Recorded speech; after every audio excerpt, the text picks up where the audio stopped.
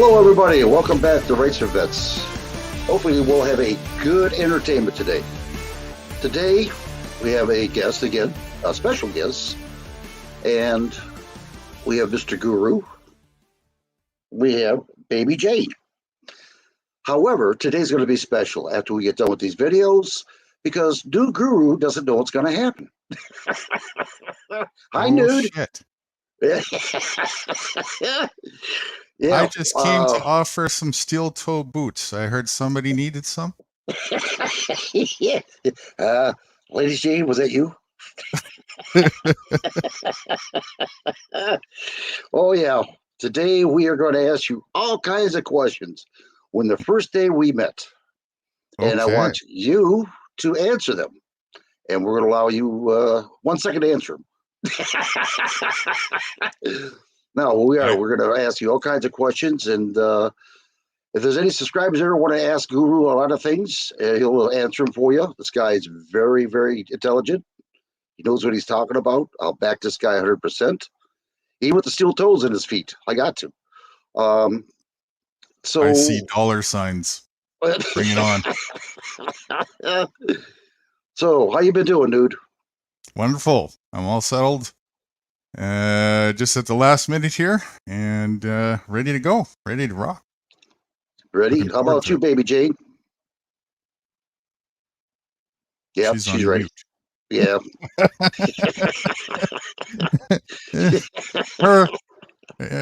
Is that a finish or a start?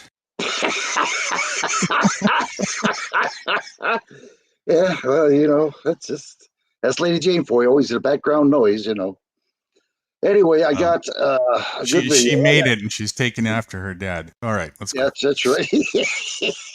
Yeah. Oh, I'll stay in mute. I'll let you talk. The hell with it. Me and Lady Jane will listen to you. Yeah.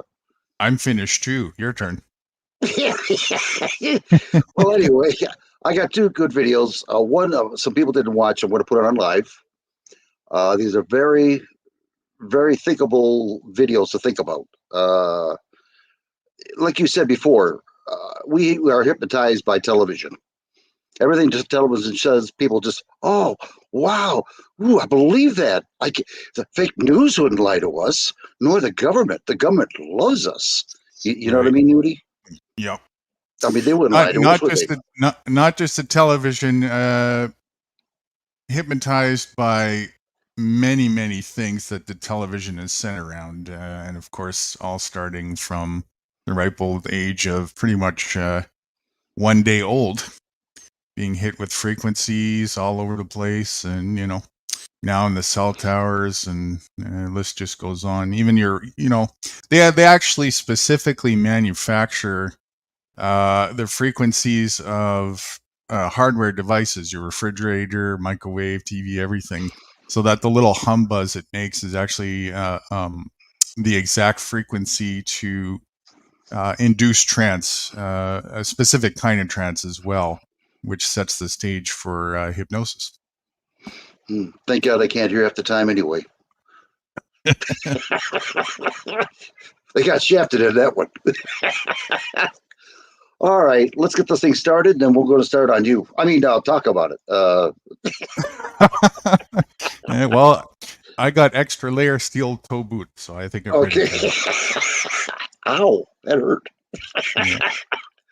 All right, let's get this thing started. Just remember where to, put the left on the left and the right on the right. That's the main thing. Remember where the rubber meets the road, right? That's exactly it. Yes. Yeah. Yes. I got to figure out how to do this now. I don't do this all the time. Oh, there we go. That's perfect. Okay, there we go. Maybe not. Let's try it this way, see what happens. There we go. All right, are we ready? Ready. Okay, 1, 2, 3.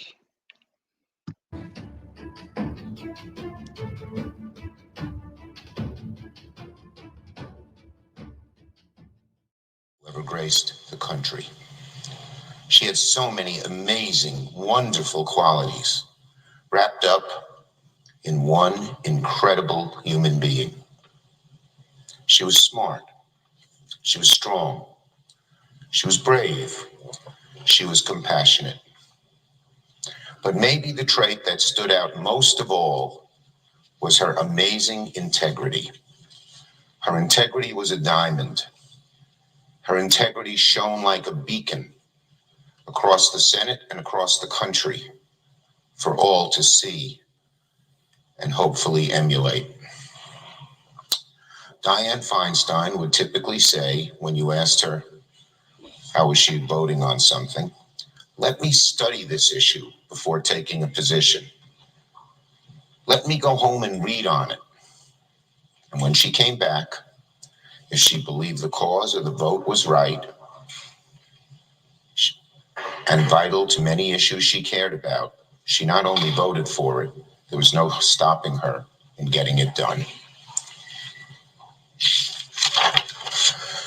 She would take on any force, any special interest, any opponent with relentless integrity, and would wear those opponents down until she succeeded. Again, her integrity just shone through them, and she won, and she won, and she won, and each time made the country a better place. I saw this up close when she passed the assault weapons ban, a passion of hers after what happened to her in California. The NRA was a relentless, often mean-spirited and chauvinistic foe. They oozed vitriol against her, but they didn't scare her, they didn't stop her, and they failed against her. Like most of her opponents, they failed against her. Her perseverance, her strength, and most of all, her integrity shone through. I was privileged to carry the bill in the House after she had passed it in the Senate. She guided me every step of the way, and her strength and her integrity strengthened all of us who were fighting that uphill fight. And as we went through that bill, it became clear to me, Dianne Feinstein is not like the others. She's in a class of her own. Of course, it wasn't just the assault weapons ban she fought for. Her accomplishments also included championing the Violence Against Women Act, protecting oversight authority during the investigation into U.S. torture, fighting for climate justice, fighting for marriage equality, fighting for reproductive justice. The list goes on and on. As chair of the Intelligence Committee, Dianne fought for what was right, even if it was hard and difficult and took months and years to dig in and find out what actually went wrong. She never stopped. She took on the CIA and asserted Congress's oversight authority during the investigation into United States use of torture. And through all of her accomplishments, this one and all the others, she always displayed the quintessential grace and strength. None of these sons of guns against her ever rattled her. I remember a few years back when a particularly nasty senator tried to put Senator Feinstein down in a condescending, many would say chauvinistic way. She reacted not defensively, but with strength and poise and integrity. And within 3 minutes, she put this colleague in his place. And by the end of it, everyone in the room on both sides of the aisle was smiling. That was Dianne to a T. Powerful, prepared, unflappable. She had to be. Whenever she did something, she was often the first to do it. She was elected as the first woman president of the San Francisco Board of Supervisors, the first woman to serve as mayor of San Francisco, the first woman to serve as U.S. Senator for California, the first woman to chair both the Senate Rules and Intelligence Committees, the first woman member of the Senate Judiciary Committee, and the list goes on and on and on and on. Our nation will be forever thankful to Senator Feinstein for the accomplishments she fought for. I, too, am personally indebted to Dianne, not just as a colleague, which of course I am in so many ways, a colleague, but as a friend and as a father of 2 daughters. Diane's work extended far beyond the United States Senate floor, as she gave a voice, a platform, and a leader to women throughout the country for decades. Diane didn't just push down doors that were closed for women. She held them open for generations of women after her to follow her. She gave a voice, a platform, a model for women across the country who aspire to roles in leadership, in public service, who want to leave their own mark on the world, who want to make this country a better place for others. Today, there are 25 women serving in this chamber, and every one of them would admit they stand on Diane's shoulders. So Diane's impact extended far beyond the Senate floor and far beyond politics itself. So today, we grieve.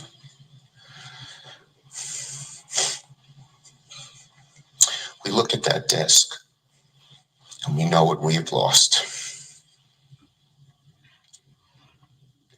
But we also give thanks.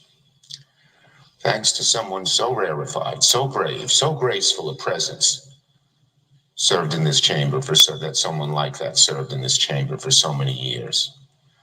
In closing, let me just say this. The sign of a leader is someone who dedicates the whole of their spirit for a cause greater than themselves. The sign of a hero is someone who fights for others, who endures for others, no matter the cost, no matter the odds. And the sign of a friend is someone who stands by your side to fight the good fight on the good days and on the bad. Dianne Feinstein was all of this and more. A friend, a hero for so many, a leader who changed the nation, a leader who changed the nature of the Senate and who changed the fabric of the nation, America, for the better. As the nation mourns this tremendous loss, we're comforted in knowing how many mountains Diane moved, how many lives she impacted, how many glass ceilings she shattered along the way. America, America is a better place because of Senator Dianne Feinstein. Today I join with my colleagues in mourning our beloved friend and colleague.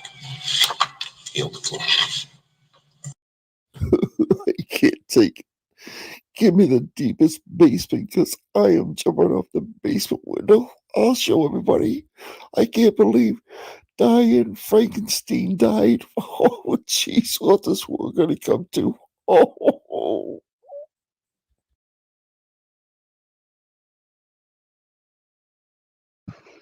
Well, that's one video. Rack them up. Yep. I feel for people who die, but to give them a podium that they honor somebody who shafted people, come on now. I mean, there's millions of people die. We don't get that kind of treatment. Who the hell are they? Really, they're like gods over us. They're screwing us left and right. People don't even know it, half the people. The other people don't give a damn until it happens to them. And the first thing they're going to do is what? Complain to the government. The same people that screwed them. Oh, please help us, government. Help us. Something's going on here. You got to control this. And they're the ones that's doing it at all. That's right. Any feedback? No, you hit the nail on the head with that one. That's about it. That's exactly how it goes, I mean, I said something right. I know, eh? Like, here, have an extra steel toe boot, okay? Well, it's kind of hard to chew. Go on, dude. I'm sorry. Well, next time I'll make it easy on you. I'll buy some. I'll buy the rubber for the rubber meets the road from the dollar store. Go on, good. I'm sorry. I don't really know what to say to that other than I'd almost ask who this lady was, but I really don't care. Well, she was a congressman that's been on the board for approximately 60 years, 60 decades, or 6 decades. And she just made money. As you see, she made $220 million of $180,000 salary. Wow. And she's trying to get rid of our weapons. Hmm. Don't care about the border. People coming. Oh my God, people are getting killed left and right because of these people coming in the border. You just would not believe it. Just the amount of, and people just la la la la la la la. No big deal. These stores in Oregon, they're shutting down like crazy right now. People are complaining because they got no place to buy things, but yet they allow crime to just keep going like crazy. I mean, these shopping centers and stores and pharmacies have lost over $100 billion, and they can't afford it. So they got to shut down in these big cities. And yet people la la la la la la la. Go on, baby Jane. I agree, but I disagree with that. Um, Okay, go on. I do believe part of it is because of the robberies. But I mean, if the stores really wanted to invest money, they could lock everything up, lock and key, if they really wanted to. But it's more by design because what it's going to do, it's going to help create these 15-minute cities where people don't have places to shop and they don't have that convenience. Then it's going to help intermingle other people together. And it's going to create overcrowded cities. And then they're going to start building the high rises. And so, yes. Higher rent, get you So, confined. not just that, but cities that were once safe are no longer going to be safe because people from these cities who choose to do crime, they're going to move into the burbs. So, and in the burbs, they're going to make affordable housing. Safety is a fallacy, and it's the number one narrative that's used by the government to perpetrate every form of tyranny known to mankind. There is no safety. Life is not safe. Government narrative number one is to give you the illusion of safety so that you can sleep good at night. And people fall for it time and time again. La La Land. I was thinking about this earlier today. As I'm always trying to get more semantically correct. We use this word indoctrination a lot. And although it's definitely factually true and correct, that's exactly what goes on. The more bold, blunt, and straight nail on the head word is just brainwashing. We're literally looking at a pandemic worldwide that has been going on for a long time of simpletonitis. That's pretty much what most of the populace is. Just a giant class of simpletons. And that's what the root of the problem is complacency. As the meme quote of the other day said, obedience is the root of all evil. Back to you, Wright. Oh, thanks. I was listening to you. Wow, it's back to it. Oh, hello, everybody. Welcome back to Race for Vets. Yeah, I do agree with you. People better start waking up that the government don't give a rat's ass for them at all. I mean, they're treating our military like crap. You got to see the conditions they have to live in now. I have a video on that. Only 4 people watched it. I guess apparently they didn't want to care for it or look at it. I don't know, but I'm going to play it out here. But it's ridiculous. If they don't care about the military men, why would they care about the civilians? They don't. It's all fake government, huh? What blows me is the idea that people actually believe that somebody is supposed to care for them, and as opposed to people caring for themselves. Where's this idea that somebody else is supposed to have everybody's best interest? Okay, well, the government is, because we're paying the money for it to be protected, supposedly, which is an outright lie. All right? That's called a pimp fee. And I don't know about you, but I've never seen a pimp that was nice to its prostitutes. No wonder I got a real rump when I left. Okay. And the Oh, reason why yeah. it's called a pimp fee is because do you really have a choice to pay it or not? Elaborate a little bit more. Break it down more. Well, they fear you with quite, especially in the United States, quite quite a crazy consequence if you refuse to pay that, right? Right. It's based on force. The same thing as a pimp. It's based on force. You know, you work my corner, you got to pay me a cut. I'll give you protection, right? It's the illusion of safety. But if you don't pay me or if you disobey me or if you get out of line, I'm just going to beat you up. And that's what the pimps do, right? Correct. Same thing. That's why I call it a citizen. That's the status you have as a citizen. You're a citizen, right? And you deserve it as a citizen because you're asking for it, you're begging for it, and as you just said, you're even paying for it. That's what you want. That's the participation in that, as I just said a bit ago, obedience is the root of all corruption.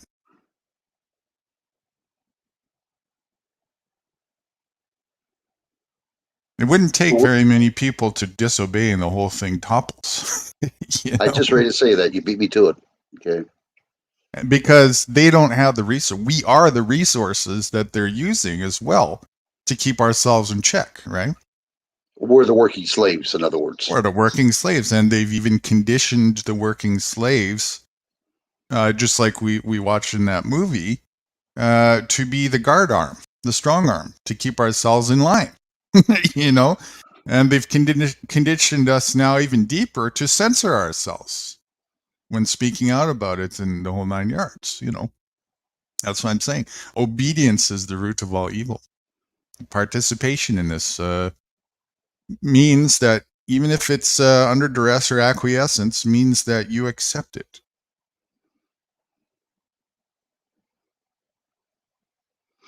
If people got out of the grid, didn't pay their taxes, lived off the land, they'd be screwed. They'd have nothing because that's what their functioning blood is based on. It's based on that obedience, doing those things and participating under their little structure.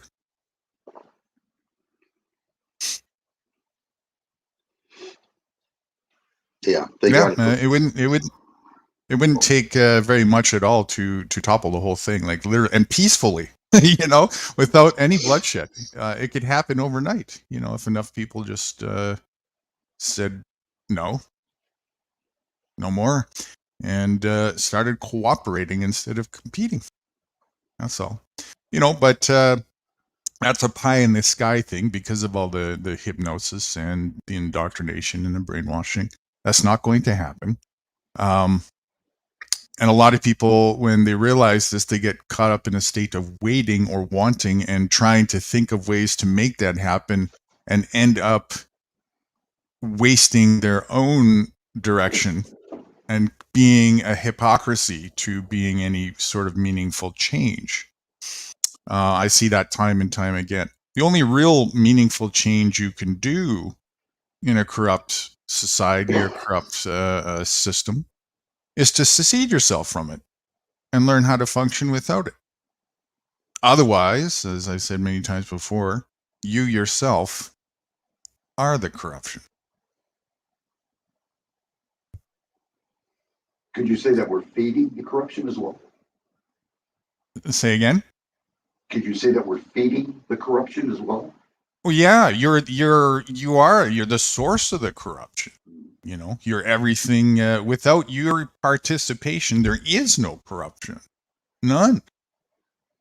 That's what it takes. It takes, you know, the participation of people. You know, the people are the system.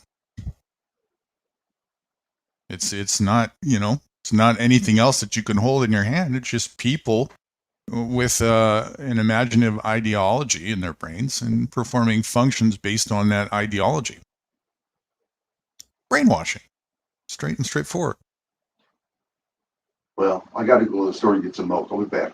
Oh, wait a minute. I got to get that. Do you want to take Uber?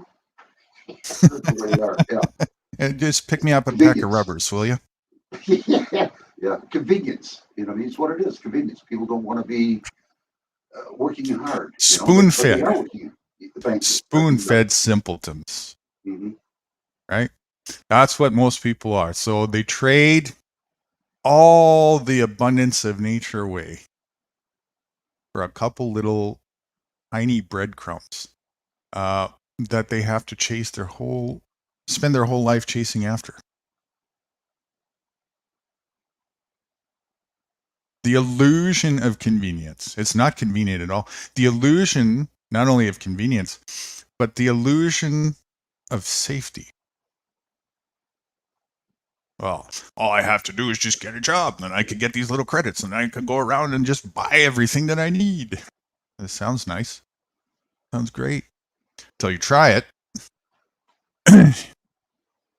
you realize it doesn't Uncle get you Sam. anywhere. Yeah, Uncle Sam's going to take it away anyway. You already seen it. It's a new world order. That's what they want. They don't want you to own nothing. They Pimp want to fees. take everything you own. Everything. Right. Pimp But fees. first of all, yeah, you have to bow down to them. Help us. All this crime, everything that's going on, you got to do something. Well, no problem. No problem at all. We're going to start a 15-minute city. We're going to put RFID chips on you, and we're going to control the whole situation. You won't be able to leave that 15-minute city. It's going to be a concentration camps. So when we It's want to gonna get rid of be somebody, it's going to be a closer concentration camp. mhm, The city itself already is a concentration camp. It's just going to get tighter. mhm, and more controlled. Mm-hmm. But to the brainwashed simpleton mind, they're going to see it as more convenient. 15 minutes. I can go from one end of the spectrum to the other in 15 minutes. I got everything laid out for me right there. No problems. Amazing. Hold on, let's see. Joe Cool, do you want to come up here? Let's see, Joe. Let's see No what he says. way. The mighty Yeah, Joe Joe Cool. Yeah, Cool? I can't believe it. Twice. I'm starting to wonder about you, Nude. I talk and he never shows up. You come on, he talks to you. You don't talk to me. It's magic. I know. Well, you know, he heard about the steel toe boots we got a sale on. He went to, he's a cop watcher. He needs something like that. Oh, he did a good one while I was watching it. Wow. He's got the voice for it. He does. He does a great tell job Joe at Cool that. that. Yeah, don't say nothing. Well, how much are you going to pay me to keep your secret? No, I'll give you back the toe boot. Free box of condoms? Free box of condoms. Yeah. Well, you couldn't argue that one. All right. Well, we'll wait for Joe Cool's answer. I'll start this other video up. This is what, in a way, when I was in the military, it woke me up, like I told you. I couldn't figure out the pieces until I talked to you. I mean, it took decades until I, find out. Oh, he just wrote something here. Right, stick it up here. Oh, playing you guys the TV so Wi-Fi can listen too. Oh, okay. He's got us on Wi-Fi. Huh. Okay, Joe, appreciate that. Thank you. I like the stick it up you part. Wow. Where's the condoms at there? Yeah, it's getting Baby excited. Jade? What was the question? Did you want to come up?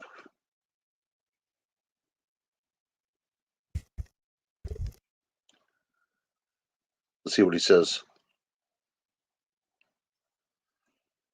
But I guess you can't do it because you got us on Wi-Fi. I appreciate that. Thank you, Joe. Okay. And by the way, Joe has my permission to do what he wants to do with the video here. Okay, let's start this other one up. Oh yeah, anyway, like I said, when I was in the military is when I woke up to find out how crooked our government really was and is today, and got worse today. Of course. Oh, okay. All right, hold on here. Let me do this for. Okay, Joe, hold on. Can you guys talk for a minute? I'll be right back. Yeah, sure. I gotta do something here. Okay, we got to fill in the void here, Lady Jane. What should we do?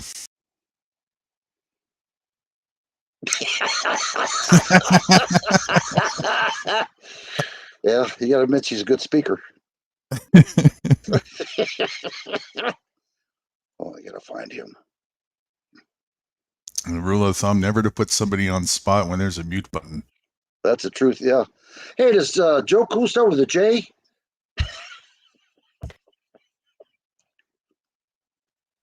Sorry, guys. I'm a little distracted right now. What was the question? Jeez. Oh yeah. Everybody says focus today. Its focus is me too. It's the steel-toed boots, right? They're I working. got Shiny him. objects. Shiny objects.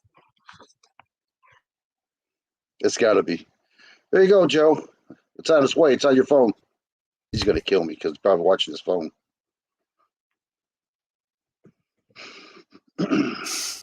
Or do you want it on here? I don't like putting it on there, but if I have to, I will. Oh, you can charge more for that. Oh, can I? Oh. Yeah, I'll put it on here. Just listen to that money now. Wow. Anyway, when I was in the military, that's when I really woke up. And like I said, the government was really demented, crazy people, didn't give a shit about nothing. Kill, kill, kill. Whether it be ours or not. Oh, there he is. Hey, everybody, introducing Joe Cool. Hey, I don't know. Can you hear me? Yeah. Can y'all hear me? Welcome. You're Yeah, we cracking can hear up a you. little Can you bit. hear us? Still playing from the TV. Oh, wait, I gotta kill the TV because I went cause an echo. Where's the remote? Fuck. Yeah, you're crackling too, like crazy.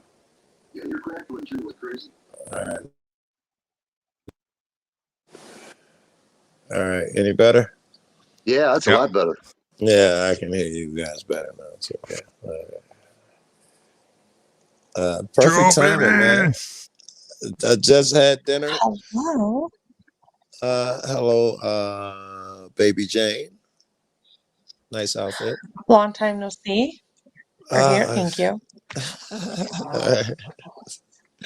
I just ate and I was said, oh, this is great. I'm gonna relax and smoke. And Guru texted and I was talking about someone and she said, I like him, isn't that the one I like? Blah blah blah. And I was like, that nigga barely texts. Let's see what he's talking about.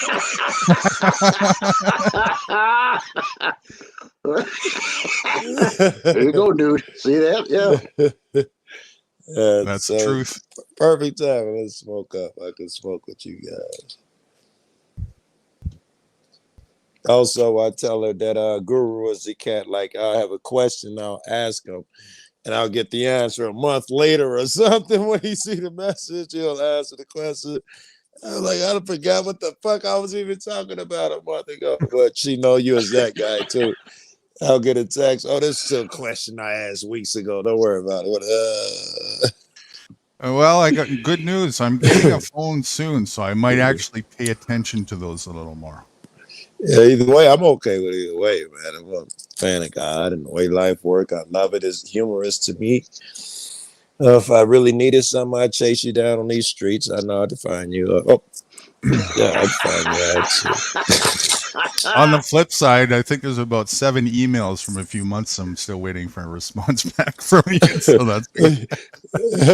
Right. I ignore the shit out of my emails too. I hate them.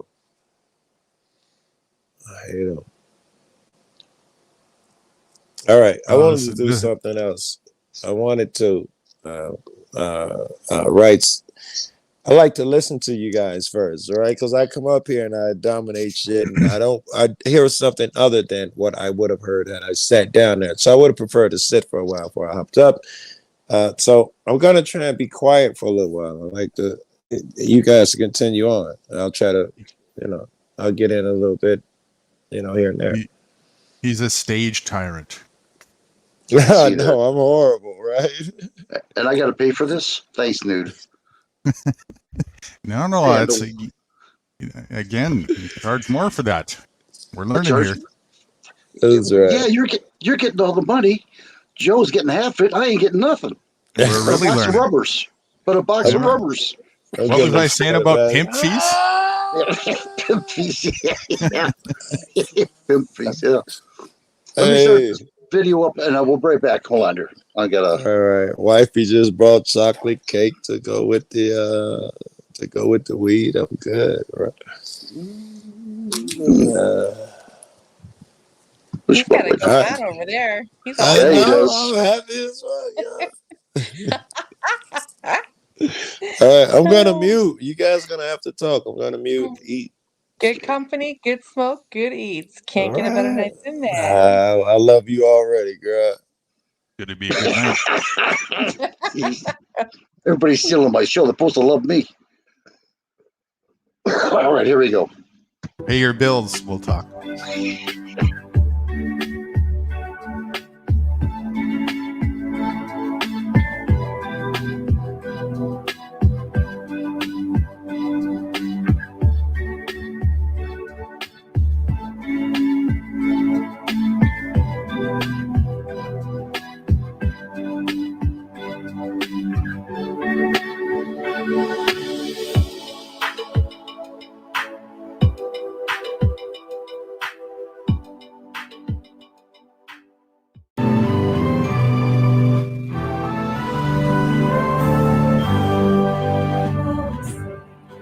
You see by the dawn's early light what so proudly we hailed at the twilight's last gleaming, whose bright stripes and bright stars through the perilous fight o'er the ramparts we watched were so gallantly streaming. And the rockets red glare, the bombs bursting in air, came through the night that our flag was still there. Oh, say does that star-spangled banner yet wave?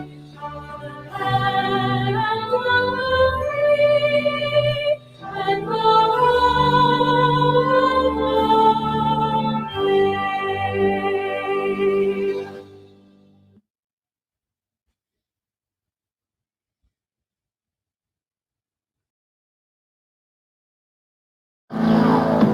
This is the Army, where just 2 years can really pay off. You get 2 years more confidence and 2 years more skill. You get to travel and grow. And with Uncle Sam's help, you can get up to $7,400 for college, all in just 2 years. Your Army recruiter can tell you how to qualify. This is the Army, a chance to serve your country as you serve yourself. Call this number toll-free. No experience, no job. I could do that job, but who'd give me the chance? Army, Navy, Air Force, Marines. We don't ask for experience, we give it. You won't read it in a book. You live it. Pick up service, pick a challenge, set yourself apart. Army, Navy, Air Force, Marines. What a great place. It's a great place to start.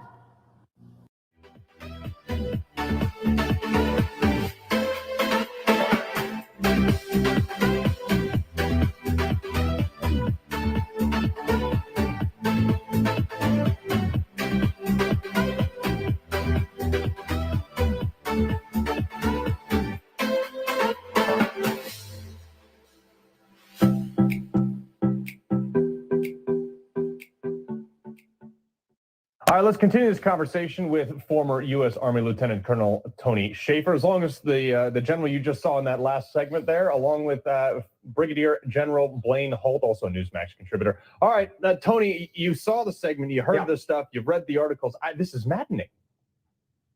It is. Look, we had a saying back when I was a captain, mission first, people always. The people have been lost in this equation. As Sarah just said, They can't tell you how they're spending that $15 billion. Think about that. That's 15 with a B billion dollars that they don't know how they're spending. And yet I do recommend people go look at this poor living conditions report because there's pictures of it. And look, I started off as enlisted. There's hundreds of thousands of troops, young kids who are expected, as Blaine said in his segment, expected to live, sacrifice their lives if necessary, and protect our nation. And yet, after we have the most expensive military in the world, the most expensive by far, we can't find adequate resources or oversight and properly manage this. This is maddening. Yeah, well, General, I mean, obviously you gave great sound bites there to Sarah in the last report, but going beyond that, I mean, some of these are serious health concerns, and then they get out, and the military is famous for saying, oh, that's not a service-connected disability that you were exposed to black mold. Right. What's a few burn pits between friends? Look, if you eliminated all the sound, Carl, from those images and just showed them, I would have told you, oh, that looks like the Soviet Union from the Cold War days, and that's why we beat them, because we took care of our people at a very high standard, and we expected very high standards from our people. So how would you hold these folks to these exacting standards and these high mission performances if this is the message that you send, that we care so little for them that we don't mind if they live in their own sewage? In fact, we order them to. Yeah, well, Tony, when I was over in Iraq, I mean, I remember one time they accidentally put diesel fuel in our water tanks for showers and things like that. Yeah, and they were like, oh, oops, it's going to be 2 weeks before we can get you fresh water. It's insane. Look, I understand combat conditions. You and I have been there, and mistakes are made. I'm not excusing, as Blaine said. Look, I'm disabled from the burn pits because of being exposed to them for my 2 combat tours. But this is systemic. This is all of DOD. And by the way, they only surveyed 10 installations. We have hundreds of installations. So I have a feeling that this is actually being downplayed to the level of actual disregard for the health conditions of our troops. And again, we tire. We are then go over to the VA with disabilities. This is preventable.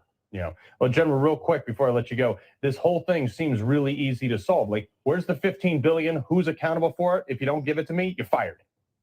That's right. That's exactly right. It gets back to what we've been saying now for years, which is there's no accountability in the national security team, and that could look like a failure in Afghanistan, a deterrable war in Ukraine, or more importantly, breaking faith with our soldiers, sailors, Marines, and airmen and guardians. And all I'm waiting to see is the resignations, because they need to come. Yeah. Well, Colonel Schaefer, General Holt, appreciate you sticking up for the boys. You're reaching deep inside you, go the things you've never known. It's been tough, rough going, but you haven't gone alone. We do more before 9 a.m. than most people do all day. Hey, First Sergeant. Good morning. You can do it in the Army. A Ranger never takes the easy way out. You're reaching deep inside you for things you've never known. That's why getting into the Rangers is tough, and the training's tough. Be all that you can be. So it makes me feel like I'm part of something really special. Be all that you can be. And I'm not the only one. You can do it in the Army.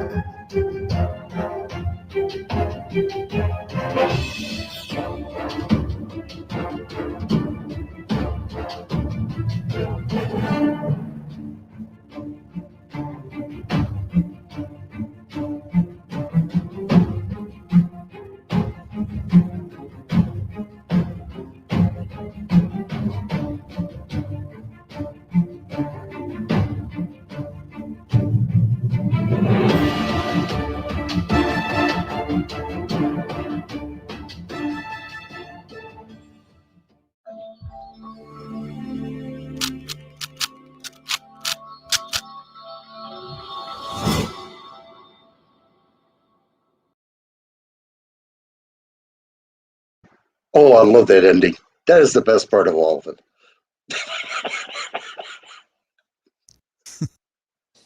I can't lie. I missed all of that. I was telling my wife about how me and you met and how me and you were friends, but I still used to troll your videos, and then you started thinking different, and I went out like, oh my God, how the fuck do you go from thinking, this word of a narrow vision to this, to the guy you are now? And it looked like it took a week. I'm like, how the fuck? So quick. And then you was talking about Guru. So I was telling her that whole story about that shit. So I missed the video. Oh, I also told about how I offered to help you with your spelling corrections and all of that early on. You was like, no. What was it? An injury, a dyslexia or something? You was like, no, I got hit by a car, 35 miles an hour, hit the windshield of my head. Hit by a car, babe. That's what it is. I used to know math like crazy. I used to know reading. Wow. Certain things in my brain, I still have, but a lot of it's gone. You used to be good at math and other stuff too, and now since the accident, that's gone too. Yeah, that's my daughter. She'll tell you. If you guys can see the moon, what sky is this? Sure. Eastern sky. Check it out if you can. It's gorgeous. It's massive. Wow. Hold on. Let me motorboat here and look. Hold on. Yeah. They moved the boat.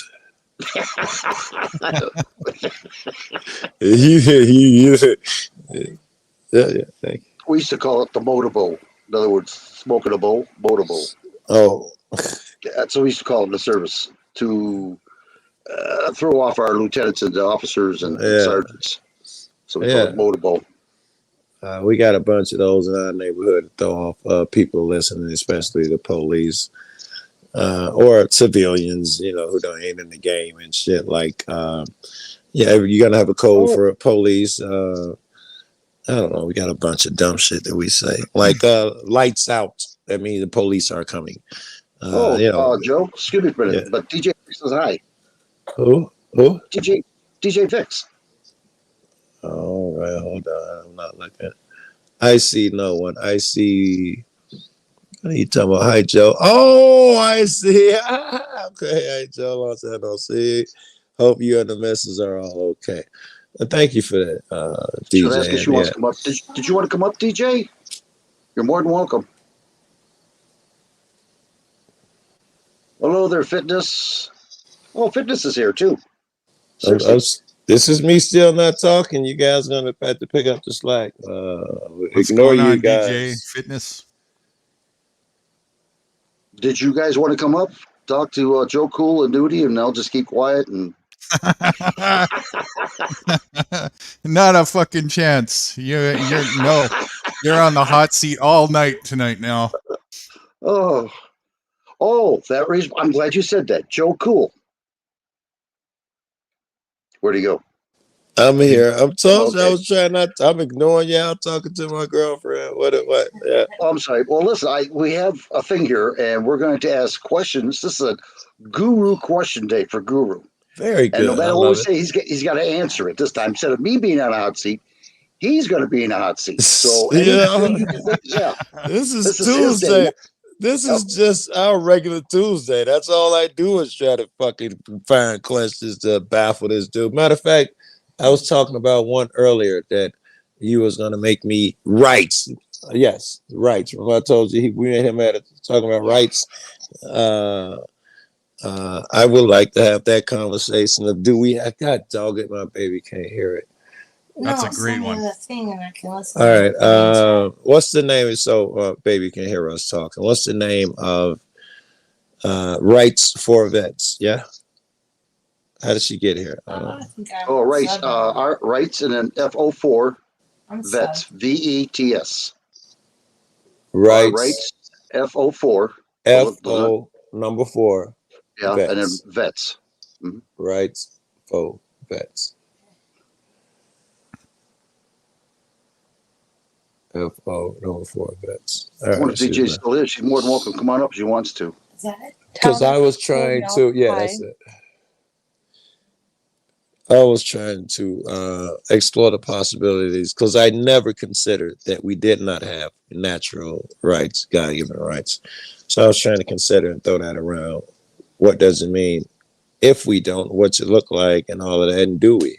So anybody, I'm just putting it out there. I'm curious. I am totally game for going deep into that conversation. I think it's a really, really crucially important one of the whole semantics aspect, and one of the most grip holding things that people are still tongue tied to, body tied to, mind and spirit tied to, that are keeping them very much in shackles through a psyop bait game. So I think I see where you're going with this. If someone puts it out there like we deserve these rights, in some ways we're not going to fight for them. Maybe I'm super high because that don't even sound right coming out of my mouth. What are you saying, Guru? Well, the whole thing is just a staged psyop to begin with. You know, I mean, if you were to go back to feral state for a second, and if you remember on Talcott's the other day in the message, I said, if you were to replace rights, the word rights, with responsibility, ability, duty, and even obligation in a lot of cases, you would be more accurate, truthfully, and semantically correct. And I think you don't I need screenshot that shit. Let me see. I think I screenshot it when you said it. But if you replace, say it again. I'm high. I'm sorry. I might do this a lot. If you replace rights with what? Four things: responsibility / ability, duty, and even obligation. He's always picking on me. You would be much more semantically accurate and standing in a place of truth, and you'd realize that you could care less about rights. They're just, it's just a fallacy in the imagination that of course, is part of the corporate rhetoric to keep people chasing after a fictional, weak foundation of what's not based on freedom. It's based on privilege. And through another document, which is also a psyop that is not based on freedom as well, called the Constitution.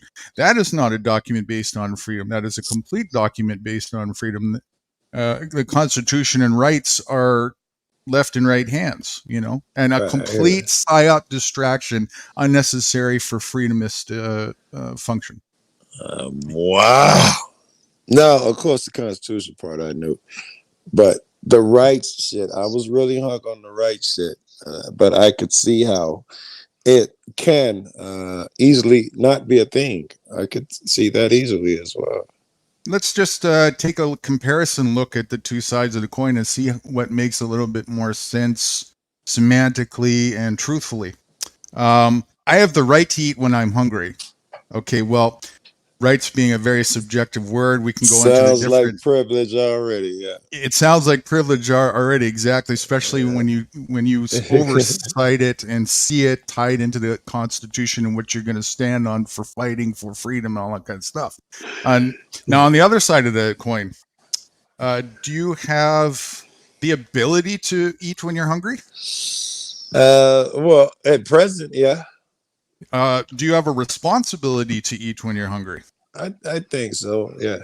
Do you have a duty to eat when you're hungry? I guess, yes. And if you want to stay alive, do you have an obligation to eat when you're hungry? That's a yes. That was definitely yes. That's all you need. You have what you need already inherent. That's the default state, right? Forget this whole alienable, God-given stuff, right? What people are really trying to say is, by nature, I have these things that God what did God write on a piece of paper somewhere. And let me ask this other You question. got this coming, right? That every day you get 3 meals and a cot. Did God promise you that? Right. And let me ask this other question. If the Constitution didn't state you had those rights, does that mean you didn't have them beforehand? That's number one. And number two, if rights were so unalienable, then why do they vary from plantation to plantation? Yeah, right. Right. It would be a unanimous thing. And it would go spoken for without saying. It would nothing, none of that, especially if it was a divine thing. Why would there be a conversation about it? Right. You would need to state it. You would need to write it down. But a lot of people, they have this, and I've heard them say it.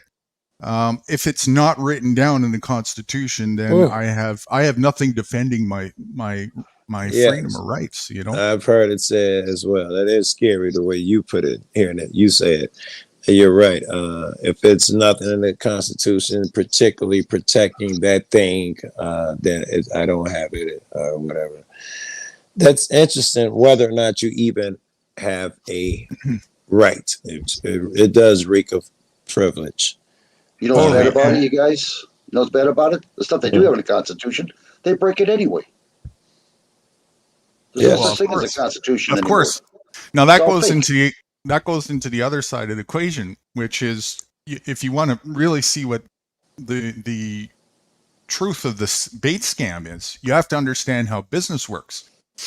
And you have to understand what a constitution really is. A constitution is the primary corporate document. And it does primarily two things. Number one is it outlines the scope of the people who are operating in the corporate structure and the organization is limited to, so that they don't accidentally encroach and create a liability for the shareholders. That's what it's supposed to do in this case too, right? Right. Exactly. That's now you can start to see, they just changed semantically the word corporation to country, and everybody thinks it's something different. It's not. It's the same thing. So that's the first part of the business structure, and then the second is the Constitution outlines a bit of a directional focus that a business is intending to take. Those are the two main bases for a constitution. Has nothing to do with freedom, has nothing to do with anything other than just those things, and basically the privileges that people operating within that organization and structure will have or operate with. And so it only matters to people operating in that structure, which is not something that anybody's obligated to do. And then the question is, why would you want to do that? Why would you want to have a status, especially as a citizen, as property, chattel property of the state? Why would you want to be owned? Doesn't make any sense to me. Maybe, and I'm sure, maybe most people don't perceive it as being owned. We perceive it as joining a group. We join the club.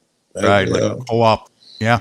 Now that's, again, perception and semantics rules the world. Agreed. if you don't look at things objectively and step out of your cultured brainwashing, your cultured indoctrination, just to oversee things for what they actually are, not what you think they are, or what you were trained to think they are, not educated, but trained to think they are, then you won't see it. You'll see it as that way, and then you'll go, as most people do, you'll go along believing that that's what it is, and you'll fight tooth and nail all the way to the death to protect it against your own best interest.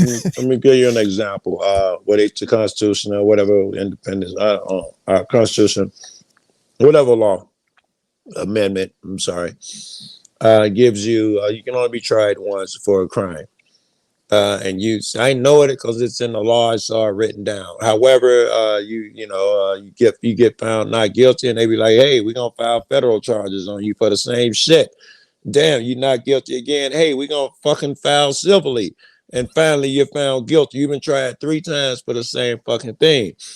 And rather than the person saying, "Hey, I can only be tried once," people use semantics, try you 3 different times, and other people fight to explain to you how you're wrong. No, that wasn't a regular trial. That was federal. That was state. That was civil. But they're trials, 3 different trials for the same shit. No. But that's different because they got a different name. It's different. Exactly. And it's all an umbrella in the same corporate structure. Their organization, their operation is what's going on. And this false dichotomy, like there's no other way to function and there's no other thing outside of that little box. There's no other way. There's nothing we can do on our own. That's what people totally miss, right? Go ahead. That's what I've been exploring and asking, not exploring so much myself, but asking, what is it can we do on our own? Anything you want. That was going to be the answer. It's either nothing or everything. Those everything. are the two answers. Absolutely everything. Right. More the question is, what can't you do? My man, right? And why couldn't you? Know, right. It's only limited to whatever belief system you have. That's it. Whatever you believe, and your physical capabilities, of course. You know. I'm my own authority. I place my own limitations based on my own set of logical, moralistic principles, foundationally based on do no harm. Baby. Nobody else did that but me. All right, I'm finna I'll make some hot chocolate now, man. So I'm finna, for a minute, I'm gonna go in the kitchen and make some hot chocolate. Okay. I'll be still here. Good. That gives me a good time to. Anybody out there that is listening want to answer or ask any questions to New Guru? He's got the answers. Anything you want. Wow, we're already into that part of the stage. Oh, okay. I'm trying. Believe me, I'm trying. Oh yeah, this is your turn. This is your highlight tonight. Well, you know, whatever they ask me and whatever I answer, we're having a quiz on that tomorrow. Oh, great! It writes us out. Remember. It's going to be a solo quiz. Only you on StreamYard Live. That's it. Be gentle to them, people. Ladies and gentlemen, grab your popcorn. It's going to be a long stream. Quite the contrary. Be as scrutinizing or hard or blunt or tricky, whatever you want, as you think or want. You know. Well, I have a question for you while you're talking. And why do you think I should get out of the government? I mean, the government feeds me. I get health care. I work. I got a home. I got everything. You know, it's hard, but I'm getting it. The government feeds you? Well, yeah. I mean, I get it's controlled by the government. Okay. So my first question is, what does the government feed you? They feed me a lot of shit, for one thing, I can tell you that. But other than that, it's food. You know, at the grocery stores, conveniency. Is it food, or is food a highly subjective word? Well, you'd say there's poison in the food. There's no doubt about that. All right. So maybe that would be one thing for a start. They're not feeding you food. Number two, is it a wise thing to do to be spoon-fed from other people when you don't know where that food came from? You didn't have a hand in it, and you don't know if they have your best interest at heart or not. No, not really. Not really. No. You think they would do something like that? Well, take a look around you. You know, for the most part, do you see the people around you are in a really vibrant, healthy state, or you know, more often than not, on average, are they kind of run down and obese and got some health problems? They're falling apart like the robots. They got to get special parts. They can't do it. What do you think's causing that? Do you think that's just it's got to be old age. How life goes? Old age. Just old age. Yeah. That's just a natural thing. Yeah. Yeah. Mm-hmm. Are you sure about that? Yeah. I'm positive. Old age. You know. I'm sure about it because the government told me so. That's what I was going to say. Number two questions. The first one was, what makes you so sure? Well, I've heard it on TV. I heard it from the government.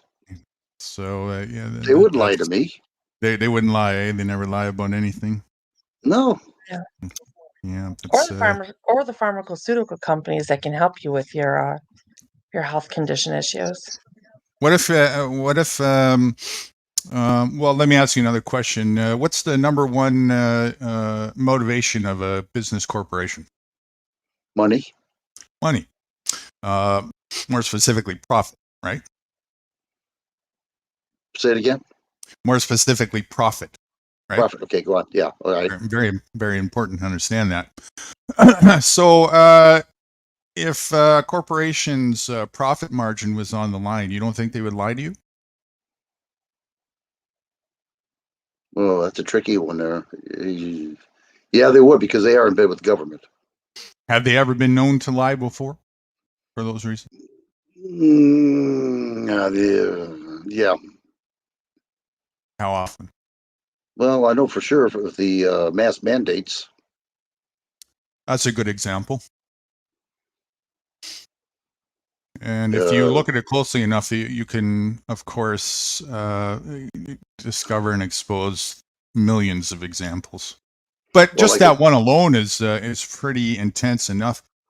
My question then, the second part of it is, how logical, wise, and rational is it to listen to a source that you've already identified that's known to lie to you, especially if profit is the primary motivation of interest?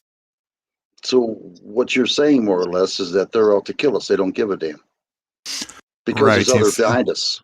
If profit, well, that's another part of the equation, the killing part. But in the corporate part, the corporate world, just more on the surface levels, they will sacrifice anything for the result of profit, and they're obligated to do so by law. A lot of people may not be aware of this, but a lot of CEOs around the world are signed into contract through corporate structure to be obligated to produce a profit for their shareholders, and if they do not produce, they can go to jail. Wow. And so, I don't know about you, but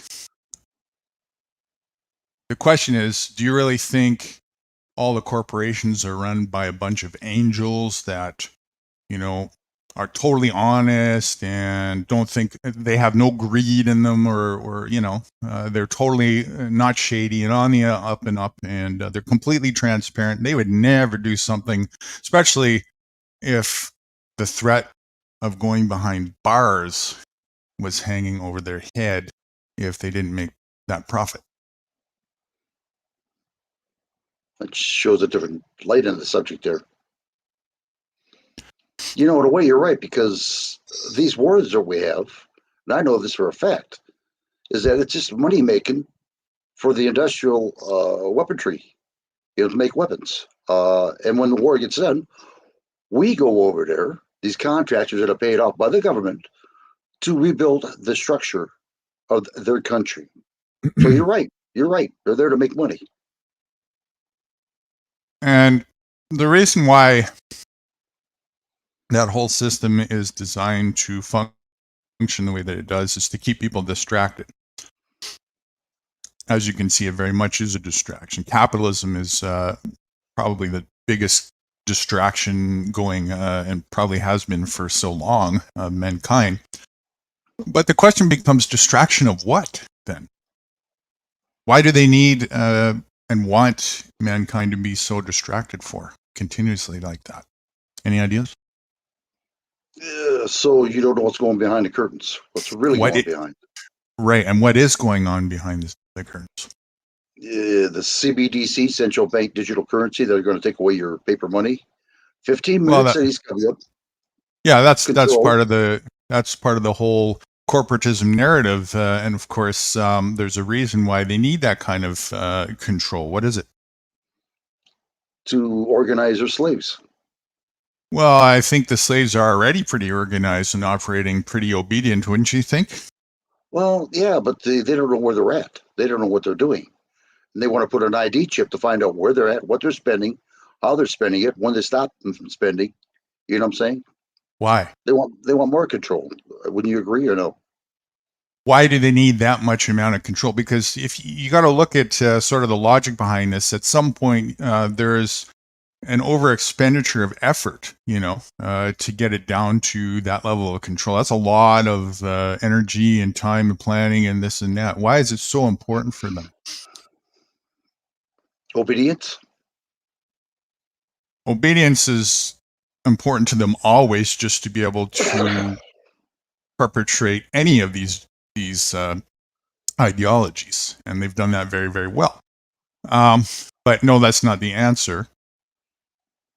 There's a reason why they want to keep getting tighter and tighter with their control mechanisms. And you're right, that's the direction they're going to continuously. If you overlook at the direction of the corporate world and the political world and the national world, it's been tighter and tighter and tighter over decades and probably centuries.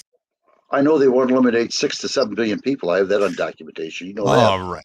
Now we're hitting the nail on this. Okay. That's what it is.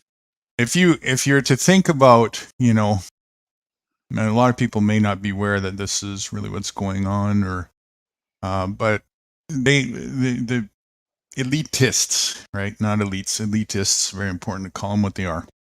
There's nothing elite about these people. They've had a goal and an objective for a long time, and they haven't been shy about publicizing it, pronouncing it. But of course, if you're obedient and pacified and not paying attention, you're never going to realize it and hear it. You're just going to throw it away in one ear and out the other as well once it's presented to you. And they know that. So most people don't give a flying fuck about this agenda, even though it's like the ultimate form of destruction against people. So that agenda is simply to cull the herd. And this time around to such a drastic measure, going from their projection of roughly around 7.58 billion people all the way down to around 500 million people. That's their targeted goal. Not conspiracy, not theoretical. They literally have announced this for the longest of times already. And they talk about it openly in their meetings. They have it in their minutes. They even invite the public to come and talk about it. But of course, you don't really see that. So, they're not shy about it. They don't come out and say it boldly and directly every single day so that it's not so in your face that people will catch on, of course. But, they're not really hiding the fact, or attempting to. And so if you think on a logical basis, if you were to have this idea that you needed to accomplish such a monumental task, it's not an easy thing to do. You're going to need a strategy, and you're going to need a plan. You're going to need the cooperation of a lot of people worldwide for this to happen. And that's exactly what they've been doing for the longest time. They have been preparing and staging and setting the foundation and the stage little by little over decades and generations to get ready for their kill shots. And that's what the jabby-doos are all about. Well, I know for a fact, and since 1971, the RIF, World Economical Forum, started, and they are the ones that are starting this now. You're right; it was in the works many years before that, but now they got it. We're down to science, where they're going to start eliminating 6 to 7 billion. That's a lot of people. Yeah, it's a lot of people. And now, if you think about it, it can make pretty logical sense why. It's just basically a war tactic. Two main strategies to targeting your enemy is, number one, you condense them, right? You put them in a spot where they're all condensed, and it's a much easier kill shot. And number two, you catch them unaware. Those are the two things, and that's exactly what they're doing. People, although people are the resource, the slave resource for the elitists, they're also problematic, obviously. Otherwise, they wouldn't want to be doing this. Probably, if and this is kind of guessing, but my opinion, which is a rarity, it seems like they're either done with this round of experiment or they have a protocol either from statistical analysis of AI that they've had for generations or something along the sort. And it's just time for them to call the herd so that they can keep the facade going as they have for a long time and keep it under their wraps. That's what it seems like to me. So everybody would know, there's a guy called Dr. Dennis Meadows with an S. Check him out on YouTube, Dr. Dennis Meadows. Looking through his videos, you'll find out what we're saying is true about the 6 to 7 billion people they want to eliminate. It's not the cows they're worried about, it's us. They want more resources for themselves. While you're in a concentration camp called a 15-minute city, they're going to be eating the best foods while you're eating bugs or lab food or both. They're going to be eating beef, wine, fly all over the place, have the freedom to go where they want to go while you're stuck in a concentration camp called a 15-minute city. And they're going to make it sound so beautiful at first. Get the flies to the sugar, and then they'll just start zapping you one by one. That's exactly what's going to happen. With that 15-minute titty shit, I haven't really investigated it yet. Just asked around a bit. I heard that some people are doing it overseas, different countries, and theirs come with travel restrictions. It looks like here they're saying we're going to have them, but you still move about freely. But the ones I've looked to overseas, you have to be stay in your city, and you have to have a reason to leave you to shop elsewhere or do something else outside of your city. What do you guys hear? Yeah, it's again, it's just a more concentrated version of a nation. That is very true. I have a friend who is from the Philippines. She is here, but she has 4 brothers back in the old country. And yes, they have to ask permission to leave their city to go about their business. And typically, it's usually only one of them that can leave. Wow. Check that out. You see, this is nothing new. If you look at how a nation is run, it's the same thing. You got to ask permission to leave. You need your papers and so on and so forth. Right? It's the same thing. The only thing is, it's a conditioning thing. They've gotten people so used to it, so now they're going to the next level, which is honing it down into smaller territories, right? Yeah. So the acceptance is going to be much less resistance, but because people are not unfamiliar with having to present documents to go through borders and so on. And Very so forth. good. Very good. Yeah. What's in that vein? It's the same thing with this jab. You get motherfuckers to start requiring to show their papers for everything. License, right? License yes. for everything. Wear the mask or whatever. Get a shot. Undergo our medical treatment. They're getting you used to complying with a lot of things that you thought would be nonsensical. Right. Now suddenly, it's okay for you to. I saw something, an article. They came out. The doctors say that when they came out with the jab, they lied. They knew they didn't do any studies that showed were pregnant women or women who are breastfeeding. They just outright lied and said we expect the jab to stay located to the part of the arm and it won't spread. And of course, the jab looked like it fucked up a lot of people breastfeeding and whatever, pregnant women. Shit, I forgot where I was going. It was hard to hang on to that shit. They lied. I don't know where we were going, what the fuck we were talking about, but they lied about that shit. Well, there's something you told me, Joe Cool, and I said it wrong, and you were right, and I'll say it. Yeah. If I'm passing dope out, who's at fault? The dope dealer or the person buying it? Right. Right. See, you didn't think I remembered that, did you? Right. My answer is, who cares? Where's the crime? Mm-hmm. Yeah, my answer is worry about your damn self, right? That's what I got to do with that dope dealer anyway? None of anybody's business what other people do with their business and what they do to their bodies. None of our business. Right. And listen, the most I grant myself, and I may be wrong at this, is that I could offer you advice. All right. The most I can do is, Guru, that's a bad idea. I don't think those cardboard wings are going to hold when you jump off of this building. But, you know, I can't force you and choke you down and put you in an institution and say, he's dumb. We got to fix him. Give him drugs. I can't do all that shit. If that's the case, then why aren't we doing that when people light up a cigarette? Yeah, good point. Yeah, that's right. Or logic follows. Crack a bottle of tequila or whatever, right? It's the Yeah. same. You have a challenge here, Nude. Okay, bring it.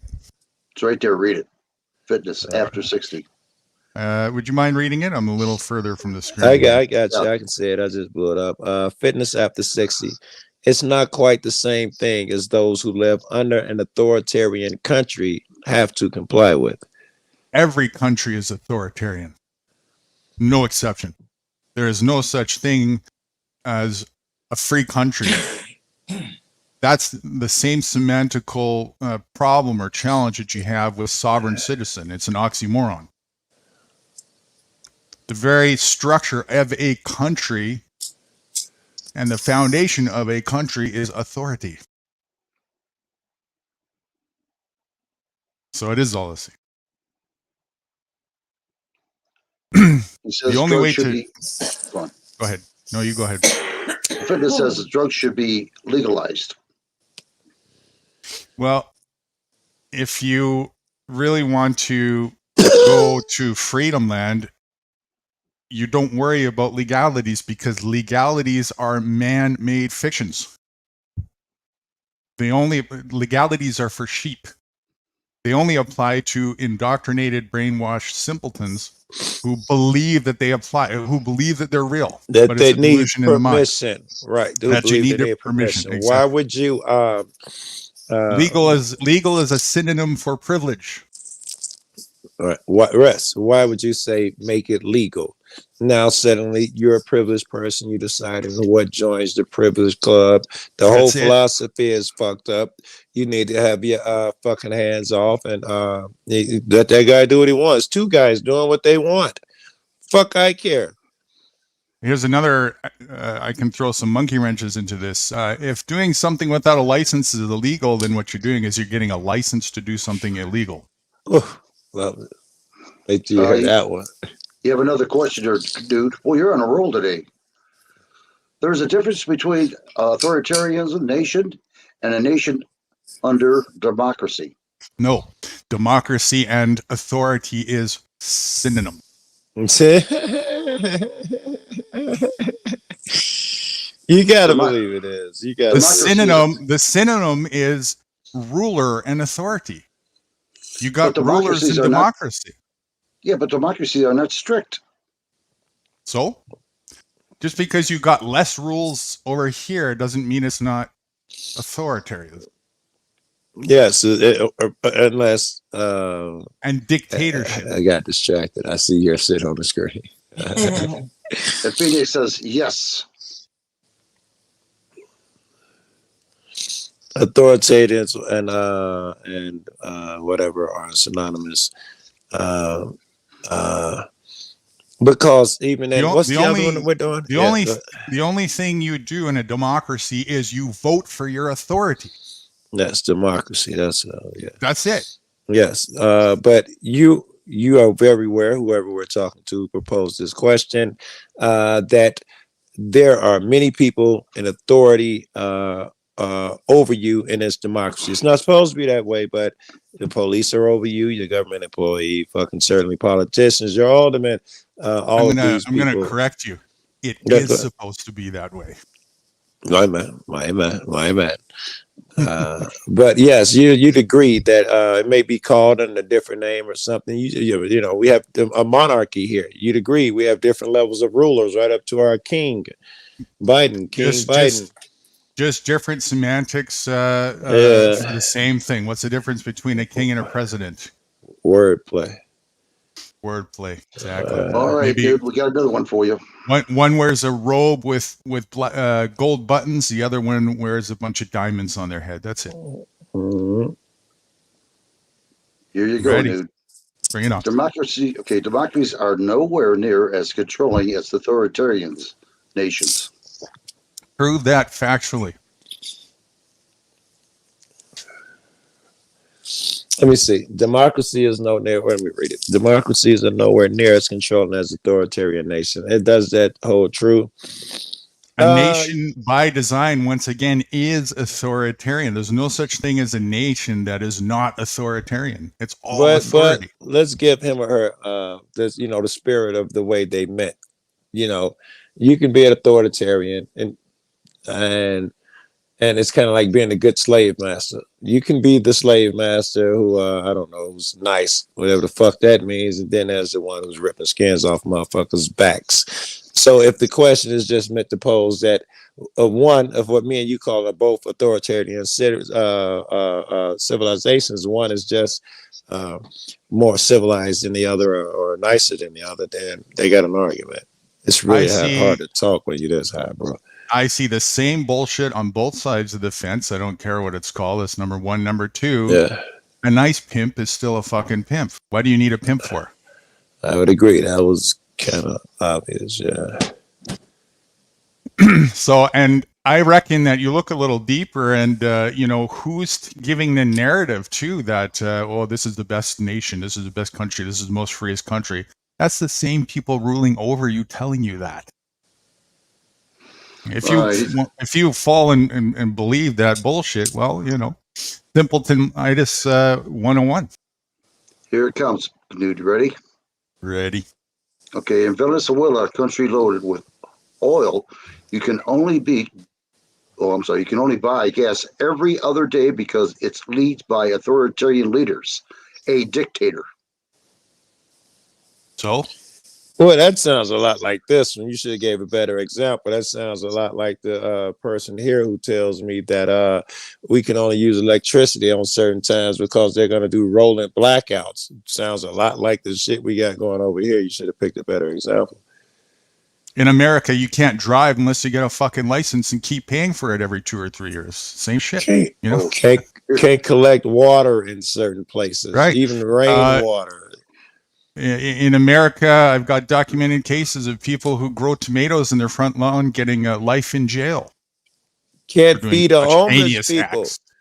Can't feed homeless Can't people. feed the homeless people. Feed the homeless people, yeah. You can't, if you catch they catch you giving an immigrant or somebody coming out the desert, giving them water or a ride, that's a jail sentence for you. Still to this day, millions of people in a cage for the heinous crime of growing and smoking a plant. Yes. Yeah. For that matter, anything. Different factions and different restraints doesn't change that it's all still authoritarianism. Just because one's looser over here in one faction and one's tighter over there in another faction doesn't change it. It's all authoritarianism. And maybe in one faction, your authority is a little less tight than in others. That's nothing to be proud of.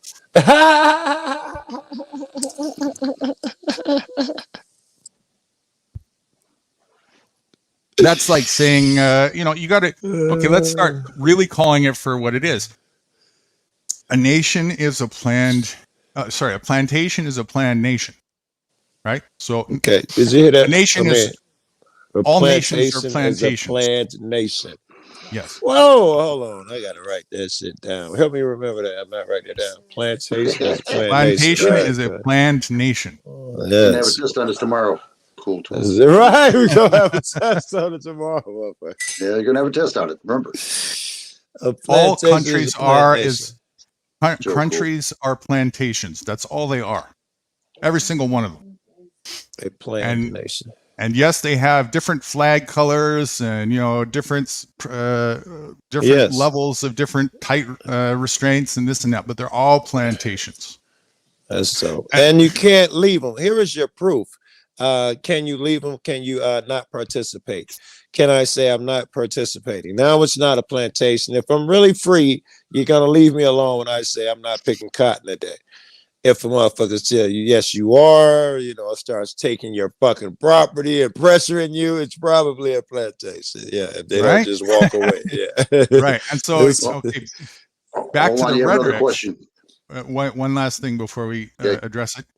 Back to the rhetoric of being proud of, your this authoritarianism is less restraint than theirs. What you're really saying is that I'm proud of my plantation. If you're proud of your nation, you're proud of your plantation. You're proud of your slavery. Congratulations.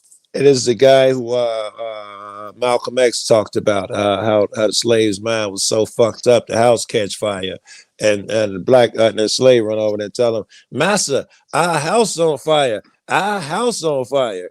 No, it's not your fucking house, motherfucker. Yeah. All right, here we go. Ready? Rolling blackouts are a result of old wiring failing. That's not a control issue. It's an infrastructure issue. Yeah, That so is build not your true. own infrastructure. Stop Wait. depending on shitty infrastructure. That is not what the story that I've heard either. The big story is that we have to conserve electricity. We've been doing this shit for years. I don't know if you're talking about one specific rolling blackouts or the thing in general. In fact, we got caught doing it. The electric companies got caught doing it because if they could predict when it was going to happen, they could get a financial benefit if they let certain people know. And they was doing them on, it wasn't just because of fucking it was a power failure or a bad wire. It's going to vary slightly from place to place, but I'll tell you the synonym that's everywhere regardless. It's intentional. Okay. It's intentional. Okay, right. What Guru is trying to say, everybody, is be dependent on yourself. Do not be dependent on government that's going to screw you. And it's doing it. Yes, that's the part he's trying to say. Government is going to try and screw you. Yes, and it's a part of the plan. He's definitely saying that part of it. What was that? Ronald Reagan, scary as now. Let us have that shit go. If I'm going to have a pimp, it's going to at least be at my own discretion and my own choice, and I'm going to fire him if I don't want it, right? Yes, then it's fine. Absolutely, right? When's the last time you were able to fire your country? Even just walk away. Just walk away. That's right. Without getting harassed. Yes, right. I can't even put my shit in my car and drive to a new town and say I'm going to set up shop here. The bitch from the last town is going to come say, you owe me money. You didn't leave properly. I need closure. Now I'm an exception to this, and other people I know are as well. But for the most part, let's just go with this because this is the way most people will see it. Same thing. When's the last time you were able to just say, no, fuck you, IRS. I'm not paying my taxes. I'm not interested in your benefits. Go away. Yeah, try that. Without any retaliation from them. Try that. Right? I don't want to participate. I'm a free man. I'm free. I don't want to participate in your whatever system of government we were calling it that we were saying was authoritarian. Capitalist, I don't know what word we were using. Well, something's in a win when they got 87,000 IRS with guns now. So something's I saw that. Yep. Here's another one that I read and verified from a few sources, but it's still just so hard for me to believe. And I've heard it a few times now. That FEMA bought, I think it was 1 billion bullets, and someone had did the math. It was like 100 for every kid, man, and family. And why would FEMA do it? Did emergency management aid? Why do you need bullets to kill everybody on the fucking world in the country? Better yet, they're trying to take our guns away. Again, that goes to the whole start of the conversation. Do we have rights? Is rights even a thing? You only have what you can hold. If you're standing on rights, you're dead. You're a sitting duck. You're standing on a weak foundation, a bait scam that was designed to play right into the hands of your oppressor, and that's exactly what you'll do. Because here's another part of the narrative. Who do you go to enforce your rights to be exercised and back you with your rights? Who do you go to? You know, it's really embarrassing that you have to go to, and if you go to any authority figure, if you're going to anybody other than your friends, it seems really like you're a loser. Yeah, or something. I'm gonna go to my neighbor, right? Right. Knock on his door. Hey, my rights are being violated. Come over here. Right. Hey, Nudie, Right. you have a Wait, lady let me here. answer. Let me Go answer on. real quick. Go on. You go to your fucking oppressor. So what the hell is that? Your oppressor is going to violate your rights because it's your oppressor who gave you the fucking rights to begin with, and then you're going to Right. go back to your oppressor Makes no sense. for remedy. It's illogical. Not only that, you believe that they've written down a path of pattern of progress here that you can do, and they tell you can do it for free, and we'll get people to help you to bring us down and get a victory against us. That is so you can't fucking even do it on your illogical. own either. You know, if you don't hire a licensed Yes. college-based lawyer and pay They through the got nose their for own it. language to make sure that you can't do it on your own, right? You know, oh, you didn't know what the habeas corpus distracti was? Everybody knows that. I'm sorry, you're guilty because you didn't know that obscure fucking rule. Right. So here's just one bone to throw for food for thought with that whole system that they have set up. If it was as legitimate as they like to try so hard to portray it to be, why the hell do they have to have so much secrecy when it comes to how things are handled?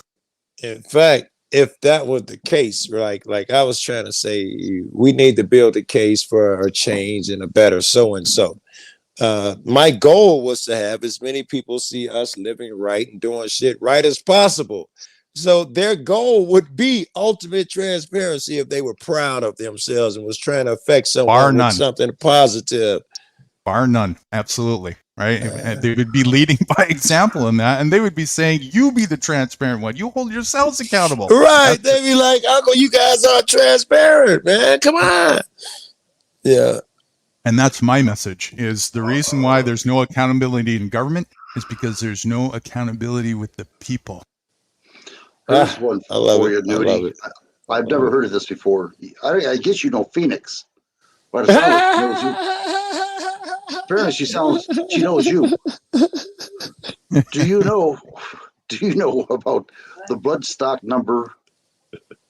That's it. Nudie. Bloodstock number. You'll have to elaborate on that. I may or may not. I'm not sure. I never heard of it. Well, Phoenix is my girlfriend. She's right here. Babe, what do you mean about the bloodstock number? What's all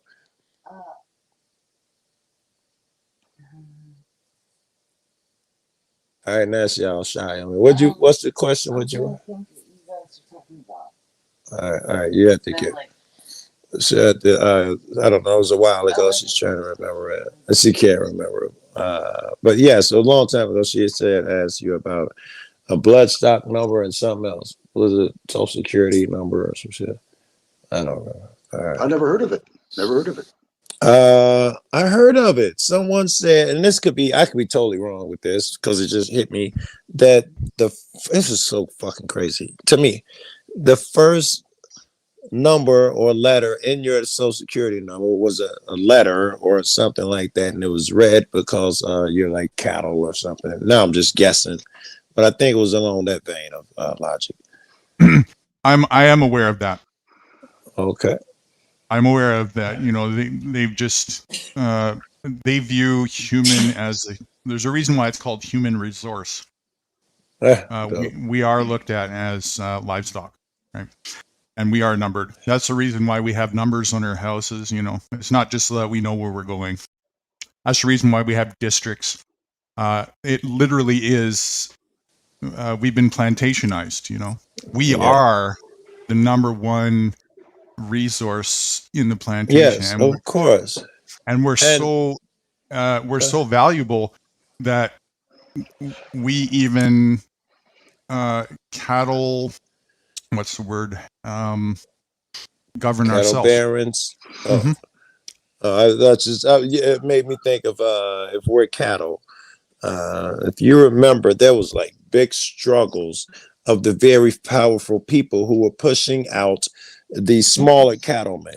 They became cattle barons, and they did low down tactics in order to grab as many cattle and have as much land and water rights and everything else and squeeze out the other guy. You called us cattle. I was thinking, what would be our cattle baron equivalent now? Who is greedy about the resource, which is us? Who are the cattle barons nowadays? No, they're going to make a lot of money out of it if they control it. Whoever controls your meat, education, controls the world, controls us. That farmer shit was some cattle baron shit, and the military industrial complex, they pimped the hell out of us. Those are a couple cattle barons. All of it is. Did you know that your social security and birth certificate have numbers that are listed in Dun and Bradstreet on the stock market? I've heard that. I have never looked into it. How does that work? There's a lot of equity in that, but because you're not aware of that, you have no access to that. The thing is, though, it's not actually. A lot of people think, well, wait a second, that's my equity then. No, it's not, because you didn't create it. It's theirs. But you're the surety for the equity, and that's how the capitalist system works right now. I think I understand what you're saying. Yeah. Because of that surety, what they've done is they said, okay, well, you're going to produce X amount of goods and services over your lifespan. So immediately, as soon as they create that birth certificate, X amount based on your status, your upbringing, your class, so on and so forth. They're loaning out, making loans and borrowing money to what they figure they're going to get in the future. Yeah. That's how money originally in the Federal Reserve System, that's how money originally started getting introduced to the masses. Never heard that. No, I never heard that. Well, wasn't it you, Guru, that told me that the money we make isn't our money in the first place? We didn't print it. It's theirs. Even though we work for it, it's not ours. Well, all right. I think I understand what you mean, but I'd say it anyway. I want to hear you say it anyway. I think I know where you guys are going with that. But the money we make is not ours. It's logical to me, but say it anyway. No, can you go and print it? You cannot. No. No, if you can't print it and you didn't make it, I mean, could you put your face on it? You cannot. I would go even further. I thought you guys was going to go with you. Not only can you not print it, you have absolutely zero say over it. You have zero authority over it whatsoever. Yes, it never even existed. Is where I'm trying to go. It never really even exists. You know, well, it's never really. That's another part of it. It's just a fiction in the imagination, anyways. Yes, it was a fiction over your But as a fiction, as a tool being used, it's not actually your created fiction. It's somebody else's, and it's like somebody who came up with the game Monopoly. And a whole millions and millions of people worldwide are playing it, and they're playing it with their forgotten awareness that it's actually just a game. Yes, and not only that, they're so serious about it. They're pushing you. If you don't play, they're willing to hurt you and certainly call your names and well, if you don't know how to function outside the Monopoly board, then it's as real as you as night and day. If you don't win the game, you die. I love it. I love it. I love it. Yeah. And hereon is the problem. That's where that meme that I had the other day is the number one. I stated it like this: the fastest and number one most logical way to beat inflation is to reduce your dependency on the monetary system. It's actually not just the fastest way to beat inflation. I just sort of use that as a scapegoat, but it's the number one way to get out of slavery, right? Is to reduce your dependency on it. Right. Okay, so you made me think of this. I'm thinking that we all could do better to reduce our carbon footprint. What do you guys think? Absolutely. Yeah.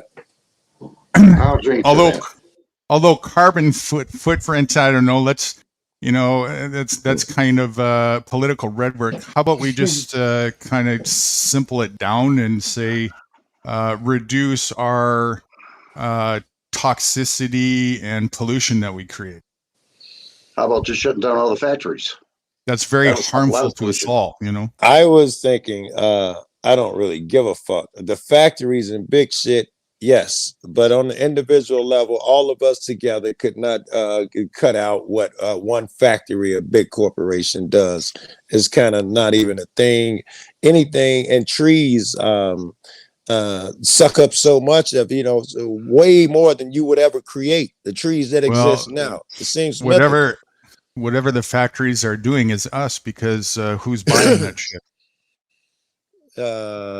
Yes, well, we can reduce it in that length in the big factory sense, yes, but my own shit, I have no desire. No, fuck that. No, no. We can reduce it as a consumer by boycotting it. Yes, that we shit is difficult to achieve, but that would be effective if there was such a thing as we would control everything. Exactly. And, the difficult part only depends on how addicted you are to that. Right. And also it's a knowledge thing, right? You have to know how to function and thrive outside of those things. And that's a learning curve. There goes my Mustang winch. Mustang winch? The wrench. Oh, wrench. You know what but that it's is? not even, sorry. I was just going to ask. Mustang. Mustang Ranch. It's a brothel. Oh. Used to have. No, we can keep that. Yeah, they had it. I made the foundation on steel toe boots. We're good. Go on, guys. I'm just being funny. Facetious. Now, so not just those surface toxicity things either, just everything that what I just said a minute ago applies to everything about the entire capitalist world, in the entire political world. All of that is solved by a divestment, is what it's called, diverting your way of functioning outside of that, seceding from that, boycotting it. That's how you do meaningful change, first and foremost for yourself, but then also you can share that knowledge and wisdom to other people who are interested in doing the same thing. And that's what the elitists are scared shitless of you doing, because when you do that, they don't have you anymore. And they need to have you so that their dirty laundry gets done and they don't have to do it for themselves. That's all it boils down to. They don't want you knowing how to feed yourselves and clothe yourselves and producing your own electricity and cooperating with each other. They need you to think that you need them, that you need to depend on them for your safety, for your way of functioning, and you absolutely don't. That's an absurd idea. And people got to get over this other rhetoric as well. As I talk about capitalism and how dysfunctional it is and destructive and so on and so forth. The number one rebuttal to that I get is, well, communism is so evil and this and that. First, define communism. Isn't community a good thing? That's first and foremost. Isn't socialism a good thing, right? Social, you think, hey, it's great, we're being social. Right. The problem is, and this is why you get that reaction right away, is people, again, are trained as part of the hypnosis, part of the indoctrination, to have a rebuttal already. They've been given the answer to that. Very good. As if there's this one or two left and right false dichotomy. These are the only options in the world. Thank you for that, Guru. I say it to myself, but hearing it come from you, I think it's going to stick better now. They've just been told what their answer is. You could tell some people what their answer is going to be because you know what the script is. Right. They're just following a million the script. times. Yes, and they're just following a pre-script that you've seen a lot. Yeah. And that's the number one, right? Is any bashing of capitalism is well, you're a communist. You're a right-wing extremist. Why don't you go to China if you don't like it? Yes, right. Like, well, first of all, China, as far as I can tell, China is one of the most succeeding capitalist nations going today. Yeah, if you're all about the bread, if that's all you Yeah. give a fuck about, shit. Right? China's not communist. Are you kidding me? Far from it, But Well, then like you told again, me, go ahead. Or they tell you this is the best system that's out here now by Sliced far. cheese. Mhm. That, Yeah. that your argument is we need to change, and their rebuttal is it's the best system out there by far. You're fucking moving it a little bit, Right. Either Either it's the best system or you get this one. It's or it needs what's a better change. system than capitalism? I have an answer for that. Yes. What makes you think No. you need a fucking system? I was about to say, I know your answer.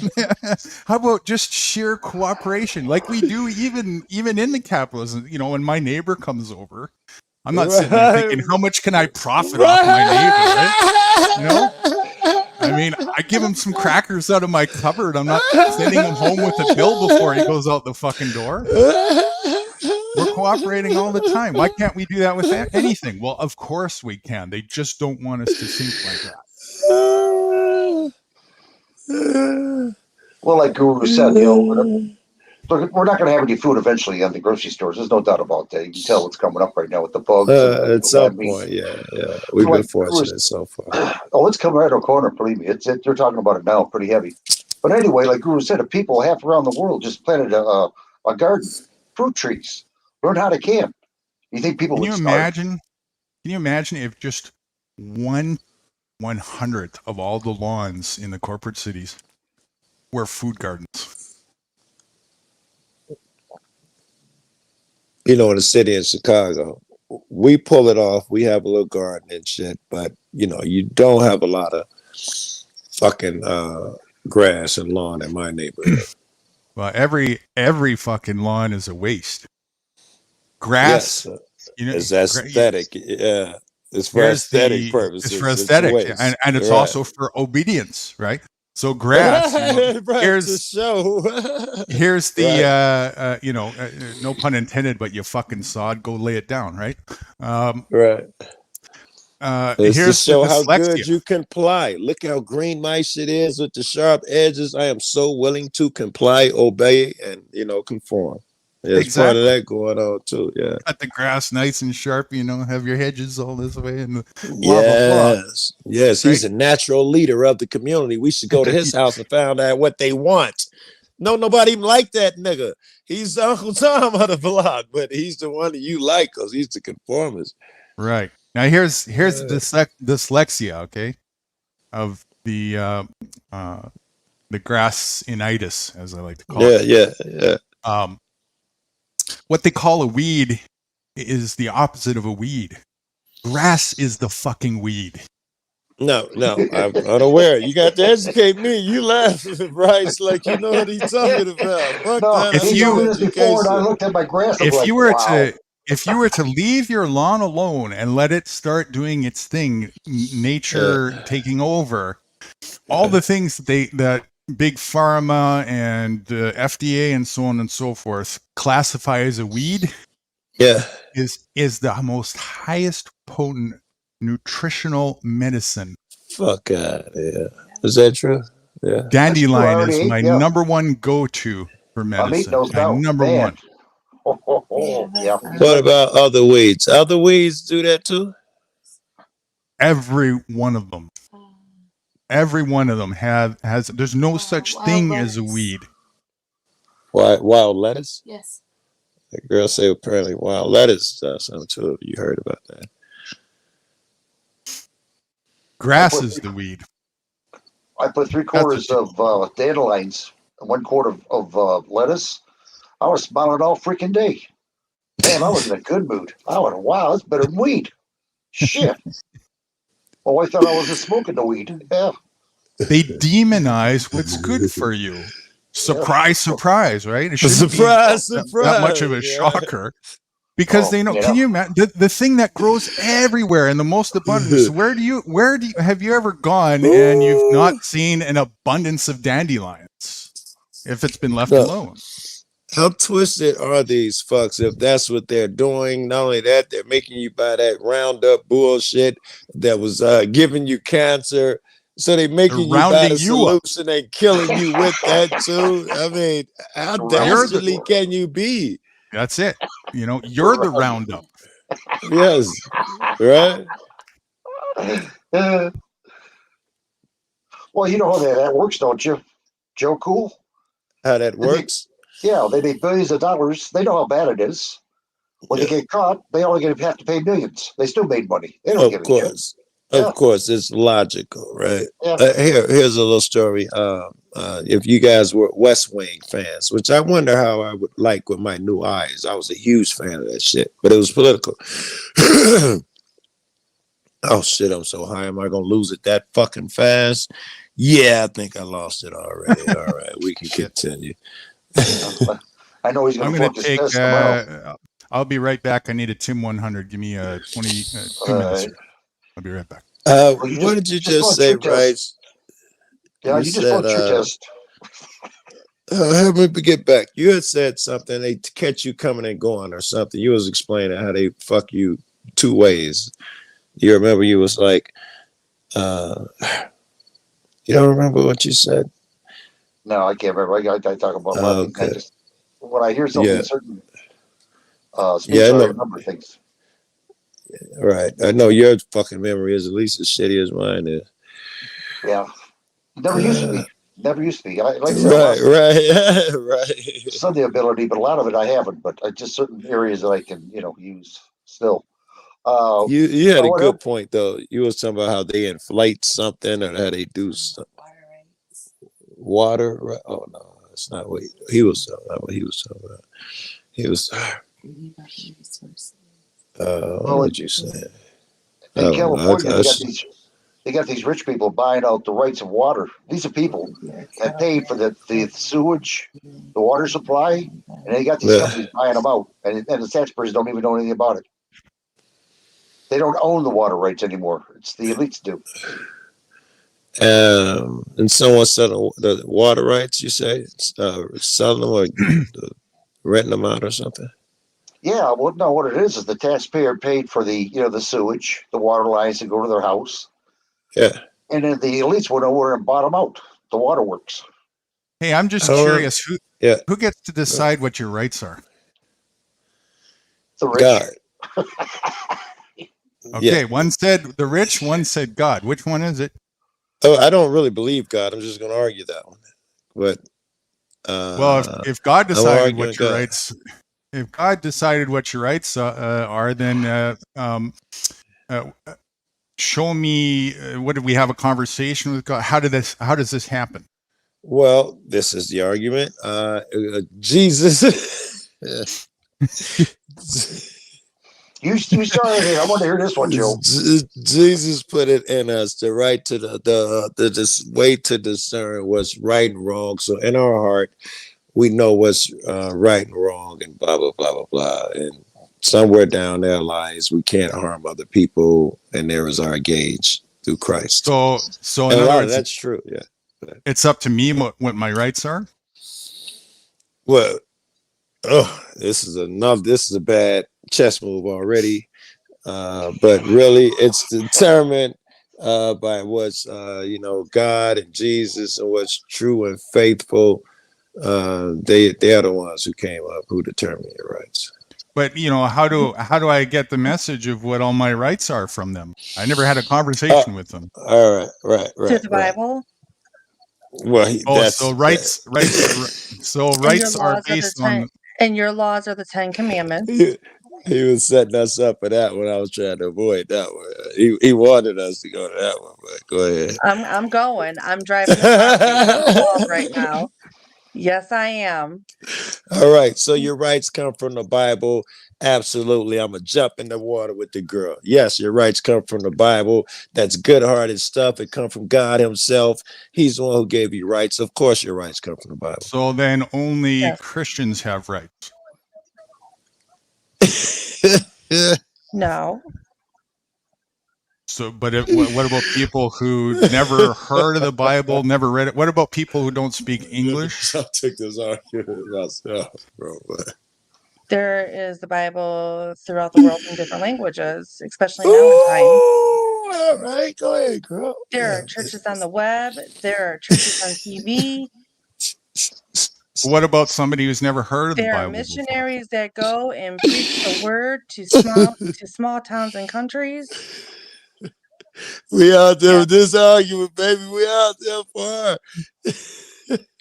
Yes. Okay, so let's take that at face value. Now, how exactly does this transpire then? So God somehow decided that we have these rights and decided to write them down in a book? All right, baby. The Bible was bad ground. Morality, that was good ground. But let's leave the Bible. He had us there. It was the moment we step in there.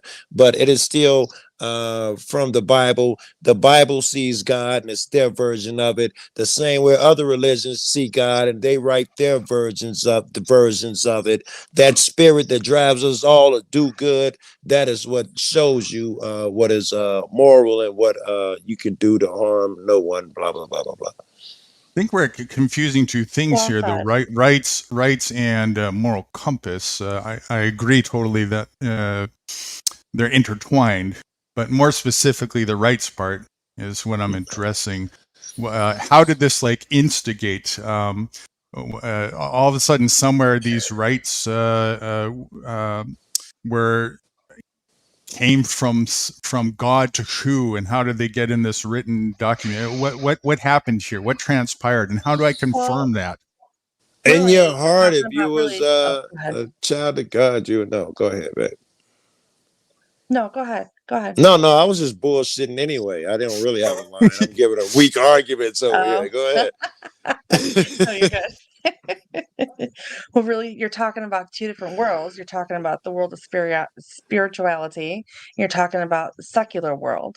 The secular world is what the people of the world want you to believe and absorb, and telling you what's right and what you should do. And then you have the spiritual world. In the spiritual world, my God, Jesus, God, Christianity. Okay, I will never deny him. You have the laws, which is the 10 Commandments. You are supposed to follow those laws. Now, he You gives you gotta the be. free will to choose if you want to follow him or believe in the secular world, but you can't do both. You Hold gotta on, be careful. we're going When in you different give tangents. him You have 10 to- commandments, you give him too much ground. You Hold cannot on, give him something written like that. we're going off into that other moralistic Go ahead, tangent. go ahead. I'm trying to bring it back to the rights aspect of things. All right. All right. Where I have to, for my argument to work, I must tie him to morals, which is probably why I'm trying so hard, right? Because I think I jumped in this on they come from God.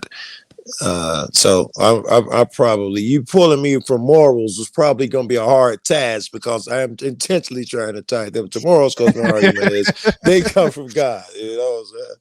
well, you You're can right. stand on I'm that not if you saying that want to, wrong. but I you don't know if I do. I hadn't thought about what they are until fucking 2 days ago. So I'm just throwing shit around and learning today. I don't fucking know.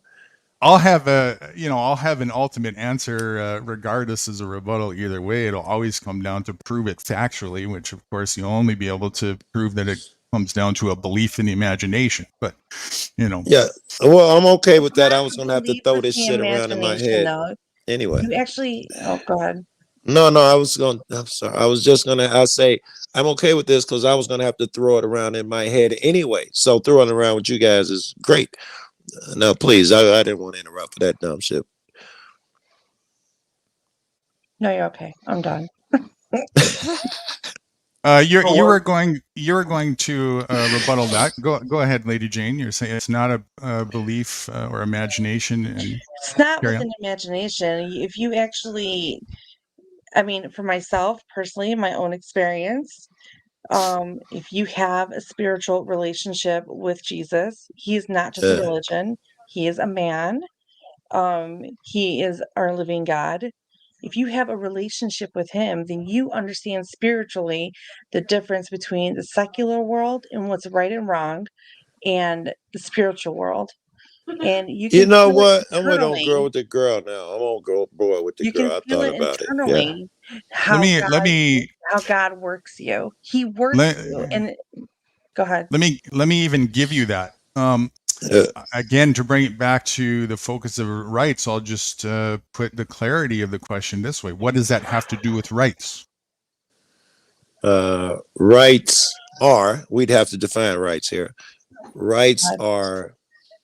That's a good direction. Let's define Yeah. that. Yes. Yeah. I never hear anybody even ask that. Define what a right is and where it Right. comes from.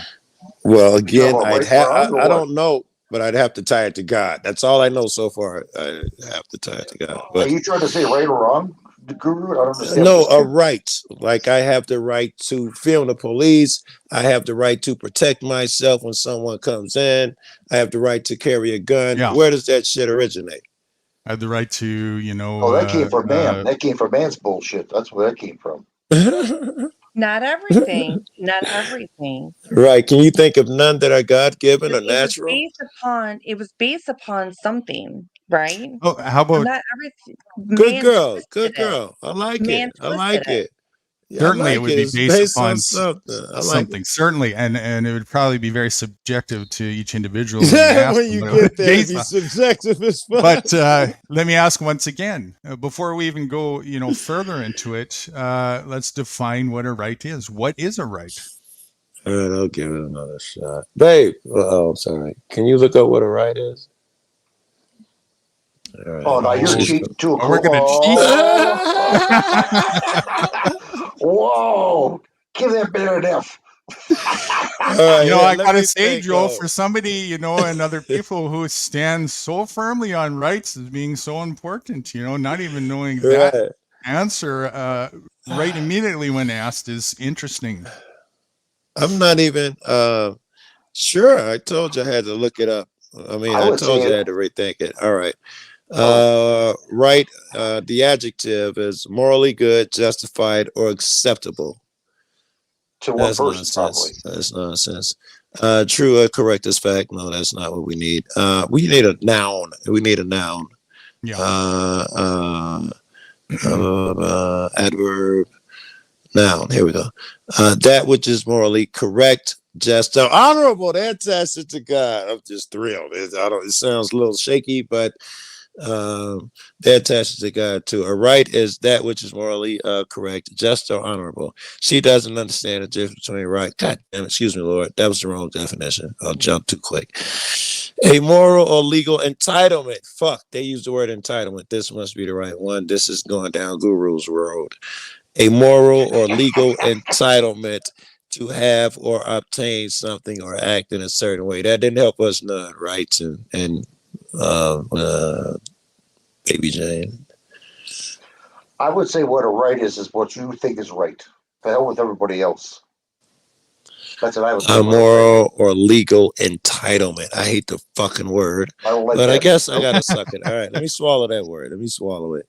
Through God, I am entitled. I'm gonna tie it to God again. Through things, I am entitled. Yes. Okay. All right. I have a right to Moral live, entitlement. Guru. We'll start there. I have a right to live. Whatever rights are, that's it. I'll kill for that shit. I have a right to live. I have a right to protect my family. I'll kill for that shit. Is that a thing? Are rights a thing? Be more specific. I was hard enough getting that motherfucker. Be more specific. Yeah, be more specific. You have a right to live. What are you saying? A right to live because why? Because God said so, or because what? I told so. Yeah. Okay. Let me put a spin on it. You have a right to remain silent. Did that come from divinity? Okay. Let's try that one. You have a right to remain. No, it just sounds like. Well, okay. Let me try harder. Does that come from divinity? Yes. You can't make me talk. Yes. All right. If that's the case, then if you have the right to remain silent, but if you don't tell me your name when you're suspected of a crime, then I'm going to put some. I have the right from divinity to put you in handcuffs, to throw you in the back of my car, to kidnap you, to bring you into a cage. That's from Divinity. And feed you to the lions. No, that's you're twisting it. That's from man. That's not from divinity. If you sin and you do something wrong, you have the right to repent and ask for forgiveness. The right of man is saying that we can throw you in the back of the car, we can arrest you, we can persecute you. That's man's law. That's not God's law. Yeah, I'm in agreement with her with some of that. I do have the right to remain silent. However, someone may beat you up while because they don't like you having your rights. So does it come down to this with rights? Whose rights is bigger? My rights is bigger than yours. No, I'm gonna, at least for now, maintain that the rights are still a thing, even though right now they are being tested, or for lack of a better word, but they still exist. Even if I have the right to walk around and some nigga chop my legs off, I'm saying that right still exists, which I haven't defined yet. Problem is, we're not going to have everybody rights left. They're taking them away purposely. It's coming. You watch. Okay, let me. I can't define it. It's gonna be a lot let me put harder. another spin on it now. Now, regardless of what anybody thinks, whether I have a right to remain silent or not, do I have an ability to remain silent? Most people do not. But if you're smart enough to have the conversation of what a real right is, and do I have the right, you have the ability to remain silent. Yeah, unless they're hammering your fingernails or something. Which Well, government might do. even if they're hammering my fingernails, I can still keep my lips shut. I still have an ability. I'm going to be screaming or whatnot, but That's all I'm saying. Yeah, you might do some ooh and an ah, but yes. Yeah, yes, no, I'm talking about silent as far as testifying. Divulging what they want. Yeah. Yes. You have the right, I think, to stay out of, fuck you. You can't compel me to say any fucking thing. That should be a thing. Yeah. And regardless if some fake authority figure says you have the citizens of this town have a curfew at 6 o'clock tonight, do I have an ability to go out at 6 o'clock anyway? Does it change my ability? It does change your ability. Well, you'll get beat up. I guess you still have the ability to do it, but it changes the consequences a little bit. Sure, it changes the consequence, but I wasn't asking the question if it would change a consequence. I was just then I asking don't think it changes the ability. You can still take your squares to the park. Yeah. So there it is. It's all just in the imagination, and people project and carry out actions based upon those imaginary beliefs. I would agree, of course. Yeah, they change consistently, right? Yeah, so that's what you're up against with that. They're not factual. And I maintain the position that you, by default, you don't need rights at all. You have your abilities. You can think for yourself. You can do whatever you want to do. But to maintain that ability to do so, you have to present a challenge and resistance to any opposition that you get towards that. Any acquiescing or bending the knee to that is the end of your abilities. That's as far as your freedom goes. I think that goes with whichever word you put in there, whether it's rights or abilities. You have to be willing to not bend the knee. The solution is the same. You have to stand strong on it, blah, blah. Right. And if right was just a synonym for, what you truly had inherently by default like that, then sure. But the reason why I'm so advocation against using that word or even having it in your mind palette is because it is so tied, bootstrapped to the bait scam of privilege and to get you to fall for the narrative of to stand on your rights and to have I hear where you're going with that. To have support to stand on your rights. Your support ground is to come running into your oppressor's arm for remedy, right? Yeah, I think, at least I hope, because I still have to define rights. But I didn't think my rights were dependent upon the oppressor. But I did believe, and I'm not sure what I still do, or I'm not sure where I fall yet, that there were things inherent under God which I was entitled to, and if someone tries to take them, I can fuck them up, and those were rights. You can't. I can stop you from hurting me. In some unseen rule book, that's a real thing. My heart says so. Right. By the way, I'm just going to throw it out there that all corporate religions were written by your oppressors too, and that's a very deep level of awareness to come to when you're coming out of indoctrination. Religion, as I stated before in that other quote thing that I had, is foundationally based on obedience through the guise of morality. There's not good evidence to that. There's great evidence to that. All that Council of Nicaea shit, the way it come about, who chose the books, what books they chose. And of course, it's intertwined with some, logic and truth that has sensibility. If it was all just straight up bullshit, nobody would buy we into wouldn't it. have accepted it. We wouldn't have accepted it. There was some shit that existed already that was becoming uncontrollable. People were having real free ideas and shit like that.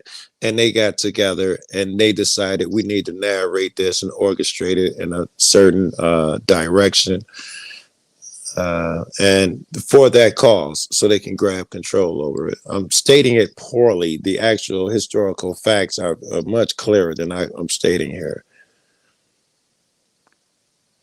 It was saying the right people and all of that shit was losing this and that, and they'll tell you that they needed to regain control, so they came up with this, and they came up with the best way the books they can use to slave this and that. In fact, they said they even invented some of this shit. It's a big club, and you ain't in it. I'm guessing that's what I'm looking at. This is George Carlin's position on rights, and I couldn't have said it better myself. Quick sound check first. Swearing on the Bible. I can hear it. Slow, but yeah, I can hear it. All right, I'll turn it up in 10 seconds.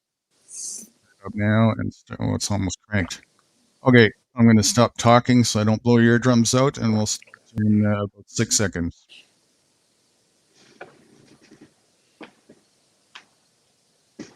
Here's another one of these civic customs. Swearing on the Bible. You understand that shit? They tell you to raise your right hand, place your left hand on the Bible. Does this stuff really matter? Which hand? Does God really give a fuck about like this? Suppose you put your right hand in the Bible, you raise your left hand. Would that count? Or would God say, sorry, wrong hand, try again? And why does one hand have to be raised? What is the magic in this gesture? This seems like some sort of a primitive voodoo mojo shtick. Why not put your left hand on the Bible, let your right hand hang down by your side? It's more natural. Or put it in your pocket. Remember what your mother used to say? Don't put your hands in your pockets. Does she know something we don't know? Is this hand shit really important? Well, let's get back to the Bible, America's favorite national theatrical prop. Suppose the Bible they hand you to swear on is upside down, or backward, or both, and you swear to tell the truth on an upside down, backward Bible. Would that count? Suppose the Bible they hand you is an old Bible and half the pages are missing. Suppose all they have is a Chinese Bible in an American court, or a Braille Bible and you're not blind. Suppose they hand you an upside down, backward Chinese Braille Bible with half the pages missing.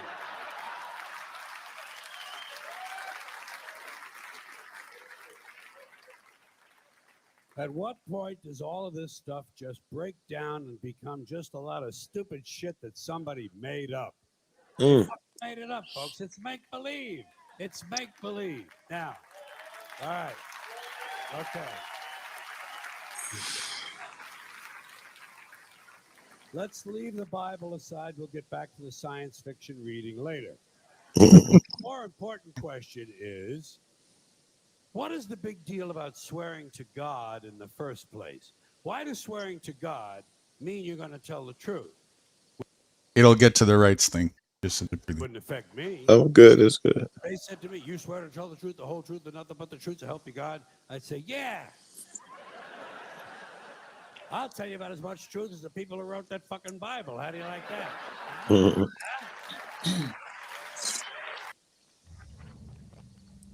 This game, you're not ready. Swearing on the Bible doesn't mean anything. It's kid stuff. It's kid stuff. Remember when you were a kid? If you told another kid something he didn't quite believe, he'd say, "You swear to God?"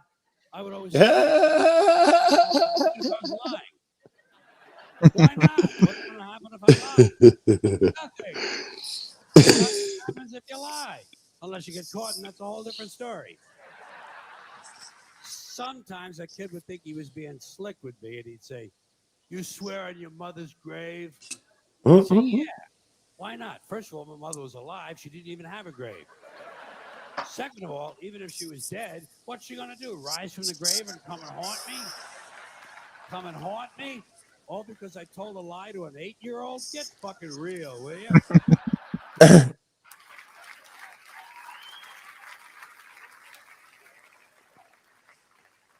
Sometimes I would say, "I swear on my mother's tits." Kids are impressed with things like that. I mean, I don't care about my mother's tits either. I don't care if they fell off. Fuck her. Not my problem. They're your tits, Ma. You keep an eye on them. Swearing to God doesn't mean anything. Swearing on the Bible doesn't mean anything. You know why? Because Bible or no Bible, God or no God, if it suits their purposes, people are going to lie in court. The police do it all the time. All the time. Yes, they do. It's part of their job to protect, to serve, and to commit perjury whenever it supports the state's case. Swearing on the Bible is just one more way of controlling people and keeping them in line, and it's one more thing that holds us back as a species. Here's one more item for you, the last in our civics book, rights. Boy, everyone in this country is always running around yammering about their fucking rights. I have a right, you have no right, we have a right, they don't have a right. Folks, I hate to spoil your fun, but there's no such thing as rights, okay?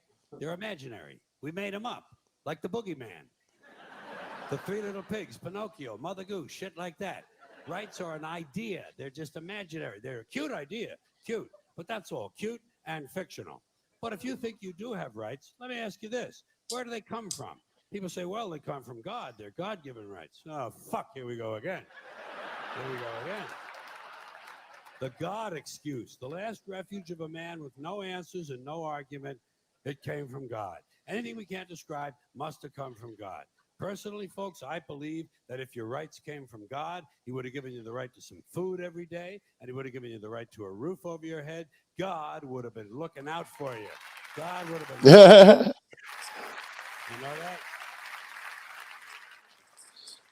He would have been worried about making sure you have a gun so you get drunk on Sunday night and kill your girlfriend's parents. But let's say it's true. Let's say God gave us these rights. Why would he give us a certain number of rights? The Bill of Rights in this country has 10 stipulations, okay? 10 rights. And apparently God was doing sloppy work that week because we've had to amend the Bill of Rights an additional 17 times. So God forgot a couple of things like slavery. Just fucking slipped his mind. But let's say God gave us the original 10. He gave the British 13. The British Bill of Rights has 13 stipulations. The Germans have 29.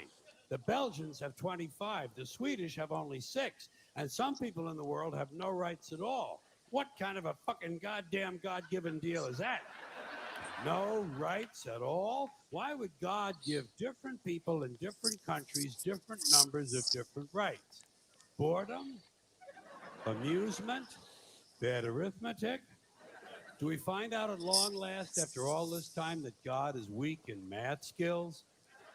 Doesn't sound like divine planning to me. Sounds more like human planning. Sir? Oh, yeah. Trying to control another. You know, you like to get the rap. Usual. Right. He's going to cause more issues. Oh, come on, man. No. I knew it would go down first. Lady Jane. I got it. Okay. I'll just back up there a second.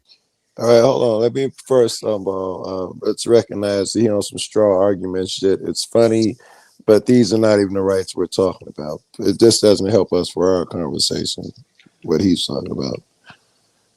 Actually, in an extrapolative way, which I'll explain when he's done, but go ahead. Okay. I think it is because he's talking about the rights that, people stand on as far as constitutionally based, right? You have the right to. Yes, but me and you were talking about the right of God, or, the right to protect yourself from being killed. Now, you can extrapolate that means you have a gun, but these things are debatable. The rights that I was talking about, I got a right to stop somebody from killing a lady I don't even know, whatever that is. Take control for a minute there. We're going to make it a 10-100. All right. Sure. Now, this is why exactly what you're saying. That's exactly why we should just disregard the whole rights thing together, is because they're so intentionally being confused so that people, can't even have that basis. Yeah, and can't even have that basis of conversation. And when you look at it, if you, I thought long and hard about this, right? Because there's a story behind. I used to be on the rights bandwagon too, once upon a time. Because that's all I knew, right? It was like, well, how else do you describe our freedoms in detail and stuff like that? And it was actually Witchy. Nikki, she had made a comment in Hippies one time that said rights are a fiction, and it rubbed me the wrong way. And I know when something rubs me the wrong way, that's what I need to look into it. Right, it's important, especially when it comes from somebody who has sensible sense. Right.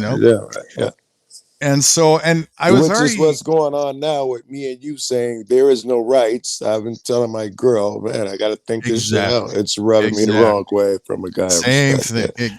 Exactly.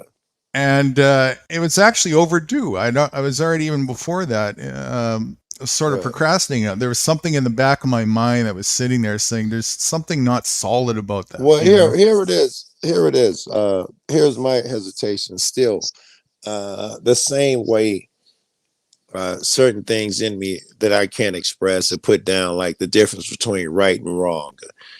I can't prove that's a real thing, right? So I can't really prove rights exist. It's a losing argument. It's the same way I can't prove morality and all of these things are not a fiction.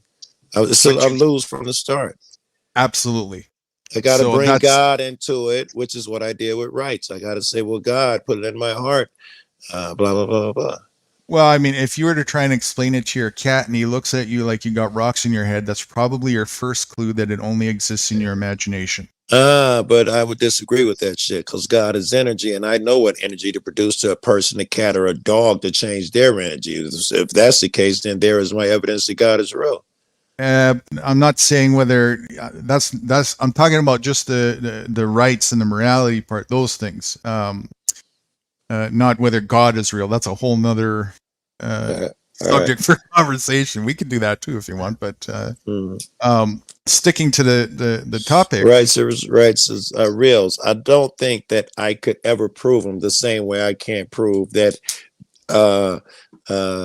not hurting people is something God put in me. How can I prove that? I can show you what you can prove. You can prove that you have abilities, and you can prove that there's consequences for your actions. That's all we need. Yes. The consequences for my actions shit will be handled by the men here. They determine your consequences and shit, even more for your face than any consequences you would face karmatically. This is what I would actually describe true karma to be, is consequence, instantaneous consequence in the moment in response to chosen action. I think that's the opposite of true karma. I think real true karma comes over time. It almost never comes instantaneous. That wouldn't be karma. That would be ramifications and repercussions. Karma, the way I see it, is a synonym for consequence.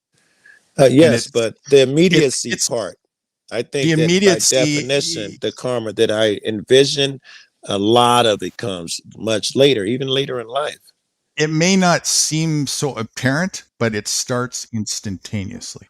I believe that 1,000%. Okay, I believe that. I believe it starts in instantaneous because sometimes you can steal a person, turn around, and run it to a pole. It could have, been instantaneously. Therefore, it's logical that it started instantaneously. Right. But she's patient.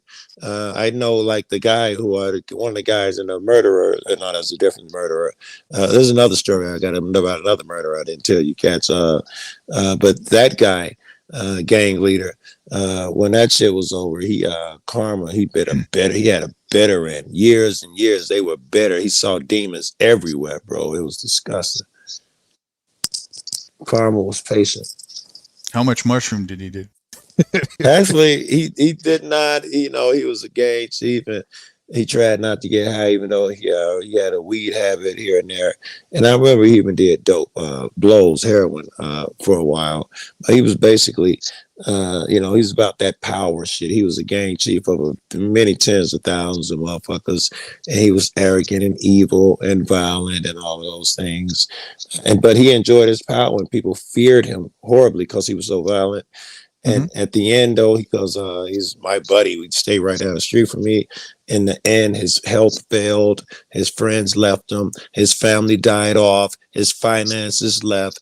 Everything, he was hunched over to like 3.5 feet tall with his back, it made the shape of a paper clip or something. He was fucked up in the end. Not only that, he saw demons everywhere for all the wrong he did. Everywhere he thought somebody was going to jump out and kill him, and it was a horrible existence for years. Sure, karma. And I'm sure I can go real easily deep into right from the get-go and show how horrible that existence is from start to finish, because it's all superficial. It's not foundationed on reality and nature and health. Right. So maybe karma dabbles in the superficial then. Absolutely, it does. Yeah. It's actually rooted in disease, which starts instantaneously when you astray from being in the flow of the functionality of nature. Totally logical, yeah. Right. So that's what it's all about. As soon as you start going astray from nature in the way that it functions, which is the whole corporate world, right? It will start instantaneous. That's diseasement. Yeah. And it progresses, right? So, it's instantaneous, but of course there's a compound interest is a real thing. It's not just in the financial world. It is absolutely right. So you reap what you sow is a very profound statement, not to be taken lightly, because it's not just a crop down the road. It's for life, every action that you make. What goes around comes around. I wonder when I hear people say it, how many people, because everybody says it, how many people really believe it? Now you're admitting you believe in karma if you say you do believe it. Because I believe in fucking karma. I don't know why, but I believe in that shit, man. I believe you can't do evil and get away with it. Well, there's no getting away with anything in this life. It's very simple, and it's not even a belief. Show me you can put your hand on a hot element and not get burnt. It's that simple. Right.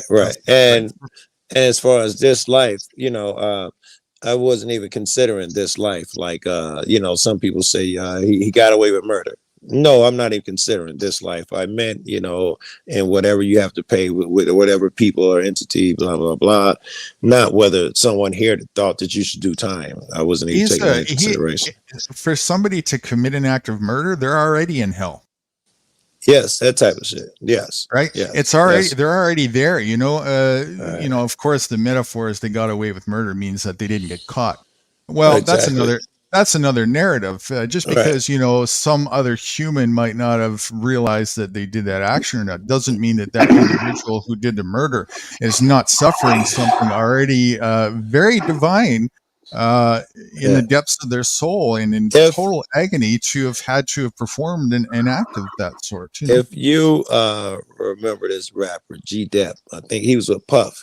Get this money. take this money. I'm going something make this money. And he was really big. He had some really big hits, and he was doing a Harlem Shake with the videos and shit.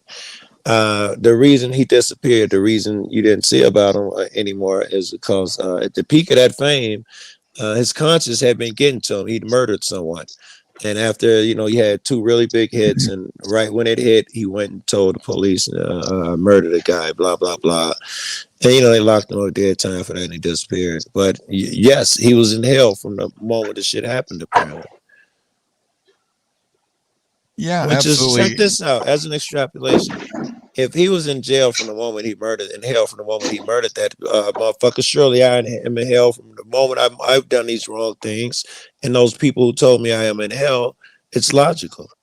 If you're doing those things, you're in jail, whether you're in a cage or not physically. Yeah, yes, I agree with that. It's logical. Yes, so the hell is the hell that you make mentally. Mentally, spiritually, physically, it's all a holistic thing. You do those things Very because good. you're in a state of diseasement. Right. So if I want to get out of this place, I got to kill the disease. End the disease is what I would have to do. I would reckon if you want to have a chance of progressing to what your divine potential is, you need to align to that divine potential, which means seceding yourself. Yeah, seceding yourself from the distraction of just all of the distractions. In other words, ease yourself or enlighten yourself. Lighten up. Well, that might be hard for me because I got this really bad streak of fighting in me, where I don't know, if the game plan requires not attacking motherfuckers, I'd have to reconsider it. I want to smack niggas around. It's as hard and as difficult as you choose and make it for yourself. Right.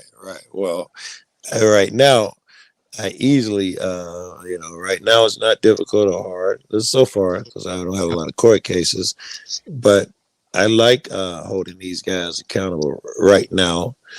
And it's not difficult. I don't regret it or anything after I do it, and I feel like I'm doing a good thing. That is a good thing. That's not a distraction. Focus. I will continue to express that and commend you and encourage you to continue that because there's many positive things that you're doing with that activism. You're mitigating violence, even if small or large. Very good. Sometimes you probably don't even see the outcome that you've mitigated. Of course. Just on the strength of I see how no one gets tickets when I'm around anymore. Right. And because it's so visible, but that does indicate that there are a million other things that I didn't see that occurred where people would have got away with shit too. Right. That's just off the top of the cuff. A few other ones. It's a showcase of you don't have to live in fear, and that other people don't have to live in fear. Yes. It's tailor-made for this new social media so-and-so, where you can teach people not to live in fear, which is a big deal to me. I want to release them shackles of fear. Yeah, it's got its positives for sure. Yeah. It sure does. It's not done in vain. It's a legitimate. Now, to be fair though, of course, it is a band-aidism in the sense is if everybody starts doing it, it's not going to solve the cancer, but it's going to help mitigate the cancer and set the stage for other things that people can do to really I look at it in terms of, if we're going to go with the cancer analogy, then I am just one of the many microbes and red blood cells or white, whichever one attack. And I put my whole finger in a hole, and everybody must put their finger in a hole for it to work. I'm just got one approach. It's a one small hole, but it's a fucking sieve, and it's going to require a bunch of approaches. I'm okay with only specializing in one right now, and someone else specializing in another. That'll help us. I'm all right with that. The world is the existence is full of infinite universes, and if every universe is an infinite, none of them are insignificant. You are a universe, so you're not insignificant in everything that you do at all. Right? Yes, it's absolutely logical to me. All right, so that makes me think, this may be a little subject change, but it made me think how these things ring us true. and how we fall so susceptible to the shit that's in front of our eyes every day. If someone beats the message to us that they protect our rights or they determine our rights, how can we buy that? How did I fall for that? Can you repeat this? The whole premise of how someone else gave me rights. How did I right. fall for that in the beginning? You know, it seems so clear when you say it out loud. It's idiotic to think, how did I fall for it to begin with? In indoctrination, fluoride and hypnosis is very effective. It's a motherfucker. You know, especially when you're repeating things over and over and over again. It's the way the brain works, right? The brain is a palette of habitual repetition. That's how we learn. Yes, yes. I've heard they do have it down to how many times you need to repeat a thing. I need another break for you guys. I'm finna mute up again. All right. So while you're doing, I'll just say one last thing. While it's repetition, there's a reason why they get you to stand starting from very young age. Put your hand on your heart and sing the anthem and pledge allegiance to a flag over and over again, day after day after day for your life. You know. Well, they're setting the stage now, Guru. You know, gas prices are going up. They've been saying it for 6 months. Now they're getting people ready for it. You know, getting all set in their mind. Wow, we're going to run out of gas. Now, is that a good thing or a bad thing? Well, it's a bad thing for people who can't afford getting electric furnaces. Boo hoo hoo. But, you know, the problem is, and what I don't like, and this is what I'm not telling you frankly, is that these elites don't have to go through the same shit we got to go through. You know, they set the stage and people believe it. While we're suffering, dying off like flies, they're having a good time, living off the land and just flying all over the place, have their freedom. That's what pisses me off. While you're sitting there blaming them, though, you have to. I'll ask the question: is the citizen guilty or innocent? Well, they're guilty for that. So, no doubt about it. So who's really like the major player in this thing when you look at the numbers of the faction? How many elitists are there versus mass citizen? Well, the majority. We're the majority. By how much? Oh my God, by billions. Right. So does it really make any sense to point the finger to that small little amount that is really only just setting the narrative? Is it not the action of the citizen that is like who's guilty in a crime? If I tell you to go murder something, but you actually do the murdering, who's the guilty one? Well, the guilty one, but you're the one that what do they call that damn thing? Excuse me, guys. Dennison, can I? Dennison, fucking Guru, can I ask your age? My girl asked, "What's your age?" 47. 47. All right, I'm putting it back on you. 40. Go ahead, Wrights. How old are you? How old do you think I was? Well, I don't know. I know you were in the 40s, but I didn't know for sure. Anyway, okay. You'll forget by tomorrow. I will.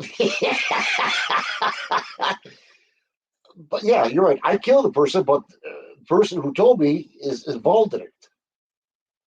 So he should be just as guilty as I am. Even though I pulled the trigger, I'll get the more of the crime. Why should he be guilty when all he did is just whisper some things in your sweet nothings in your ear, and you were the one who took it upon yourself to do the entire action on your own? Well, I would never know unless he said something. So? Did the person who said something actually perform the action of murder? Well, let's put it this way. All right, just little scenario. Let's say you tell me, hey, shoot that sucker, and I shoot him. Mm-hmm. Why did you shoot him? Well, this guy told me to. Well, you're associated, they'll grab you as well, you'd say. So if they can do that, why can't I do it with these rich elites? Yeah. You know what I'm saying? Because of shit. Buyer beware. This whole idea that somebody else is responsible just because they set a narrative and you fell for it. that it's the narrative storyteller that's responsible. If that's the case, well, you better hang everybody for Santa Claus every fucking year, because that's the lie of lies. But it's not killing people. Hold on, Fred. Isn't it? Are you Oh, sure? it's here. Hold on. Okay.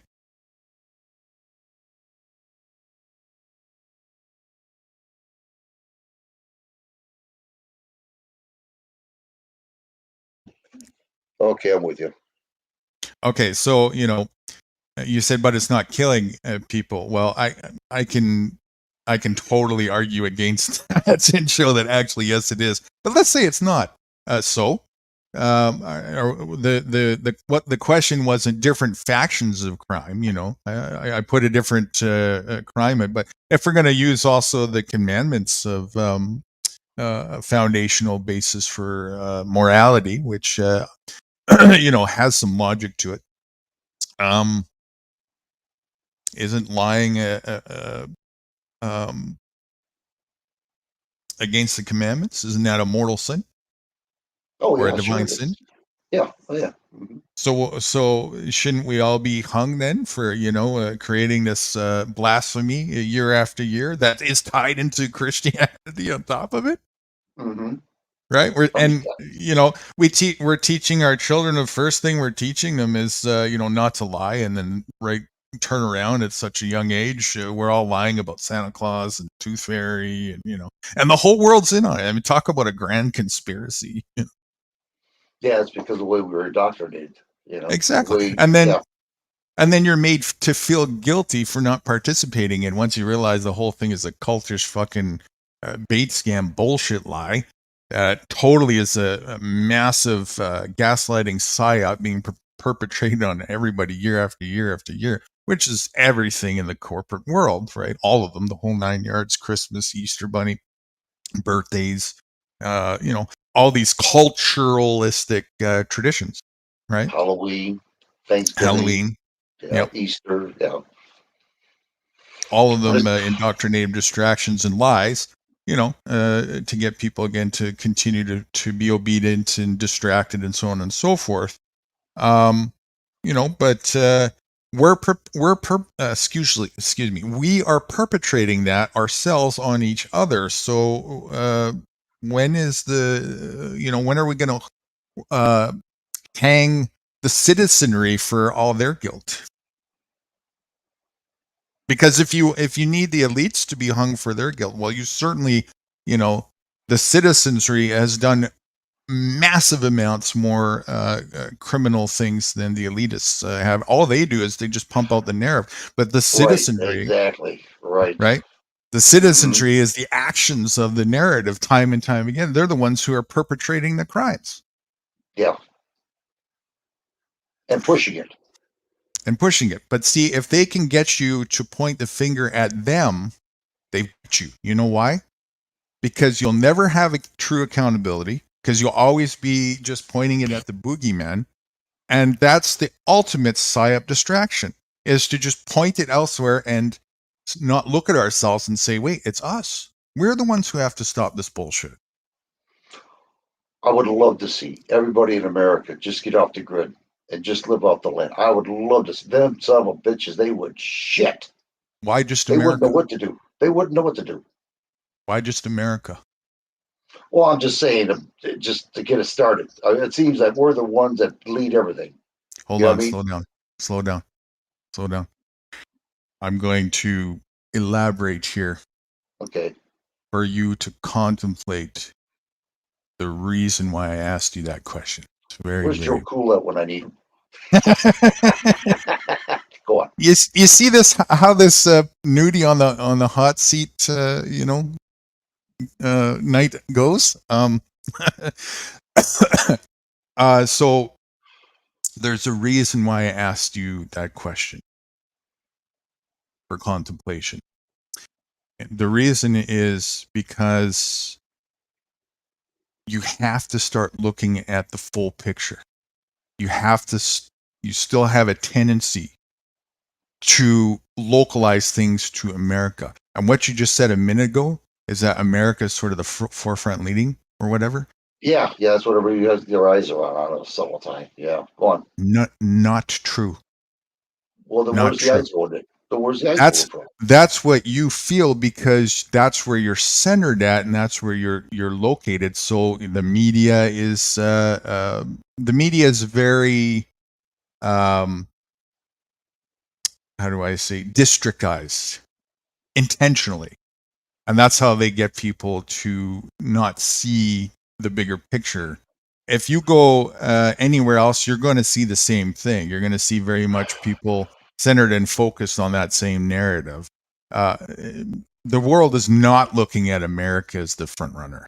Not even close. They never have. That's just a patriotic dream bubble that the government of America wants the citizenry of America to think, so that they can be very, very, very much centered on pride, because America is actually more at the bottom of the totem pole. Well, the reason I say that, and to be fair about this, okay, now we're the only ones that have guns. They're trying to get rid of that. People are keeping their eyes on it to see what happens. That is not true. That is not true. Well, then who else has guns then? Other than the illegals? Almost every other than the illegals. Well, yeah, okay. Just covered by a basis. That's all. Well, the outlaws such as myself, we're everywhere. Okay, so that is true. But if you're just going to count legals and illegals, Mexico, and they do it much better than Americans. They actually still to this day walk disobedient politicians off the plank in the ocean. Did you know that? You talking about the gang members, or you talking about the citizens? I'm talking about the citizens. Yeah. Okay. Well, I didn't know that.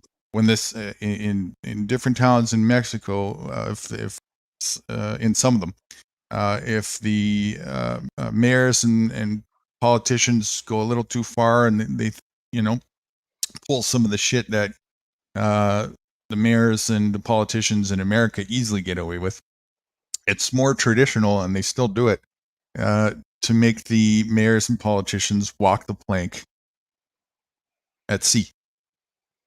Hell, I'm moving to Mexico then. Shit, I didn't know that. Seriously. Yeah.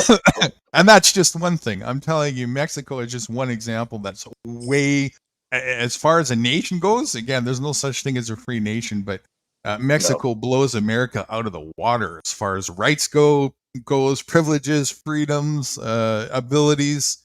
Way freer in Mexico than in America. Way freer. And that's just one country.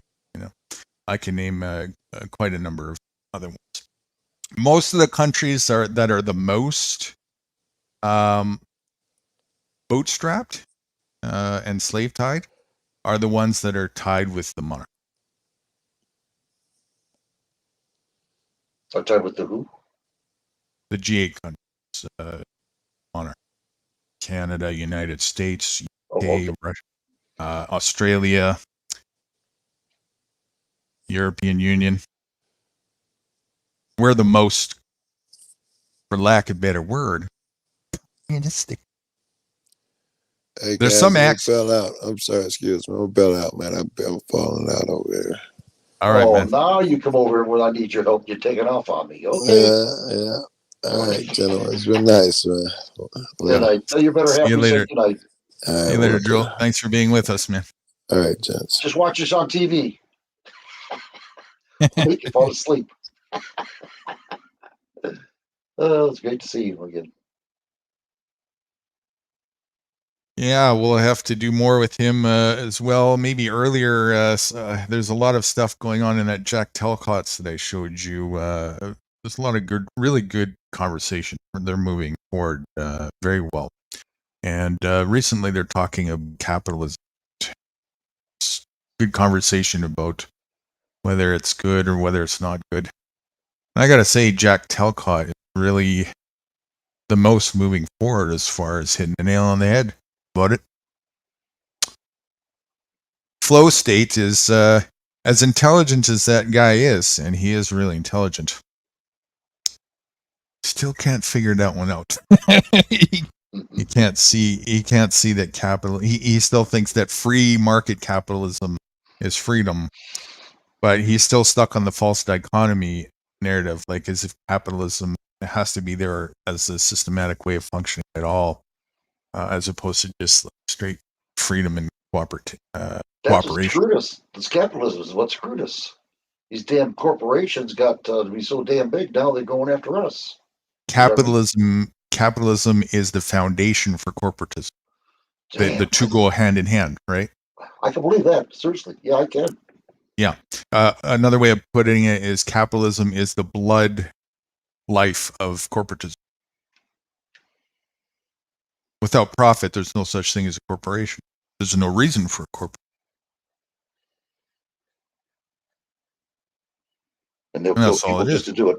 Yeah, they'll kill people to do it too. They don't give a shit.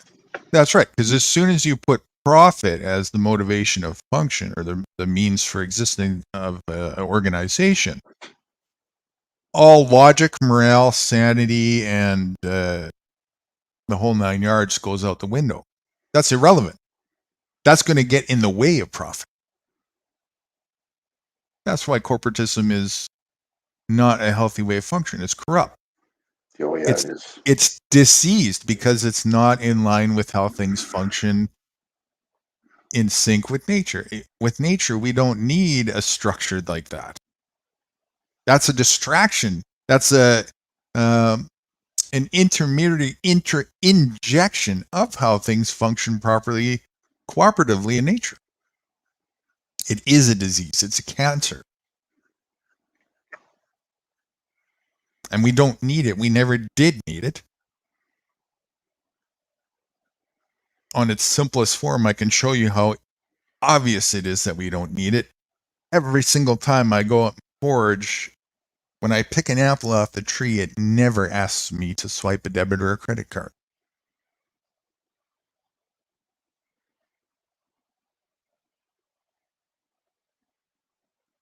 And none of the rest of the animals function like with a thing like capitalism. None of the rest of the animals or the rest of nature has to pay to live. Only human beings, the species that thinks it's so smart, has to pay to live. And not only has to pay to live, but charges each other to pay to live. And if they don't cooperate, they'll kill each other over it. Because they're so smart. That's the foundation of capitalism. Align and cooperate with that. That's why I'm saying obedience is the root of all evil. Not money. Obedience. Organized. Organized obedience. Wasn't you the one that told me that, yeah, it was you. We were talking about China, and I said, China's a communism. And you said, no, not really. I said, what are you talking about? And you told me, well, don't they work? I said, yeah. Don't they get paid? Well, yeah. You know, don't they buy things at the grocery store? Yeah. That sound like communism to you? It's not communism. They do the same thing over here. That's right. They just named it. They just named it. It was me. Do they have businesses over in China? Yeah. Do they have a stock market? Oh, yeah. Yeah, they sure do. Can people buy shares? Yep. Can people buy property in China? Yep, they sure can. Does China have a currency? Yes. Can you make money in China? Oh, yeah. Mm-hmm. Tell me where you don't see capitalism. Yeah, that's where you nailed me last time. Yeah, it's true. That's true. How about let's do another thing, because I don't hear a lot of people saying, and this would be a subjective answer, but I'm curious. I want to start asking more people this, because especially because people say this as a rebuttal when I say, you know, capitalism is an unhealthy, unnecessary way to function. You know, typically they say, well, communism is not going to boast well for us, you know, as if that's the false dichotomy, the only other option. But let's just entertain that for a minute. Define communism for me. What is that? Well, communism is it's the same thing as America, but communism is where you have no rights at all. They tell you what to do. They dictate everything you do and say. Like, So communism is a dictatorship? yeah, it's control. If you don't do right, they'll take away your credit scores. They take away your. They got CBDC over there now. I hear. You know, what I mean? If you No. take away Let's that, okay. Let's not try and use a country to point to the answer. Let's just go. Let's just go right to the raw root. And if I'm just asking you, like, fundamentally, dictionary wise, or just in your own words, define communism for me. What is it? excuse me, how did this turn around? I was supposed to be asking you questions. Now you're asking me. This is not fair. Okay. Isn't it crazy how that happened? Yeah. Yeah, my daughter's supposed to be in on this. But It's the twisted game of Guru. oh, great. Oh, you're on the line still. Thanks a lot for your help. I'll give you a hint. My steel toe boots, they're not made in China. Taiwan. Let's see. They don't come from the dollars. Honestly, I'll tell you. Honestly, I'll tell you the truth. I don't see the difference between capitalism or socialism. Okay, so I don't. I really don't. We discussed. Okay, let's say before we discuss that though, like interpretation, because people have this idea like communism is something. I want to know what that is. I want to know, like, if you were to define communism, what is communism? Well, what I understood to be communism, and what I was taught, was a dictatorship. In other words, you couldn't do a thing. You couldn't even move without them okaying something. You know, buying a car, going anywhere, buying products, being paid. Yeah. Having more than one child. That's what they were. Yeah, having more than one child. Thank you. Things like that. Okay, so communism is well. Say again. Full control. Total control. Total control. Okay, so at what point then what you're saying is that communism is we have faction. Every nation is a faction of communism, but like, what's this? It must mean that there's a line at some point. Where does the line hit to where all of a sudden you can say, okay, that's communism? Because if it's just control, well, then that's authoritarianism, and then of course that's. And I'm having a discussion with you because it's. I want to start having it with other people, and I want to start getting prepared for what kind of answers they might give me, maybe. Because I really don't know. I've never, heard anybody actually truly define communism to me before. Well, I can cheat like Joe Cool did. I can look it up, but this is what I was understood when I was, communism was, seriously, total control of your life. You couldn't do nothing without the consent of the government. Okay, so like basically every move you make is totally, you're being watched, and right. Okay, I got it. And so then where does this idea that just that has to be the opposite of capitalism? I'll tell you why do we think that just because we have capitalism, that's the reason why we don't have communism? That, because that's what I'm getting a lot of is when I say, well, capitalism is basically a scam, an unnecessary thing that we don't need to function. And the automatic presumption right away as a response a lot of the times is, well, we don't want communism. Communism is bad for us. Well, I don't see then, based on what you're saying here, communism as being the opposite of capitalism. I don't either. Not since we talked. No, before I would have had a big argument with it. But now, after we talked, yeah, go on. It's almost like that's what they're saying when they're saying that, right? They're saying, that if we don't have capitalism, then the only other option left is this total control of the state. Is that really the only other option if there's no capitalism? So in other words, capitalism means freedom of choice? Is that what we're saying? Exactly. Yeah, that's it. Without government involvement. But as you can see what's happening right now, there's no difference. Yeah. So That's the problem. Then the economy there is that there's this perception that there always has to be a government involved either way. And that's what I'm saying is, what about not having a government at all? Oh, I'd love it. That It used to exists. It used to be that way.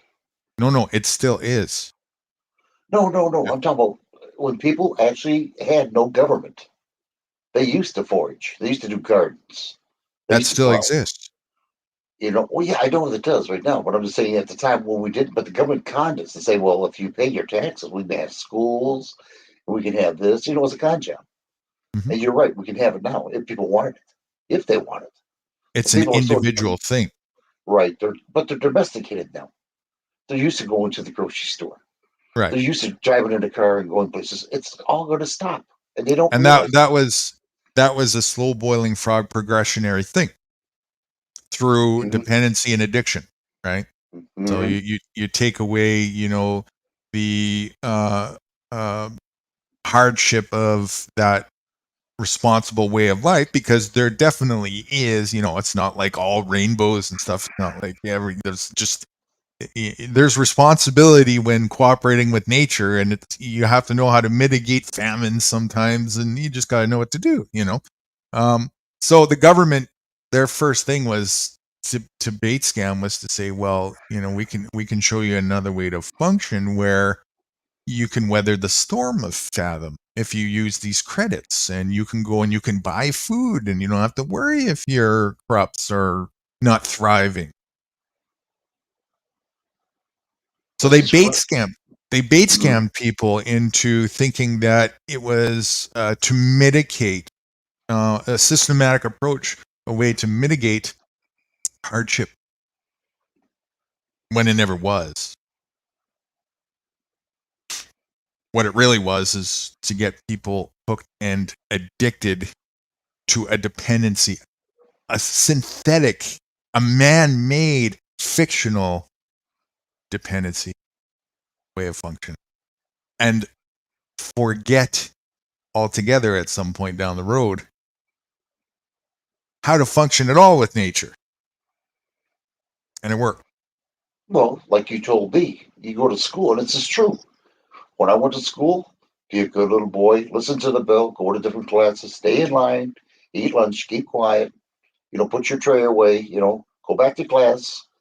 But they never mentioned anything about, how to survive on the land. Never. Yeah, Be a yeah. good worker bee. I have a couple questions. First one, what grade did they teach you how to grow food? They never did. What grade did they teach you how to forage? They never did. What grade did they teach you how to use the resources to make clothes? They never did. What grade did they teach you how to use resources to make shelter and housing? They never did. Never. What grade did they teach you how to use the plants and the herbs for medicine? Never did. You need all of those things to be self-reliant and function and thrive.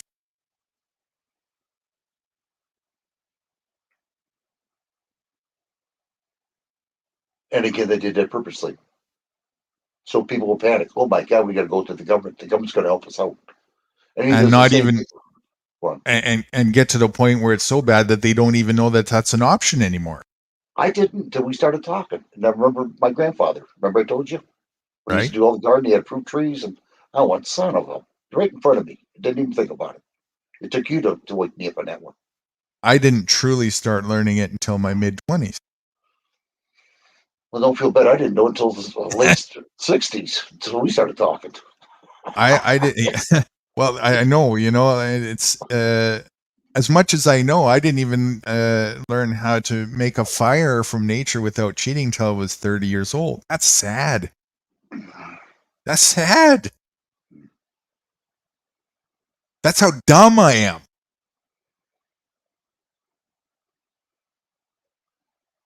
That should be something at 6 years old,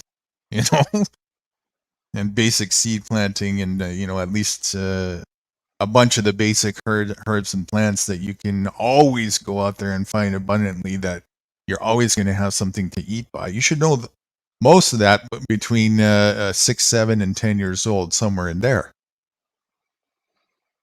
Oh, I'm glad you said that. Hold on here. Lady Jane, I'm glad you said hold on for it. Oh, I ain't just a mess. Nothing's gone again. I'm here. I'm just Yeah, having multiple listen. conversations. Don't go. Don't go anywhere because we're gonna go to back room. Me, I want to talk to you and Guru together. Oh, okay. I got something that you were talking about, and I talked to Guru on the messaging, and I was going to ask him after we go back. So don't go anywhere, okay? Go on, Guru. I'm Yeah.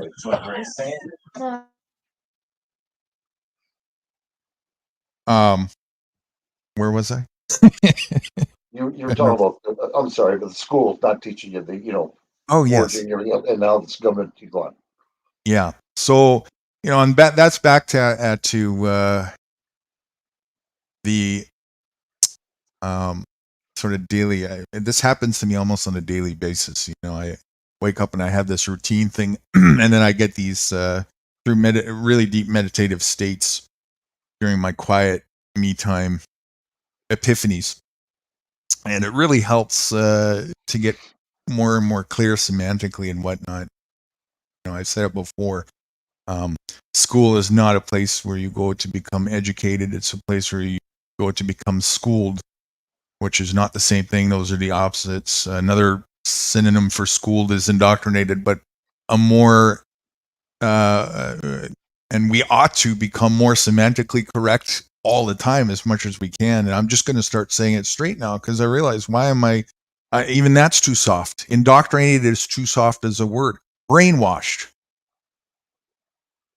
You go to school to become brainwashed. So why the hell are people sending their children to the fucking state to become brainwashed? Well, because they're brainwashed themselves. Why? And until you realize that you've been brainwashed, and that's what a cult is, it brainwashes you, This is the biggest conundrum about being in a cult is recognizing that you're in one.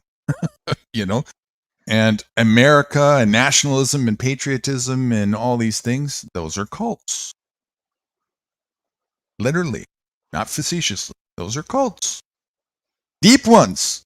Same as all the other cults that people like to chastise, What's the one of the deepest ones recently? What's it called there? Oh shit, it's mind control on steroids. Scientology, It's all the same thing. MK Ultra. It's all, patriotism is the root of MK Ultra. Mind control, ultra mind control. So that means.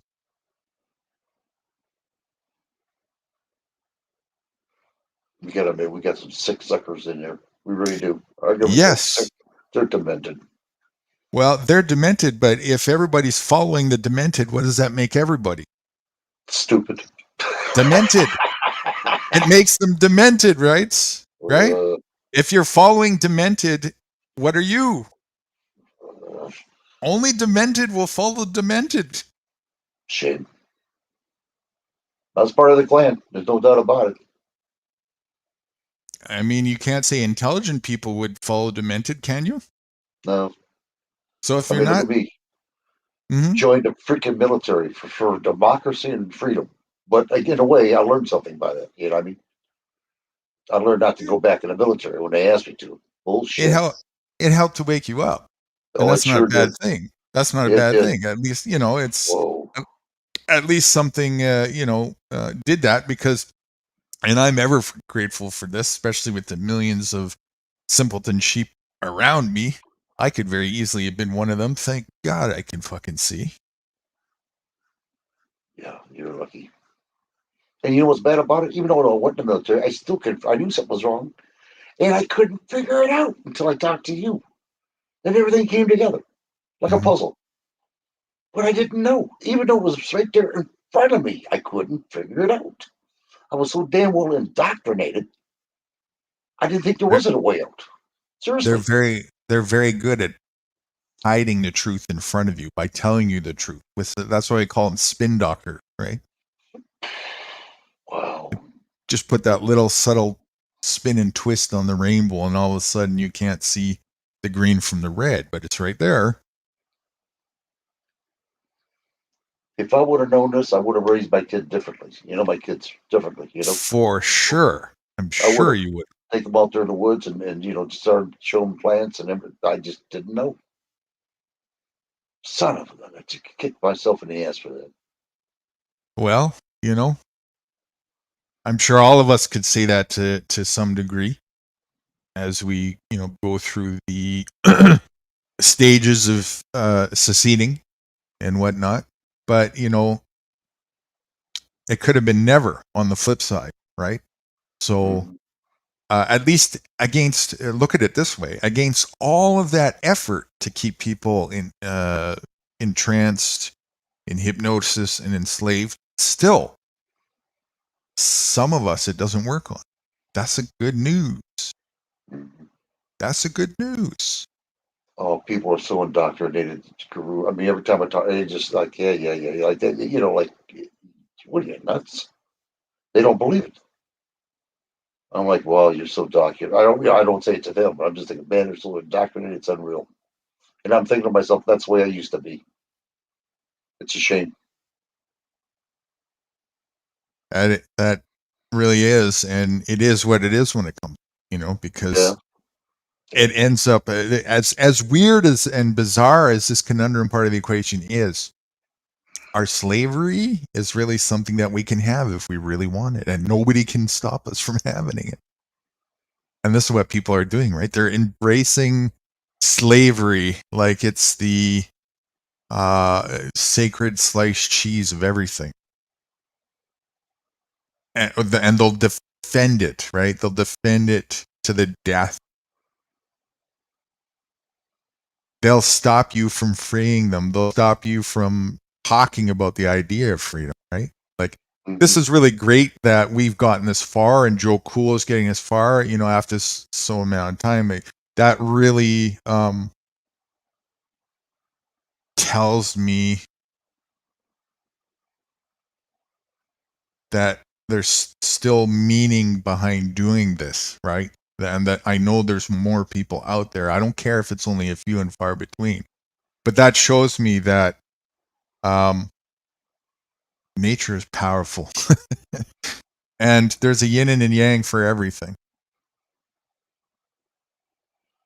And Well, so, if it happens to be that 7 billion people decided their fate, so be it. I've disengaged and removed any personal attachment towards everybody else's decision in the life, because that is not up to me to decide.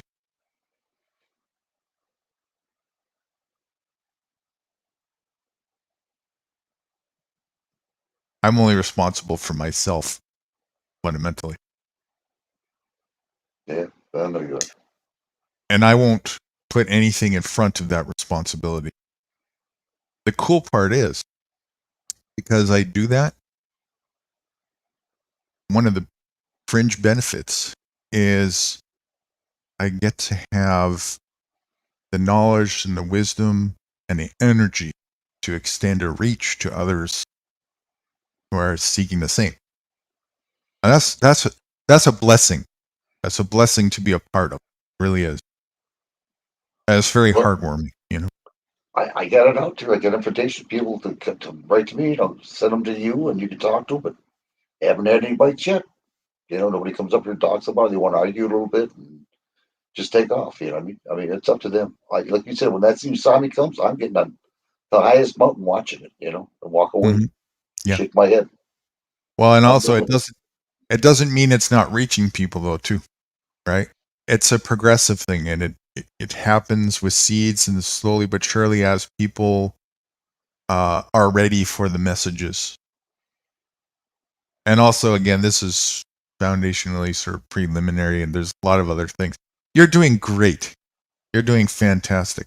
And Joe Cool, I don't think you're still listening, but I sent you another message. I'm gonna say it right now in case he is listening, or he's still awake or whatnot, or he goes back and listens to this again. But I'm gonna tell him again, just in case he's not. You remember he was asking me, just like you have the last time we were live, why is it they're listening to you a little more? And I'm having so much trouble getting through to these people and so on and so forth. And we had a discussion about that. Mm-hmm. And, there's quite a number of reasons for it. The main one is because I'm further ahead as far as actually living it. So I'm speaking testimony from not theory, but actual, things that I can talk about that I do. And so that's first and foremost, you got to have your self whole. But Joe Cool, as much as he might feel frustrated about that too, it's the same thing with having the right expectations. He, just like you as well, I've seen him make a lot of progress over the last year or so, especially with his ability to communicate effectively and reach more people, both in his activism and also in panels, live speaking to people and so on and so. He's come leaps and bounds as far as that goes in being able to reach people. So, everybody's on their own path with this too. And it's important not to be like having a comparison, well, why can't I reach like Guru can? Well, Guru's got 28 years of sales experience, psychology experience, and so on and so forth under his belt. And he's also living somewhere out in the middle of the trees, and he can talk about that, so that's going to have a different reach impact. It doesn't matter. Just talk the truth. Speak it as you know it and as you understand it, and keep doing that. And that's planting seeds for other people to hear. It is having an impact. You might not see it as much. No, I don't. I don't see it at all, really. I try my best. You know how many hours I put on this thing, you know what I mean? Most of the impact that you're going to have on other people, you're not going to see. Like, I'll just use you as an example. I don't live with you, and I don't live with your daughter, and I don't live with your family and folks and so on and so forth. And I can say the same thing with Fruity and her folks. But all of you guys have come back and told me about yourselves who have made monumental decisions that are so commendable as far as taking some responsibility goes and kicking the ass of the corporations. And it's reached down into further levels of friends and family members. I wasn't there to see any of that. I only know because you told me, right? Mm-hmm. So I know that it has ripple effects that way. It absolutely does. And sometimes it's 10, 20, 30 years down the road. You put up a video and somebody happened to come across it, This is how it happened for me too. I did lots of hours of research and study for many, many years. Right. Many, many years. Like literally from wake till sleep, constantly with this hunger for getting to the bottom of things. As to why they're so messed up and what's really going on and so on and so forth. It was an obsession. I couldn't stop. And it's because other people who I never met personally, a lot, put little tidbits of things that they knew as truths up for anybody who might come across them to view, whether it was on a website or a pamphlet somewhere or a CD recording, a podcast or so on and so forth, any resource that they could have. And because they did that, I'm here talking to you guys today. And that's, in addition to my own realizations and discoveries, all of that together holistically, they had a significant impact in what I know and am able to convey to you guys today, which is also having a significant impact. Well,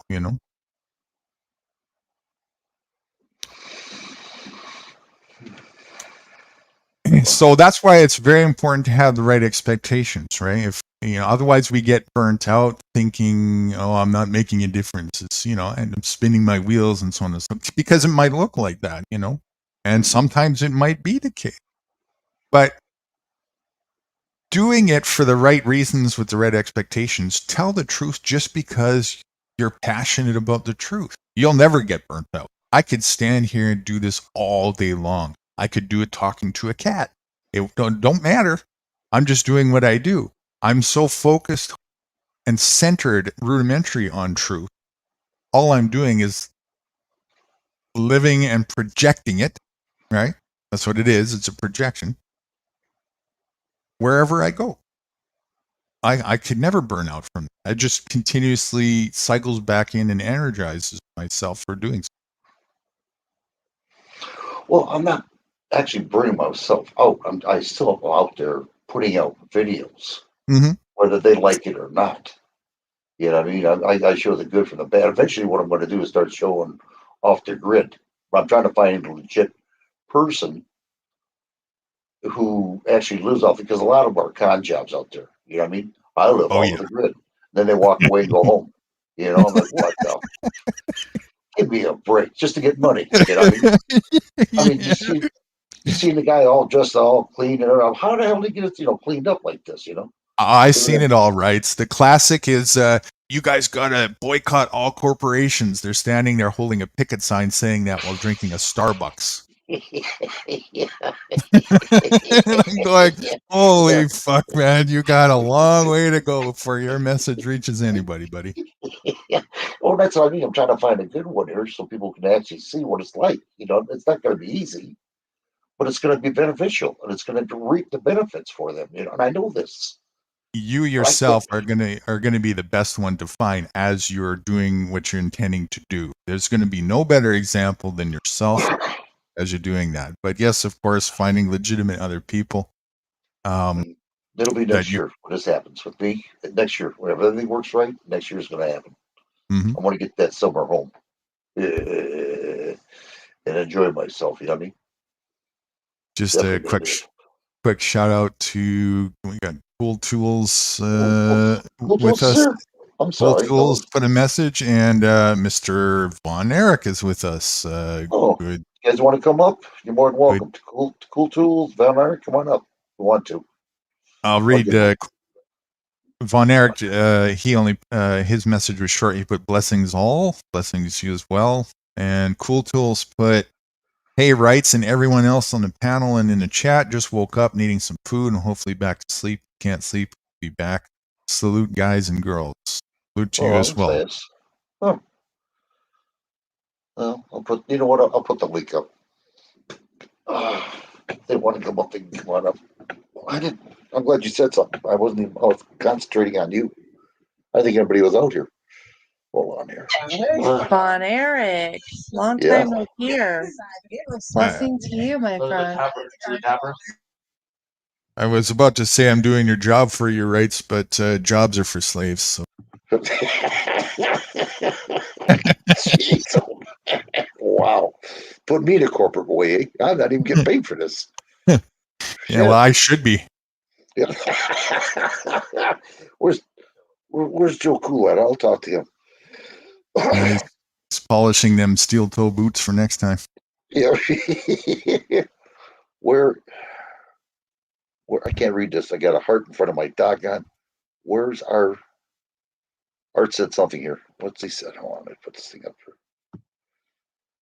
Von Erich said. No, that's his. Where's your faith? Where's your faith? That's his avatar name. Oh, okay. Come on up, Van Erich. We want you. It's apparently Guru Hot Seat night. Yeah, you get to ask Guru anything you want. Doesn't mean I'll answer you, but you can ask them. Well, I'll answer one way or another. That's a guarantee. I will certainly answer. Yeah. But how's this Guru Hot Seat night going? Right, it's going well for me. What about you? Oh yeah, I'm really feeling the hot seat over here. Trust me. Are you sharing the burn? Yeah, sure. It's a good hurt. Wow. Yeah, thanks a lot to Lady Jane, or whatever your name is, for your support. Wow. Yeah, I'm gonna. Well, sorry. No, you finish, please. I was just saying. I told us before Guru comes up, this is going to be the day we're going. Oh, here we go. Hold on. Who is this now? I can't see who this is. Oh. Hey, everybody, we're introducing here Mr. Von Erich. Was ist los, Mr. Von Erich? Your papers, please. You will eat bugs and you will like it. Yes. ¿Cómo está? ¿Cómo está?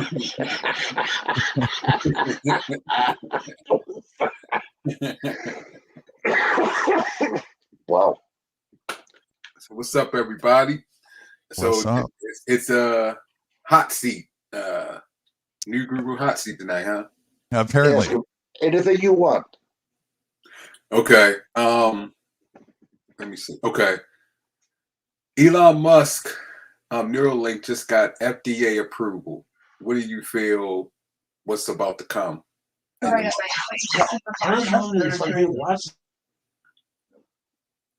do I feel is about to come? Well, And how should we prepare ourselves? I didn't know anything about this. Because since that got approval, they saying that it will do a lot as far as healing people, dementia, Alzheimer's. Oh, you talking about brain transplants? Yeah, the Neuralink. Yeah. Brain implants. Oh my God. I'll tell you how I'm preparing for this. I have a plan. I haven't done it yet, but my very and I will achieve this. I'm going to learn software code, and I'm going to make my own robots that will perform functions the way that I want them to.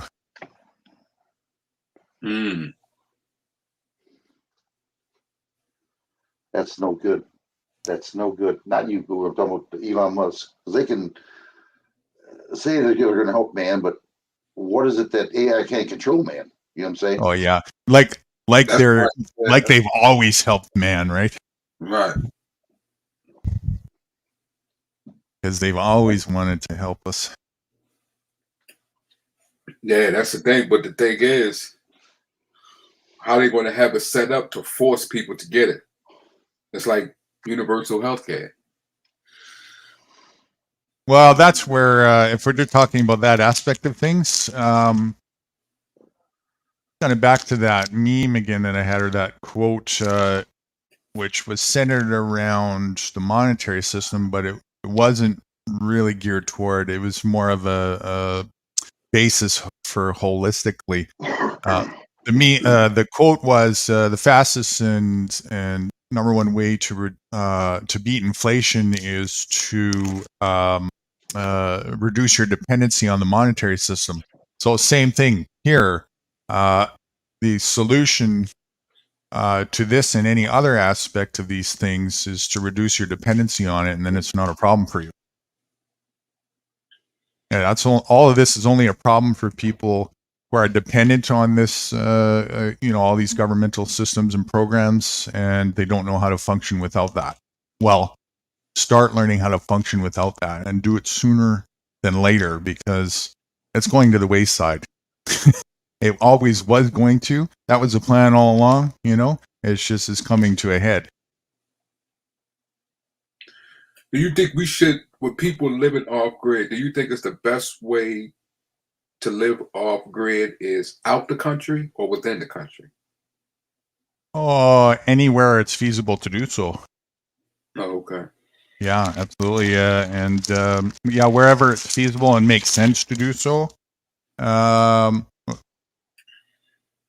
And it's fluid. That'll change as things do in nature. So it's very important, as always, not to put your eggs in too few baskets. Have options for yourself. And of course, the more you're not bootstrapped and tied to the corporate systematic way of functioning, which means you need permission to do everything, the more options you have. Like, I go anywhere and I'll drop seeds somewhere and they grow things. I won't tell anybody. I got gardens growing all over the place, but nobody knows where they are. Because I'm thinking, even though it's be off grid within the country, you still got laws and things they can implement because they know where you are. I mean, we got satellite that sits up there, so they know where you are. They can implement laws. So that's why I said, is it the best way to be off the grid within the land or out the land, like an island or something like that? It's going to be the same anywhere. Their weapons, they're not bound to, the fictional borders that they make, especially some of their new weapons. the sort of sound wave technology and satellite technology and so on and so forth. So it doesn't matter where you go. There's no such thing as a private island as far as not being surveillanced goes, right? Well, yeah, surveillance, but it's like you could get an island, right? Set it up. This is international law. Set it up that you're basically like the Vatican. The Vatican is considered its own country, even though it's within a country. Mm-hmm. So you can still set it up as an own country, and it's accepted by international law. So basically, you have your own country. Mm-hmm. Many libertarians, scholars, and people that's been trying this and talking about this for years. But it's just even though yes, you surveillance, but you are considered internationally, on your own. But that doesn't mean that a sovereign country can't come, like you're saying, take you over. And you're still in treaty with their system, so it's one and the same. You're not. You're right, still. Yeah, I got you. Like the idea that sovereign is a fallacy. It's not sovereign at all, right? So, and it'll still boil down to at the end of the day, you needing to follow order under their thumb, and if you don't do so, then they're going to do the same things that they'll do to you anywhere else. Right, because I see what you're saying. Even though it may be set up like that by paper, they can still come and say, "Hey," like they do now in any other faction, right? Yeah, it's the same thing, right? It's just it's a distractionary thing to make you think, oh, there's your exit, but it's through their gates.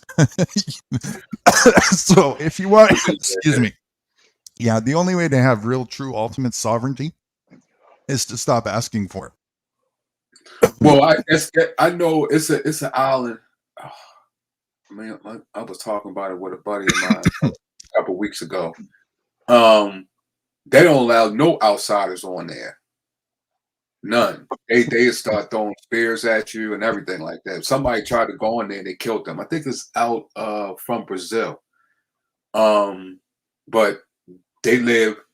Not saying that a country can't go and bring the army in there and take it over, but they live by themselves. You can't even try to go on the island. You try it, they'll come after you. Right. So, and then they do have an island that's called in Africa, it's full of snakes. Women not allowed on there. People don't go. Men goes on there, but men not. I mean, women is not allowed. If they are, they have to be escorted because it's called Snake Island. Matter of fact, they got a Snake Island. It's kind of crazy. Then they got one island full of what they call soda bottles or stuff like that. It stands by itself, but the people live on there secluded. Now, not saying that a country can't come up there like America can't come and take it over, but they live by themselves. People don't even go over there and try to like take care of them. They don't have to worry about the medication. Yeah. Like that. They're self-reliant. These are my kind of people, for sure. And I would be looking to definitely ally with as many groups, and I have, that I can find and live amongst people like that. That's what I did twice there. I went on 2 expeditions worldwide to seek people out like that, and found quite a interesting discovery that people don't know is actually out there. Right, because see, that's what I'm thinking. I would think that would be best to live on type of areas like that than an area within the country, because they're not worrying about those people. Yeah, most they not working. It's not cost effective. It'll cost them money if they go to an island or something like that and try to, you know what I'm saying? Then they would have to take the money to take care of the people. Then they have to worry about the people retaliating, things like that. When in their own country, your own, they could just bring it. It's not cost effective. They could just bring the army or bring somebody just to come and take you over. Oh yeah, and this is the thing, right? Like people are looking for some sort of like magic fairy dust solution that just doesn't exist. As far as if one man or a group of men wants to come and be hostile towards you, right? They can. And the Okay. reason why is because anarchy is the Mhm. default arena of nature here, Right. right? And there's nothing we can do to change that. Right. The only Exactly. the That's only the thing we point. the, Yeah. the only thing we can do is understand the nature of that arena and Right. work with it. Right. But that So that that means that will be because by history when it's anarchy like that, it's always if it's something in there for them to that's worth something.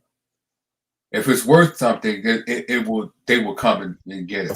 So, like, to me, it would be best like if like just say you and I move to an island and our family and things like that, then all of a sudden group of people start coming, and then all of a sudden they say, "Wait a minute, what's on this island?" And it may have some resources that they want. Then they're going to come. Anarchy is definitely probably going to come then. Well, yeah. what I understand is Epstein's Island's for sale. How would you know? A lot of resources there, buddy.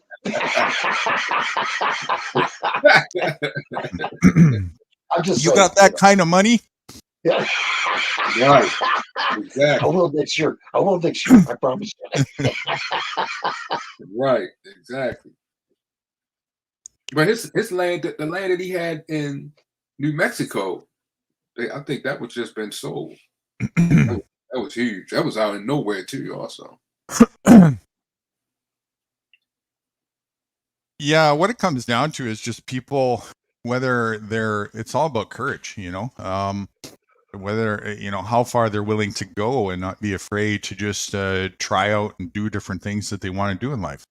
Form different groups, teams, pairs, mini societies, if you want, whatever you want to call them, and go out and just experiment, go in different places in the bushes and start doing different things without asking permission, because why would we need permission from somebody else? Why would we need permission, but somebody else doesn't need permission? Yeah, because it's this land that's where I'm living at, right outside outside of where the state I live in. It's private. You need a boat to get to it. I was like, well, that is something that I would do. I would live on. For sure. It's For private, sure. and you need a boat to get to it. You don't have to worry about Yeah. different, and you don't have to worry because most people that will come, it will be people like us, that want to be off the grid and want to be self-sufficient. So you don't have to worry about that busy urban neighborhood or I was like, yeah, it was only like because I was thinking about what's the name? I'm sorry, I forgot her name. The one that just passed away when I seen it. Diane Feinstein. No. Al Friend. Oh, sorry. Michelle. Mm-hmm. I was thinking about seeing the land. It's right off of Maryland. It was like $200,000 or something like that. Right. And it's got like about 30 acres. And I was like, man, that's something that I would love to do. Matter of fact, I'm looking into it. You go for it. Do it, man. Do it. We live once. Make the most of it. Mm-hmm. When people go out in the countryside and so on and so forth, they see this land and they have this it's one of the deepest levels of indoctrination. Attached national soil tiedness to it. Like they go out and they say, okay, I'm out in the country in America. Mm-hmm. When I go out in the country, this Canada thing is not in my mind at all. I just see land everywhere, and I see nature everywhere, and it's like, okay, there's a spot over there that's not being occupied by any other man right now. I'm going to go over there and make use of it, and that's what I do. And I do this all over the place. Mm-hmm. Sometimes more with myself lately. But I've also done that with groups and other people for different reasons in different capacity. Do you stay long though? Sometimes. Oh, sometimes. Yeah, it's that's the fluidity part about it. I'll stay as long as I feel like and feel it's necessary to for whatever I'm up to or for whatever reason, you know. oh, I see what you're saying. Basically, you walking. Basically, you walking in freedom. You just, I mean, I stay long, and then if I don't, I pick up and find another place. That's it. You know, I got Where I lay my head is home. You know, I'm a free roam and I go, and there's no such thing as like, where do you live as far as having a, you know, this idea that we have to have a settlement spot that's permanent or anything like that is ridiculous. But we're actually go ahead. But ain't this and that pretty much the foundation of America? The people came over here, this claimed it. This is Spain. This is England. I mean, pretty much what they did. That's the foundation of disillusionment. Right. It's to think like that, right? So, and when you think like that, then you're starting to think settlement. This is mine. This is territorialism. This is tribalism, and we need to defend and protect it, and countryism and nationalism and all this superficial bullshit that has nothing to do with life and nature. The only real thing that's going on is there's you, there's me, there's the animals, the plants, there's land, there's water, and there's air, and we're all sharing it. That's the only thing. Yeah, I see. Because it's this book called Land.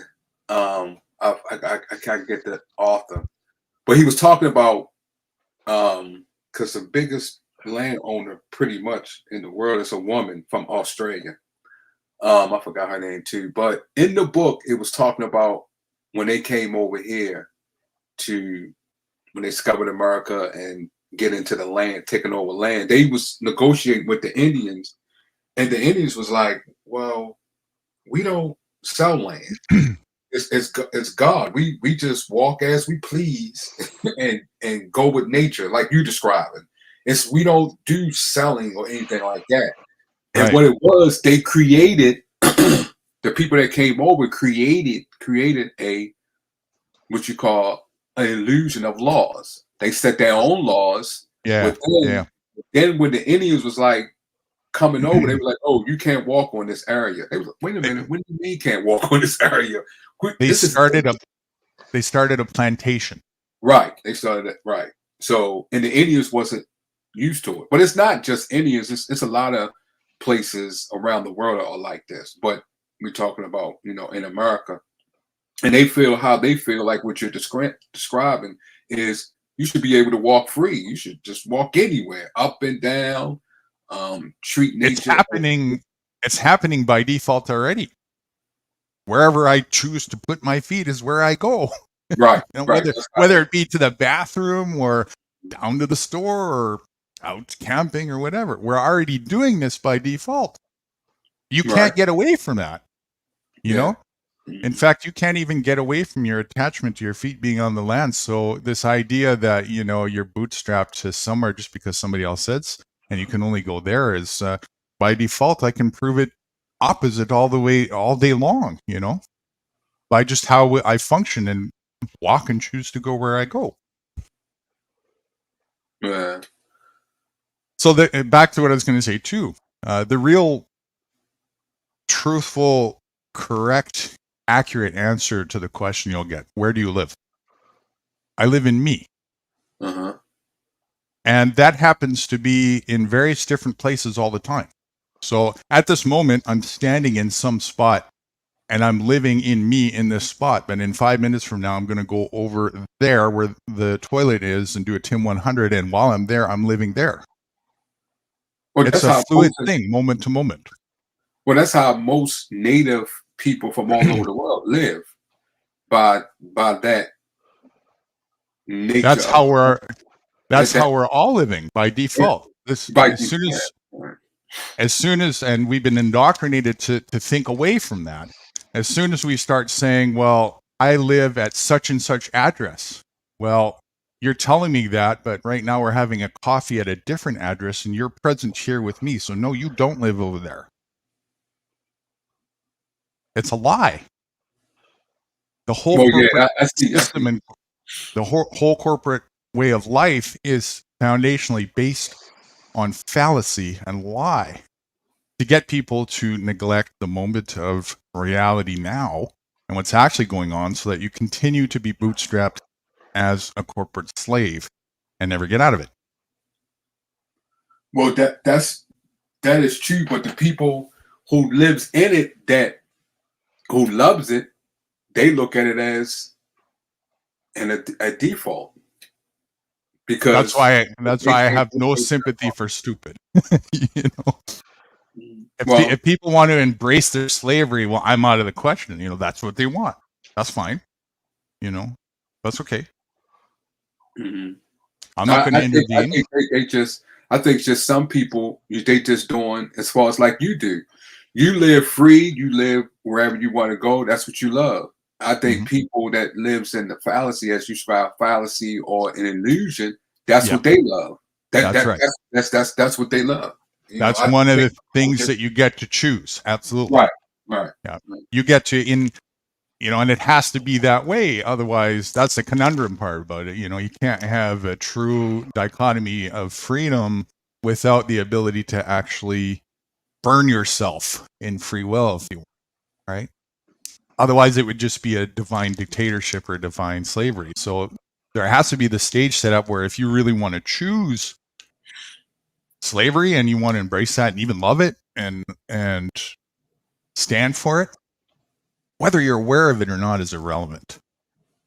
Yeah, that's true. Well, that is true. But I just I have to respect because I know a lot of people don't agree with things that I would like to do, live off the grid, live free, but some people don't. They like to live a certain way. So exactly.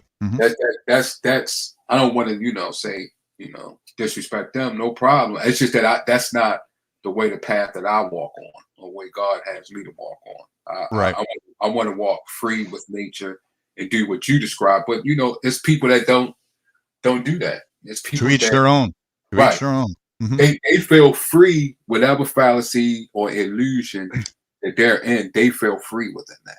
Everyone's on their own walk path. Right. Wait till that tsunami comes at them. I'm going to sit there in the mountain and laugh. And it's not even in my place to step into what another person should choose or should choose. That would be my ego, and then I would be a slave to my ego, right. And then I'd be enslaving myself and in my own chains, right. for somebody else's choices that I have nothing to do with. Right. Yeah. Right. Mm-hmm. That's not my path. It's not in my place to even think for those people. I'm not interested. Right. If the people are happy, as bizarre as it might sound, in their enslavement, so be it. Right. Again, being in the military, you never thought. They told you how to think. Right. And I didn't like it. I didn't like it at all. Not one bit. Not just the military, the whole corporate school system is foundationally based on telling you how to think, telling you what to think, not how to think. Well, you're right about that. The school system, I could usually get out of it. But military, no. They take your money away. They put you in jail. Just unreal. Well, the school system was to train you for the next level, which was the military. Yeah. That was the beginning to elevate you up to that, right? So that you wouldn't question it. You just walk right in it and be all you can be. Well, I questioned it, but I just didn't say nothing. Like what? Right. But I see what you said. I see what Vet's saying. He's saying in the school system, you're still able to use your intelligence or come out of it. But in the military, once you sign that paper, you are their property. That's right. You can't even kill yourself. Oh, I'm sorry for saying that. You can't even take yourself out because they'll sue you. There's a lot. There's a lot of consequence that they try and fear people into for even trying to take your children out of corporate school as well. I think in this day and age, some parents can even go to jail. Oh yeah, you're talking about now you're right about that, but that happened over time. Yeah, you're absolutely right about that, especially when it comes to the gender thing. Yes, you're absolutely. You can't tell your child no, you can't do this because like the guy said when he spoke in front of the Senate, they have to protect the children's rights too, because the children has rights, so they can remove the parent. So you're absolutely right, but that came over time. But still, I see what Vets is saying. You can still take your child out of school, because I homeschool mine, so you can still take your child out of school. Right. And he's saying in the military, you can't do that. You can't do that. You can't do nothing. Their property.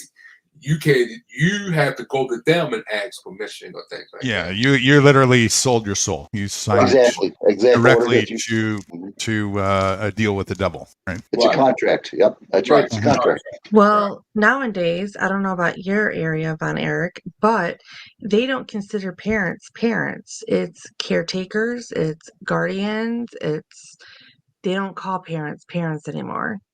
Oh yeah, you're right. They did change. Yeah, you're absolutely right. They changed the language, even federally. They changed. Yeah, you're absolutely right. Yeah. Mm-hmm. And I actually wrote my daughter's school when she was going to school about that. That no, I am her mother. I am a parent. I have a title. She is my daughter. Right. And yeah, I have huge issues with that. They're Yeah. trying to remove parenting from schools, period. Right. Some school districts in my area won't even allow the parents to go on field trips within Right. the state or out of state. Right. Yeah. And if you speak out, like in a town, like in a meeting, they have the school systems allowed to call the FBI and follow you and spy on you. This is cases that's happened all over the country. Oh yeah. So that like she said, she's absolutely right. Lady Jane is absolutely right. They are taking the parentship right from you. Yes. And as controversial as this might sound, if you, as a parent, choose to send your child to brainwashing center by the state, you deserve to get what's coming. And you will get that. That's why you get that. Because the state is not, nobody has an obligation to educate your children. If anything, that would be the parents' obligation. This idea that somehow somebody else has a responsibility for your child's education, where did that start? I think And especially the state. Did I kick somebody? Oh, sorry about that. Yeah, I accidentally pressed the key. I was like, what happened there? Sorry about that, Van Erich. Oh, no problem. And especially the state, the very place that we all know is the place that indoctrinated us and abused the shit out of us. And now we're going to send our children there? And we know it gets worse with every single generation. And we know that they have an agenda as to why. And we're going to send our children there? But with that being said, on the flip side, if your kid does something wrong, if your kid doesn't attend school, then we're going to contact the parents. Now we're the parents. Right. Yeah. Well, because now work has to be involved. Because now our children are breaking their rules. Right. And we're not following their laws. But when we, the parents, want to exercise our laws or our rights, we can't do that. And until they get rid of the blurred line of minor and adult, and they're going to get ready for it, they'll still use that narrative right now and put the onus as whatever the child does, the parent is legally responsible consequentially. That still exists right now, but that's going away.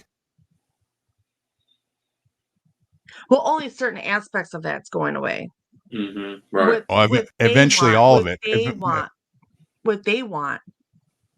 So me making decisions on behalf of my child and what's good for my child's health and their welfare and their mental well-being, that's going away. But anything my kid does wrong, that's going to come back on me. Yeah, for now. When the whole next phases of social credit score gets implemented and all that kind of stuff, adulthood starts at birth. It's all consequence based on choice, individually. That's true. So that blurred line there is going away. They are trying to change the credit system here slowly by, forgiving a lot of debt to people who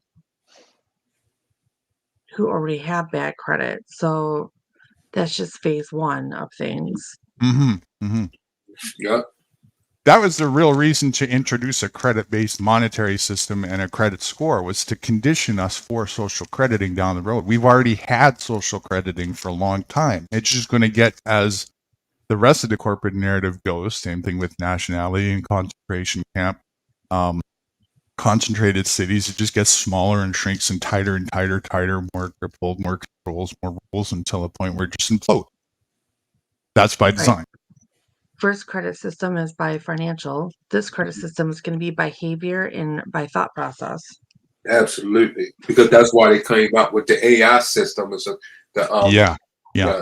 You're absolutely right about that. Absolutely, yeah, absolutely. Matter of fact, the people, what they call the big three, they got Experian, then they have, what's the other two?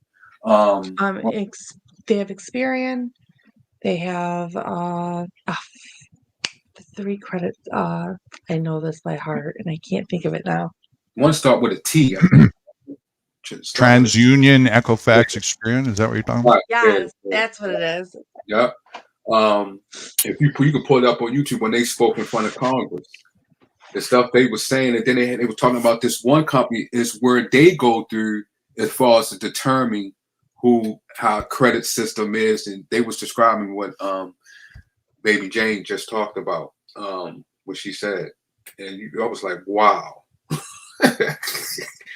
Well, and they do it in ways because they watch what website you go to, what how many times you click an ad. All of that goes into, as far as you try to go get a car, you try to go look at a house. All of that goes into as far as your credit score. Yeah. You go on Indeed, you're looking for a job, you want to link it to your Google account. So this way they can see what you're looking at and what your opinions are and your interests are. How obedient you are. Your medical field as well. We'll get into that. Yeah. How useful of a slave you are. Right. Until they're ready to dispose of you. Yeah, and if people want that, they can have it. I don't want it. I'm getting out of it. You would think, as bizarre as it sounds, that it would be ridiculous. But millions and billions are so excited about it. You're kidding me. No, I'm not kidding you. And they're so ready to jump and embrace it, just like they were the jabby dude. It's like, until it's at their doorstep, until they're being questioned, until they can't get approved for things and they're being shut down. Then it's not going to be so fun. Well, then by that time it'll be too late for them. They'll be too late. They'll be so addicted and conditioned, and it'll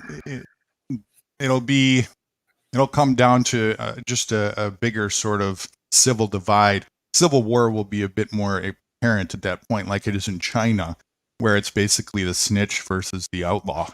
All the snitches are looking to make a buck on snapping photos of people who want to think for themselves and making money doing so.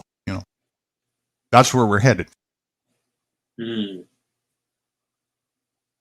they got a law right now in Michigan starting this spring, coming up that they see anybody doing something wrong, you snitch on, you get paid for it.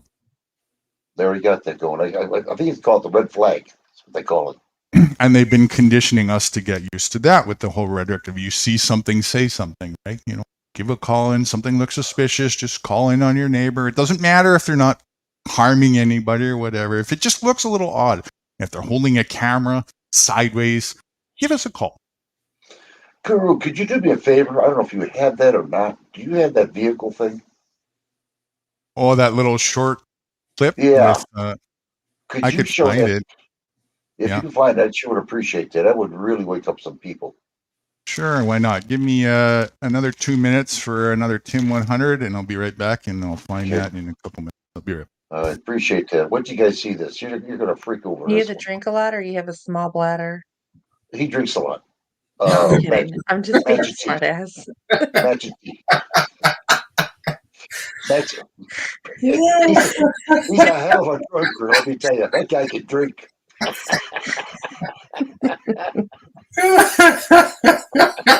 You see, you can't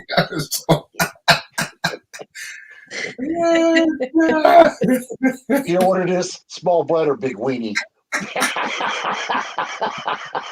Okay. Oh my goodness.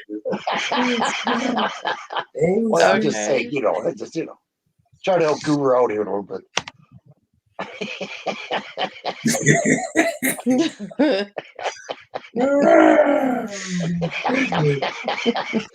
Are you guys getting a visual on this? No, I'm not. No, I am not. No. I'm gonna let you and him handle that. You and Guru handle that. There's a special bond there. I don't know. What did I miss? What I'm did I miss? Let me in. I'm glad I am under Baby Jane.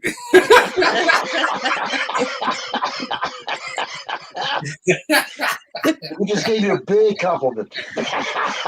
You're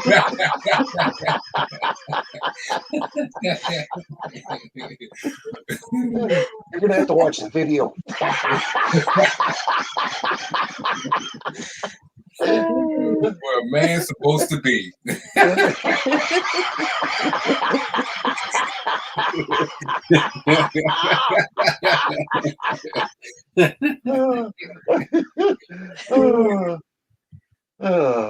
All we can say is, Guru, you're the man.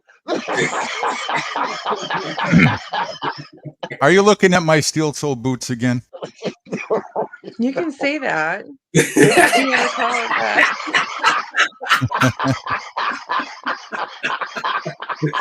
You can say that.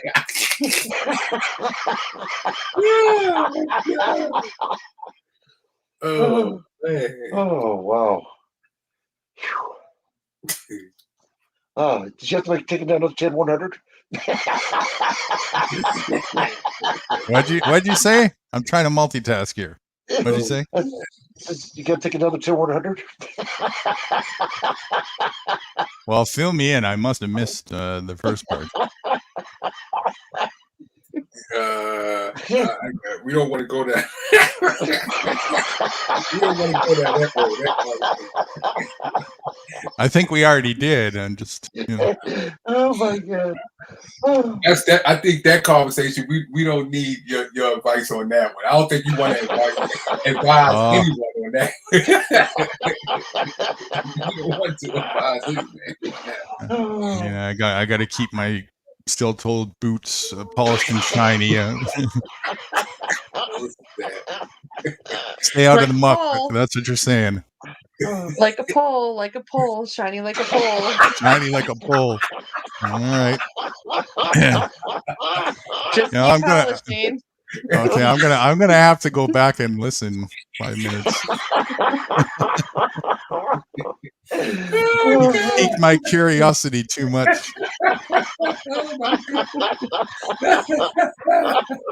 You're not gonna fill me in. I have my ways. Come on. I hate to tell you, we're taking this thing down when I get done.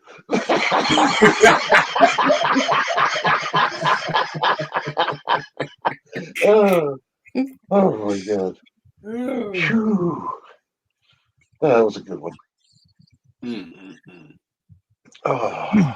Now I just got to remember what the hell to put in to find that short clip. Well, everybody, it was nice talking to you. Goodbye.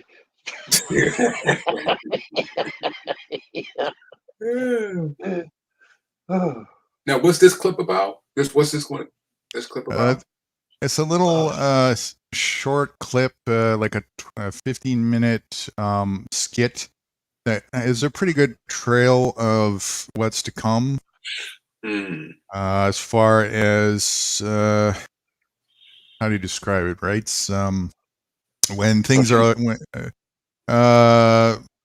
when things are a little more communistic, let's put it that way. Now that I've been educated about kind of the general thesis of what communism kind of means.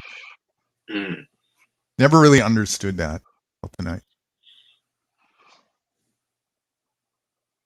I will find this. Bear with me though. Talk amongst yourselves though. It might take me a minute or two to relocate. It's been a while. I can't remember what it was titled. Yeah, that was a heck of a. That was the first thing that Guru. Well, close to the first thing Guru showed me, and I couldn't believe it. And it's coming true today. It is coming true today. Mm. And I am like, wow, I can't believe this.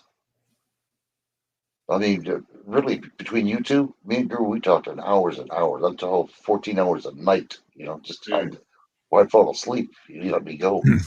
Yeah, I it was really crashed 32, but 14 by his recollection. Golly.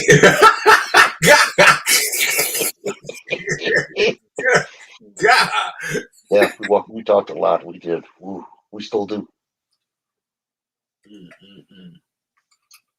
My wife actually thought I was dead one time. She had to wake me up. You okay? You all right? Oh, snap. Yeah. I wouldn't move. I didn't move at all. I was so damn tired.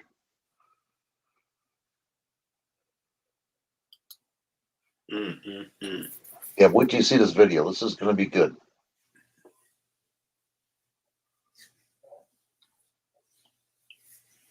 And you're having a test on this tomorrow too, Ben Eric. So. Oh, well, then I'm going to fail. I'll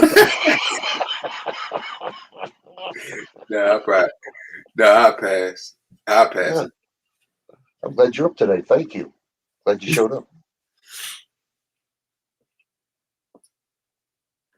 Yeah, usually on weekends I'm up because I don't have to give workout to my son. He just come down, just get some work in the morning, and then he just go and do it up in his room. Well, do me a favor. You buy an island. Tell me. I'll buy half of it. We'll just live together. How are you going to afford that? Ain't I making money on this?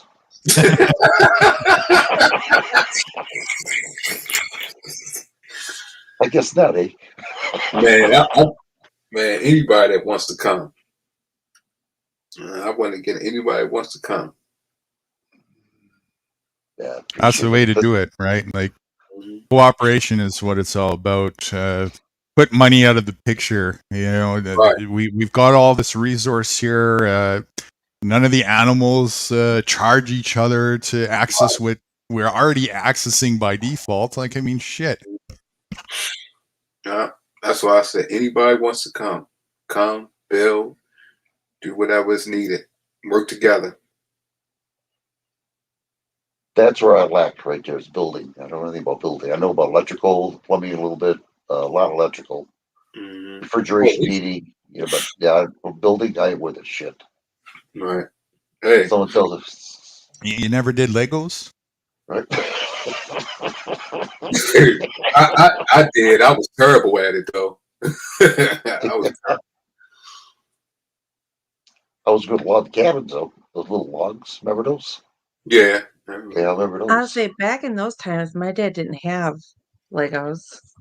He had like sticks, cans. Oh, okay. No, I'm kidding. I'm kidding. I was like, wait a minute, sticks? You put sticks together in cans? Okay, well, I can see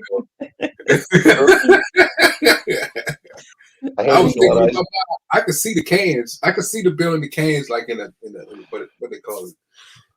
In a kick the can. Yeah, try. You know how many popsicle sticks I had to eat? Wow. What? What? Oh my goodness. See, this is the conversation that you know, my daughter, when she's special, I used to give her a pine float. You know what that is, right? No, what's that? That's a toothpick for water. Toothpick with water? Yeah, pine float. In water. Oh, in water. Oh, okay. Mm-hmm. Pine float. Oh, okay. He's just kidding. He didn't do that. No, I just gave her a toothpick.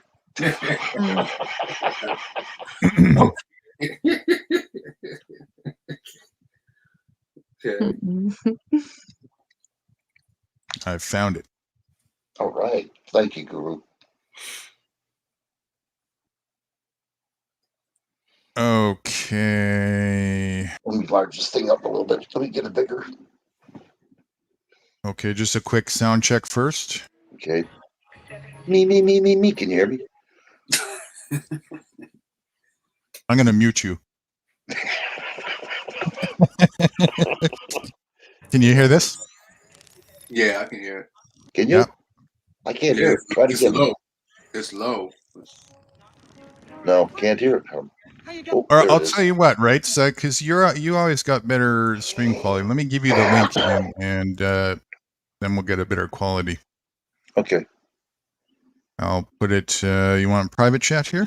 Yeah, please. Okay. I'll do my magic here. Yeah. Self I will off say there. this though, going back to the earlier conversation or the earlier question that you asked about Neuralink, Mm-hmm. and if we're prepared, I need to get prepared again. Mm-hmm. And what do I feel about it? Not good. Well, like I told you. What ask this. If it was needed to save a relative life, would you go? Would you allow it to be done? No. If it was needed to what? Say again. If it was needed to save a relative life, would you go use it? Nope. Nope. Not at all. Mm-hmm. Can you see? Yeah, you see it. Out of all the things going on, apocalyptics wise, or end of the world wise, or whatnot, the genocide and the CBDC stuff, the Jabidoos, and so on and so forth. There's only one out of all of them that concerns me, and that's living amongst machines, living amongst robots. That's right. That's what I have. Because the only way to mitigate that is to make your own to defend yourself against them, and that's a learning curve that I better get on because I know it's coming. Exactly. Okay, you guys ready? Ready? Is this thing big enough, or isn't it? You see it? Who are you asking? Any? I see a black string. Okay, here we go then. Tell me if you can hear it first. Yeah, can you hear it? Mm-hmm. Okay, it's up. Okay, it's all the way up. Here we go.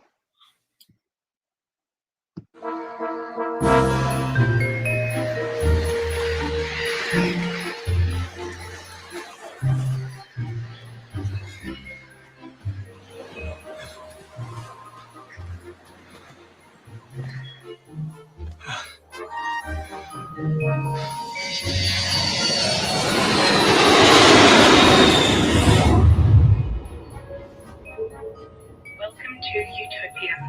Citizen departures 676. Citizen arrival. Frankie, how you going? 15 years. Great to see you, Frank. Welcome home, Jack. Courtesy note. All fines must be paid before check-in. Thank you. Have a nice day.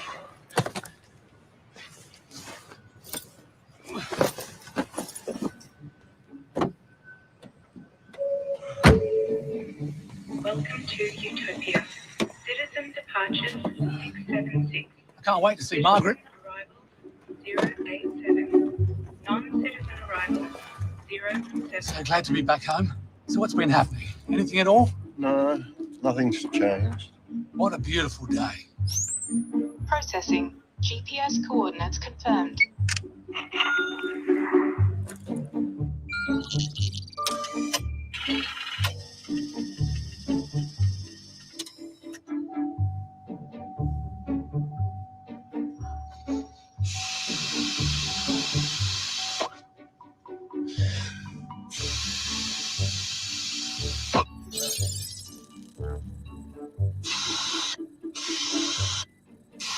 What on earth are you doing? I'm starting the car. What do you think I'm doing?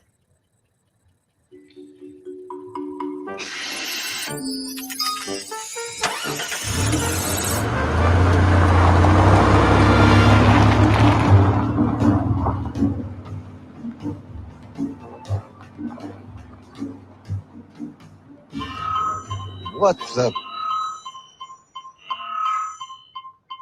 Did you throw out any rubbish? No, of course not.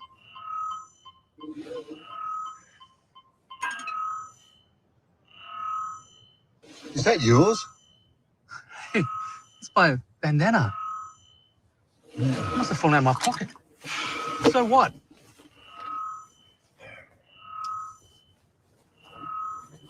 What are you doing? I'm looking for a credit card. Credit card? What for?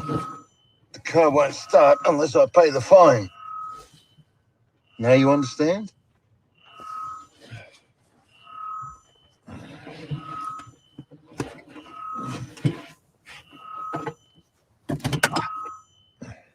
How about this one? It's Margaret's. The car's in my name.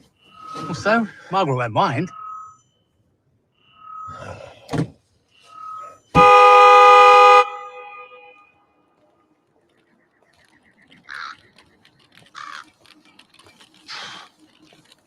Can't believe we're walking. You live an hour away, Frank. Anyway, who fined you? I didn't see any cops. There are no cops. Anyone can find you. Gee, things have changed a bit. We hardly noticed. Margaret, Frank, have you seen my credit card? you left it in my car. That's great.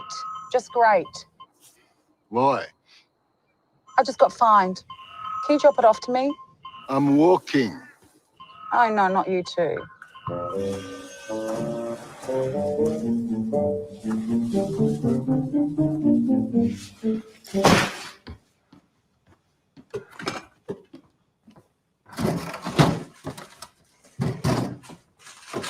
What are you looking for?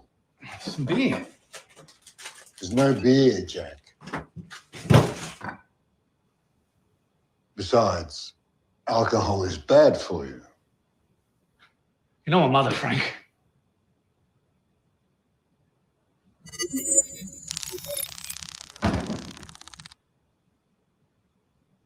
Is that a camera?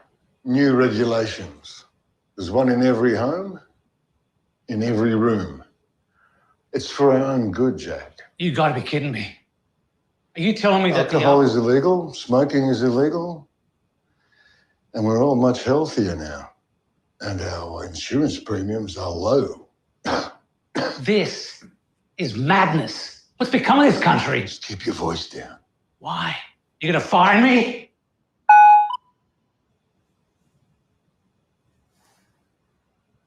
Did I just get fined?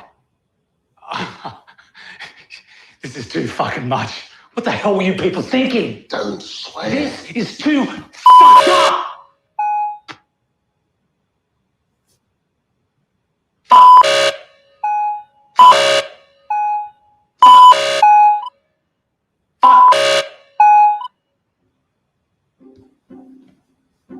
Your government, fucked up. Your rules are fucked up. You're all fucked up! Have you finished?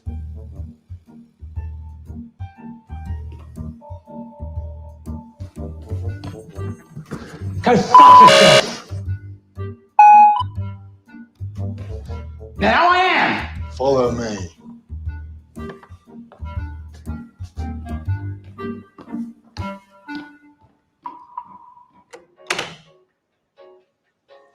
Hey.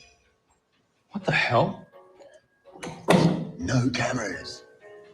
No fines. Take a seat.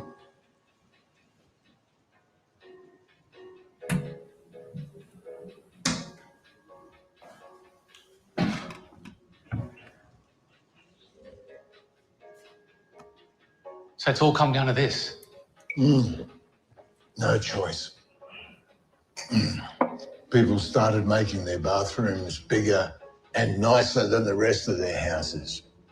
But the government and council caught on fast and set limits to the size you can build your bathroom. Is there anything you don't get fined for? I'll have to think about that one.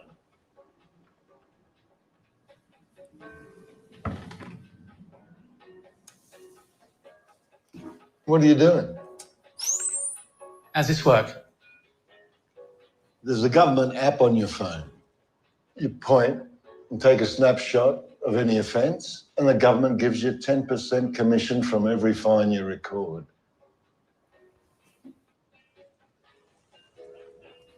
I can't live like this. Sure you can. We're creatures of habit. You'll get used to it. Here, have some food. I don't need in bathrooms.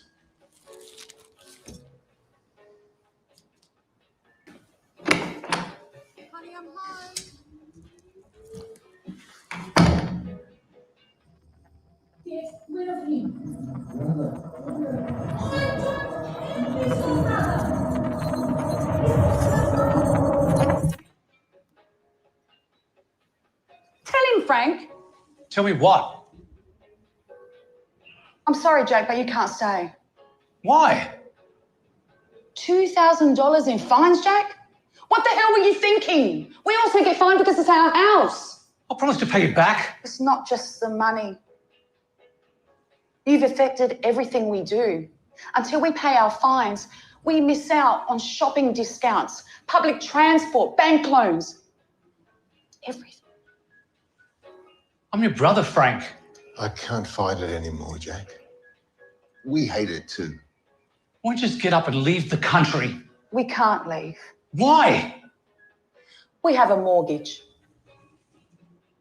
Any debts, big or small, you can't travel outside the country. Simple as that. All the changes started happening slowly after you left. I did the protests, but teenagers and hippies on the streets aren't convincing enough. Can't blame the people. When your belly's empty, you swallow anything they shove down your throat. Artists were supposed to turn a mirror on society, but instead most of them turned the mirror on themselves. And it became a selfie. Most writers, artists, poets sold out, too scared to challenge in case they lost a corporate sponsor or some government grant.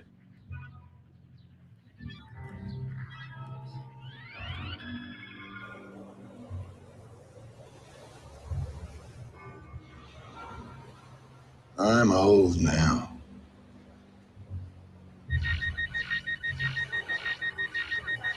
I'm tired now. I've done my fighting.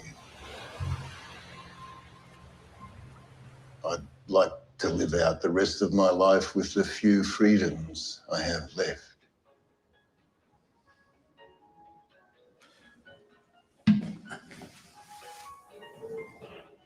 I'll leave in the morning. Jack, just some advice. If you help anyone with a red wristband, you get fined too. But whatever you do, never ever pay for anyone else's fine.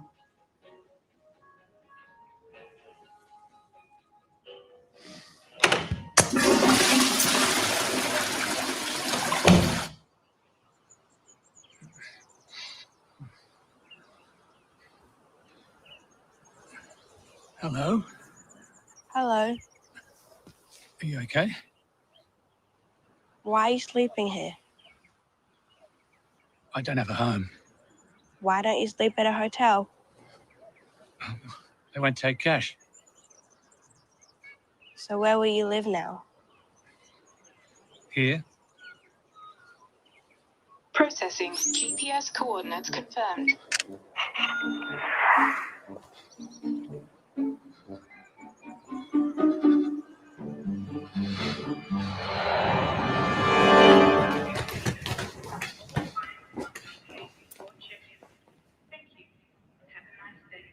Margaret, Nice to Ticket, sir. see you. Sir, your ticket and passport, please.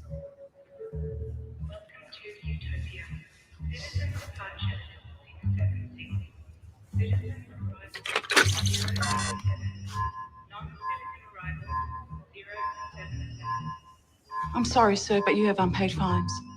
Margaret, please, look, I'll pay them another time. I've got to get out of here. Sir, in order for your check-in to proceed, you need to pay the outstanding fines. Why are you doing this? How much? $2,000, your credit card, please. I don't have a credit card. I've only got cash. We can't accept cash. Margaret, please, press some button. I beg you, fix this. I've got to get out of this country. Please. Please move away from the counter. If you do not move, I will have to fine you. I don't care anymore.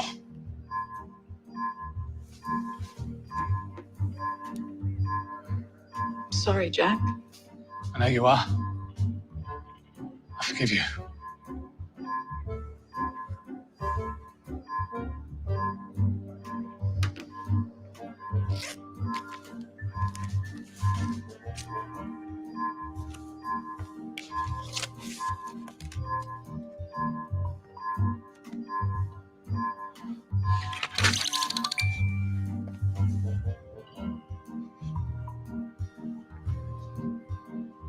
Have a safe flight, sir.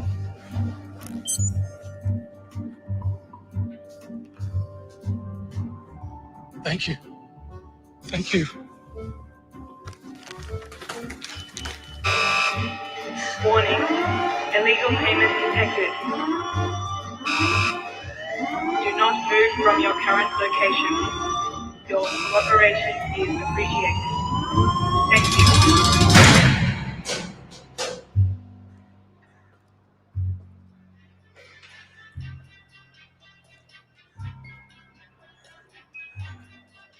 Can I ask you a question? Why are you always smiling? Because I'm free.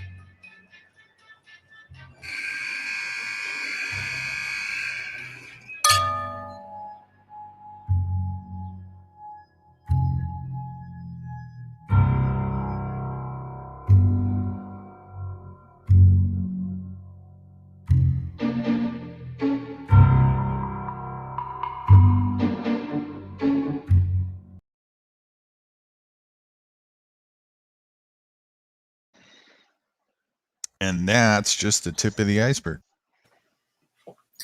Man, that's living in a world within the world, within the world, within the world.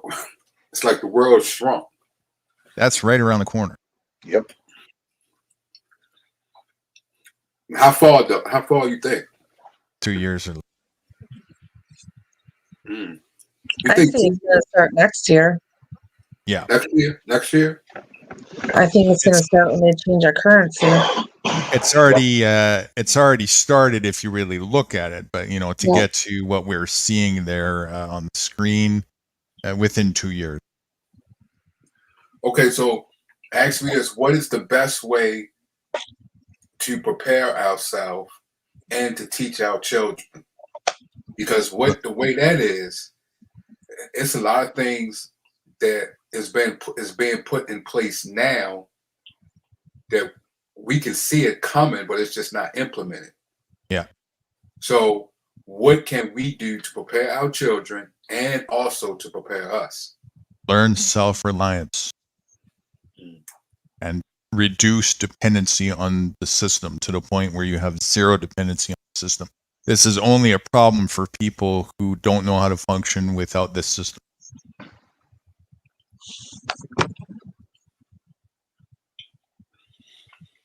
This is why our younger generation are being indoctrinated like this right now. The younger generation, I feel, are already starting, they're already becoming prepared. If you go to a public school system, you can tell by the way they act, the way they speak, things that they point out. That's what the school system is for. It's to I can school see it people. with Mhm. my nieces and nephews. So Yeah. It's a preparation for propagating the narrative and the agenda. mhm. Well, what do you tell your nieces and nephew's baby Jane? What do you tell them? Or you just let them just proceed in what they're doing, or you give some type of advice, prophetic advice, because you know what's coming and what's about to happen? I tell them honestly that what the school system is teaching them is garbage. Mhm. And that what they're teaching is hate and division, Mhm. and that there is more to life. I know that they're your teachers and you have to listen, but what they're teaching you is more. There's no morals in it. It's wrong, Mhm. and then as you start getting into the Bible a bit, and they roll their eyes, and how You they're just, can't yeah. you can't educate. Here, let me put it this way. Somebody who doesn't want to learn how to play the violin, Mhm. you should have no interest in trying to make them learn the violin, No, right? that's not always true, because these kids are young and they're trying to manipulate young minds. And if you can steer them in the right direction, and if there's something that they see, hopefully they remember the conversation that I had with them. Oh, absolutely. Absolutely. I'm not talking to, that's different. Always tell the truth and plant truth seeds. What I'm talking about is steering a person into the direction of what Eric was saying earlier. What direction do you go? And most people aren't going to want to go in this direction, but it's the direction of self-reliance. As Lady Jane was just saying a minute ago, most people are just going to roll their eyes at the thought. Those people have already made their choice. So unfortunately, it's a sad reality. Most people are just like in Nazi Germany, they're going to walk right into the gas chamber, embracing, right? These were the people that I was telling you about. I talked to the mother, and we showed her that. What was it? God, I can't think of the name of it now. Son of a, it's a brain fart again. The Covenant. Remember that film? The video, The Covenant. The Covenant. Yeah, it's called The Covenant, and she looked at that. Didn't even phase her. Didn't even care. This is they're all material and they don't care. Yeah. You can only teach the interested and the willing, right? You can't educate somebody who doesn't want to be educated. Well, I dropped it right then and there. She gave me back the phone number. She never said a word, and I never said a word after that. And you did the right thing. That's the qualify for interest part, right? So you qualify for interest. They're either interested or not, in or out, right? I mean, And it was move a on. good thing. Yeah, I even showed my my primary care physician at VA. She felt shit when she said that. She said, man, you didn't know what to say. So that means I see what you're saying.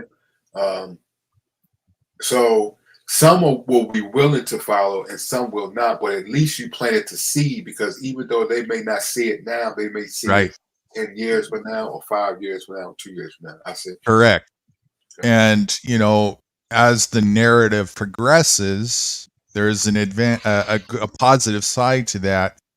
As the more it progresses, the more obvious it becomes to people, the more they have to actually confront it. The only thing, which is too bad for them, is the further it progresses, the more of a pickle they're in from getting out of it, but that was their choice. There's nothing you can do about that. But yes, always tell the truth. Always plant because as long as somebody is breathing, there's always a chance they might take an interest in it somewhere down the line, But even with like what Baby Jane was saying to her nieces and nephews, and even though they may roll their eyes, they still going to see what she is saying when they get to a certain age, when whatever happens may wake them up, and then they will remember what she said. Okay, I see that. Just hope it ain't too late though at the time. Have you ever seen The Covenant? Fun, Eric. Oh, The Covenant? I don't think so. The movie? Was it a movie? It's a video. I have it on my Let me show it. Okay, hold on. This is the one that Guru showed me, and I couldn't believe it. Let's see if I can find it right back here. Like one of my nephews right now, he's 30. I have many nieces and nephews. He's 30 and he remembers something that I told him when he was in his 20s. And he said I remember what you told me when I was in my 20s, and when you're in your 20s and when you're 30, you don't want what you're in your 20, what you wanted in your 20s. And when you're 40, you're not going to want the same thing in your 30s. And now he's starting to see that come to light, because things are turning around for him and he's starting to mature and grow, and things are just really starting to prosper for him. So, Mm-hmm. Also, I get it because sometimes our mind is not, I guess, mature enough to sometimes to receive adult education.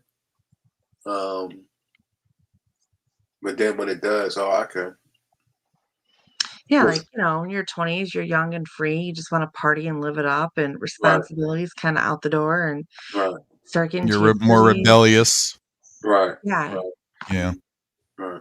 And then you get in your 30s, you start to mellow down, Mm-hmm.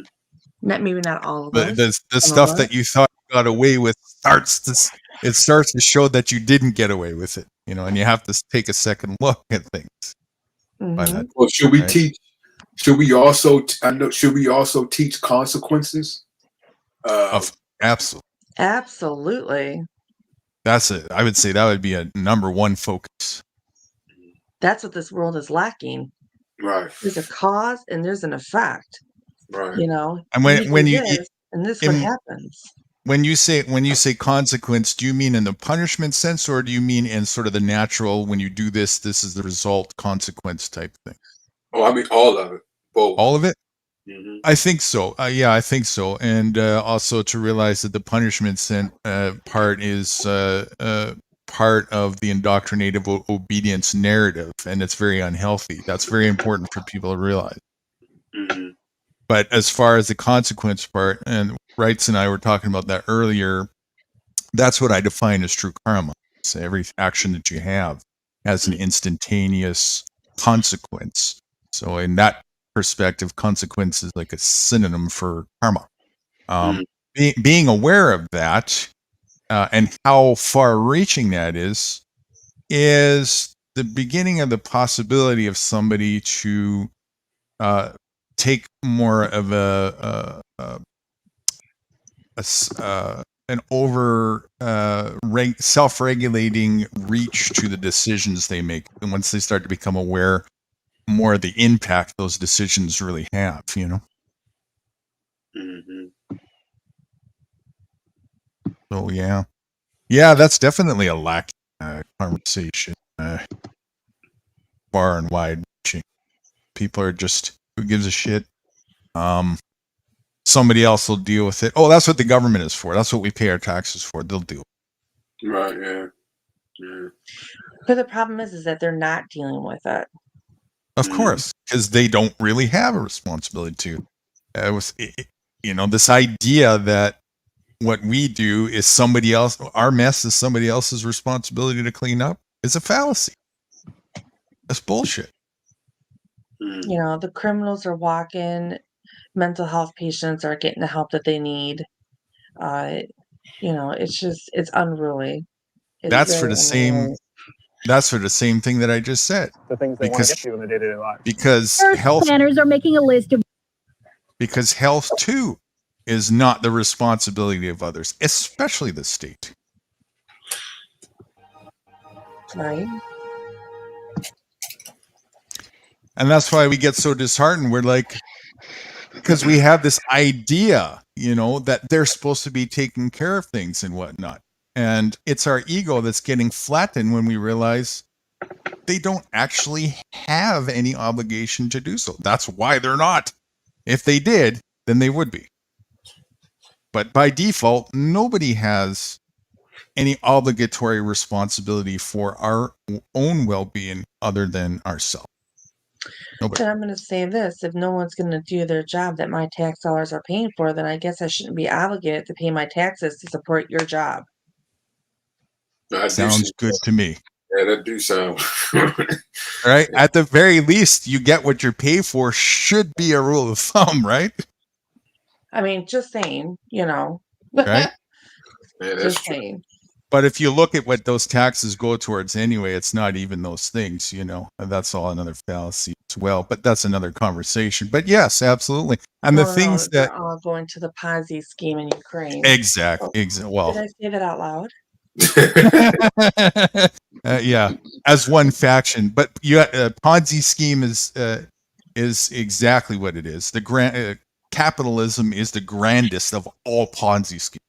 That's what it is, and the taxation part of it is the biggest part of perpetuating the Ponzi scheme. Mm-hmm.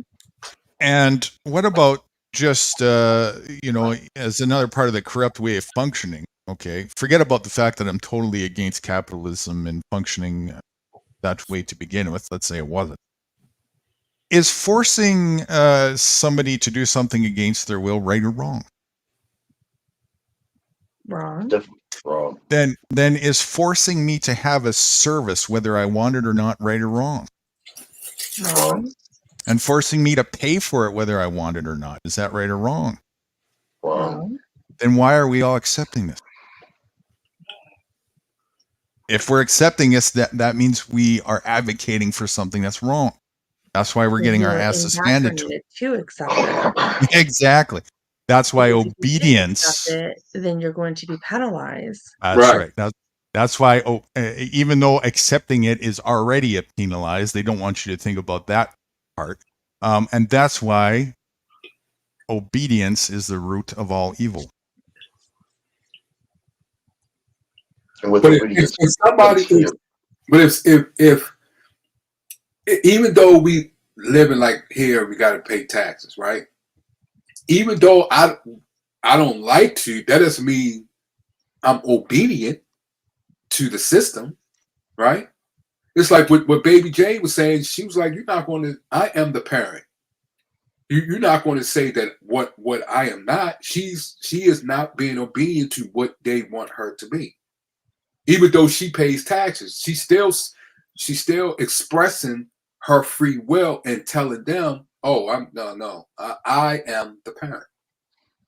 In that regard, but if you're paying taxes, then in that regard, then you're being obedient.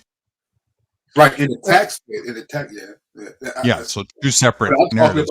I'm talking about even though, like she said, even though I'm paying it, I'm still not cooperating as expressing my free will.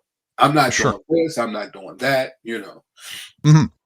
Yeah, there's different factions and functionalities as to the moving parts of the machine. Right. So certainly you can have a cooperation with some and be disobedient to others and whatnot. And my like yourself. Stance. You right. You like yourself. You say that you go, you see land, you go, and you that's right. Your free will. That's right. Now at the same time, I have Starlink, so I'm still using a form of monetary system to function there. Exactly. Right. Okay. So I'm still participating that way. Now, one big difference. If all that goes to the wayside tomorrow, I'm totally fine because I know how to function without any of that. So I'm not dependent on that. And most of my reason for participating at all at this point is to propagate the message to people who don't know how to function without it, how to do exactly that.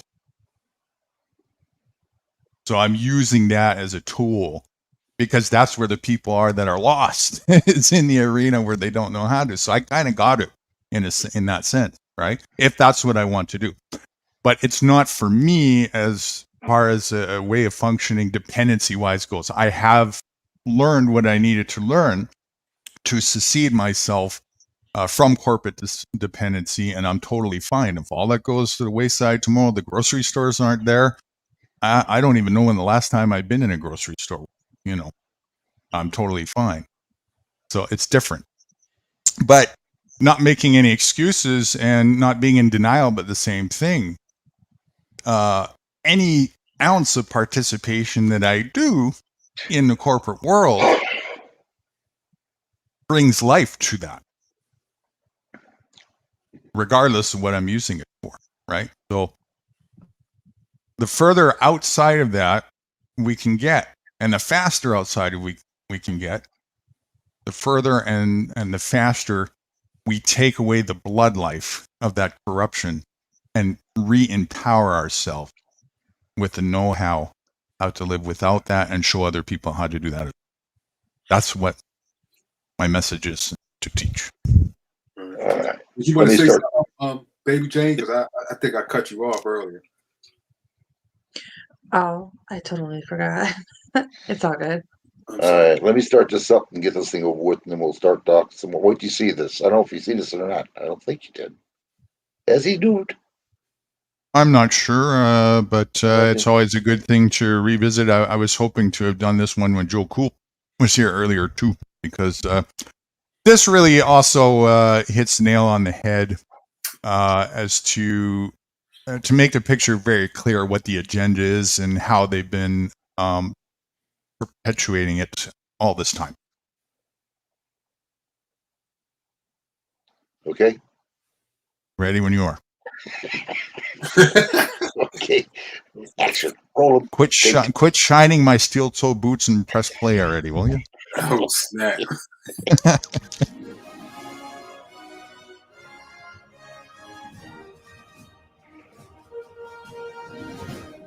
Urban planning model is new, but city planners told our Sarah Shookman the time is now to tap into federal dollars to address some of Cleveland's deeper problems. Imagine a Cleveland where everything you need is less than 15 minutes away. It's this ideal planning framework where human needs and desires are accessible within a 15-minute walk, bicycle ride, or transit trip.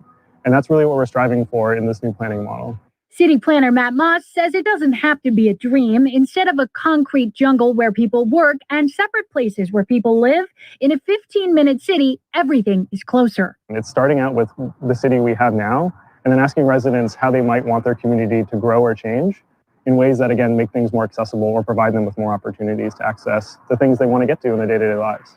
First, planners are making a list of what's there, things like grocery stores, parks, schools, but also workplaces. In some neighborhoods, it's more quality that's lacking due to busted sidewalks or lack of bike lanes or bus stops.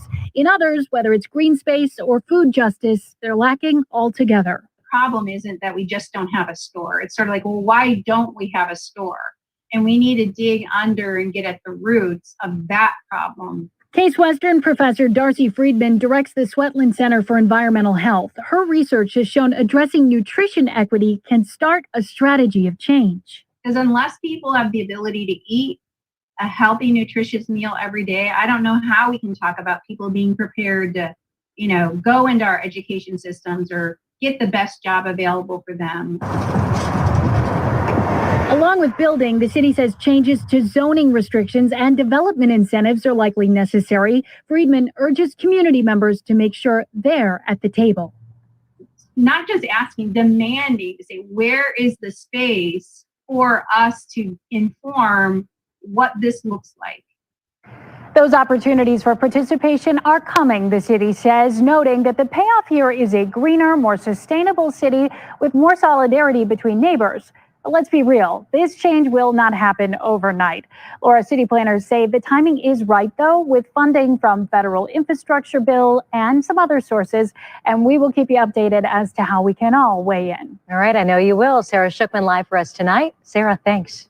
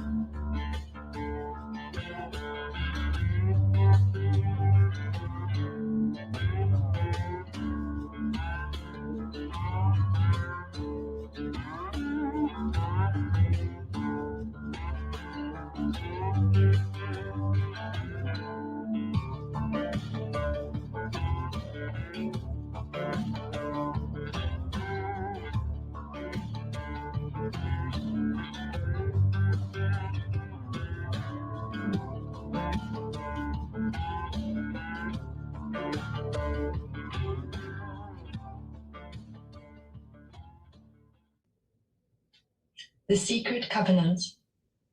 An illusion it will be, so large, so vast, it will escape their perception.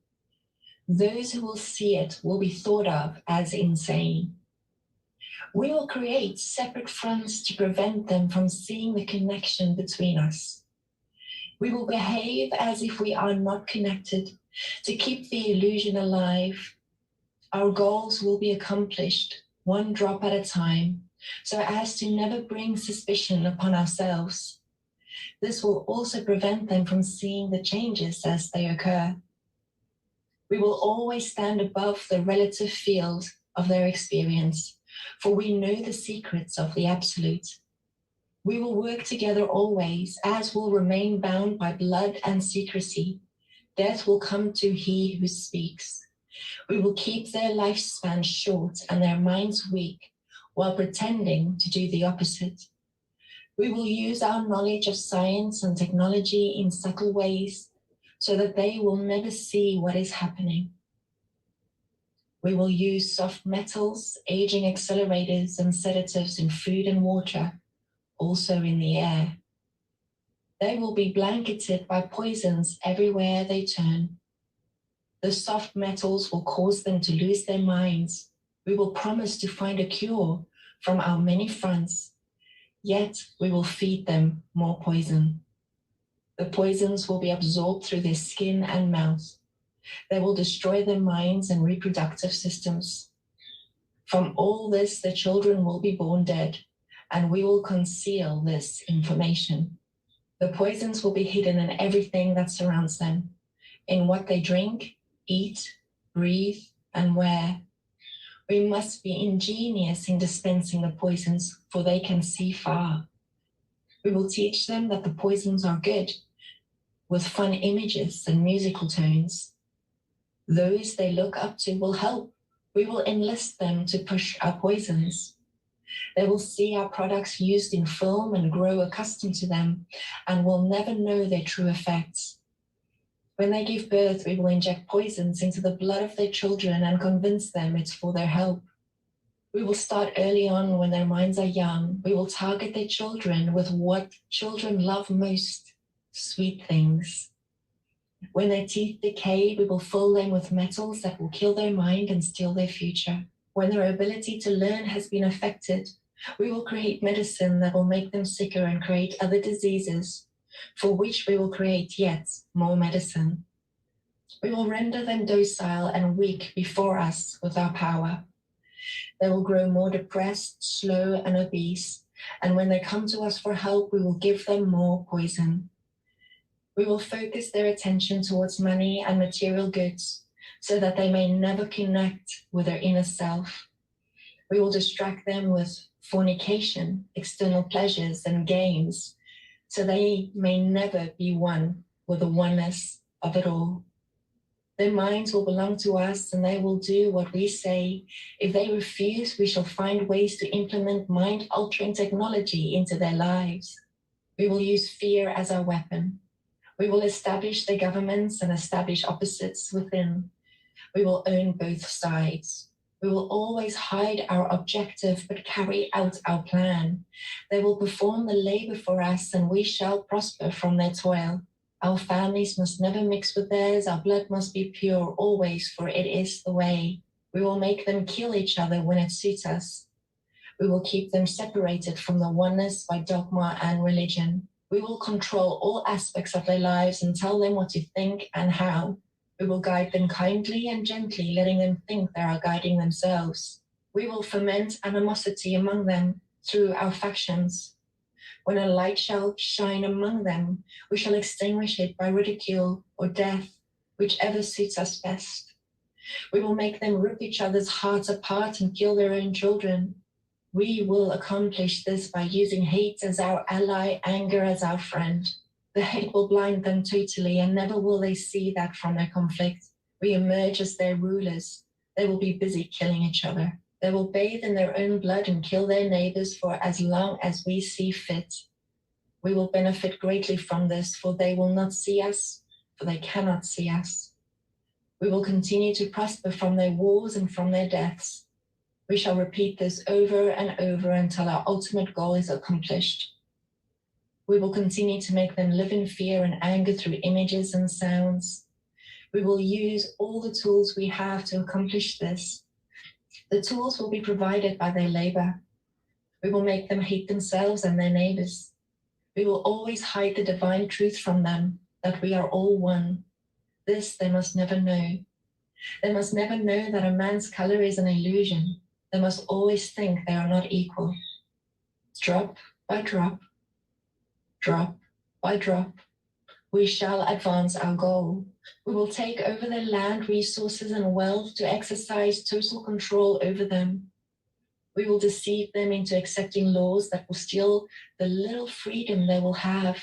We will establish a money system that will imprison them forever, keeping them and their children in debt.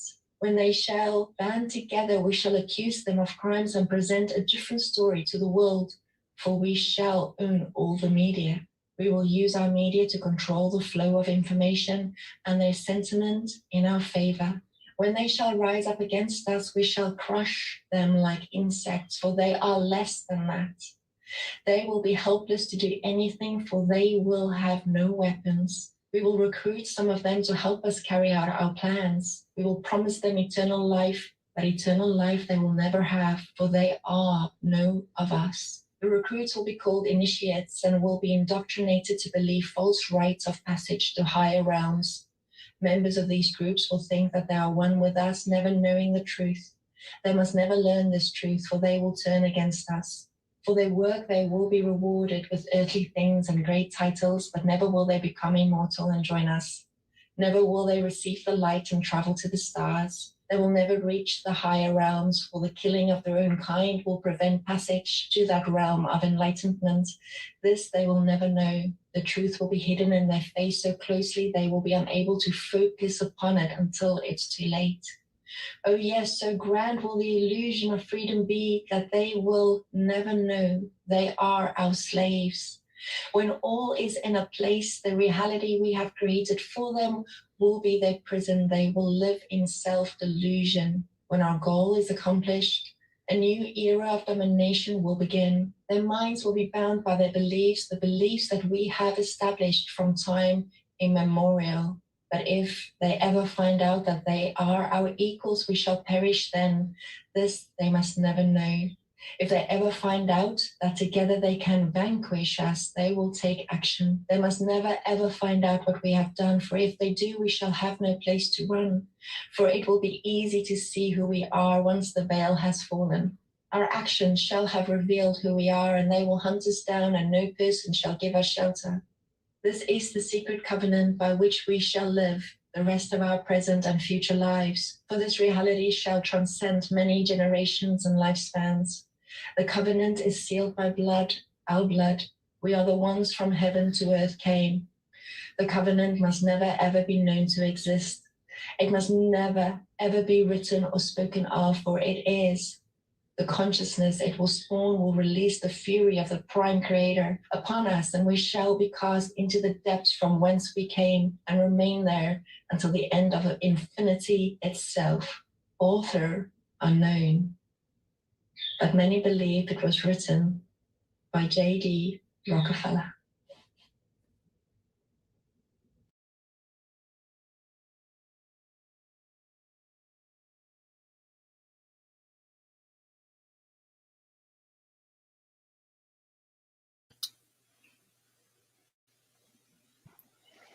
I rest my case.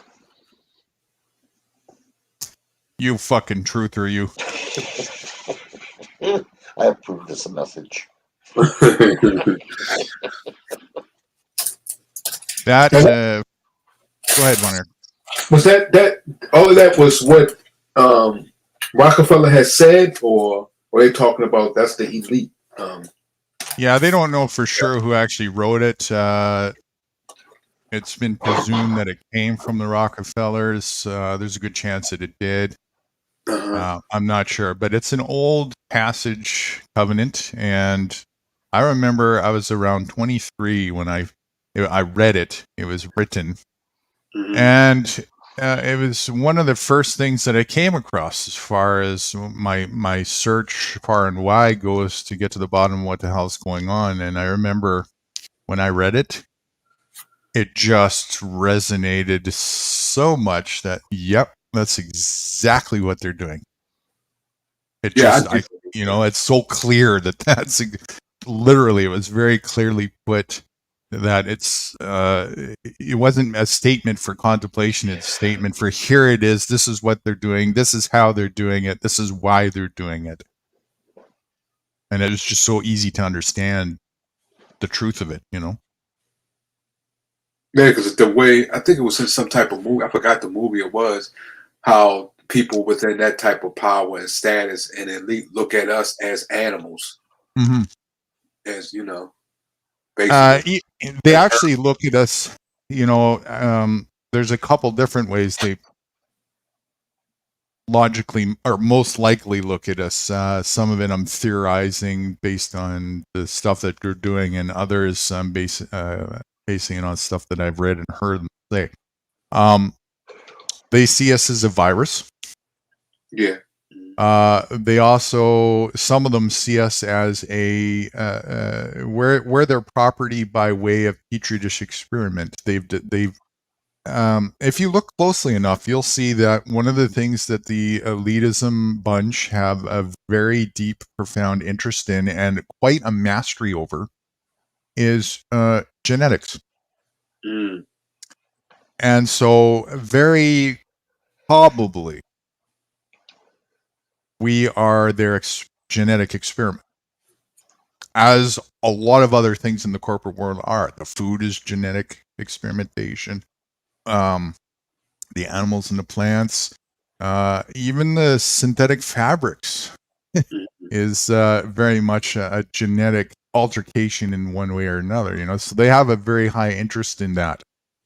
And I think that, again, back to what I was saying earlier, either they've concluded this round of experiment, and so it's just time for us to be put to rest so that they can get on with their next set of experiments. Or they just know that in this cycle law of nature, you can only go so far in an experiment where it'll go astray on you just by default. Like there's a certain threshold in nature at some point that if you let go too long, it'll start to become aware of what you're doing. And I think it's all of the above. So I think that's why they've got, they're doing what they're doing now to get rid of that problem, as well as to clear the pathway for whatever their next objectives are. Robots.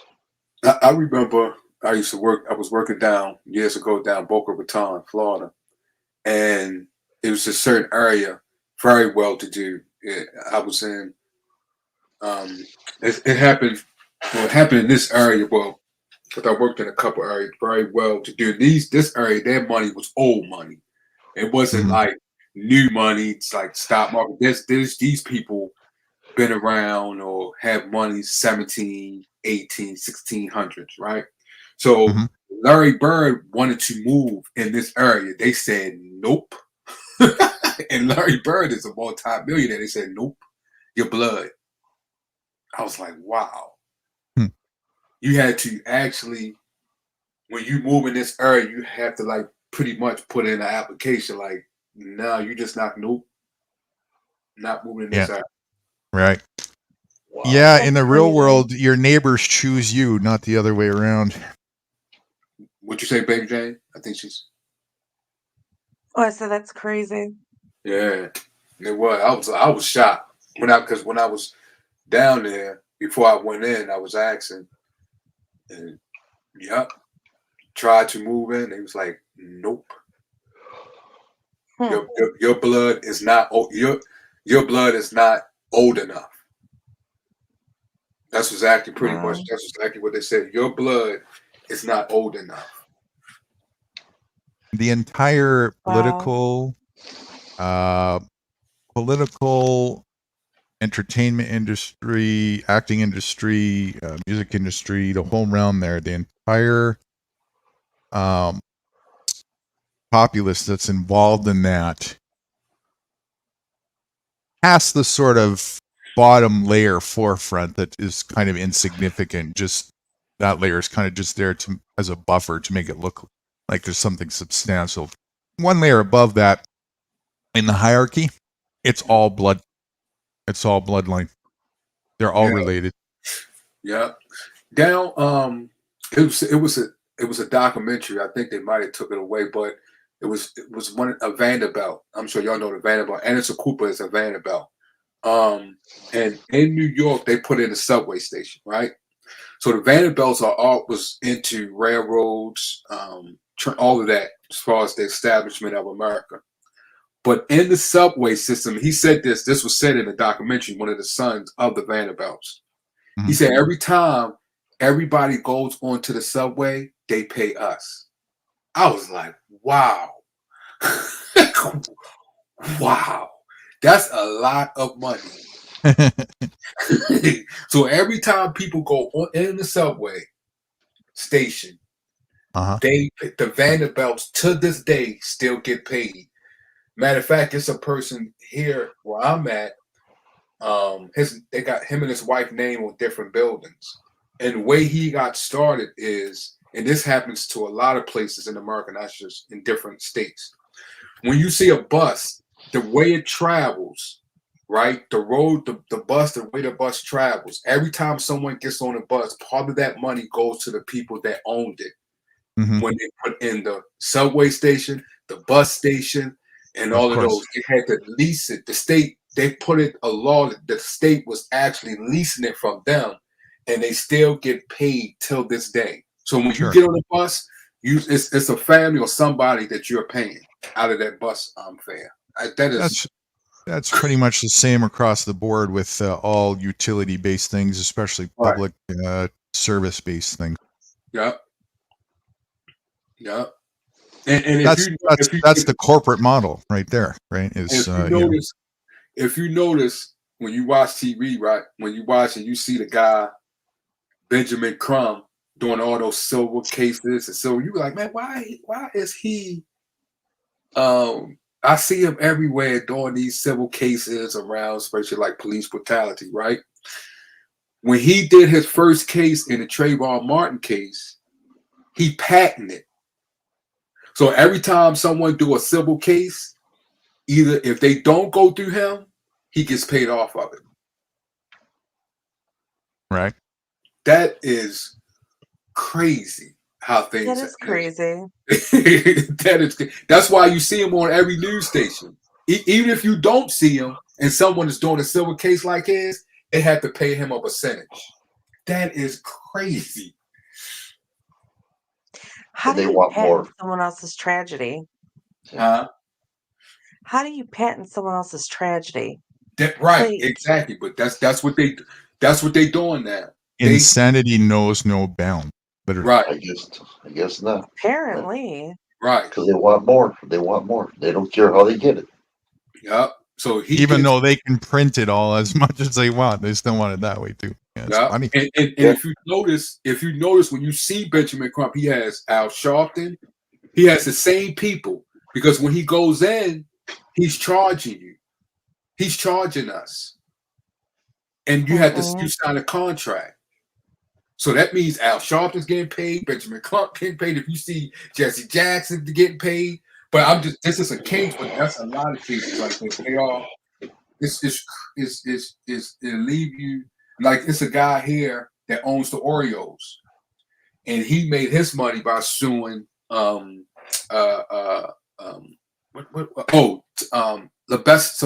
asbestos in people's homes, the lead and stuff like that. And he had his case patent. When he won it, he had a patent. So every time someone goes to court and suing about asbestos, he gets a percentage. Mm-mm. Yeah. And he runs the Oreo, you said? He owns cookies? Oreo. Yeah, he owns the Oreo. I don't even buy them anymore. After I found out how bad they are. Whoa. No, I think he means the baseball team did. Yeah. Oh, the Boston Oreos. Oh, okay, Boston. Okay. No, Baltimore Oreo. Baltimore. I'm sorry. Okay. That's close. I had to be in it.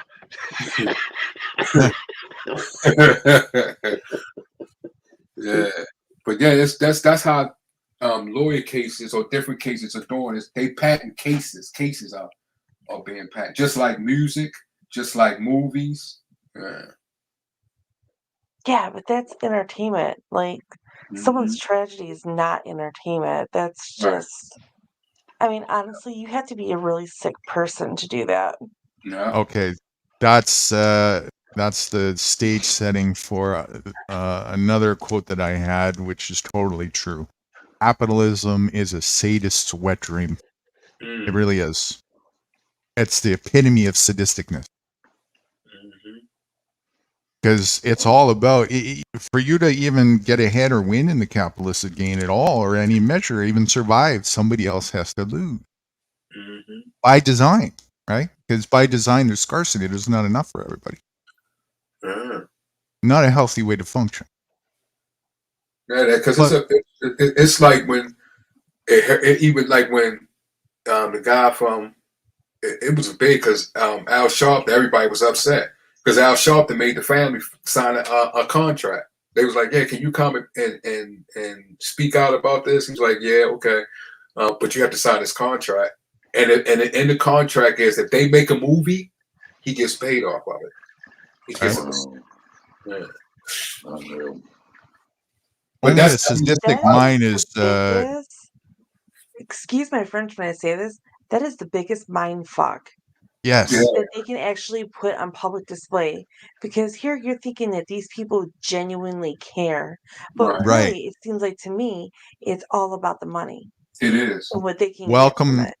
Welcome to PSYOP 101. That's what it's all about. It's the capitalistic corporate world, and the government is the biggest troll on humanity. Foundations, you see like the different foundations work the same way. It's just out to get money. They put money into it to get the money back and some. Right. Like that's why you see so many the Rockefellers, the Vanderbilts that sits on college boards, because they lend money to the colleges and then they wait for their money to come down from the federal government. That's true. Well, actually, they have the biggest share stakes in the Federal Reserve, so that's where their control hold is on it. They actually, a lot of people don't realize this, but they write the textbooks. Right. Yeah, that's a lot of them do. And not just in English. Right. And not just for North America, United States, Canada. A good majority of the nations, right? It's right across the board. They write them all. Yeah. You know what cracks me up is when these people die, like Diane Frankenstein, I call her. She made $220 million. Is her net worth is, and yet when they advertise her on TV when she died, you got to feel sorry for her. She was the best thing ever.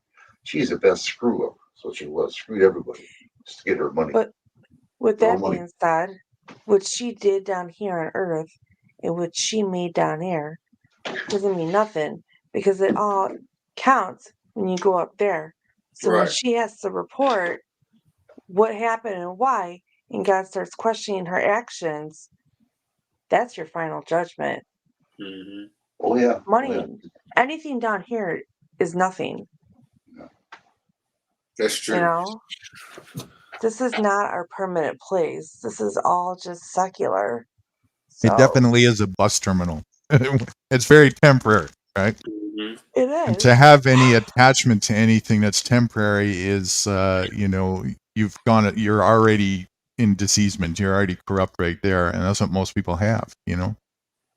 Most people are very much attached to the superficiality of materialism, and that being the only way to function. And instead of being in the flow, the free flow of just being and enjoying life for what it is, as it is, and seeing it and let it unfold to you what it is on its own. Yeah, because she was addicted. I mean, she's 90 years old. She's still wheeling in the wheelchair to go place a vote. I'm like, man, shouldn't you have retired years ago? That's addiction. That is. Well, is she really running it though? Is it addiction? Oh, I'm Huh? sorry. Go ahead. Go ahead. I'm sorry. Go ahead. I thought that. Do you don't think it's an addiction, or you think it's the reason why? The reason why I said it's addiction because I feel though that she couldn't give it up. You It's know, just the power. She yeah, couldn't give up the power and control, right. which, yeah, I guess you're right. It's addiction. You're right. Absolutely is addiction. Hmm. You know, the entire corporate arena from top to bottom is a vice for sadists. But with that being said, if you can barely hold your head up and make a decision, I mean, do you honestly feel like that these people should be casting votes? I mean, hell, our president can barely walk up a stair. So, I mean, or get out a full sentence, As you can you know? see, its importance and relevance is zero. It Right. functions and does it anyway. Because they're not actually the ones making any decisions anyway. They're just the teleprompter spokesperson doing as they're told. They're Muppets. Yeah, especially when they get to that certain age. They make Yeah, absolutely no decisions. It just looks like that on TV so that the public thinks that, right? So that they actually think that their vote counts for something. Well, I mean, but the media has made that abundantly clear too when they show all the scripts that he's reading anyways. So, Yeah, I mean, that's been, they all do. And yeah. not just, in every political arena across the world, it's the same thing. They're all reading from a teleprompter what they've been handed as a script. And that script has been written from people that we don't know. We don't know who they are. I know who some of them are, but as far as the public exposure goes, you don't see them.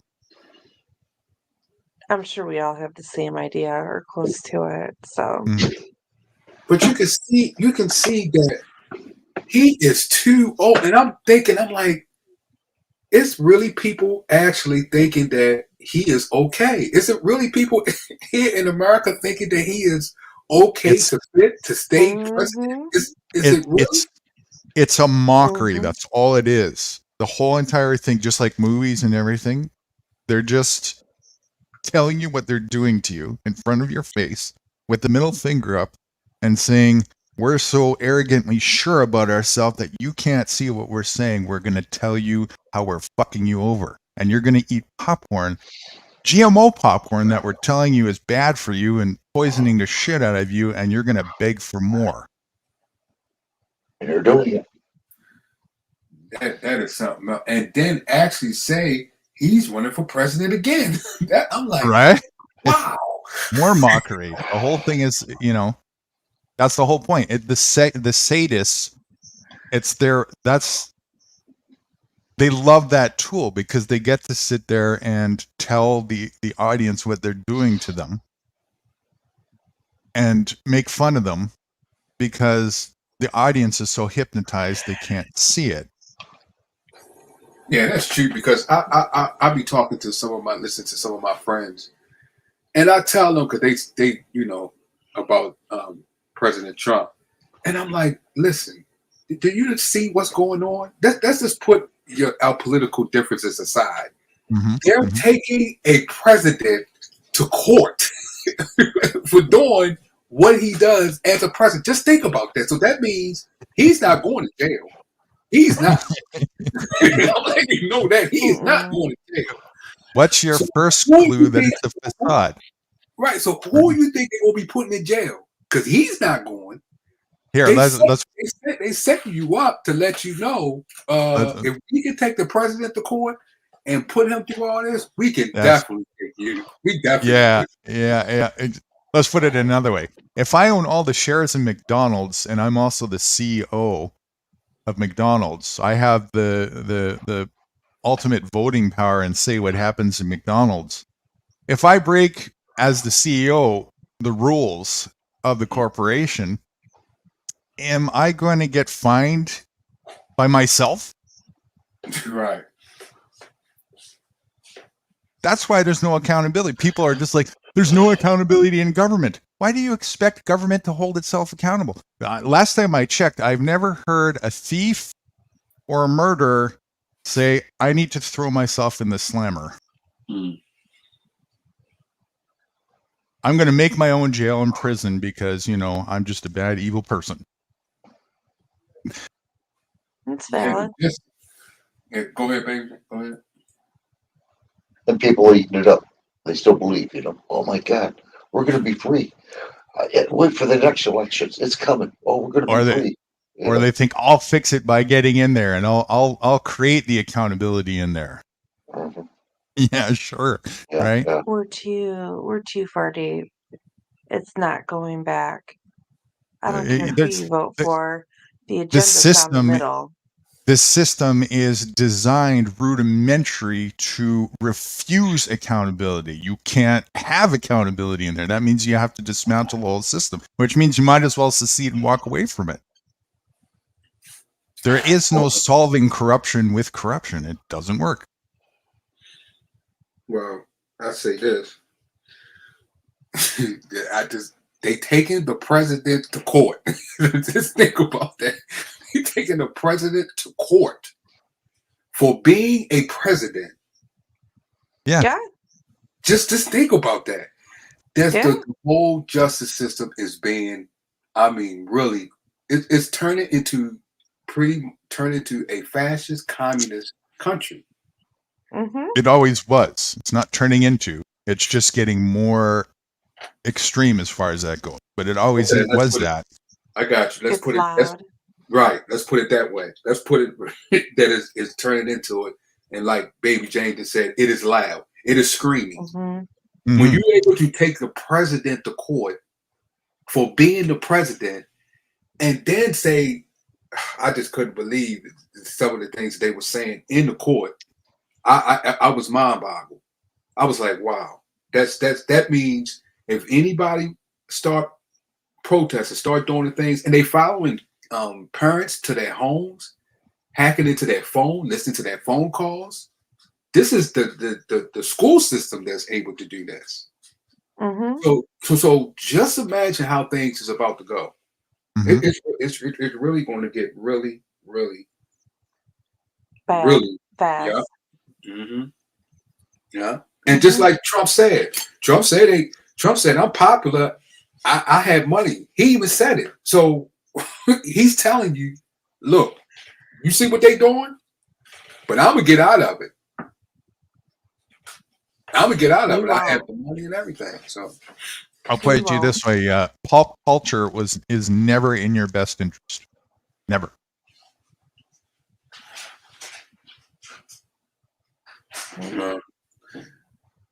I think I think some people are looking at just part of the picture instead of looking at the total picture, because it's really about to get really bad. Mm-hmm. Oh yeah. Oh yeah, a lot of people who think they've got it right. They think, "Oh, I know what's going on." No. As soon as you think that, that's your first clue that you don't. as soon as you think you got the whole picture, you know, right away. Yeah. And most people really woke is a real pandemic. Let's put it that way. Wokeism, right? People who think they're on the awake train or whatever. Yeah, they're not. Yeah, they all over the map. Right. They only see part of the picture. They don't see the total. It's like a big part of the indoctrination and a big successful part is also controlled opposition and what do you call that? Agent provocateuring in the whole 9 yards. Stage psyop opposition narratives that goes on all the time. All of it is a facade, top to bottom. It's a businessman here. He's passed now, but one thing that he said, an interview that he said, and they asked him, "Are you a Democrat or are you a Republican?" He said, "I'm both." He said, "It depends on the way my business will go." He said, "If my business will prosper, then I'll vote and put money in the Democrats. if my business will prosper this year with the Republicans, I'll put my money and vote for the Republicans. I was like, wow, you know what? He's on to something. I was like, wow. Mm-hmm. And they pretty much all work together to me. You're right. It's a wrestling show. Good cop, bad cop. Mm-hmm. Yep. Same team, right? Well, same club. Right. Different teams, but same, what do you call that? Same league. Friends. Like that. All friends. I do like Ron Paul, though. I ain't gonna lie. Now, if he ran, you know, that would have been interesting. That would have been interesting. But, right. you know, it's still, as much as it would loosen a lot of the grip hold reins, it's still advocating for a system, the corporate world and the monetary world, and you know the distractions, and nothing to do with true freedom and self-reliance. You know. Well, he would want to tear the whole system down because he said for it to well. I've never heard him say that. I've only heard him say he really wants to limit big government. He wants to, you know, he's more for the proper checks and balances that quote unquote the forefathers, you know, did install. Right. But I'm talking about before he came to where he's at. He's what you're saying. He was like, because you're right, because that's when he had to change that part of his political. What he thought politically agenda. I'm sorry, yeah, his political agenda. You're right when he said that limited government, but before then, he was saying the whole system needs to take place. Get rid of the Fed, and get rid of a lot of the government control entities. Yes, so he's for bringing back the gold standard and implementing more of a what do you call that? Austrian economic monetary system, and so on and so forth. Right. Which would be certainly. People kept saying that, you know what, that's too far fetched, and he was doing, and so that's when he started changing as far as less government, take this out, do this, right, things like that. Yeah. But even, like I said, even that though, that's what I'm saying. You know, even going back to the gold standard or whatever, it's a much more, again, freer, less tight-roped, free range, right? Like you gotta understand, there's a difference between free range and freedom, and they're the opposites.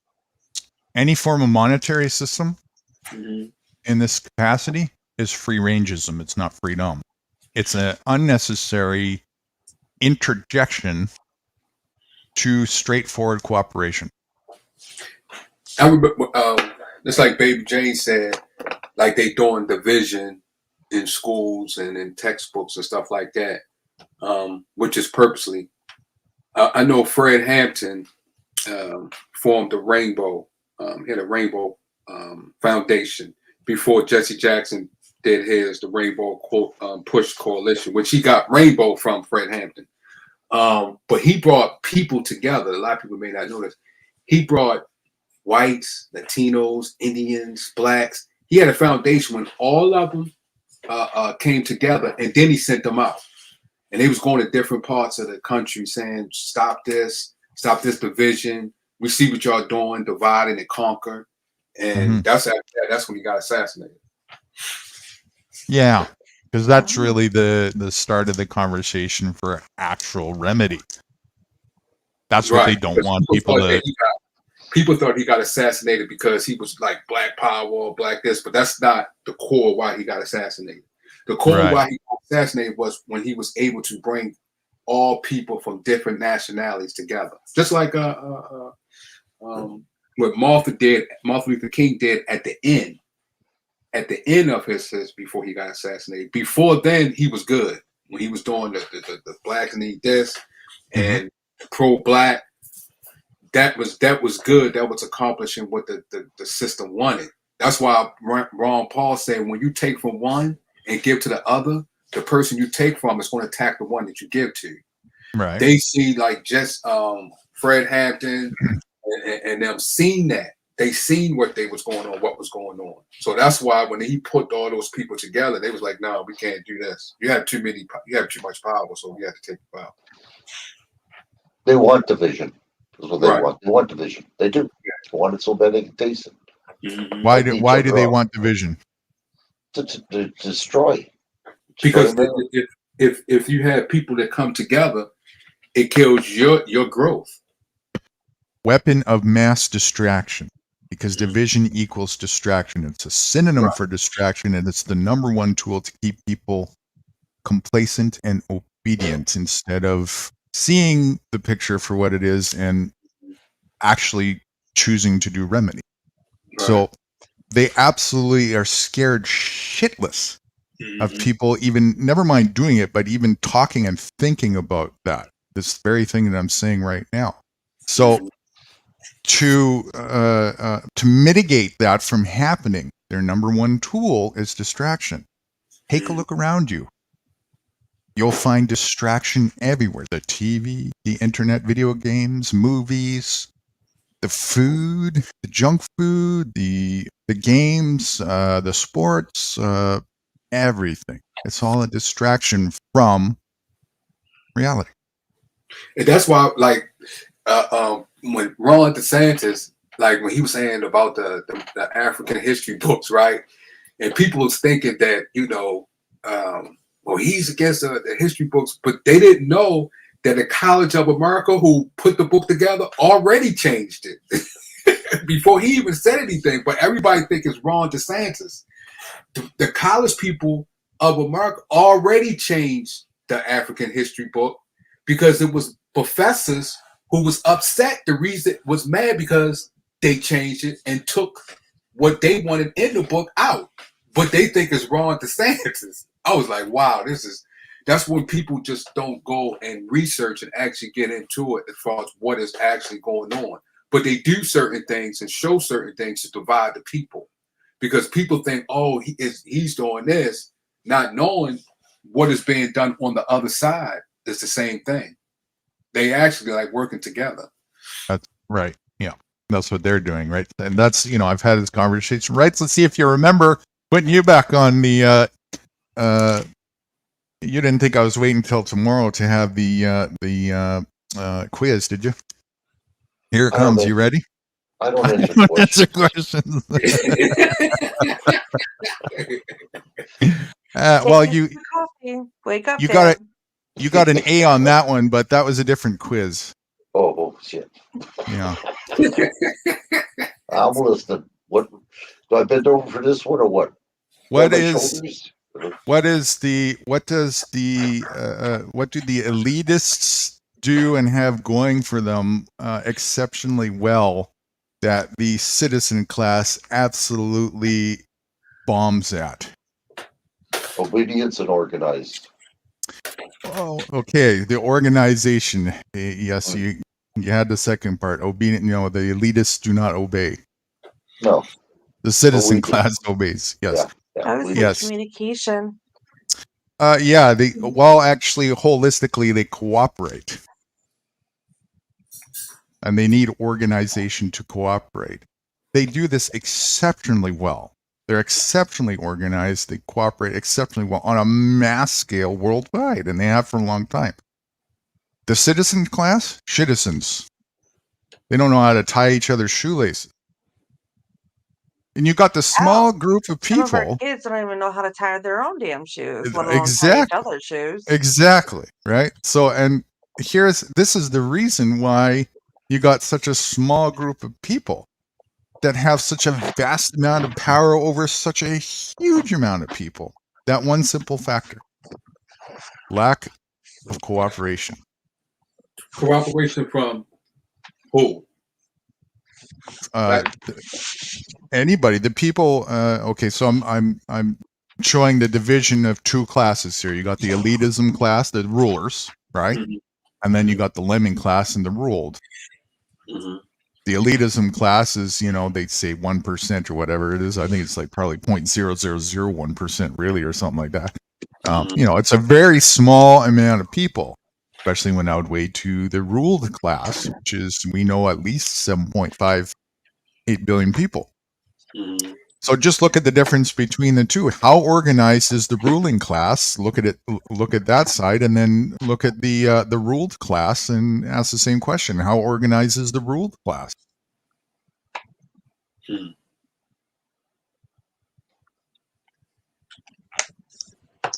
We are so disorganized. People can barely get together a rally protest. You know, everybody show up on time. Not that that has any meaningful resolve anyways. People, please do not go in that direction. It's a waste of time. But just to showcase example of what I'm saying. But at the same time, you have it that they have it to the point that when people do come together, it's someone they have bring in there to divide the people. So that will be causing disorganization, correct? Yeah, and the reason why it's easily so effective is because it's already so disorganized. All you have to throw is like a little pebble, and there's a ripple in the ocean. You know, so easy to dismantle chaos and pandemonium for their 3-stage narrative that works time and time again. Create problem, create reaction, create solution. Right? That's the thing. These people, okay, the elite knows. I mean, look, they got the best people working for them. You know, people that's professors, different people, psychologists, people that understands people, that train of thought. They understand people that's live in a certain area, what to put in there, put that pebble in there to divide them. They know what to do if they was in the hood and they want to divide the people up in the hood. They know exactly what pebble to throw in there to divide the people. Yes. Because of their psychology, you know, they got the people. They're organized, they're proficient, Be right back. They're completely structured. And although it's mafia rule and they live in fear and they'll blow each other head off if they disobey each other, that's why they're so successful at implementing their agenda. So, but even though they may look divided, because you got Soros on the left, and then you got the Koch brothers on the right? So, yep. Those are just minions. Right. So, okay. So, even though they may look like they divided, but they are actually together. Right. That's the east and west wing of the same school. Okay. Because I was saying, what's the guy that was running for president? He's from the Indian guy. What else is word? Yeah, I know what you're talking about. Let me quickly take that further to paint the proper picture of the bigger picture. That same thing is they're running the same exact show with all the nations. A change to really understand what's going on. A nation is a synonym for a franchise, and if you can understand that, you'll see the picture here. All the nations are franchises under the rule thumb of the United Nations. Okay. And then the United Nations looks like it's actually the head faction with its two major shareholding companies, BlackRock and Vanguard. But that's only in the public eye. That's actually the start of at least 33 levels of hierarchy above that the public doesn't even know about, as far as giving orders and directives in a chain of command to actually make decisions of what goes on in the world. You know what? And to go with what you're saying, because something like this, do you remember the Indian company? What's it called? The Indian Tea Company back in the day when we was paying taxes to? What was it called? The Dutch Indian Company. So the tea tax that we was paying, so-called the colonists was paying when they dumped the tea over in the water. But that company, right, was a huge conglomerate that had their own military. Matter of fact, the military was the biggest military in the world. They had over 200 something thousand military. That means they was bigger than England, United States, any military. So just think about that. The biggest shareholder in that company was the royal family of England. So they had different people. They had Ireland that was shares in it. They had people in the South East, Saudi Arabia. All of them was shareholders in this company. They had the biggest army in the world, but their army didn't fight against the United States. It was England army fought against the colony. So when they fought, lost. Look what's going on here. They fighting. The Dutch Indian Company still have their army. So guess who had to pay them so they wouldn't attack the countries? The United States still had to pay that Dutch Indian Company money. Because if they didn't, they would have been slaughtered and taken over. England had to pay the Dutch Indian Company money. Because if they didn't, they would have been taken over. Yeah. See the game that's being played? Yeah. And even that, and let me tell you, it's even deeper than that. All of that, most of the public will never catch on to what you just said. I get you perfectly. Yeah. Even deeper than that is all of that is actually staged as well. Right. There's just a board of directors that's, when you see a war going on, what you're actually seeing is a scrimmage. Mm. You know what a scrimmage is? Like a sports scrimmage, you just out there. Yeah. Yeah. That's right. Same team. Right. They're just scrimmaging again. Right. But I can make a scrimmage look like a real official game if I make each side of the scrimmager put a different color jersey on. Right. I can also make it look like a legitimate monetary thing if I put a scrimmage betting system on it. So you said they was so so basically, but that would be an act. Oh, you said it was an act then? Correct. All of it from top to bottom. As far as I can see in history, all of it, the entire political and military agendas that are perpetrated are all staged acts. Okay. So every act has a director. So who was the director out of that? The 33 levels above the United Nations. Okay. But I'm saying as far as, okay, so that means, just like I said, I gave the analogy of the Dutch Indian Company. If that's the case, that means it's people that's putting things as a director in motions. But the people who's doing the acting, some of them know it and some of them do not. Correct. Some of them, okay. All right.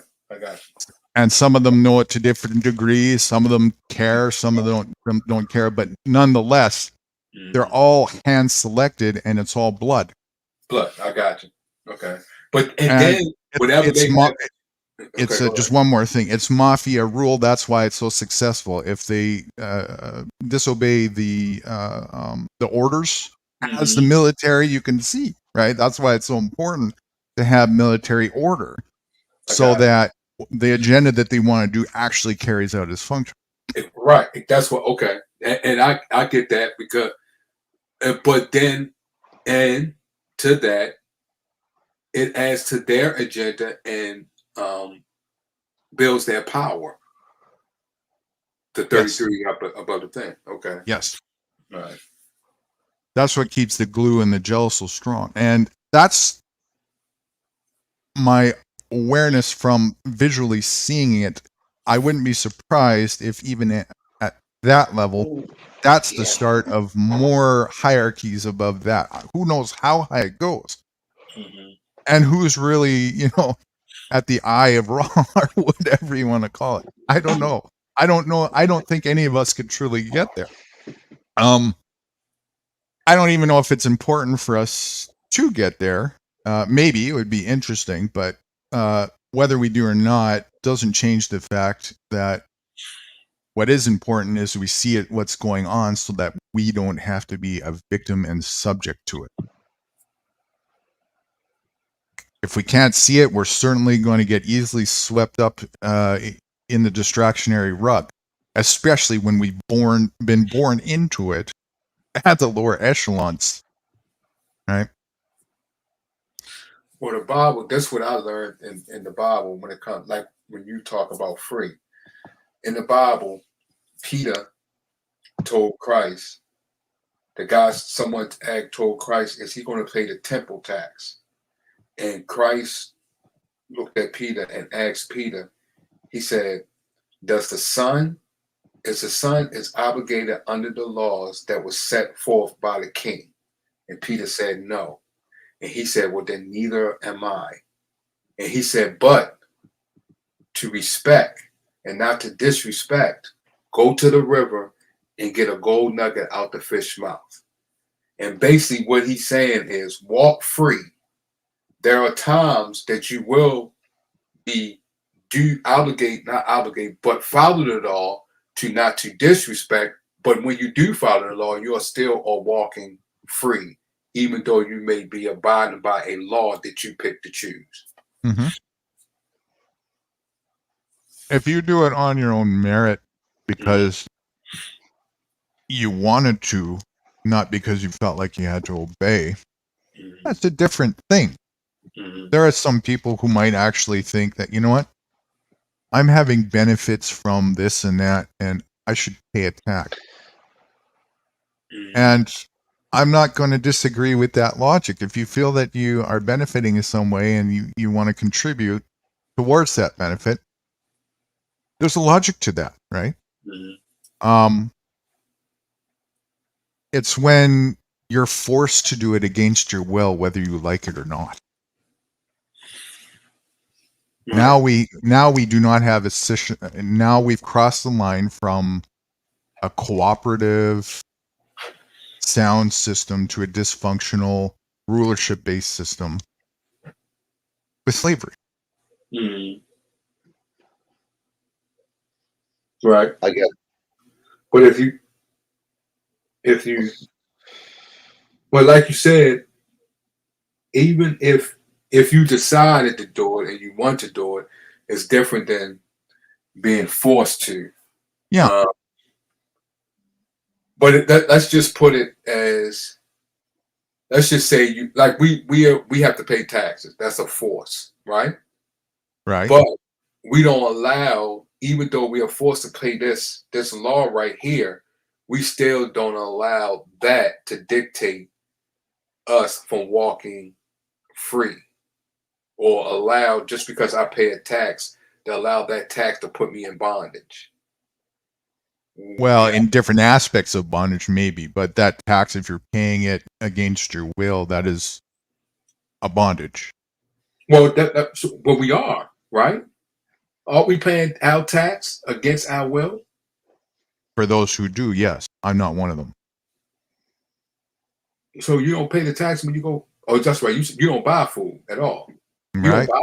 I've seceded long out of it. Now, there may be still certain circumstances, like I just bought some Blue Eddies. Right. And yeah, and so in this situation, because I'm choosing to purchase something from somebody who adds in their charge a tax, if I want to get that item, I have no choice. Right. That's what I'm saying. You like you said, you had no choice. You are forced. Yeah, but that is a bondage. But even though you are forced to pay that within a system, doesn't mean that you allow the system to dictate the rest of your life. Right. So for that faction, there is a bondage there. Right. That's what I was saying. Yeah, it's very much that. That's what I was saying earlier. You know, the machine has a lot of moving parts, right? So, and you don't have to be eye held to the entire machine. You can be, you know, one thumb here, one thumb there. I still got some lingering aspects of it, you know, that I can't really get around if I want to do the things that I want to do. That being said, though, it's again very important to understand. I completely know how to function without the system at all, and that's something that that's a true non-bondage situation that is not only liberating for me, but I think that even if each man or woman doesn't choose to walk that path, then know how to do so that the choice is there is very fundamentally important. Right. But you Yeah, have I to want- describe a lot of things. Oh, go ahead. Go ahead. I wanted to show you something here, Von Eric, about what Guru said. Nah, Guru you gave didn't pay your bills, so you're not allowed. Your taxes are due. Come on. Like, yeah, I gotta pay taxes again. Von Eric, can I borrow some money off you? Oh, I don't have none. Okay. Listen to this well. This will give you a good insight of what's going on. I just about shit when I heard this. This lady here, she married I'm not exactly what rank he was, but anyway, he was high up for the UN. He was a drunk and he used to slap his wife, which is right here, Kay Greggs. And he beat her so bad she went in the hospital. Her husband came to see her with his boyfriend. Oh, snap. Now, listen to this. This is a short clip. It's, oh, no, it ain't either. Doc, how did that get so long for? Well, that's a long one. That's the. Yeah, it is. I thought it was short. I think you had another one that was a short clip on there recently, didn't you? Like the last 4 or 5 videos or something. What's that? 40 minutes? That's a 40 I don't know minute? what happened to it. Yeah, I just wanted to. I'll just play the beginning of it just so you can hear it. I'll find it for you if you offer me enough. Yeah, okay, that sounds good. Oh, Can I borrow some money off you, please? You went bonded. Yeah, that's right. Give me enough bond notes. You went bonded, bro. Hold on. You done went from one bondage to another. That's right. Baby J, can I borrow some money off you, please? Yeah, you can find. I'm looking for the one where they have to be initiated to, you know what? Damn, I didn't know that long. Yeah, I think it was on Rumble, not too that long ago. But My I Rumble. don't think. Yeah, I don't think you had it in the thumbnail. Trying to look for it here.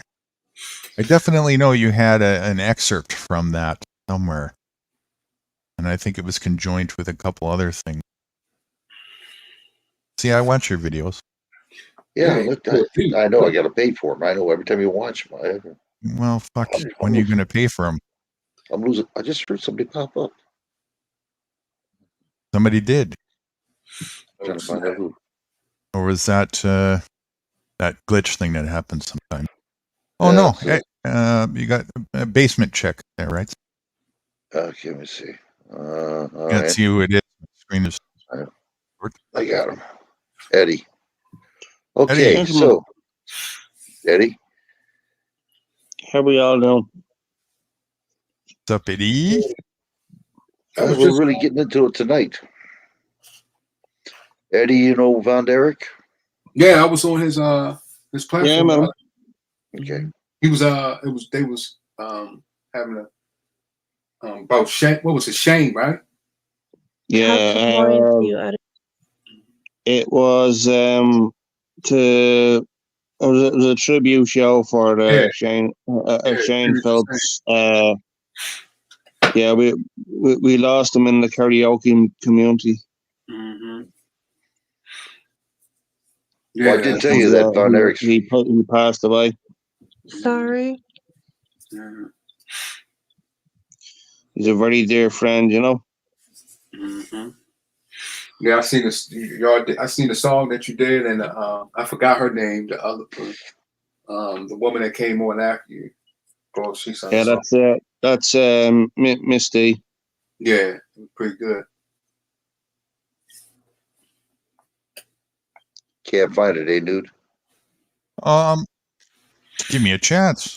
I just started. You think I got a lot of videos? Have some faith. Oh, by the way, this is my 400th videos on YouTube.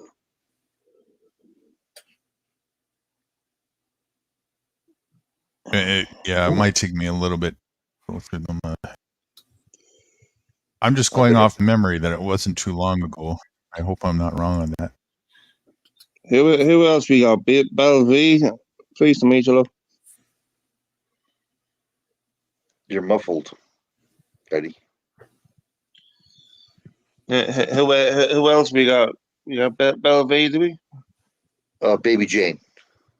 Oh, Baby Jane. Baby Jane and yeah, me and Von Erich.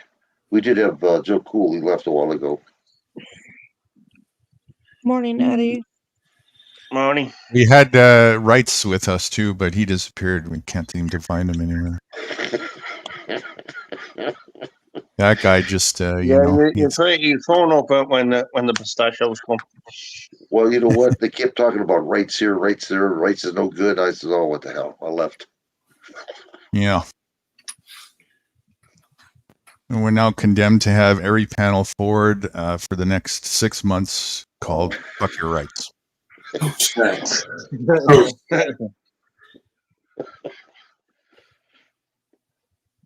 Guru, we need a new introduction for that. I'm in. Oh, thanks a lot, Lady Jane, or Baby Jane. Yeah. My own daughter. Yeah. Wow. Flesh and blood. I mean, just yeah. She learns quicker than you do. You see? Yeah, it's the blood in the family. Yeah, it was tainted. It was tainted. She's learning too much from Barbara. Yeah. Wow. Oh gosh. I got my ass whipped. Yeah, Barbara might be interested in selling 5-cent rights on Fridays. Well, I got to make a 10-100 here. Excuse me, I got a little butter and a big weenie, so I'll be right back. Oh my god! Is the frying pan out yet? Yeah, you know, I don't care about the size of the steel toe boots. That doesn't count, rights. Oh, I'm scarred. yes. Yeah. And you will be. Sorry, we don't need to add to the drama. Oh God! Yes, you are. Well, I was scarred too, so now join the club. You know. Oh God. Yeah, you'll definitely be scared on this panel anyway. That's for sure.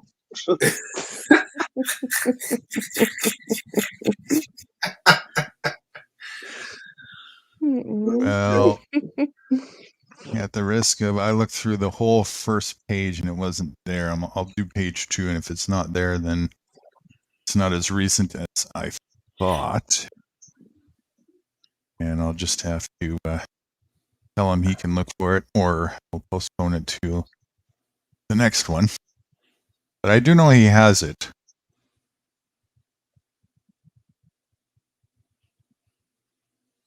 Yeah, it's not on this page either, so we'll let him spend a couple weeks trying to find it. We'll have to categorize these videos anyway, if that's the case. That would help. I have an exercise that I thought of, an interesting one. And I guess we'll wait till he gets back for me to explain what it is. You said an exercise? Yeah, a little exercise, a questionnaire exercise. That'll help to shed some light on another aspect of things, the way that I see it, as far as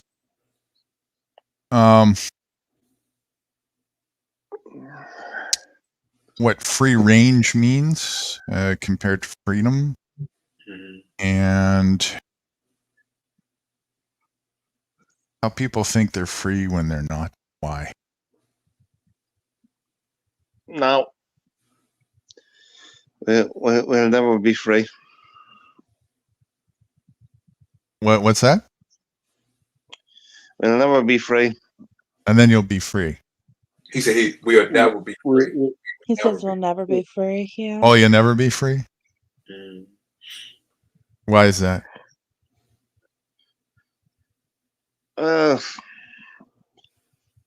Because of the higher ups.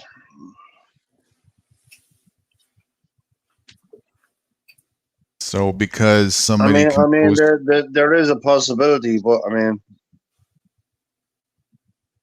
very small one. you see, that's the thing. Freedom starts in the mind. It's all about, it's actually just about courage, overcoming fear, Yeah. doing what thou wilt, regardless of what you think might happen. But also not to have your head in the sand, to think that nothing might happen. You know, as if there's no opposition to challenge you. Obviously, there is. People that get thrown in a cage for growing a frickin' tomato in their front lawn, in the land of the free, home of the brave. You know, this happens, but that's it. That happens because anarchy and freedom is real. That wouldn't happen if there wasn't a level of freedom. So, But you said yeah. level. That's the thing. You said level of freedom. What Yeah. what level? What level? What are the levels? True freedom is really restricted to your ability. Whatever you're able to do is how much freedom you truly have. Coupled with how far you're willing to go with what you're able to do, right? So if you're afraid to do something, even though you're able to, well, your liberty is limited to that extent.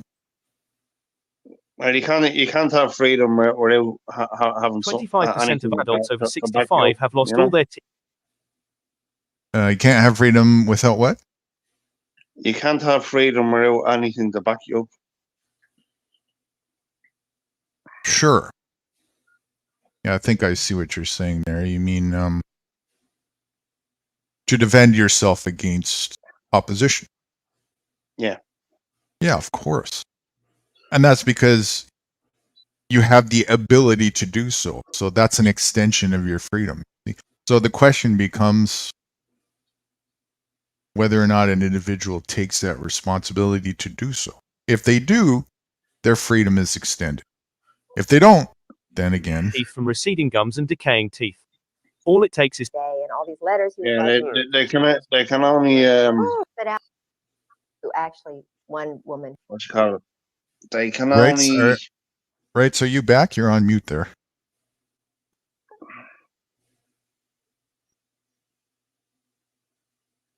He's trying to look for that's still on screen share, right? By the way, we're all seeing that. He's trying to look for, I think, a clip. I found it. That's it. You right found there. it? It's 18 minutes long. Okay. It's well, okay. Let's use your analogy where you say, as far as going to anywhere and walk, and you see some land, and you do what you are free to do on this land. Mm-hmm. Okay. Now, someone may say, is that actually free? Because once you get on the land, someone is able to take it and within the next hour, the next day, or the bondage system that you're in is able to come and take it away. So is that free? Well, is that actually free? I mean, I see the free that you're seeing, but yeah, is it you're like I said, you're free to roam about within the scope of your abilities, and so is everybody else. So we have this arena here where you and I, we can collide. We're mortal, right? And so my shell can run into your shell, and we have the freedom to bash shells if we want. I have the freedom to blow your head off. You also have the freedom to blow my head off. No, I'm talking about if we end up. Yeah, I understand that, but we are free in a mentality, like you say, but we also in a bondage system. So that's like I'm saying, you're free, but you're still within a bondage system. You can go to that land, put whatever you want on it, but the bondage system that you're in is able to take it. No, it's not a system that can take it. It's people. Just okay, other but people, right? Well, people control the system. It's the people that make the system. But it's the people who do the actions. of the system that they created. No. The people come to your house. The people come to your land. It's just person versus person. No. If a person comes to the land, they use it. System at the end of the day, it's your choice if you choose to be free, and of course, if you can back yourself up on that as well. Right. Well, I understand. We understand, but I'm saying you're still within a bondage system that was created by the people that goes out and take where you deem that since you're free to do whatever you want. The system part is an imaginary thing. Okay, well let's take that out. Let's take that. It goes back to the reason why I'm saying a system is because you're saying the people that's coming to take is people are going against people. The people that's going against you are guided by a system that they created amongst themselves. Sure. You can.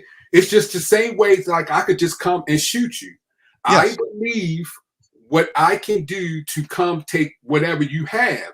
And I'm saying the system that is created for the people to think that what you call illusions, they are using that illusion to come take your freedom.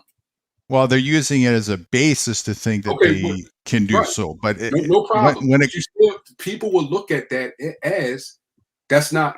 People will say, "Well, that's not free," even though you believe it that it's free, because you're going by this. You're using the same technique as them. Which is you believe that when you go on this land that you actually taking something, you're using your freedom, that you believe that you can do this. Well, it's not even that I believe that I can do it. It's that my feet are glued to the ground by gravity. I have no choice. No, you do have a choice. You have a choice not to go and do whatever, to walk. I have to be somewhere. I have to be somewhere though. Right. I have no choice about that. Right. You have a choice to be that way, that over there, or somewhere else. You have by default, I have to be somewhere. Okay, no problem. But by default, well, you have to choose to be somewhere. Right. You have a choice to be somewhere, and they feel the system that they in, they have a choice to follow their illusions to take your freedom. Yeah, and they do. And I have a choice. And once you have that choice, you are free. I have a choice how to respond to that. Exactly, but I'm saying people will look at that. That's not actually free. You have a choice to go somewhere else, but you have a choice. They were like, well, that's not free, because if it was, nobody would be able to come and take it. No, so yeah, that's a semantical thing. Again, when I talk about freedom, I talk about it in the realm of as far as your ability goes. And my ability can be hindered by somebody else's ability. No dispute with that. And I can also hinder somebody else's ability, right? That's the realm that we exist in. So in that aspect, that's the arena that we live in, and there's no getting around that. And people, to try and get around it, they're so afraid of that. That's why they come up with all these systems. They're so in fear mode instead of just cooperate, right? And saying, oh, well, there's enough room for all of us. You just go over here, I'll go over here. And it's a fluid type of thing, just exists and function, just like the rest of the animals and birds do, right? Well, I'm sorry. Go ahead, Baby Jane. You want to say something? Oh, no, I was just saying I agree with what you're saying. Because when you say people abide by the system, sometimes some people created the system is because, let's say you're a powerful man. You may have a big family, and that big family goes and take someone else's land because they overpower them. Right. Systems was created for people not to do that. Sure. Mm-hmm. Okay. And then other systems can be created to combat that. I mean, there's no end to it, Exactly, but it's all within a system, though. It is all within a system. You can label it as an illusion or what. It's still a system that's created and guided by the people. what exactly is the system? Can you describe it to me and show me the But system? like I just said, just say a family. You the family. You're a powerful family, Yeah. and you all go out and take people's land. It was taking people's land. So that's a These group of people that are going out and cooperating. Okay, then Is that what another you're saying? That's the system? Yeah, That's it's a their system. system. Right. Okay. So then sure. In that faction of a systematic approach, if that's what you're saying, absolutely. It's a systematic way of functioning. I call it cooperation, sure. Barry said hi. Barry. Good morning. Yeah, sure. In that semantical definition of the word, sure. I like to try and keep things as simple as possible, just so people have a raw basis understanding, because so much gets distorted and convoluted through semantics by design, of course, and that's what keeps everybody divided. But I try to bring things to its rudimentary common denominator, and really, when you look at it, all that's going on is just people, one people, two people, groups of people doing different actions, whether it's in harmony with each other or disharmony with each other. Yeah, I see that. But it depends on, because it's different types of different systems. Agreed. It's a system that's created to be free. A system created to be in bondage.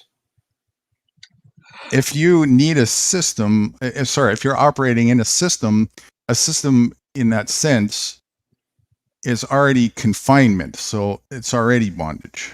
It's limited. Okay. But that's why I asked the question when you said levels. What are these different levels? That's when you get into levels then. Yeah. Yeah, different levels based on your abilities.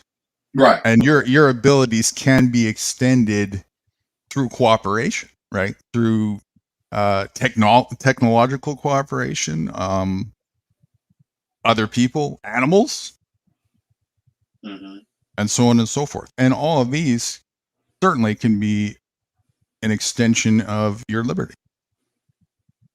And it's a fluid thing. Just because it's here today doesn't mean it is tomorrow. Freedom is fluid. Nature is fluid. Being in the flow of that, understanding that is the key. That's what's so important.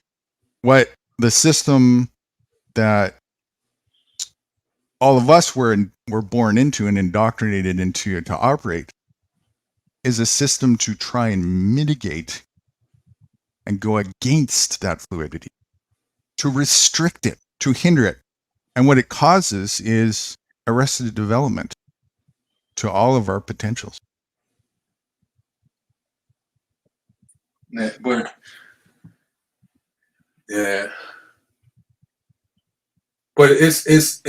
I guess it all goes down to the individuals also.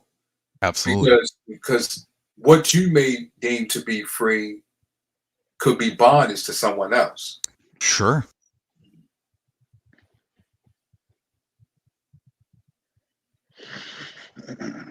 Everybody's perception of every word is going to be unique. And there's a pro and a con to that, right? Like, again, that's part of the reason why language was developed and designed the way it was. It's obvious. I can see that. English probably being one of the most pronounced, having so many different variables on every single word. We'll talk about subjectivity to the end, which leaves room for, okay, like for me, it's, well, nobody else can decide for me what a word means. That's great. That's a freedom mindset. At the same token, if I want to be able to communicate with somebody, there has to be a common denominator based on a meaning, right? So what's more important is not to be right in a sense of this means that. What's more important is the understanding of what somebody is trying to get across to the other is actually understood. But then now I can understand women now. Just because women, that's why women is, I can understand it now. Because they as far as freedom and men always talking what women need to do, and women is second class and sometimes third class. Or you know what? Now I understand why they they feel the way they feel and emotional when they express their feelings. Because I'm like, wow, now I can see why they act the way they act. Now I can see. Interesting. Elaborate. I'm interested. I want to know what she just. Where are you going with this? Yeah, I want to know what she just had an epiphany because, of. Okay, it's how women are within most of the systems. A lot of systems are considered second class, which they had to been fighting for their freedom. Mm-hmm. We speak when laws are passed. It's passed by majority men. They don't take account what a woman, how she feel. What does she feel about this? When she goes into corporate America and things like that, she's looked at a certain way because they feel as though she's not enough to get the job done, and she can't do this, she can't do that. They don't take into account when it comes to women. That's why women be like, "We are independent. I don't need no man." I can see why they act the way they act, because we're fighting about freedom when it comes to men. So just imagine what women feel like. Now I understand. Right? I got you. Well, because the world is telling women that we can't do, we're not good enough.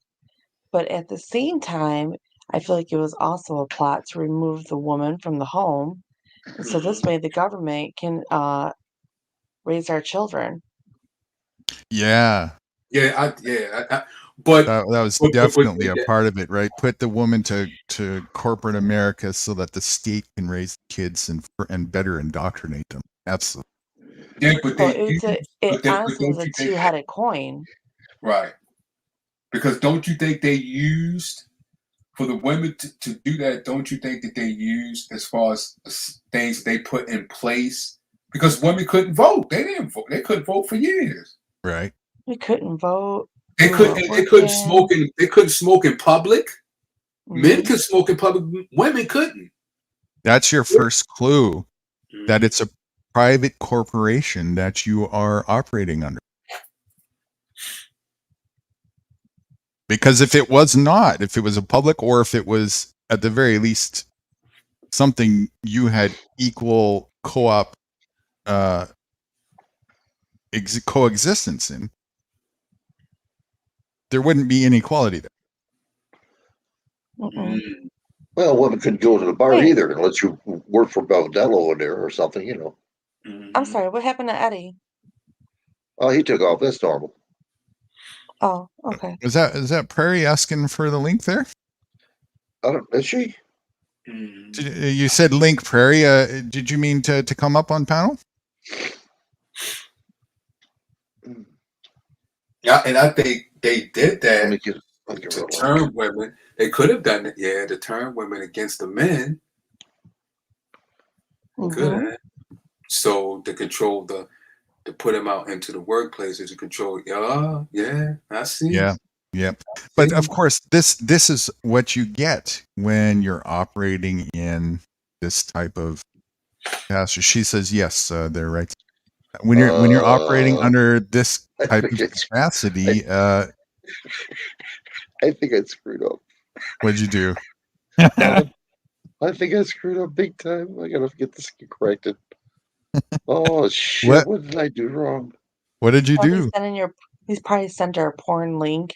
Oh my God. I'm just kidding. No, I want to hit the address that I got, Kay's address on my StreamYard. For those who don't know, Wrights has an OnlyFans page. Yeah. Oh wow.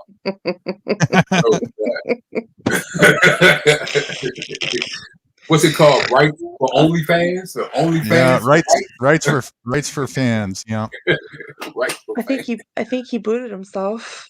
Oh, he booted himself. Okay, now we're playing musical positions on panel here. I'm off in the top left. I got it. I heard that one before. No, I got it. I figured this one out. There you go, Prairie. Yeah, That's but if you $5. think about $5, please. Von Erich, I think in the late 80s, early 90s There is you when go. women really start getting out in the workforce and kids were put in a daycare.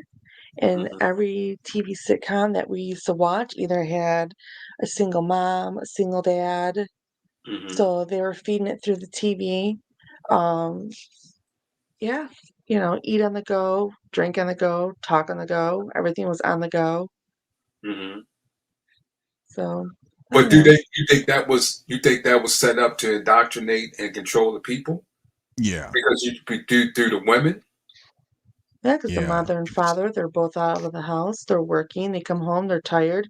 Who has time for the kids? Here's a video game. Go play. Yeah. You know. Definitely part of the slow boiling frogs syndrome effect, dripping Having the stage setting parameters of it slowly but surely over time, having other people raise your kids through daycare. So yeah, I do. I think it was part of it.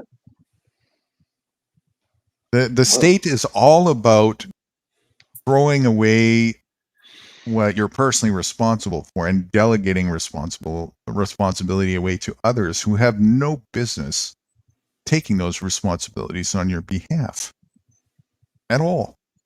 Yeah, but they didn't take them. We gave them away. Absolutely. Because we want it more. That's why I'm saying it's that obedience, that compliance, that cooperation to that. The real guilty proponent in this entire equation is not the narrative setters. It's us. We did it. We chose it. We cooperated. We paid for it. We funded it. We advocated for it. We voted for it. We applauded it.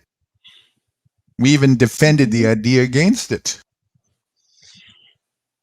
When I say we, I don't mean me, because I didn't do any of that. But we, as in most people who are heavily in the indoctrinated world. But then we get then that's when. So that means, so are you saying we deserve of what is happening now due to our cooperation with the system? Because just like it is in the Bible, when they voted for the king, they said they wanted a king like Moab. I think.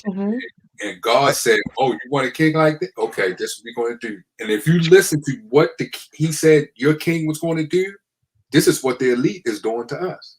I think you got to be careful with using that deserve word, because that almost This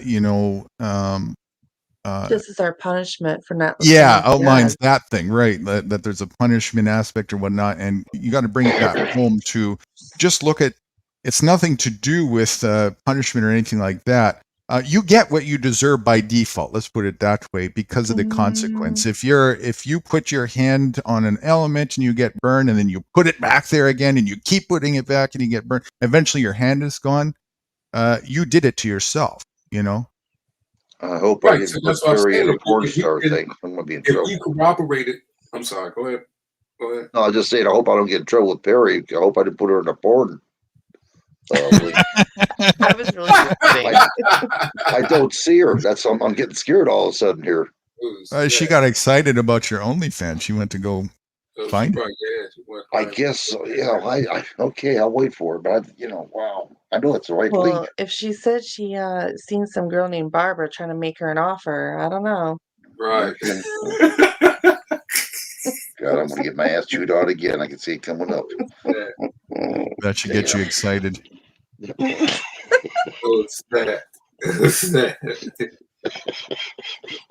Barbara likes hiding behind ass cheeks. Oh snap! I hope I can grab her shoulders. Oh my goodness! Just stand on them with some steel toe boots. You'll be all good. Yo, with the steel toe boots. There you go. Polishing the pole again. Yeah. What was Spurs? Gotta have Spurs, Sometimes Prairie's internet is a little shoddy from what I remember. That might be the case. But Prairie, if you're still with us, there's the link for you. It was sooner than I predicted. I thought maybe by tomorrow you might have it, but we got there. But yes, do I feel like this is our punishment? I do feel like this is our punishment. And it's happening to our children because of our decisions. You reap what you sow, right? You absolutely reap what you sow in life. So it's important to sow good seeds. And the indoctrinated lemming sheep simpleton class continuously sows shit seeds time and time again. It's obviously, look at the result, right? Mm-hmm. Mm-hmm. So of course, you know. But so think about it. How long it took us to get here, and then how long it's going to take us to get out of it. Because it's going to take generations to get in here, and it's going to take generations to get out of it. That's an individual thing. And what's important is that each of you as individuals do what you need to do as far as that. The thing is that once we're in it, we're not going to get out of it. Can you elaborate? In what? Sorry, can you elaborate? Once we're in what? I'm just saying, like, once, you know, this has already gone too far, and it just keeps moving forward. Oh yeah. And the truck It's not driving. The truck has been driving into the wall. Right. Yeah. But you know. Okay. we're already there. Attrition is a part of nature. Here's the thing. Don't be on the wrong side of attrition. You don't have to be. I don't intend to be. Right. But she that goes like you said, Guru, the individual. But as a whole, look where we at, and it's like it will be no ending to it, because it took a collective to get to where we are today, to the point that we have to do like what you're explaining to the individual. You know what I'm saying? To the individual, like what she was explaining, what she teaches her nieces and nephews. It's going to take something like that to overpower what is collaborating today and where we are today. Now elaborate on that, what do you mean by overpower? Overpower what specifically? Overpower the bondage and what's going on today. If we were to get to where we believe it should be as a collective, we need to break it down into individual, like what you explained, individual people, and do it the way Baby Jane was talking about earlier, as far as she's an individual that's teaching her nieces and nephews and planting that seed. Once that seed is planted in individual people, they could come together as a collective to overpower what's a collective in bondage that we are today. Sure, but you only need two people to have a team. In my view, okay, there's two things to this. I don't think that there ever is going to be a collective switch in mindset as far as that goes, and there doesn't need to be. I think this narrative will continue probably forever and a day, and it's not a bad thing. It actually serves a healthy function. It shows us what not to do for those who want to open our eyes and see that. And the reason why I say it'll probably. What'd you say? What'd you say? What'd you say, Baby Jane? I'm sorry. There's not a healthy function about any of that. Yeah, it's sick and twisted. Of course, but that's part of our reality. There's there's sick and twisted parts of our reality. It's a part of reality, and to know that it's a part so that we don't have to take part in that is a good thing. I'm gonna need your help here. She said she would fire up the laptop. She says something about the browsers blocking or something. Oh. Yeah, it is some browser. She probably would have to. I don't know which browser, but it is a browser that does. I forgot which one that I was using. Does she have Google Chrome? Yeah, that's what she probably would have to get. Google Chrome. I know I was using. It was Safari. Safari kept blocking me. Then we have another gentleman in called Cromwell Bear, Arthur's Line. Good morning from Lincolnshire, UK. Good morning, Lincolnshire. Good morning. There is good morning, Commonwealth Bear. There's one line to that, Lady Jane, where I reckon that is a responsibility of ours where we need to firewall and put a stop to. While this drama goes on with this, indoctrinated group of society and so on and so forth, as long as those participants are of a willing mindset, it's fair game. It's when they want to start and force people who do not want to participate, somebody like myself, to participate anyway. That's where it crosses the line. And vice versa. Like if I wanted to say, hey, you guys can't, can you imagine? In Freedom World, you guys cannot do this. You can't have your fictional society of national bullshit and function that way. You must go to operating free from the land. What kind of bullshit would that? Goes both ways. And this is where, at the moment, certainly some of the balance scale has tipped towards the indoctrinated side, because there's such a vast many of indoctrinated people that a lot of them will really go to an interesting extreme to try and mitigate somebody who wants to escape from the roost from doing so and hold them back because they're afraid of what that actually means. They think, oh, this guy can think he's the most dangerous man in the world. He thinks he can just, doesn't have to go by the rules and so on. So that is a bit of a challenge. But it's not so far tipped where even that can't be mitigated. Certainly it still can and has in my world anyways. You said in your world, what is it again? That it can't be mitigated. Like, I have vast amounts of friends and allies in various places that we have each other's backs, and in the upheaval of resistance, should it come and try and perform forcemanship on us, we certainly would immediately resist that and go to whatever degree, no holds barred, that we needed to. And contrary to what it kind of looks like on the surface as well, the corporate world doesn't have as much resource as it looks like to try and keep, especially with the amount of people that it's trying to keep in the roost, because it's using us as the resource to do so. So you saying if we retaliate, they won't have control? If you resist when they try and force upon you, yes. If you then okay, but then how many they would need? It would need to be a collective. That's a fluid, a high collective to do that. That's what you would think, but no, that's not the case. It's a fluid thing depending on the scenario. Not as many as you think.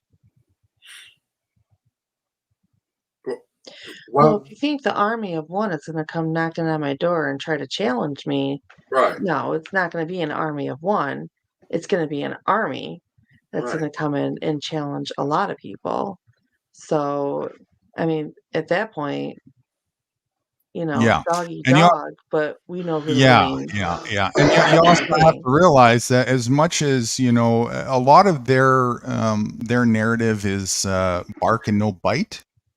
Like there's a certain amount of bite, but it's not as far reaching as you think it is, because these people, they don't actually want to get hurt either. They don't want to die just because somebody thinks that they can go out and grow some tomatoes. They don't really want to, So there's there's a level of personification that goes, and I'm not saying that they won't go the distance, and they have in some cases as well. But compared to what most people actually think, most of what people think is going to happen to them is actually just fear. Mostly. Not all, but most. That's been my experience for a long time. Right. And the fear comes from the army or any military that they put in place. Yeah. Well, and so that's what I'm mostly saying. the narrative. They're not going to get hurt. Yeah, but they're not going to get hurt. When they when down Louisiana, when that Katrina hit, they put in a martial law. People could not come out. Nope. And don't think if people don't band together and retaliate that they're not going to do that, because they will do that Exactly. in a minute. And they're waiting for that because they're ready for that. Right. When a dog keeps showing its fangs, eventually it's going to bite. It's just a matter of when. Right. Sure. Right. Yeah. And they're showing their fangs when they're announcing that, 87,000 IRS agents now carry weapons. Oh, sure. But 87,000 against 370 million? Again, Well, it's just that's just a fraction Right. of what other weapons are out there with whatever other agencies are out there that are waiting. right. So I'm this is saying what that. I'm saying, though. This is why I'm saying the reason why they have such a head front on the stage is because they have organization and cooperation down to a T, and the Lemming class doesn't. If the Lemming class, even just 1% of the Lemming class, organizes and band together to resist that, it's over. It doesn't take much. The problem is that the class that you're talking about is also the working class, the parenting class, Right. The people who have the stock in the system. the Mhm. distracted class that's paying for the system that's going against us. Right. The people that are going against us, that is their job. So yeah, Right. of course they're going to be organized and ready Right. to go. And most of them want this system because they're so hopelessly dependent on it. And that's what I'm saying. Fair game. If that's the case, that's great. Where the problem happens is when the people want to be left to their own, leave them to their own. Don't try and force them to, continue to participate in that world. But you also thinking as far as coming together, not in an old generation. Let's look at it in this generation. The technology. They already can hear everything that you do. When you come together, they already going to know about it. Yep. So they're going to prepare themselves. I can see if it was generations before the technology that was out today, I can see your point. They already know what I'm thinking. Right. They can hear my thought. Exactly. So that means right there we had a take back just on that. Mm-hmm. Because they can see us coming a mile away. Just on a satellite thing. And that's not talk about as far as what they can do with the weather, with the Sanat, all of that, when it comes to going into battle. Now, this is a great prelude to, remember I said a few moments ago that I contemplated an exercise when we were watching that video. Mm-hmm. This is a great prelude to that. I was waiting for Wrights to get back. Wrights, are you with us? Yeah, I've been here. I was listening to the whole thing. I got the... Well, get out of here. Huh? I didn't hear you. Say, get out of here. I said, well, get out of here. You were taking a Tim 100 when I was saying this, but I contemplated an exercise that I wanted to do while we were watching that last video clip. And it has to do with imprisonment. Here's the exercise. Can we list 10 things, at least 10, maybe more, that accurately make up what a prison is? Is this, you talking mentally as well as physically? All of the above. Okay. So when you think of a prison, what are the things that make a prison a prison? What are the like school compartments of a prison? Like an actual prison. When people go to jail, they go to prison, Mm-hmm. Concrete walls, bars, guards, fences, barbed Okay, slow down. Yeah, she was naming them. Bad food, inmates. Like first thing I can think of is Big Bubba. Okay, let me try and recap. We got concrete walls, we got bars, we had Inmates, guards, inmates, bambooed, Handcuffs, barbed wire, fence, barbed wire. handcuffs, solitary confinement. the Big hole, Okay. Bubba. Big Bubba. Yeah. Big Bubba in the Bubba. hole. Big Bubba. There's always one of those somewhere. Yeah. Um, Booty snatcher. Next LO, we got the booty snatcher. What should we call that? Pimp wars? Pimp Oh wars? my Is that what that is? Is this a sex show? This is how we warm up for Wright's OnlyFans channel. God, I want to be called the LGBTQ now. Shit. Wright's for wokeism. Yeah. soap on a rope. I don't know. Yeah, don't drop that, baby. I'm telling you.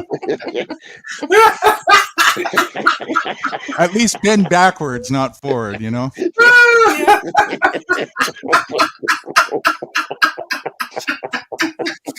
Make sure it's not on a Sunday, you know? They like to baptize everybody.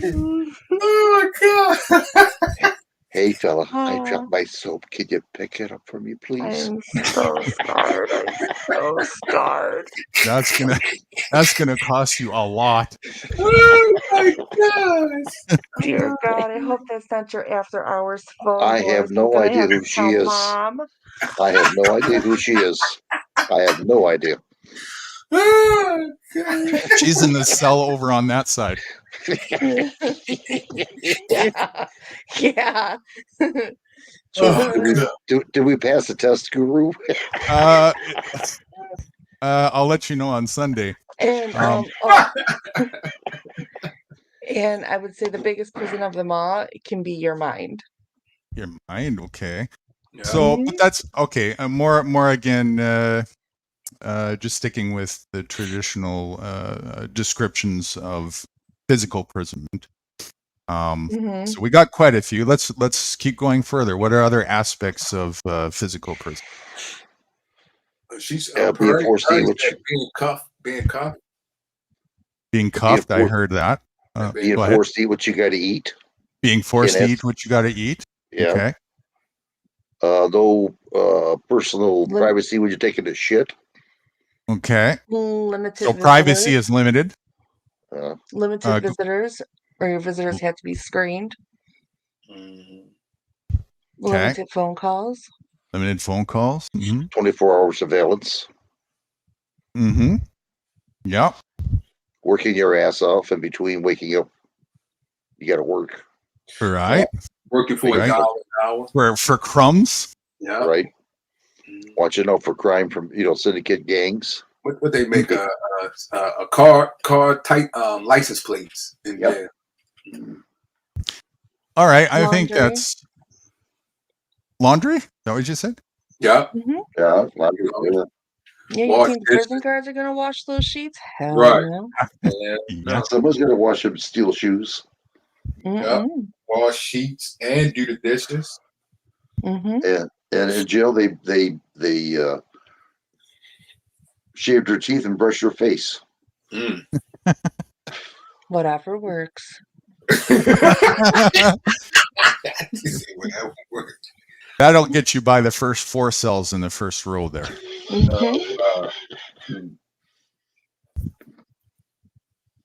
Well, that's really good. Okay, so now the next part of this exercise, let's try and recall as many of those as possible and put it on the perspective of the so-called free world where we are and see how many of those are actually an aspect of our so-called free life. Well, I ain't dropping no rope with a soap. I'll tell you that. All of That's it. one thing You have to about. wake up at a certain time. You have to go to work. You work for crumbs. You have to pay the government. You have to answer to somebody at all times. All of it. The only Except for difference dropping is the that soap. You're not. No dropping of soap. I mean, I guess you have a choice if you want to, and with whom. Right. Exactly. And around who? And And around who you want to drop this, so you gotta be careful. yes. No taking showers with men. I only use shower gel. Thank God. Well, you speak for yourself. Thank you. Hey, I'm not shoving that thing anywhere, okay?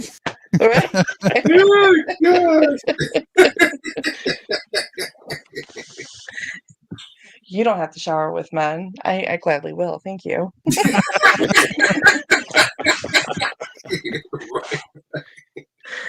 Well, I'll let you pick up the soap then.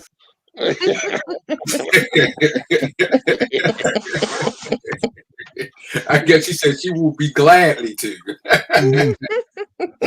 Let me start this video up, you guys, and get this thing over with. Lady Oh, Jane wow. is my get out of jail free card. Well, let me just put a wrap to that exercise. Why did I want to do that exercise? This is the There was a 40 message in minutes. there. Where the 18 at? This is the 40. Yeah, you know you about to take me to sleep now.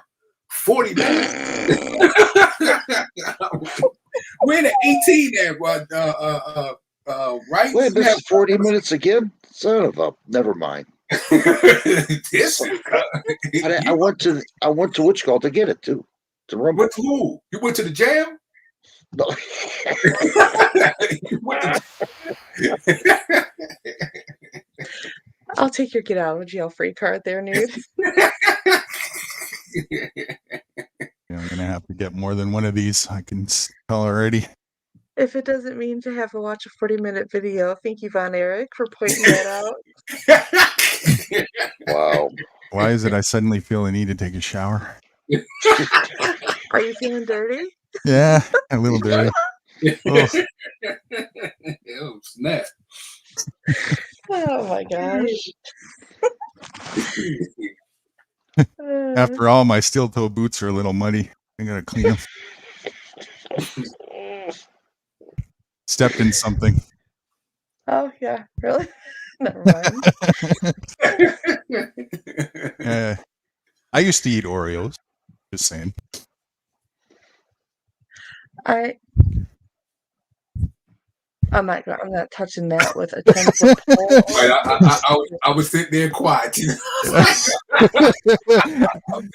How many of you, just curious, how many of you had a flashback to the commercial when I said that? Nope, not I. I have, never mind. Exactly.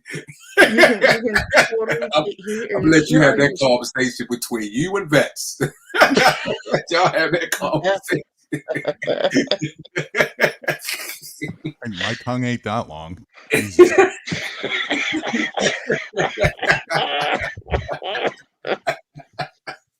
I mean, I like the chocolate ones, not the ones with the white in the middle.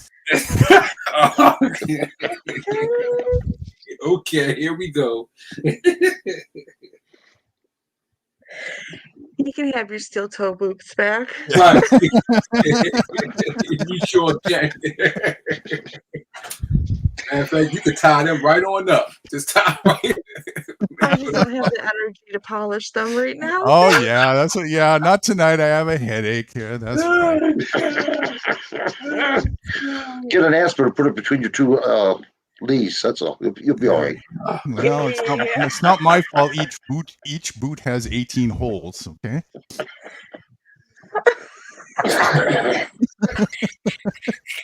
Oh my goodness. It's a dirty job, but somebody's got to do it. No, yeah. That will be you and Vets.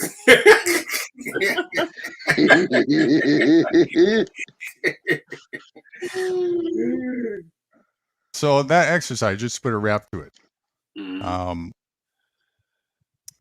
Most people are so afraid of that imprisonment thing. Again, it's just a narrative, not realizing that even that fear itself of, and not to say that there isn't, of course, an actual physical prison.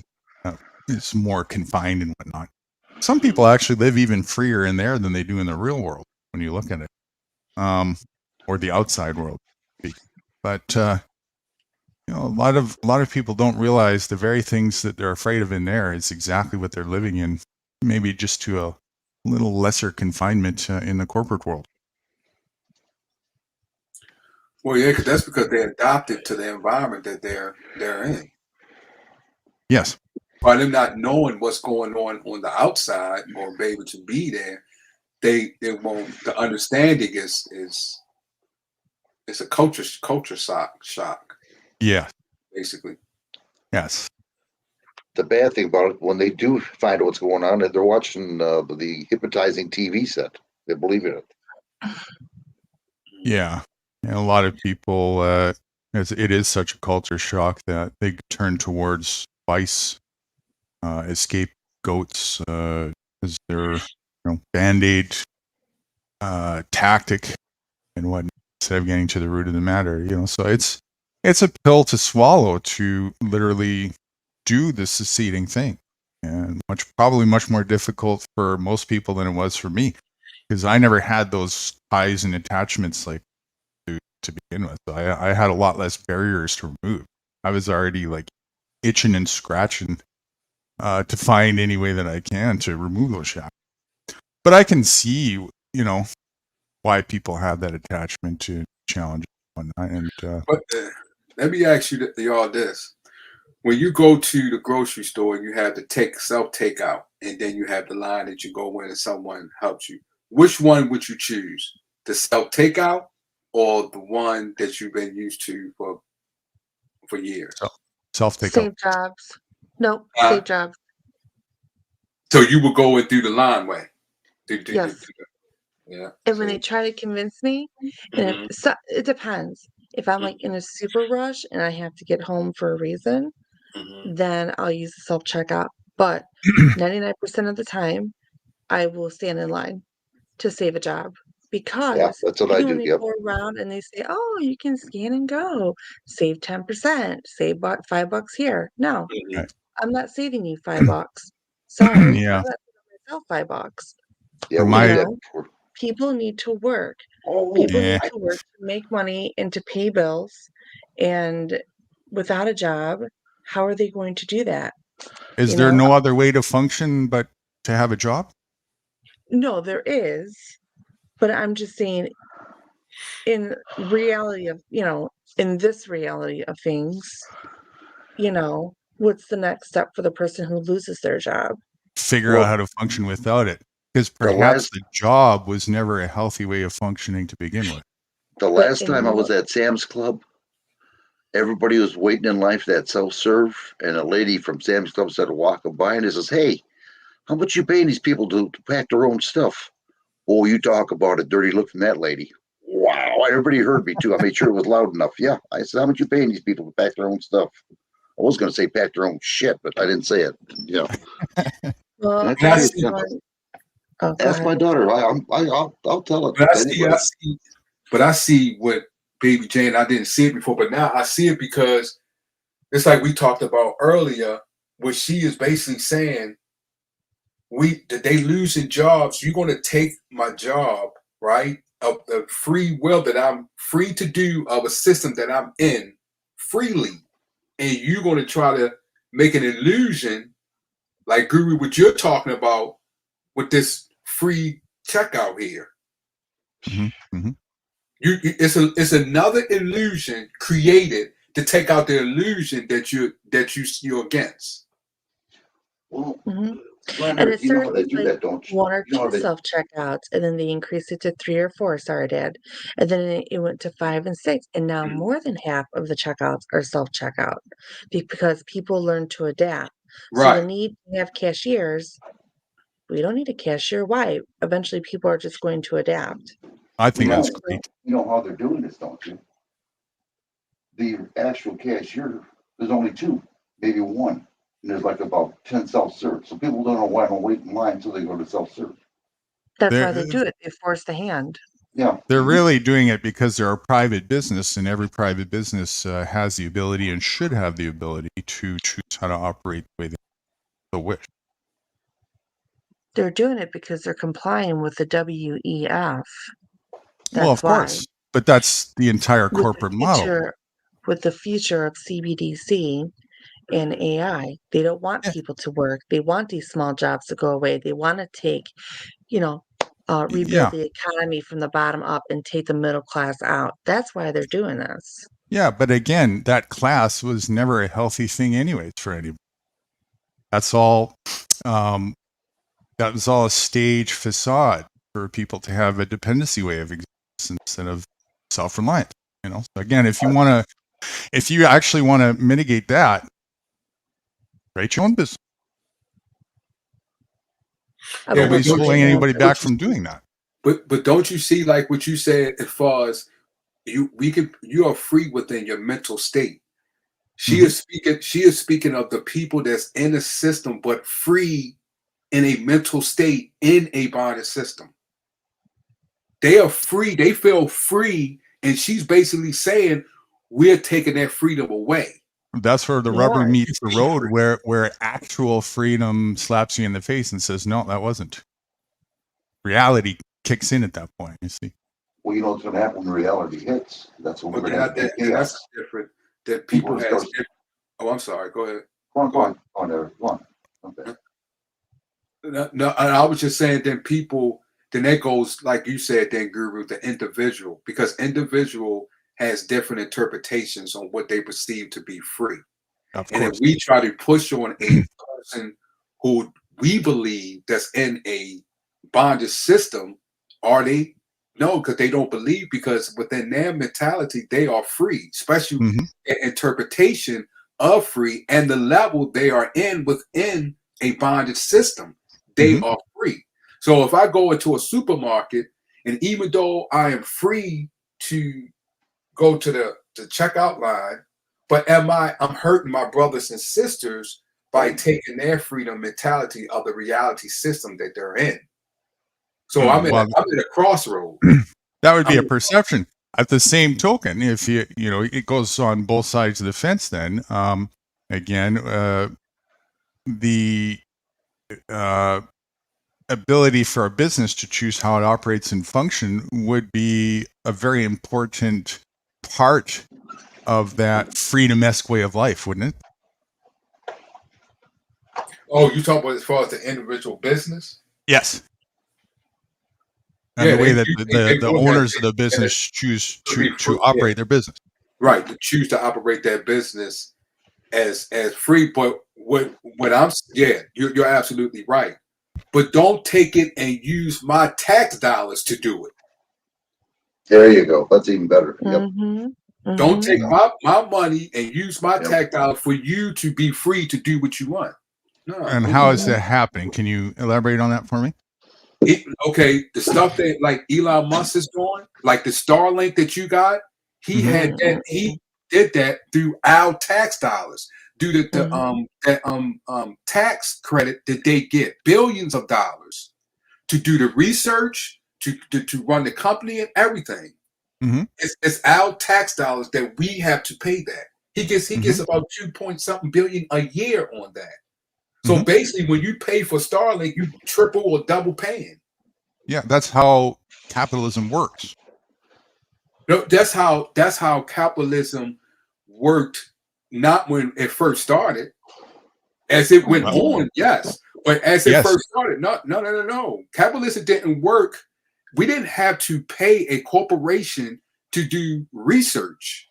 That's what I'm saying. What you're seeing now is the result of the evolution of that. Okay. That's the direction that it went towards, right? So it is that's the in the freedom-esque world, that was the choice as a collective that people like to have collectivist views on, decided to the path to go towards and accept it. But see, I feel like the reason why that we pay these companies to do research, because the government already has interest in it. Right. So when you really look at it, the government is the corporations. There actually is no separation there. That's the same shareholder. These are the same senators that make billions and millions of dollars. Like with the bailout with the big three, with the hospitals getting paid over, we all know what happened there. And I'm just not going to say it. But now, their hands are more and more into the pot with these things. Yeah. The big three. And that too. Healthcare. Yeah. That too, again, is, people, and don't get me wrong when I say this, like I'm not for any of this bullshit, but just to call the ball in truth where it goes, people have this idea that they're so against like fascism and whatnot. I hate to break it to you, but that is where free market capitalism always will end up. It has to. Mm-mm. Yes, because when profit is the motivation, the only way to dominate in this game is to conjoin and consolidate. And screw the American people out of their taxes and doing it. Screw everybody. So Screw you say, everybody. but you're speaking at, when you say fascist, you're speaking as it involved. It didn't start out as that way. Right. It didn't start out That's as, why I was saying ultimately that's you're talking about as it involved, but if the system would have stayed as it started out, as if you fail, then that's on you. That's right. That's right. Yeah. It was. Not That's right. getting money from the what's that? If you fail, that's on you. If you, That's if right. this, if this, but as So it how- evolved, here's- like you're saying, here's it how- can't be fascist. Here's how people mitigated that with logic. They conjoined. Just wait. I was going to say one thing. I was reading what Cromwell Bear said. I agree with you on that. And that's the logical thing to do in a competitive environment, is to conjoin. There's strength in numbers. There's more power in numbers. And if profit is the end goal, then the bigger your numbers are, the stronger your power is at achieving the profit. So by Yeah, default, when people down don't the have road, any jobs, when Can people you- don't have any jobs, I'm sorry. Go ahead. No, Go ahead. no, go ahead. You was No, no, speaking. no, no, no, no, no. Go ahead. Go ahead.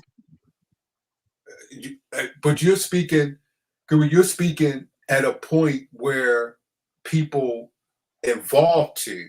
that's right. When they That's why I come said together, down the road. when they come together, you're speaking on an elite level when they come together.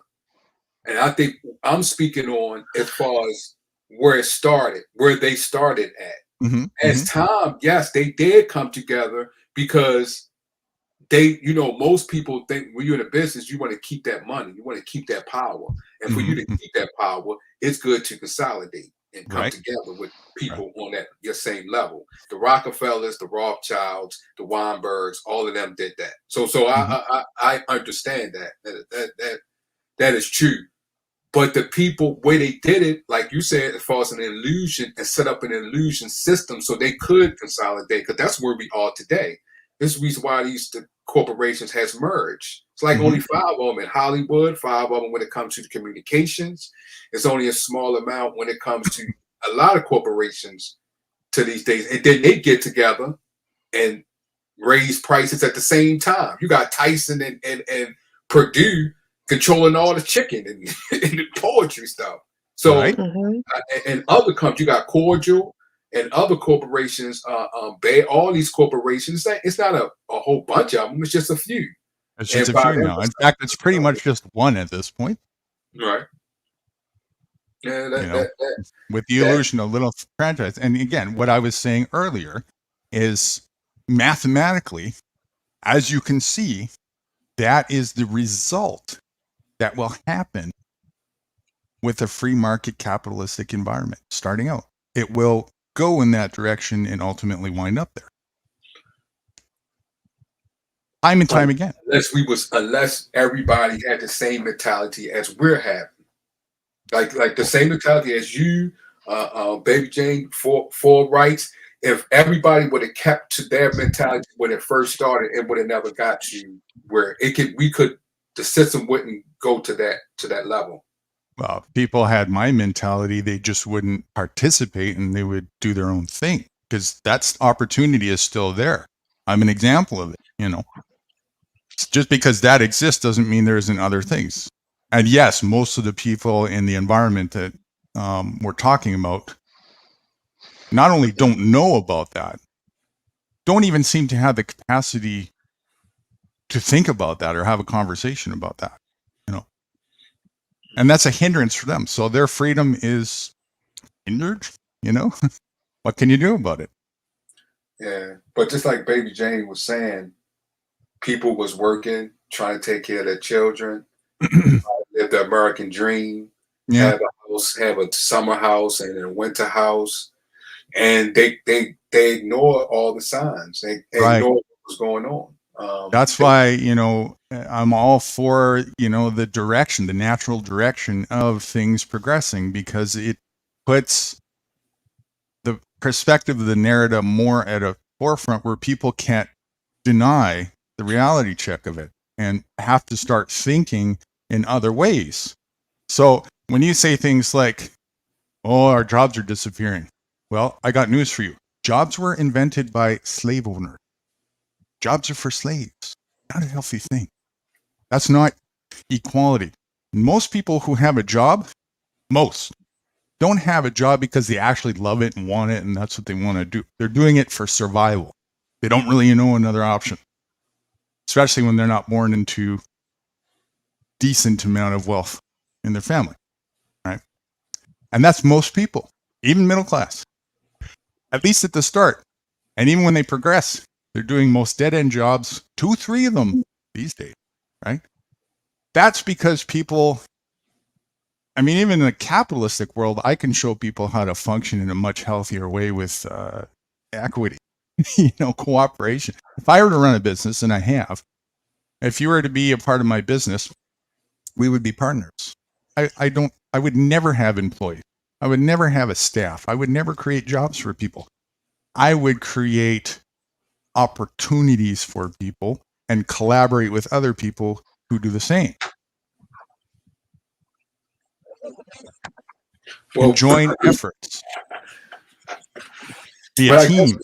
But I guess it's people that enjoy working, though. Yeah, there's a small minority of people, but like I said, most people who are working a job aren't really working it because that's really what they're passionate about and that's what they want to do. Most people are doing it because it's a survival thing, especially in this day, That's not a healthy position to be operating from in life. And most people, if you were to, give them another opportunity as to a window out that they truly could understand and see, would take. But can we do that? And can we do that like in this day? Sure. Why couldn't you? Because you got to have the mentality and the umph. You got to have that umph to go out and get it. And everybody doesn't have that. That's why I say everybody. Some people, even though they may be a minority, like you said, they rather work. Some people can't handle. My job isn't to solve the problems of everybody. I don't have the solution for everybody. I just have options that I know of for people. Right. Well, then I who guess are you open. need to break your fig leaf. Yeah. Come on. Come in now. Come bring the soap. I'm lifting it up. Dear God. The best thing that the government can do, which they won't do because it's too easy, too simple, and that is to teach America how to do trades again. Bricklayer, pipe fitter, boilermaker, heating, cooling, electrical, but no one knows how to do it. If you're not in a union where you can get school for free, you're fucked. These kids come out of high school, they know nothing. They don't know what to do. They're in a dead-end job. But if they know how to but vets, if we do that, vets, like if we go back, because I understand what you're saying in the trade, what should we do after then? Should we go work for someone or should we have ourselves as contractors? It doesn't matter because you'll have so many people doing things. You can do anything you want to do. Contractors. I've seen it before. But if you, but a contractor, I see what you're saying, Guru. I see what you're saying too, Vats. If you be a contractor, what are you? You still an employee. You're in a different status in a tax bracket. You're always an employee when you're working under the umbrella of nation state. Right. Get out of that as a citizen.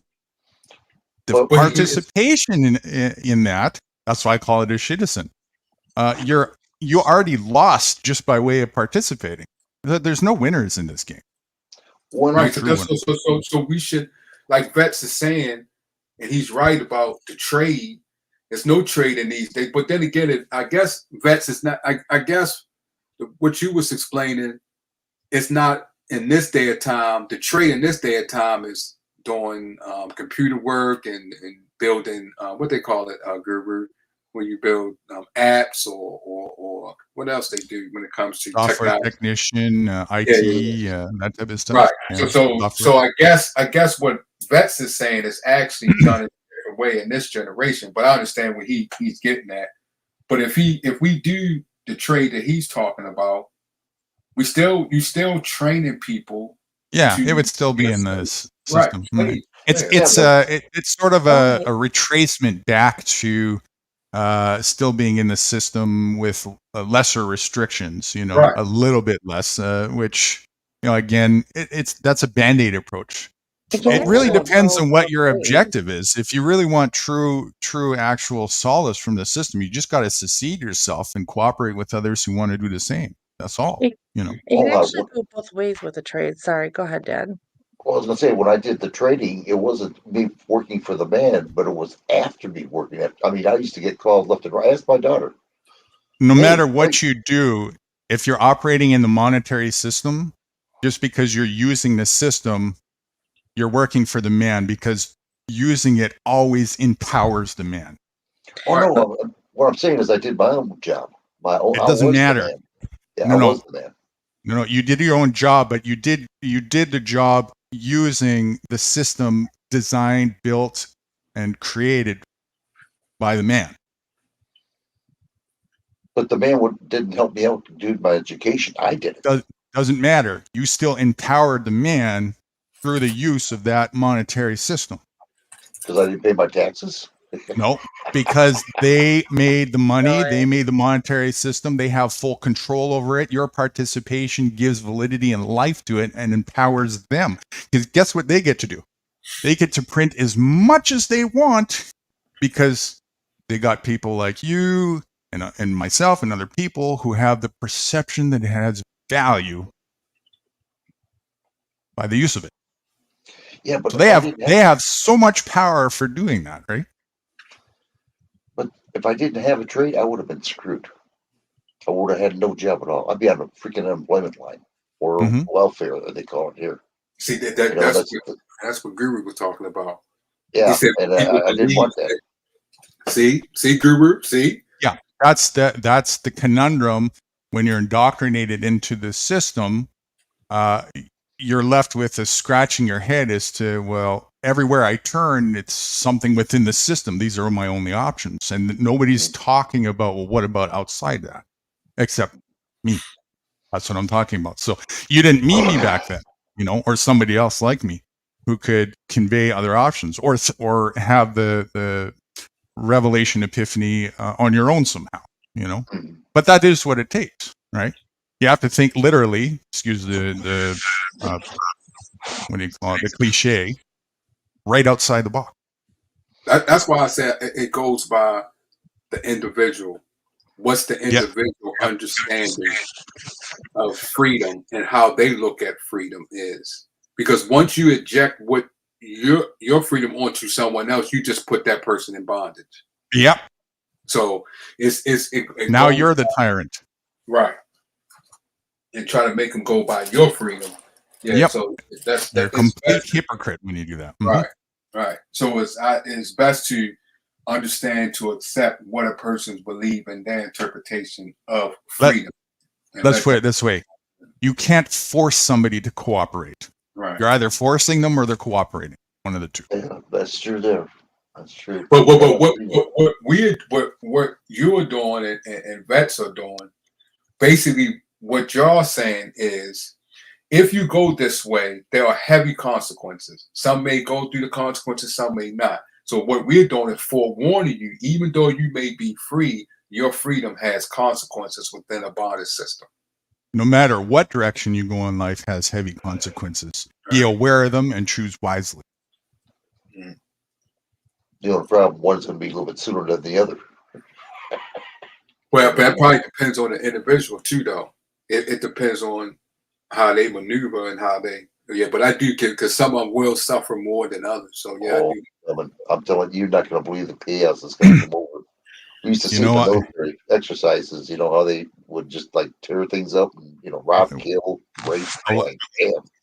A lot of what I'm hearing when I have these conversations, and bless everybody's heart, because I understand why. It's the compassion, and I might sound cold because it seems like I don't have the same compassionate consideration for the lemming classes as if I kind of wrote them off as a lost cause.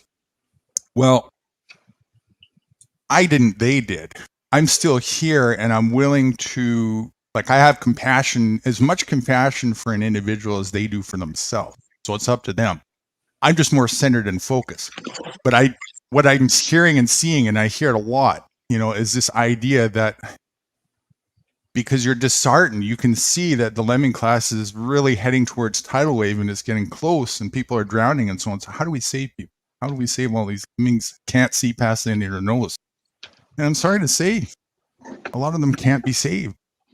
People have to save themselves. Now, on the flip side, if they're willing to save themselves, if they want to save themselves, let's have a conversation. And let's not waste a minute. Well, that's what Jesus Christ said. So, I mean, people that's in the Word of God, that's what he said. Mm-hmm. Well, you know what? I mean, I've been out there and I've been trying to tell people they want to talk to dude to get out of this situation. I haven't get no nibbles yet, other than me and my daughter here, and well, a couple of people, not many though. And it's just common sense that, I mean, people are going to see. I'm going to get a video on me and what my changes are in a while. I'm just waiting for something, and so is Guru. And as soon as this starts, we're going to start getting involved and getting out of this government bullshit. And I'm going to do it. I will do it. And it's going to start with a summer home. I agree with Von Erich, though. You have to let your faith be bigger than your fear, because without faith, there's nothing. Mm-hmm. Well, and I've said that for a long time. You can run and you can hide, but with that being said, You eventually can't hide from reality. all knees will bow and all tongues will confess. Mhm. So, Well, I understand that, but I'm not going to sit there like a sitting duck and say, "Here I am, come on, get me." I want to at least hide. You can ignore reality all day long. wipe out what needs to be wiped out. You can ignore reality all day long if you want, but its consequences will never ignore you. I don't ignore reality, that's for sure. But I also know what is written and what the word is and what is to come. So I know that no matter there's just no running from it. Right. She basically our faith, your faith is so strong. Our faith is so strong. No matter what comes before us, we'll be able to handle it through our faith, being good or bad. Well, our faith don't will get be me able to. wrong. I really need to start digging back into the word. But when I was into the word, I do know who comes first. Right. But that's all. But the things that we are saying, a lot of things that we're saying is in the word, and that I mean, the stuff that Guru was saying as far as free, Christ is free. He came to show us how to walk free. So it's the things in the word shows us and tell us and guides us. That's talking about the government. Christ said, as far as listening to the Sadducees and the Pharisees, that's like the government. They did things like the government. So there's things in the word that is shown to us that guide us and keep us from away the bondage system. But if anything that does come before us, because it is consequences, just like it was consequences on Christ, because the government came down on him and did what they did to him. If that does come to us, I'm able to get through it through my faith, regardless. No, And that's what people like Guru, what you were saying, as far as people has to understand the consequences. If you're going to do this, it's consequences. If you're going to be in this system, there are consequences. Whatever you do. Yeah, by far. And if you're going to do self-reliance, there's consequences. There's whatever you choose comes with a set of parameters by default to operate in. Very important to understand that and not to be afraid of that, because a lot of people won't step foot outside of their current culturistic comfort zone just because they have all these preconceived ideas of what if this, what if that, what if this, what if that, what if this, what if that, and ignoring, well, what if this? 'Cause that might happen too, Yeah. And I can tell you for sure that if you stay within those parameters, there's something that isn't a what if that will happen, It's going to happen. Yeah, Mhm. it's going to happen because you already That know even it's is gonna happen. happening. Mhm. Well, yeah, you better yet. Yep. But faith, like Baby Jane, faith, whatever comes, faith will get you through. Mm-hmm. It will get. It's just, and it works the same. If you have faith into being free, your faith into being free will get you through. Well, you know what the results of that is? Cutting our heads off, and they're talking about that No, already. no, not always. No. Well, unless I can't think of the name now. That kind of Not the let rapture. me go with the rapture. Rapture. Yeah. Yes. What you said about the rapture? What are you saying? Not unless you go with the rapture. Sorry, I'm Oh. moving.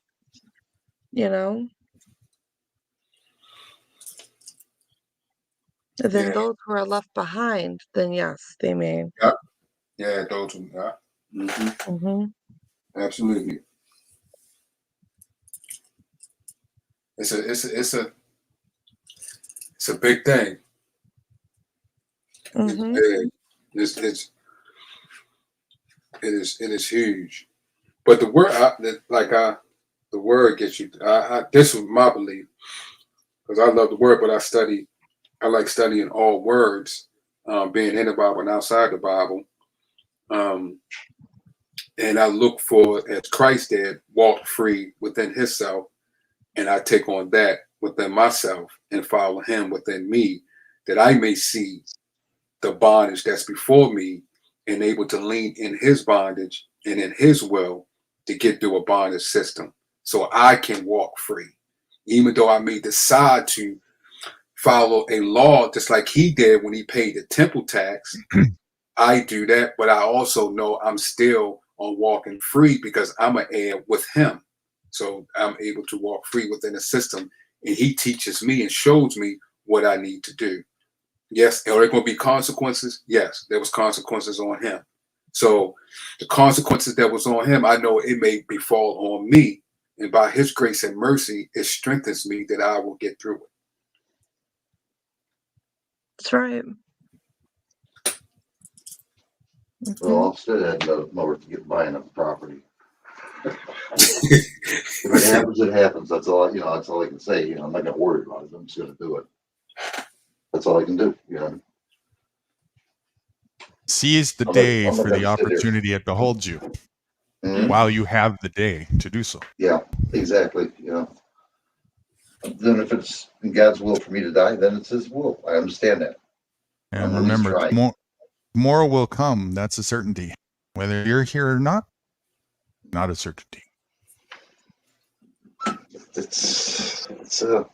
Yeah. It's amazing, though. Yeah. It's amazing it's even happening. Everything in the Bible is saying what's going on right now. And they're building that third temple, by the way. Yeah, they burnt. Where is they building that, in Jerusalem? Yep. Yep. And they're all excited about it. So that's another prophecy that came through. Is that how tax dollars built that? I don't know who's doing it. That's a good. I don't know who's doing it. Yeah, but I know they're building it. Yeah, they're all excited about it. There you go, Rights. It's all yours. What's that? Go on there. With experience the potential for wisdom, with aging, Potential. Yeah, if you guys can read that, I'm having a cigarette. With experience, the potential for wisdom. All right, well, we'll hand it off to Vaughn then. You're off the hook this time, but I'm catching you double next time. With experience, the potential for wisdom. With aging, the potential for experience. But without a critical thinking, open mind, only a wasted potential. It's true. Mm-hmm.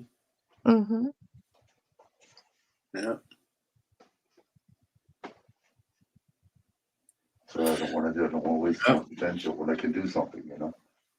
Whenever we read Guru's quotes, it's like reading Proverbs and Psalms.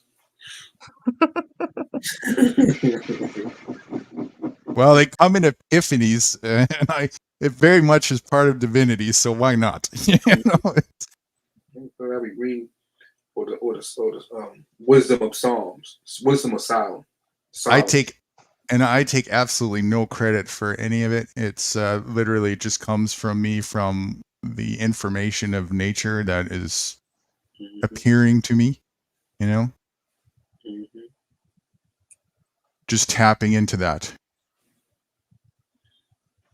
When you tap into it frequently? Yeah, every day. He does. That's the truth. It's a way of life, but mostly it's I have a routine in the morning, and so most of the deeper stuff comes during that routine. How long you stay in the state? It's a lifestyle, always. But like I said, the deeper epiphany stuff, it's coming to me constantly. Most of what I speak is coming from that place and not really memory. But some of the really, really deeper stuff and the wordings that end up on the quotes is from those morning revelations in the depths of the routine that I do. So in the morning, you get most of the quotes is. Yeah. Vaughn, you didn't give his email? Yeah, I get his email. I get his quotes. Yeah, that's why I get mine when he writes those Tiffany's in there. Memes, ideas. Yeah, I got a whole slew of them in my phone. My God, I can't believe it. Yeah, I get it. In fact, I did it. Didn't I do that? Yeah, I put it on Rumble, didn't I? No. The other day, yeah, that was a conglomerate, but that wasn't just my quotes. That was a lot of memes it was memer head video that I do from time to time. I hope you liked it after a lot of time in that sucker. That was great. Yeah, it's just a collage of. Did that take you a long time to add the stuff? Mm-hmm. Yeah. What's the effects you put on there? When those quotes come to you, what are you thinking as far as what do you want it to do, the words to do? Clarity. Clarity on is spiritual clarity or reality clarity? Clarity on the message of it, the meaning behind it. So as simple and clear and concise as I can make it, so that it's understood, and not just by me, because I can see it already, but so that I can convey it. So once it's understood, what do you want the people to do with it once it's understood? Observe it and decide what they want to do. What my intention is to have people absorb the wisdom and have it benefit them. But of course, that's totally up to them. Okay. Have it benefit them, but how should have you thought of any things and how should we use it in our daily life? Yeah. Quite a bit of it.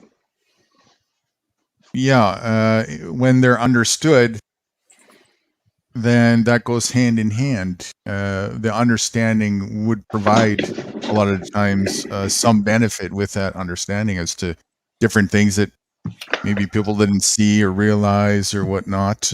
think about different things, different options they might not have thought about before. Maybe it just expands their mind a little bit. It opens them up in different ways. That's a benefit, you know. What about what Baby Jane was saying about the steel toe boots and what she was saying about vets? Oh, jeez. That's going to be a reputation. I see that coming up. You want your quotes to build people up when it comes to that? I let Baby Jane tell you what. I think I'm gonna start labeling the quote a day emails 18 holes. And this ain't golf. Oh my God. I'm in trouble. Well, yeah, I get what you're saying. That's wonderful. That's Yeah. wonderful. Basically, it's just a profound wisdoms that I have an understanding of that I'm putting down for anybody who might be able to grasp and benefit from that in their lives. That's really the whole basis from it. It started out as just a little thing back in the day, as sort of a temporary kind of a substance thing while I was getting started on the Freedomist Project, and I never really intended it to be much more than that. But what happened was, to my surprise, people were really catching the messages and inquiring about it, and like it just went so much further than I really thought from just a little quote that I put on a meme type thing, right? And I saw, wow, well, if I can just have a meaningful impact to this degree on something like that, then I'm going to continue doing that, you know? Have you got any feedback of people saying it inspired them, it healed them, it took them to a place that they didn't think that it would, but by your words that you sent to them in your quotes? Yeah, sometimes. Yeah, different feedbacks and different results. Different feedbacks and different responses from time to time, which are interesting. You know, I like to hear how people picked up the quote and what their perspective of what they're seeing the quote is, because sometimes it's totally different than what my intention is. Yeah. And how do you think about that, though? What do you think about the quote that you isn't that something? Because you send a quote in your interpretation, but then when someone else read it, they have a totally different interpretation. Yeah, I think it's a beautiful thing. I've been a musician for a long time, and I've written lyrics, poems, and songs. And one of the things that I really like about it is when I don't express the underlying meaning to some lyrics, those lyrics become meaningful, subjectively different to the eye of the beholder. And that's actually a very positive attribute to being an artist. And so I kind of took that over into this as well. So while I like people to have that as well, if I'm asked, I will also give my actual elaboration on what it is I was trying to convey as well. This is New Guru's, one of his memes right here.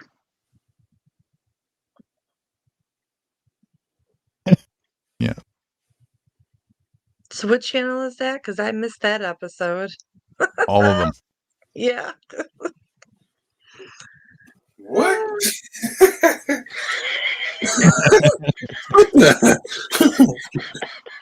What in the world? That's a New Guru meme. Oh, God. Yeah, put some eyes on that bad boy.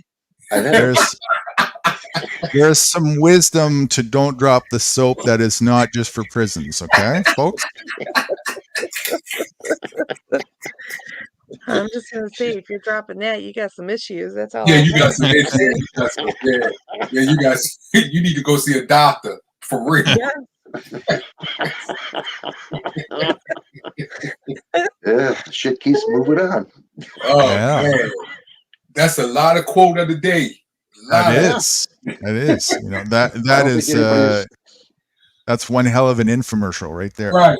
And I think everybody will get that idea. Yeah. This is the meme that he sends me right here. Yeah, very interesting. That's one of the main reasons why I wear steel toe boots with 18 holes. I didn't know shit was that tough. Right. I'm glad I've educated somebody. Flattering. You might need some rubbers for that. Yeah. And some boots. Yeah, I'm investing in dollar store tomorrow. Okay. Oh my goodness.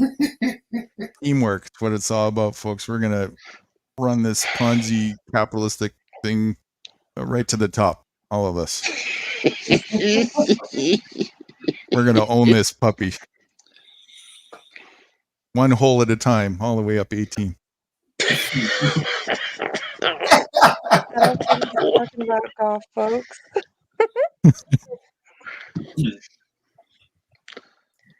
Oh yeah. Oh boy, oh boy. I mean, it's educational. I mean, nobody can forget it. How that was, but you know, everybody gets the same idea. You know, yeah. I gave the corporate news networks too much credit a little bit, but I tried. But in reality, this is the kind of stuff he does send out, though. Other than that, hold on, I'll show you in a minute. Kick this bad baby. There you go. Something like this he sends out. Capitalism equals slavery.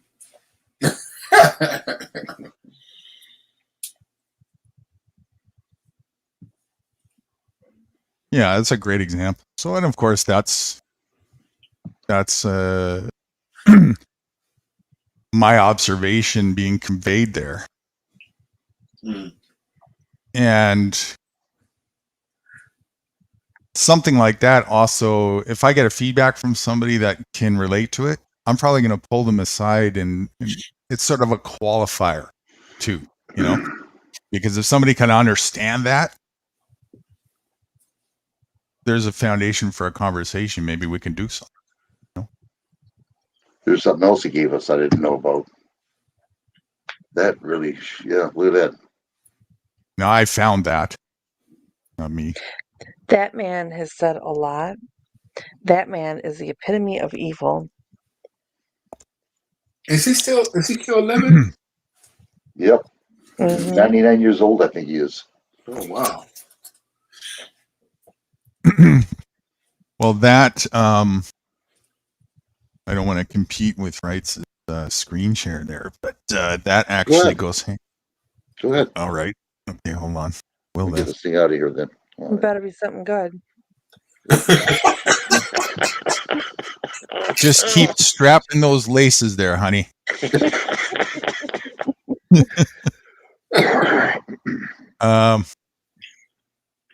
Which one was it? This one? Nope. It was one of those.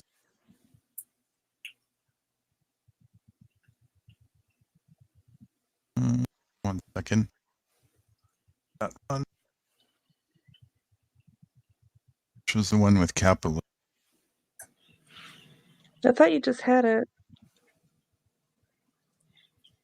Did I?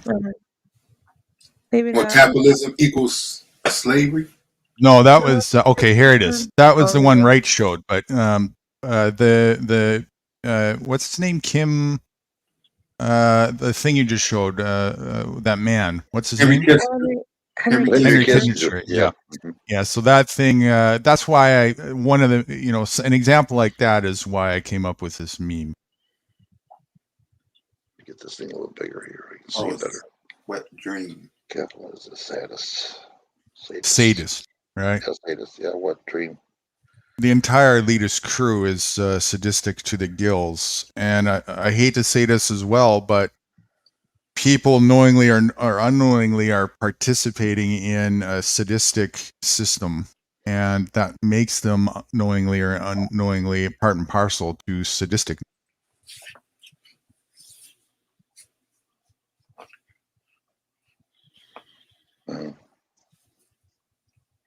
So wait a minute. I would have, oh, go ahead. Sorry. No, go ahead. Go ahead. I'm eating No, something. no. Go ahead.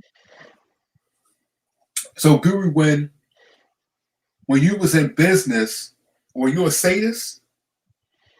I was participating in a sadistic arena just like anybody else, of course. Okay. You can't get out of that. You're either, in corruption or not.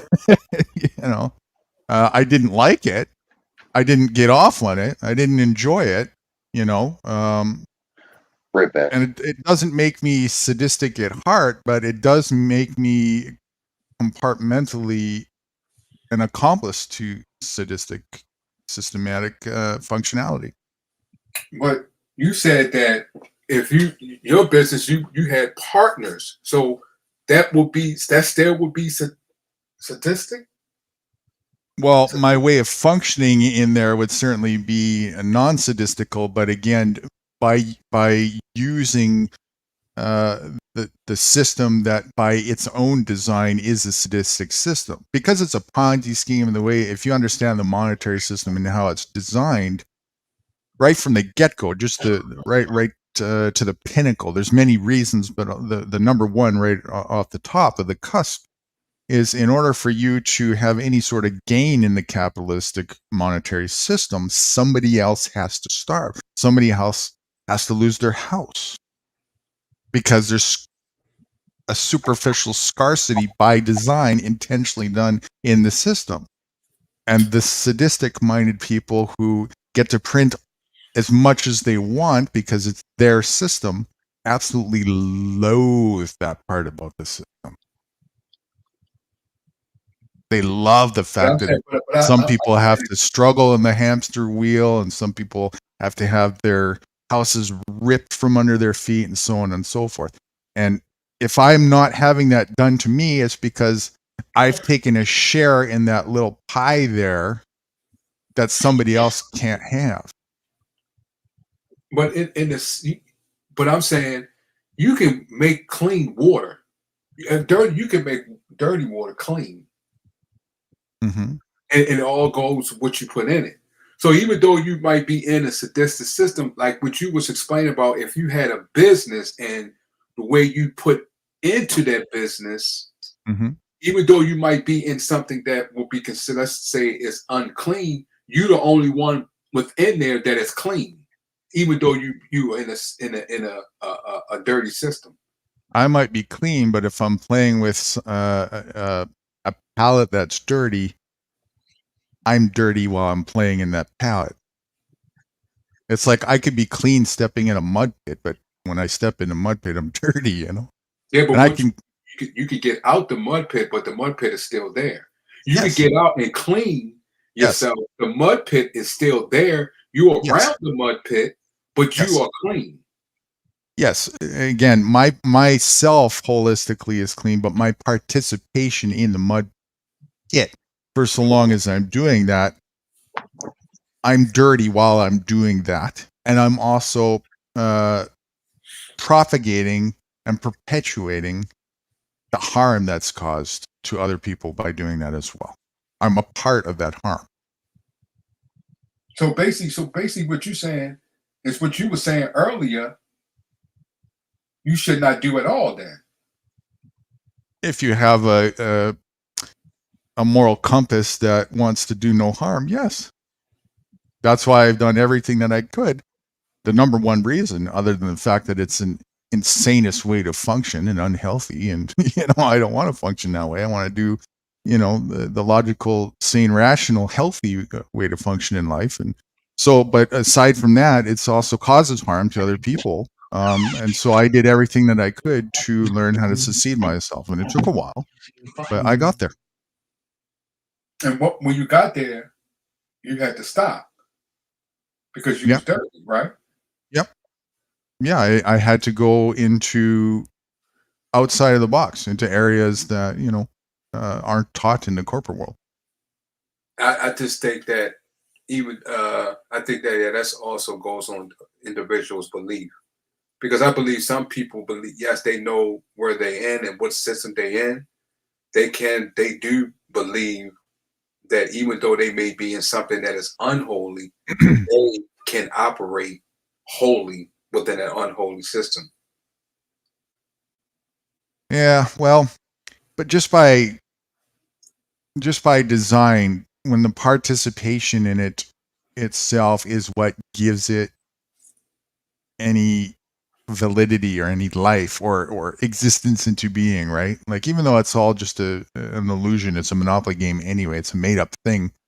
What isn't a made up thing is that people are actually playing it. That's not a fiction, you know, and that a lot of people are dependent on that because they don't know elsewise and whatnot. And a lot of people are getting hurt by that, you know. And so my participation in that is another iron in the fire to propagate that. Yeah, but I it's like when I had my I was a contractor. I had my own contracting company, and I ran it. Made sure I ran it. It was contractors. I didn't have a place. I had contractors. So, but I made sure I did things as I was supposed to as a business man that I learned from in the Bible. I learned what I need to do, and I did it. I made sure my principals, made sure they was paid, made sure if anything was discrepancy in their check, their money, I didn't do what others did, try to capitalize on their, as far as what they didn't know. I didn't try to capitalize because their truck was broke down, things like that. You know, I went as far as what I needed to do, even though I was in a system, like you're saying, I'm participating in it, is making money, but I'm making sure what I need to do due to my faith and made sure my principles that I did what I was supposed to as a businessman in a capitalized system that, you know, suppresses people. I made sure I didn't do that, even though, yes, I did have to enforce laws as I was as an oppressed. Yes, I did that, and I did it, but I did it righteously as I was supposed to. So I do believe that you can still, as far as you could go, I'm sure you did, but you know, again, participating in a system that is ultimately going to leave people high and dry by design is a corrupt thing to do. There's no getting around that. When you say high and dry, what you mean? Well, again, if you understand the monetary system and how it works, by design, it's designed to have scarcity in there. That's a Ponzi scheme, right? It's designed so that there's not enough for everybody. So that some people struggle. That's in the way of life, though. It doesn't have to be in a monetary. No, it's not in the way of life. If you believe that, Why it's not. Why is not? In nature, it's the opposite. There's nothing but abundance out there. That's what they don't want you to see. Abundance. When you say abundance in what? Nature, as far as land and stuff like that? As far as resources, as far as everything that we need for free, it's all right there. Yeah, but you still you cannot go out there and conquer it on your own. You still no matter what in life is going to be ups and downs. Sure. Okay, I don't know what you mean. That's what I'm I don't know talking I don't know what you mean by conquer. Maybe we should elaborate specifically. When you say it's abundantly when it comes to nature out there, you mean you could go out there and just conquer and take what you want because it's free for you to do. Yeah. You can't do that. I do. I do it every day. You go out and conquer everything out there that's free? Again, conquer is kind of a subjective word, but I'll tell you what I do. I go out there. I've been foraging every day since May. Okay, but you still go into places, don't you? You like, okay, the place you live, you have to pay for it, right? No, I live in a right now I live in a motorhome. I'm nomadic. Okay, but you had to pay for the motorhome. Yes, I did. Okay, so that's still a down thing. Yeah, but again, that's still a down because again, I know a person that is free. You should understand just be able something. Go right out there and just live. Understand, I know how to do that. I'm not dependent on this motorhome, and I'm not. I'm That's also not what I'm asking. dependent. I'm not Uh-huh. dependent on the monetary system either. No, I that's not have what I'm done saying. an That's okay. not what I'm saying. The saying Okay. is you still have ups and downs that you go through within this world, whether you're in the monetary system or anything, that is still ups and downs. It's ups and downs within nature. Oh, sure, absolutely. I have Okay, no so dispute with that. yeah, so that's what I'm saying. It's still when you're saying as far as the monetary system, that the way it works is still the same way in out of the monetary system. No. It's still ups and Listen, downs. listen. Understand this. By design, there's a superficial scarcity in the monetary system. It needs that scarcity to have the functionality, because if everybody had everything, nobody would have any motivation to work. What would happen if you gave everybody $1 million right now across the board? Who would go to work tomorrow? Isn't that kind of happening right now? Everybody Yeah. getting $1 million? Well, yeah, she's So talking a about lot of people couch surfing and right. collecting. Mm-hmm. Right. Getting a little handout, sure, yeah, but that's not enough to pay for everything that you need. And also, is there not like a scarcity of things are running out, in the grocery stores? And didn't you just see that as well a lot during this pandemic thing? All of that is only in the corporate world. That it does not exist out in nature. While that was going on, I was continuing my land of abundance journey and totally to the side of all that. That affected me zero. But you said it's an illusion, though. It you is. Said it's not there. You said it's not there. It's so not there. So if it's not there, if it's not actually there and it's an illusion, what makes you go up and down? If you don't know where to access outside of that, but then you're dependent on that system and nothing but. You're screwed. No. Like earlier you said it's no system. It's just an illusion. You said it's no system. Now if you said it is. If you're dependent on the construct that man has made, the capitalist construct, right? It is an illusion. It's an illusion. It's an illusion because you can do what I do. You can also go and access a tree, access an apple from a tree, and that tree does not ask you to swipe a debit card. That exists. I do it a lot, right? Right, but most people in nature, you can go out in nature and plant something, and it may not come forth. Mm-hmm. Okay, so that's you still have ups and downs, even without I'm talking about out the monetary system. You still have ups and downs in the way of life. Yeah, I'm not saying that you don't. Again, what I'm saying is that there's a superficial scarcity by design in the corporate world that has to be there to continue the narrative of the corporate world. Nobody would work if it wasn't there. In other words, people have to get screwed in that world in order for other people, in order for the thing to function and continue on. Okay, now, but see, so now you agree what we were saying earlier, as far as it is a system. Then I never disputed that it was a system. Okay, well, I see what you're saying. You're saying I see what you're saying, because the way it's being controlled and the way it's governed. Yes. It's a systematic approach. And at the end of the day, it also still is people when it comes down to it. People are the system. They're the ones that are carrying out the functions and paying each other and so on and so forth. Right. But I still will go by what you're saying as far as the illusion. The illusion, even though it's illusion and this system that is put together by man, I still can prosper and still have it that I can prosper within this system and grow. You can.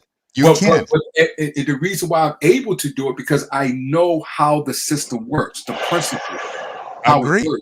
I agree. And the more you understand the system, the more it gives you the edge. Like I know how to do very controversial things in the system that would blow people's minds.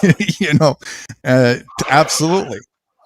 With that being said, the more you win in the capitalist game, the more somebody else has to lose in the capitalist game, because there's only X amount that has been put into that system, created for the sharing. And it's not enough for everybody. They can't have enough for everybody, because if there was enough for everybody and everybody had their needs covered, nobody would go to work anymore.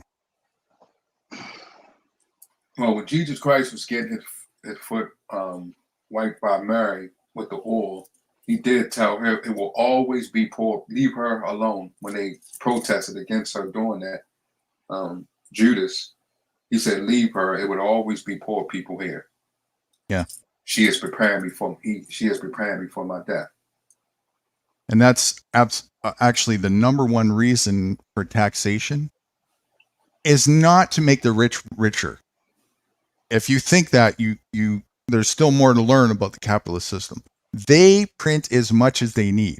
They don't need the tax money. They print it all. They can print as much as they want. What they do is they scoop back some from what's out there in circulation, because if there's too much in circulation, people will stop working. And the game will be over if there's too much in circulation, if people have too much. Well, they used to burn money in the 60s and the 70s. They used to actually burn money. Yeah, they did. Right. And they'll have a celebration over it, because again, they know it's all just a facade. They're just making it up, and people are going along with the narrative. You know, they know that. And as long as people are willing to do so, they're going to continue to take advantage of that naivety and ignorance. That's their mindset. So basically, are you saying you'd rather be controlled by nature than controlled by the monetary man system? I'm already controlled by nature by default. There's no getting around with it. Okay, so I have two choices. I can. There's two narratives of nature. There's with the flow and against the flow. I'm going to be with the flow. Okay, let's go with where you set it up. You would tell people rather be controlled by the nature by default than controlled by the system, what man has been doing. Yes. Because if you already have perfection by design, any attempt to go outside of that can only be imperfect. Why would you do that? Mm-hmm. That's why it's corrupt. But, if you go outside of perfection, it's got to be corrupt. If you go along within it, yes. I do that. Yeah, I believe that. If you go along with the system, yes, I do believe that. The system itself is an unnecessary distraction from being in the flow of nature. That's why it's called currency. It distracts the focus. But I get that. I understand that. But I still believe that you can still function within it freely. I still believe because what you do was you will bring the default nature, will bring it within the corrupt system and still function. I still participate. I'm paying Starlink with monetary right bills. I would pay for it with Bitcoin, but Elon decided he didn't want to accept Bitcoin any longer. So is that right? Wow. Oh yeah, quite a long time ago. So I have to pay my Starlink bill. I have to convert and do so, right? So I'm choosing to do so. Well, you still in the system. You dealing with Bitcoin. You still in the system. I deal with anything at my disposal if I choose to. You hear me loud and clear. Okay. I'm not dependent on any of these things for my livelihood, for my well-being. If I choose to do so, it's for a reason other than dependency. So people have to be clear. Does that make it what you dependent, because you don't want to sound like it's what you dependent on when you end the system. If you allow the system to dictate your life, then you're being controlled by the system. That makes you a slave. Whatever you're dependent on, you're a slave to, right? You're a slave to. I'm by capitalism- default we're all slaves to nature. There's no getting around it, Right, but we I don't all have a problem with slaves to that. but we can. So capitalism can only we're a slave no matter what. We're a slave to nature, but and that's okay. I'm okay with that. You know, right.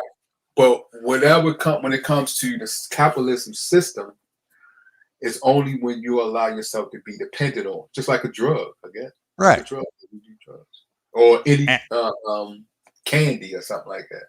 Right. And if you don't know any other way to function, you're an ultimate slave to that. You're totally scrapped. Now everything you're going to do, you're going to defend that position because you have nothing else.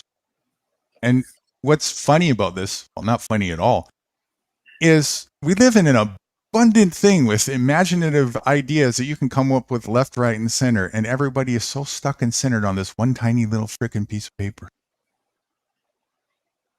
That's terrible. Well, I can't. But we say it's terrible because we live in a different system. But if those people enjoy it or they feel they are free, it's not terrible to them. It's terrible when you see it from my perspective. That's what I said. That's why we say it's terrible, because we live in a different, and look at things different, right?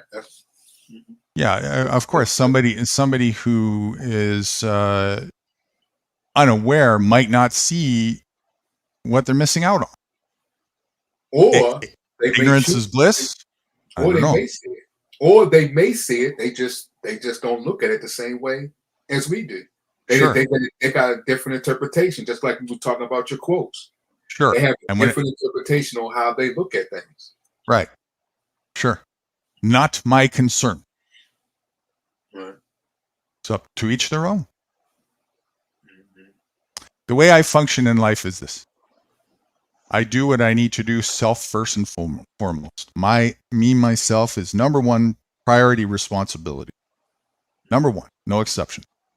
I have to take care of me. Nobody else is responsible for me. I have to do that. My health, everything.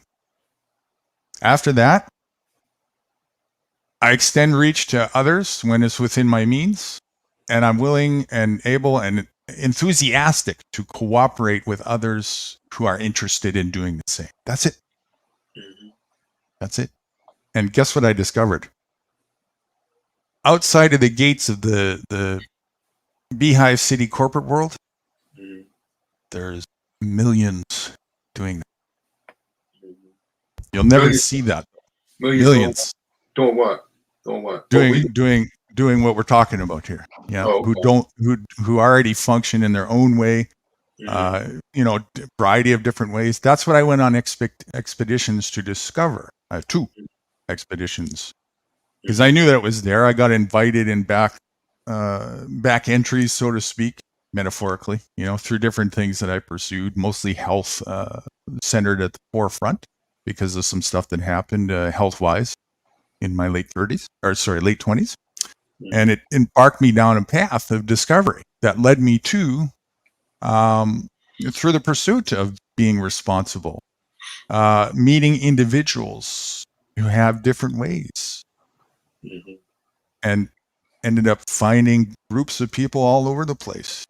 Some of them small, some of them large, and very fluid. Just because they're a group today doesn't mean they are tomorrow, totally much more in the flow of nature. What I discovered mostly as a common denominator is this. The more in line with the corporate ties that they were still functioning through, the more dysfunctional they were.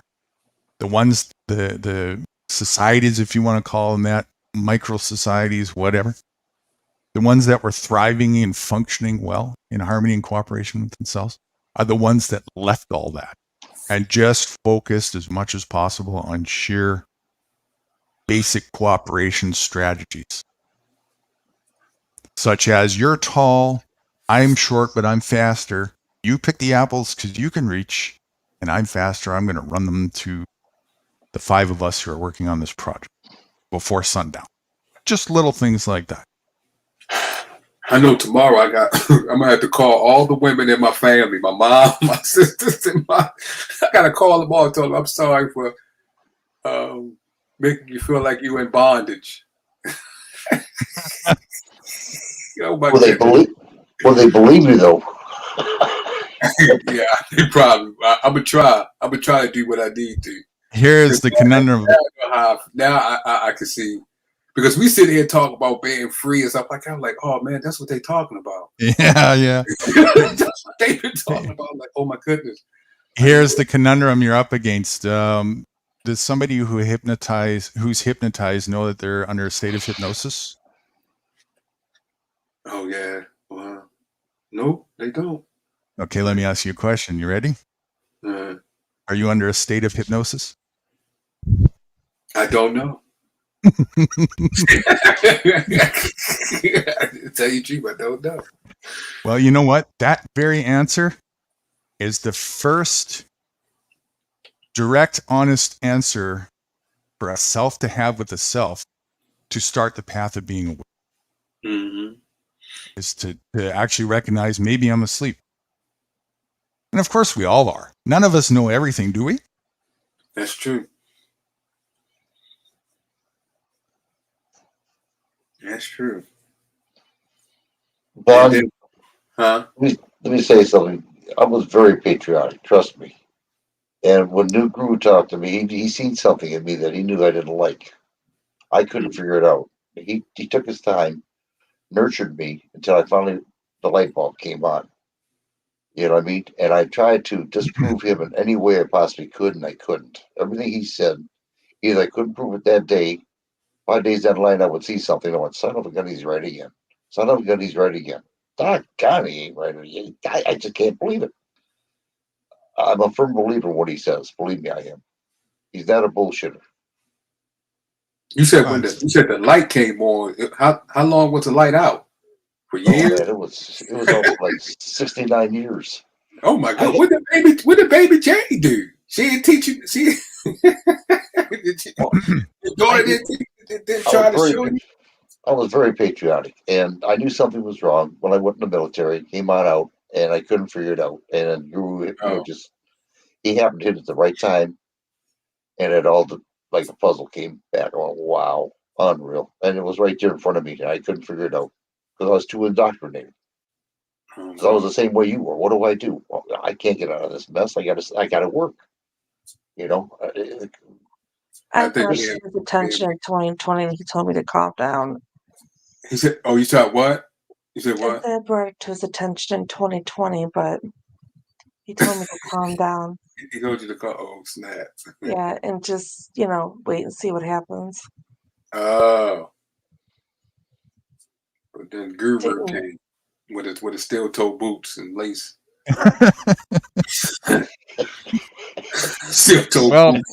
Well, he said I nurtured him, so I might have took them off for a little while, but they're almost done up now. She's working on it. Like, man, me and baby Jane gonna have to have a talk. She ain't say nothing. I was sleeping. You know what, Jane? You sleep and you wake up, we'll still be here. Don't even worry about it. Go to sleep. I'm gonna have to because I caught myself snoring thinking I was on mute. Don't worry about it. Hey, you know how many times I've been snoring on this damn thing?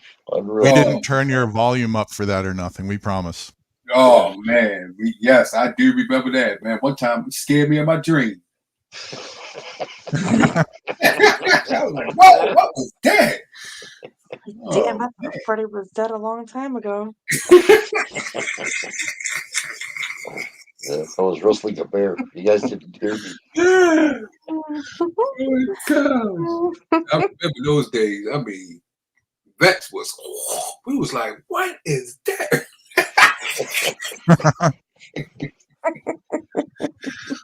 What is that? I thought I was listening to an episode of National Geographic.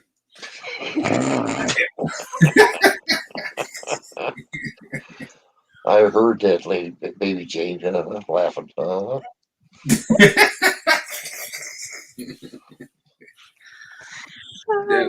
was It was a herd of elephants. A herd, boy. That was whoa. You know what? Me and Guru was talking. This took us right out. We couldn't even hear ourselves talk. I was like, whoa. Well, Guru's got the power now. I gave the I don't know what they call it, co-ownership I've or got the whatever. power. Dun, Yeah. dun, dun. So now if I fell asleep, he'd shut me off.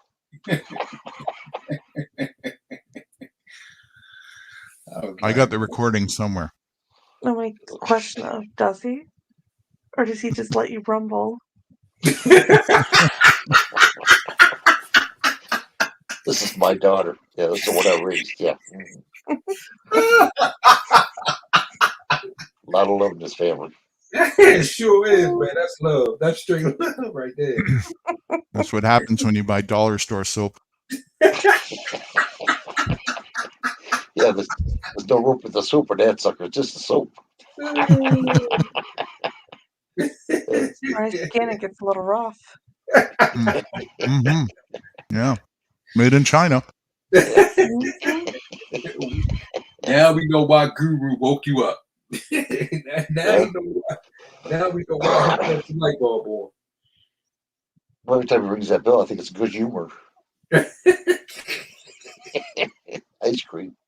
Oh my goodness. Is that why you yell ice cream when you're sleeping? Mm-hmm. Oh my goodness. Yeah. He wants the pistachio flavor.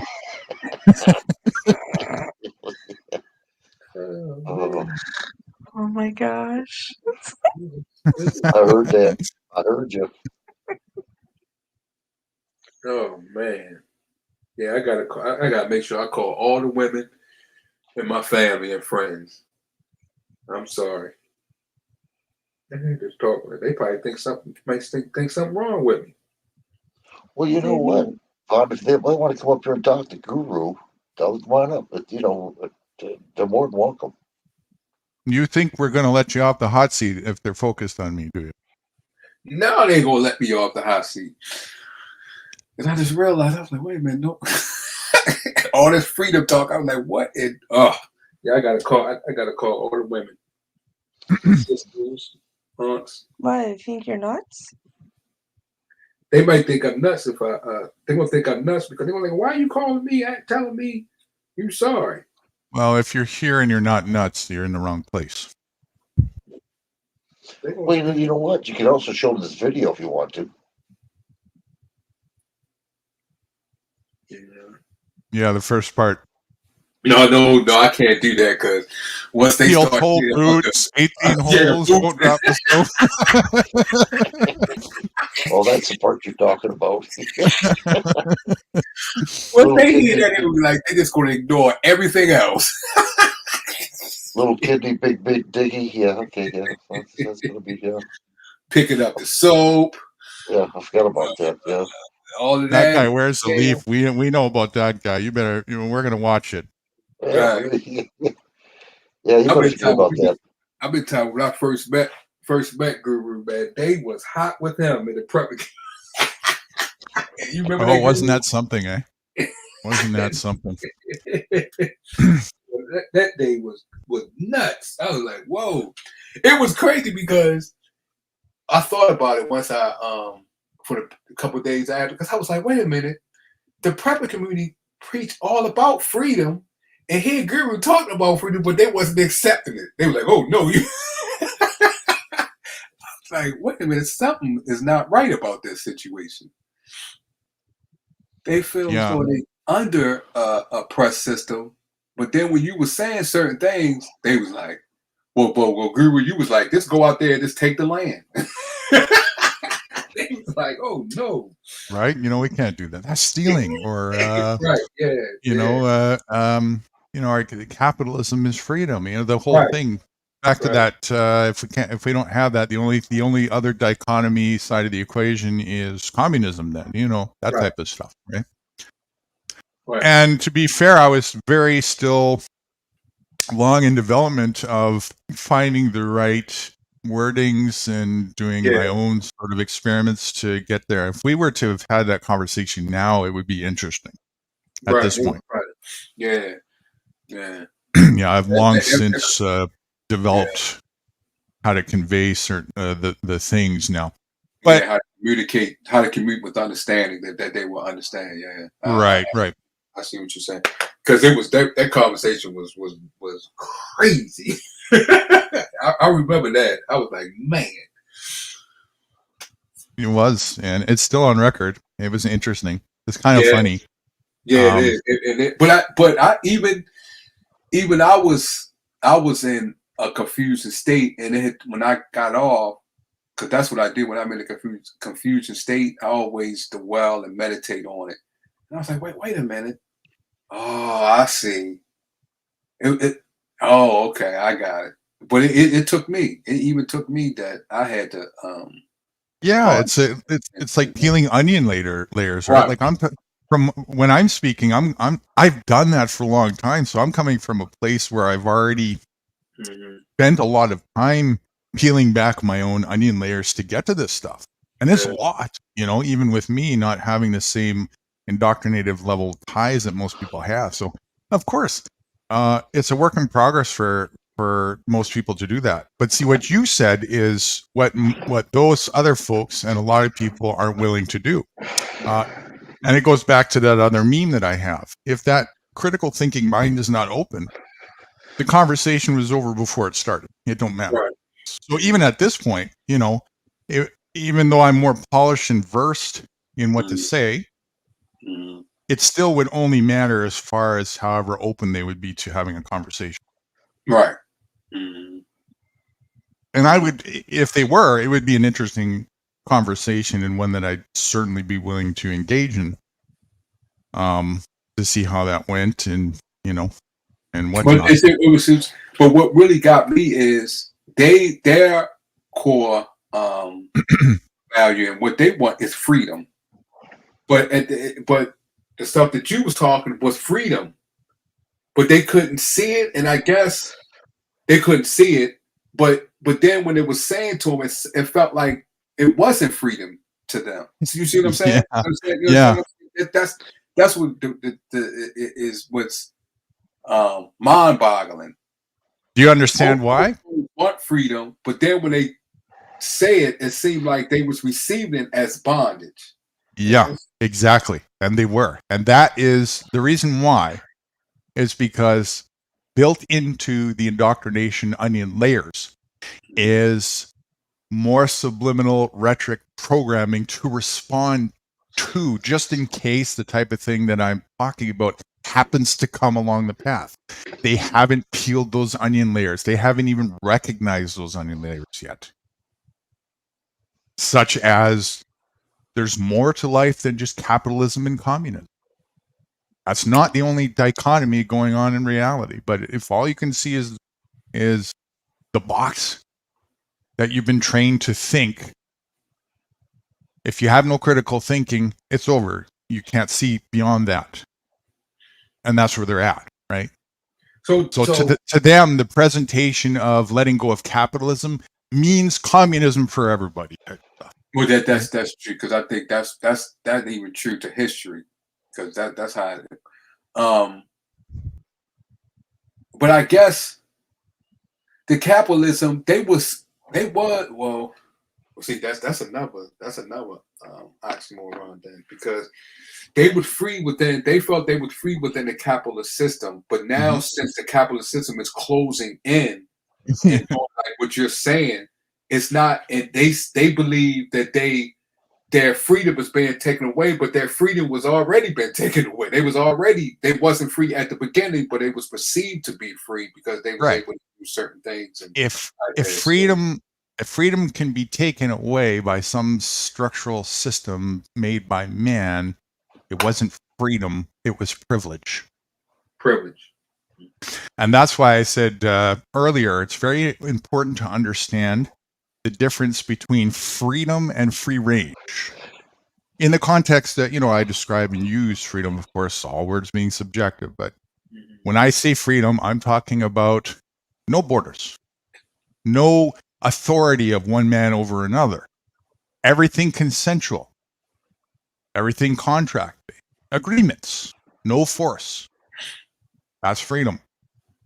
The opposite is free range. Orders, permission, your papers, please. And that's what you have in statism. You have privilege. You do not have freedom. But people perceive it. My freedoms are limited in scope. They fluctuate up and down because they don't understand they live in a plantation that is free range, not freedom. But if you have a contract with someone and if someone breaks the contract, who enforces it? Whoever you agree. Okay, so agree. What you mean? Whoever you agree, right? Mm-hmm. Whoever you agree to enforce the contract when someone breaks it, right? Mm-hmm. Okay.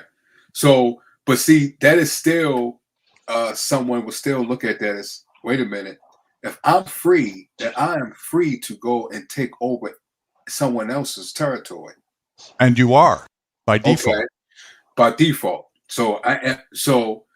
But then something has been, like we said earlier, something has been put in place to take that freedom away. Something has been, somebody is also free to mitigate that if they so choose.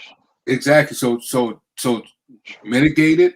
More things is coming in to force a freedom. Right. To look at it, but look at it though. That's communist. That's the start of communist. If you have something to come in to force a freedom, that's the start of communist. Okay, now what you're saying, somebody is coming in to force that I have dominion over this territory. That's what you're saying? You are free, not that's just put territory because everything is everybody's. Right. Everything in this world is everybody's. So right. if I take this, if I say this is mine, how am I saying I'm forcing a law? That means I'm taking your freedom. Correct. And it's only truly yours for as long as you have the cooperation and agreement of others, isn't it? Exactly. But look what's going on though. Yes. What you have is we all live in this world. We all live in this world free. But once I demand something, I'm implementing a bondage. Once you demand something, you are implementing a bondage. Once you go outside of the realm of what actually is by default, then you're in the land of bondage. So if you have this idea like you own something, right? Everything you think you own here owns you. Okay, so but that's going, you move the goalpost. I'm saying once you going out, we all are free. Once you say this territory is mine, you have just implemented a bondage. Yes. Okay, so that's and I would never say that, but yes, you're correct. Okay, right. You created a bondage for you and other people. Right. You created and nature and right. animals. Mm-hmm. Right. You have just created a bondage. Correct. So when someone says that is not implemented, say you can't do that, what you're saying, then what are you saying? You're saying that's a privilege to who? What's a privilege? You said once you create a system, right? Mm-hmm. Once you create a system, if this to get in the system is a privilege, correct? It's not a freedom; it's a privilege. To get in is, so you're gonna have to go. So if someone who was free, right, goes into a system, okay, they free. They chose to do that. They choose to go into it, but it's not. You saying that it's not free? It's a privilege. Yeah. Privilege on who? Well, if it's with me, for example, I can end that at any time that I want. Okay. So cooperation is kind of privilege in that sense, if that's what you mean. Right. So, right? So like when I just gave the example on the land, if this person say, I own this land, right? Well, that's where the fallacy starts. That's where the fallacy starts. Okay, that's where the fallacy starts. Yeah, and that was actually one of the big will things. be, Sorry, go ahead. I'm saying, I the got a leg privilege- here. You finish. The privilege will be if I allow someone on the land. Once I demand that's my land, the privilege would be if I allow you on it. So, is that land actually yours, or is that a belief in your mind? Yeah, belief of mine that I set up because I'm free to do. Because I'm free to do that. You're free to believe any fallacy you want. Right. Doesn't make the fallacy reality. To someone else, unless someone believe it. To reality itself. And that goes back to the rubber meets the road thing, where at some point reality is going to show you otherwise. Like, let's say you say, okay, from here to, acres this way and that way, I'm claiming this dominion. Well, the fox is going to come across that path. What does the fox think about that? Mm-hmm. It's only in the imagination of man. This is actually the conversation that was part of the struggle with the prepper folks. There was the two. One was the not operating with money thing, and the other was the ownership fallacy. And it's hard for people to wrap their mind because we've all been very heavily trained to think in terms of having and owning instead of what is really going on by default. The only thing you're actually ever doing at any given time is temporarily occupying. We're all sharing and occupying temporarily, and it's fluid. That's reality. Yeah, but then then like you said, it's everything is just within your mind. Because if just like you say, you go out to the land and you plant something, whatever you plant on there, I'm free to go and take it. Right. And if we're going to have a cooperative approach to functioning, then it has to start with removing those superficial ideologies. Remember what I said earlier? The ones that, when I went on my expeditions, that I found the common denominator are the ones who were able to do that. Ones who let go of those superficial ideas. When you say cooperation, what do you mean? Because are you saying your cooperation and our cooperation has to be as one as far as how we look at freedom then? If we're going to pursue something together. Pursue what? Anything. Could be a project, could be a way of functioning. Okay, but could be a relationship. But then what you're doing is committing the same thing you're speaking of, against. That's a fallacy. What is? If you're going and you coming together with someone to go out and accomplish something, mm-hmm. You're using your two fallacies to accomplish your agenda. What is the fallacy?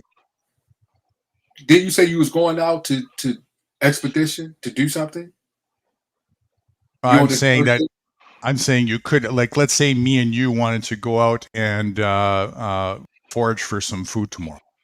Right. And we have an agreement that says, okay, you got a car, you pick me up tomorrow, I'll pick you up the next day. That's just cooperation. Okay. Just as an example, right? So it's just agreement. Coming to agreements with people and keeping it simple. What the monetary and the corporate world wants to do is it wants to restrict and compartmentalize unnecessarily the fluidity that you have. Okay, by so default. That means the way you're saying it is we could all of us can go out, right? Mm-hmm. Plant something, right? Yes. And when we plant something, we may eat it, but if someone else come and eat it, they have the right. Well, rights is irrelevant in the equation because they ate it, whether you thought they had the right or not. No, it is irrelevant. If you planted and worked on planting it to eat, and someone else come and take it, mm-hmm. they have the right, according to what you said, because they are free. So a fox comes along and eats it. Fox, whatever. They mm-hmm. have the right. You're saying they have the right. I don't do rights. I do just abilities and what happens. Okay, right? with ability, let's change the language. So Yes. ability to what happens, whatever they can do it. You're saying they can do it. Anybody can just go and just take. Yes. It's Even not. if someone even if someone work at it. Yes. If you build something, can I enjoy it? Can I look at it? Can I admire it? Can I walk in it? Can I sleep in it? If you really want to. If the person wants you to, but what you're doing is then there's no reason to set up contracts then. Agreements are you contradiction because you just said setting up a contract and two people. You have to define and elaborate. What I mean by contract is not you sit down and you have this drawn up complicated thing. I mean, some situations may require something like that. I always say to keep it simple. But once you did that, you have set up a fallacy. No, it's just outlining how we're going to achieve an objective and operate and work together. That's what they do in corporate worlds. Yes. That's you're still setting up a fallacy. Once you put a agreement together by law, whatever you put together, that's not a law. It's not a law. It's just an agreement. A contract is not a contract. It is contracts. If it was a law, I wouldn't be able to bow out of the agreement. That's what contract is. You can't break a contract. Well, I do it all the time. Okay, but it's set so up. do you. The contract is set up for agreement, and if you break it, you have penalties. And when you do that, that's a fallacy. Understand my context of contract. When I say it, I don't mean in that same context like the corporate sense. What I mean is a synonym for agreement. That's okay. all. Just I'm saying back to that simple example. Like tomorrow we're going to meet at such and such a time. Let's take the corporate out. Once you set up an agreement between you and another person, what about the people that's outside of that contract? What about them? Are they free to do what this in the contract? I think maybe give me a more specific example. If you and this person has a contract, once you set a contract or agreement up with someone, you have created a fallacy because you and this person has agreed not to do something within this contract when you're taking freedom away. No, it depends what it is. Like, give me a more specific example. You and I, we have an agreement of.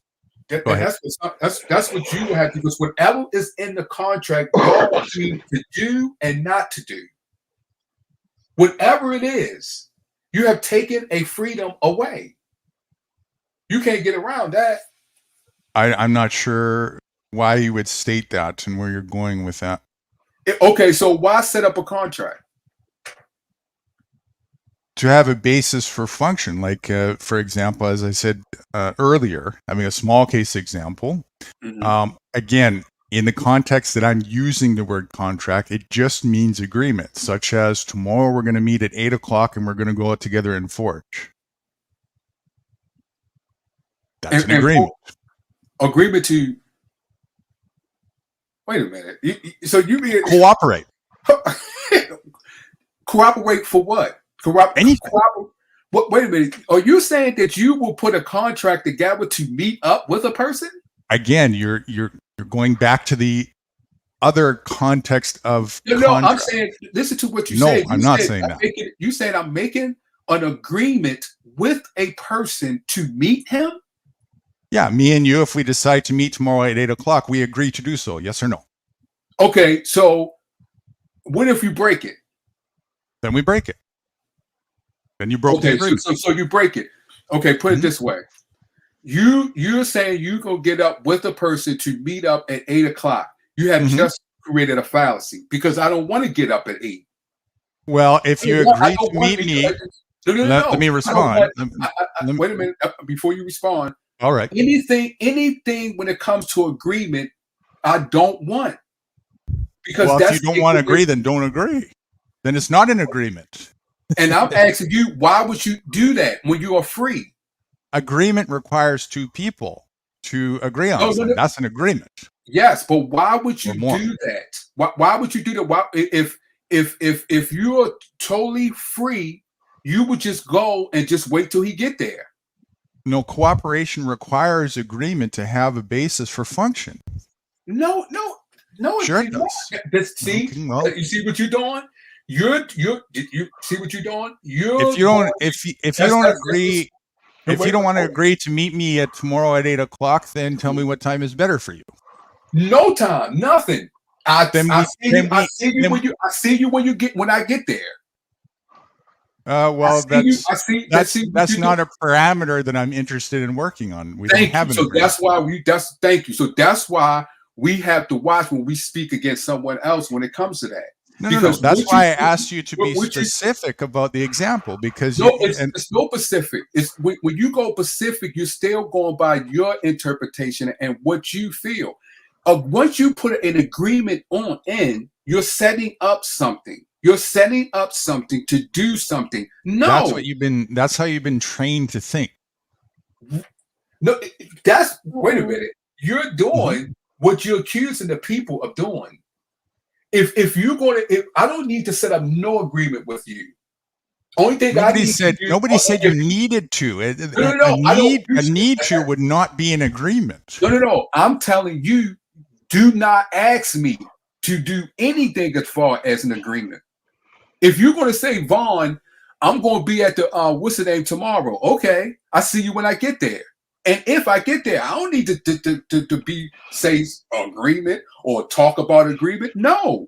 But you changed the parameter in the narrative. That wasn't the parameter in the narrative that I gave. Okay, say it one more time. Okay, go ahead. Let's say you and I were having a conversation, and 1 second. And I'm sorry. I'm gonna go. I was gonna say Okay. good night. All right. Later. Good night to you. I'll get you on. Love you. Love you Good too. night, baby Jane. Love you. Have a Yeah, good love one. you too. Nice talking to you. Don't Nice talking to dream. you. Don't dream too many laces up. Only if I'm tying them together for you. Watch out for the soap with the rope on it. Watch out for the soap with the rope. I'm gonna get some new laces tomorrow. Never mind. I'll talk They to may you. or may not be for shoes. Oh snap! Yeah. Have a good one. I'll tell you what happens with Dude and I in the back room when we talk. I'm just gonna disconnect on that note because it can just go left and it can go right, or it can just go down the center. That's how freedom works, isn't it? Great. Yeah. Oh yes. All right. Have a good one. Bye. All right. Thanks. Bye. Okay. Okay, so back to where we left off. So you asked me to reiterate again the parameter and scope of the narrative. So let's say you and I are having a conversation. And we decide we're talking about we want to go foraging together. And we decide, both of us decide, that we're going to meet tomorrow at 8 o'clock. That's an agreement. That could, in my context, that's also a contract. Is it a binding contract that can't be broken? No, there's no such thing as a contract that can't be broken. That would be a fallacy. Would there be consequences if somebody decided there was? For example, let's say we decided 8 o'clock was going to be there and you decided to no-show me.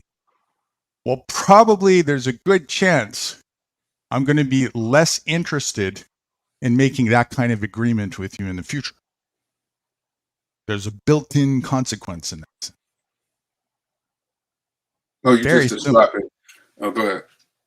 And this is the type of way that when you operate outside of the corporate structure world with the monetary system and so forth, and you just get into straight two people or more people cooperating together for a way of functioning for some reason, whatever it is, it doesn't matter, millions of reasons. That's how it works by default. And the more clear people are on that, and the more people keep it simple and do that, from my experience in expedition travel, the more successful they are at whatever endeavors that they're trying to achieve, and the more they thrive in those endeavors. That's been my eyewitness experience. Okay, you're still doing the same thing as in the corporate world. Only thing it is it's a paper and y'all didn't sign it. You're still doing a natural agreement.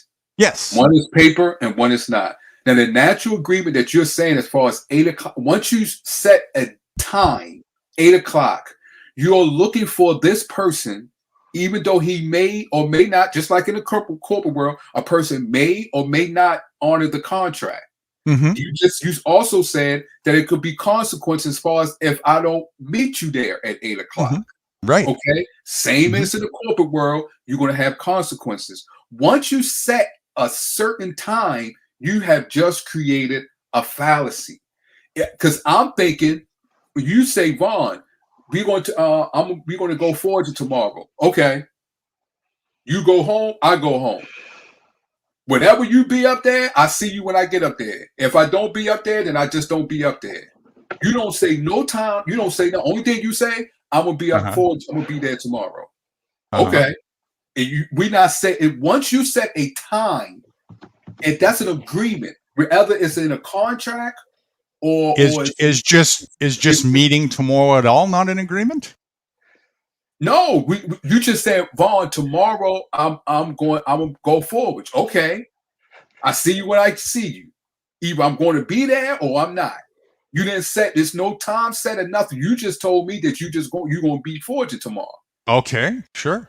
Different narrative. But once you set a time, though, it's the same way as saying what's in a contract, an agreement. Agreement is being done even in the corporate world, it's the same way. It's done the same way because it's done within your mind, and then it's put on paper. Yeah. So it's the same way. Once you set up a time, that's it. You created a fallacy. For me to be, I don't have to agree with it, but for me, I'm still going to be thinking in my head, I need to be up at a certain time to make sure I'm there when you're going to be there at 8 o'clock. Okay. Now here's why I say it's different from the corporate world. Okay. Because it's just straightforward agreement on the basis of two men or women or groups or whatever doing any of that on the shared just cooperation basis. There's no money involved. There's no monetary involvement. There's no constriction and no room for fluidity, healthy fluidity that, something might have come up tomorrow. Somebody got sick or whatever, that type of thing. It's just straightforward cooperation on that basis and that alone. That's why it's vastly different from the corporate. Well, in that way, yes, it's different layers. Yes, different layers within that. Yes, that I understand. But the simple part, let's go by the simple terms. What is in there is something that you bind to. Once you set up a time, that's what once you set that time up, now you're talking about different layers, the repercussion that is in the contract or in the corporate world. Okay, it's no repercussion of the time that me and you set up. You talk about repercussion of within that contract. I'm not talking about that. I'm talking about whatever the contract is bind to. It's repercussions in there, but me and you bind to 8 o'clock. That's a fallacy. Once you say 8, you created a law. Once you say 8 o'clock, I'm using the word law. Okay, define that for me then. Is it in the term as agreeing? Okay. Not law that you abide to. Create an agreement. An agreement. That's all. I'm using it as an agree. Me and you agree that a natural mutual law. Not a corporate law as far as that. Sure. Okay. And that's semantic 100%. So that's why I'm saying it all goes on someone's because somebody look at it Because once you say 8 o'clock, because I'm that type of person. What? Man, listen. I'm not going to be there that, you know. Well, then there was no agreement. That's what I'm saying. So the difference is, like with my narrative, I'm saying both of us, we decided that time. Both of us said, okay, 8 o'clock. Is that good for you? That's good for you. Is that good for me? That's good for me. Sounds good. I'll see you tomorrow around 8. But that's still what they do in the contract world. Do you agree with this to put it? Yes. And that's why I say in that sense, in that context, when I say agreement and contract, it would be a synonym in that context. You said and synonym? there's a synonym, yeah. Oh, okay. And the agreement and the contract in that sense. And there's nothing unhealthy about that when you're operating. It's two people cooperating and using whatever approaches to be able to do that in a healthy fashion. There's nothing wrong with that. That's the thing, Guru. You say it's not healthy, but the other person may say that it's unhealthy. It may be unhealthy to that person. Well, then there wouldn't be an agreement, and I don't agree to begin with, right? Right. But when a person is saying, don't set a time to begin with. Okay. Don't set no time, because don't just say that you're going to be at the Forrester Ball. That's it. Is tomorrow itself, is that not a time? Is there not a boundary between start and finish? No, even tomorrow. You just let me know where you're going to be tomorrow. Mm-hmm. That's all you said. So what if you don't? What if you don't show up tomorrow? No, our agreement wasn't me to show up. You said tomorrow. I'll see you tomorrow sometime. No. You just said tomorrow. You just said, where you talking? You said, well, tomorrow I'm gonna be at the forge. Tomorrow I'm gonna go out foraging. Okay. Yeah. Okay. You said a minute ago that I'll see you tomorrow. No, I said I see you when I see you. Tomorrow. You added tomorrow. I didn't say tomorrow. Go back and listen to your words. I wouldn't have said this if you didn't add that in. If I said tomorrow, if I said I see you when I see you tomorrow, then I made a mistake. All right. Let's correct the record. Let's take that out of the equation. And you just said I'll see you. Correct the sentence. Right. Go ahead. I see you when I see you, because I thought I said I see you when I see you, and I said that doesn't mean no 8 o'clock. That doesn't mean tomorrow. Mm-hmm. That's what I'm saying. It doesn't mean anything. It means I'm free to see you when I see you, either tomorrow or not. Mm-hmm. In other words, we do not have a agreement of going out to forge together tomorrow. Exactly. Yeah. Because once you have an agreement, that's a fallacy. Why is it a fallacy? Because you're agreeing to go do something. Just like in a contract, you agree. What's the fallacy part of an agreement? I don't get you. To do something. To meet, even in a corporate world, the fallacy is to meet to do what's in the contract. In a natural world, to meet to do forging together. Mm-hmm. That's the fallacy. You're meeting and you made an agreement to do something. Mm-hmm. I'm not following where the fallacy is. I want to agree to do something together. Why? If I agree and you agree, we agree. Right, and so that means it's not a. If you're saying that's not a fallacy, then it's not a fallacy in the corporate world. Then, as far as agreements go, I never said that agreements were fallacies. No, even in a corporate, you say a capitalist system, it's not a fallacy. Then if the people agree, what's it? Be specific. The capitalism. Capitalism is not a fallacy? If the people agree. Again, let me be clear. It's a game. That's the fallacy. The reality is that people are participating in the game. Because that's a reality. Agree. Once they agree, according to what you're saying, no dispute that they agree. That means the fallacy, that's your interpretation as far as your disagreement on a system. That's what that is. It's your interpretation on your disagreement of the system, because people, as far as you just explained, as far as me and you saying an agreement is not a fallacy. If people agree to or participate in a capitalist system, it's not a fallacy then because they agree. The system itself is foundationally based on an imaginary fallacy, but people are playing it just like the game Monopoly. All right.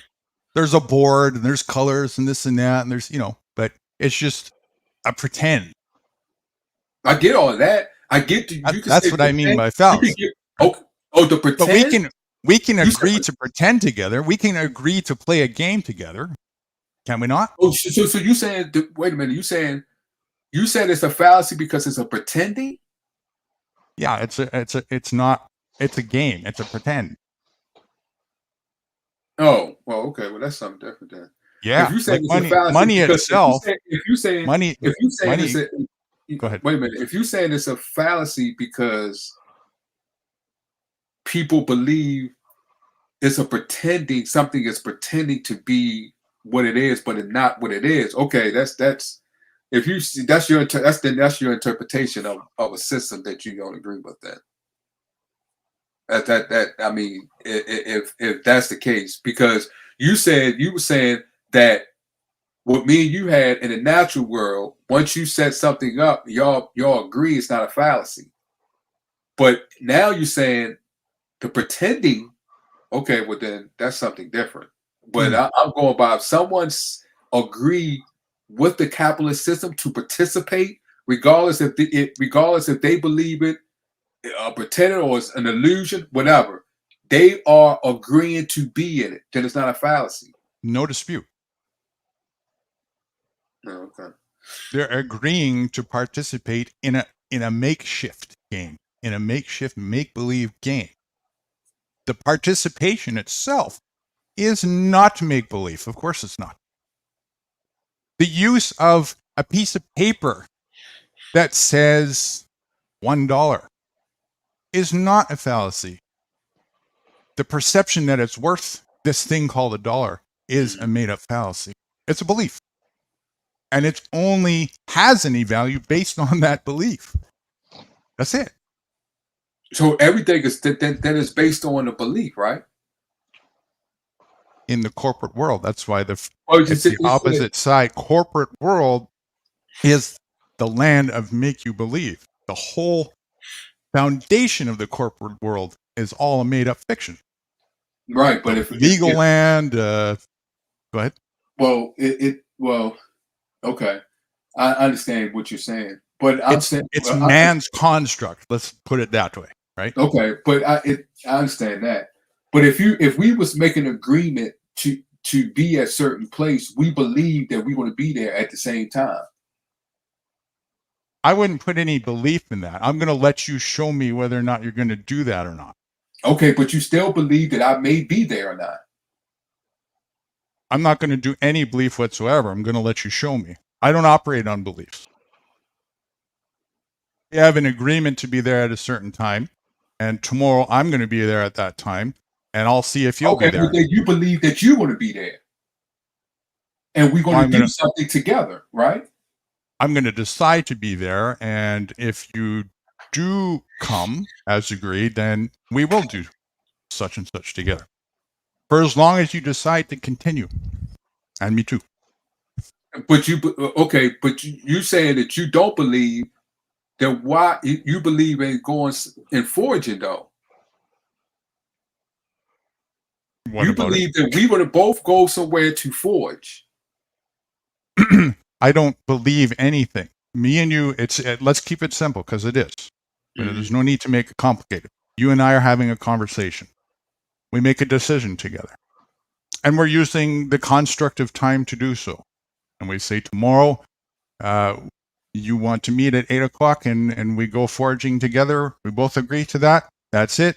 Done. Tomorrow comes. I go there at 8 o'clock. You go there at 8 o'clock. You don't go there at 8 o'clock. That's the only thing. Yeah, but you believe in the agreement, though. You believe in an agreement. That's why you set it up. What do you mean by believe in the agreement? You believe in an agreement to come together to do something together. I wouldn't use the word believe, but maybe it's your definition of belief. Do you believe that something is we going to? I just told you. You believe in something to do something together. I'll see if you're going to come tomorrow. That's something. That's another belief that you said you don't believe in, but you do believe in doing something together because you set up an agreement. What do you mean by believe in doing something? You'll have to elaborate. As forging, you believe in an agreement to come together to forge. What do you mean by believe in agreement? Please You elaborate believe on in that. making a agreement. What do you mean by believe in making an agreement? Your actions believed in something to come together. Well, okay, let me try a different approach. You making it different. You trying to run away from. You ain't gonna be able to run away from believe, brother. No, sir. No, sir. I'm trying to understand you to be on the same page. So let me try a different approach. What makes you say that? Describe for me the picture in your mind that makes you say that to me. Because the picture is you're setting up an agreement. Mm-hmm. You believe in agreement. I believe in agreement. Yes. I would say I know that there's a way to function with this thing called agreement. I wouldn't call it that's a belief. belief. I wouldn't call that a belief. No, a belief is. Okay. Well, then you got to look up the word belief. Yeah. Because you're doing an action of what you believe in. If you didn't, you wouldn't do the action. So there's no difference between believing and knowing? You're believing in what you know. I don't need to believe that know that it comes to you. You believe in it and say it and negative. You're splicing an oxymoron together. Belief and know are opposites. You don't believe in a know. Yes. No, listen to what I'm saying. You know, but you believe in what you know to say it. No, I don't believe in what I know. I either know something or I don't. No, you don't know how to separate the two. I do. What you're doing is you're saying you letting know out. You're saying you know something, right? Yes. Right? Yes. For you to let it out, you believe in it to let it out. If you don't let it out, do you believe whatever comes to you? Do you believe in it? Whatever comes to me, do I believe in it? Yeah. No, I don't do beliefs. Yeah, that's a denial. That's all. That's a denial. You might not understand that, but I don't. I don't operate on beliefs whatsoever. I either know something or I don't know it. One of the two. That's not what I'm saying. You know something, right? Mm-hmm.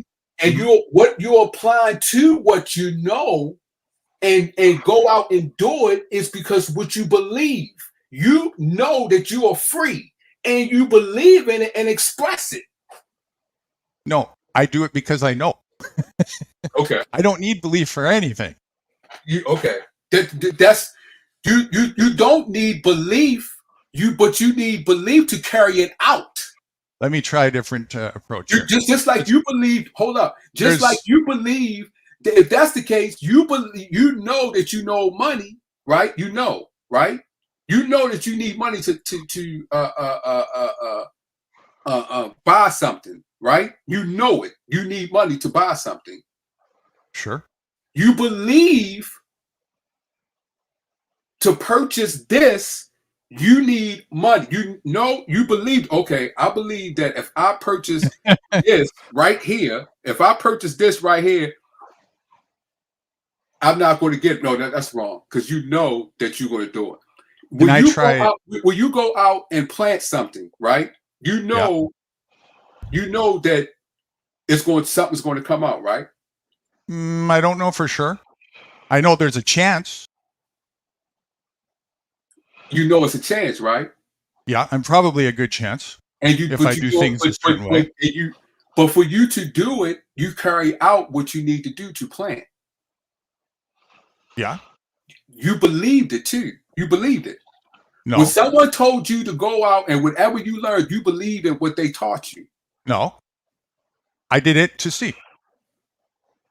That's a belief, brother. No, it's not. That's To the find out definition for of myself.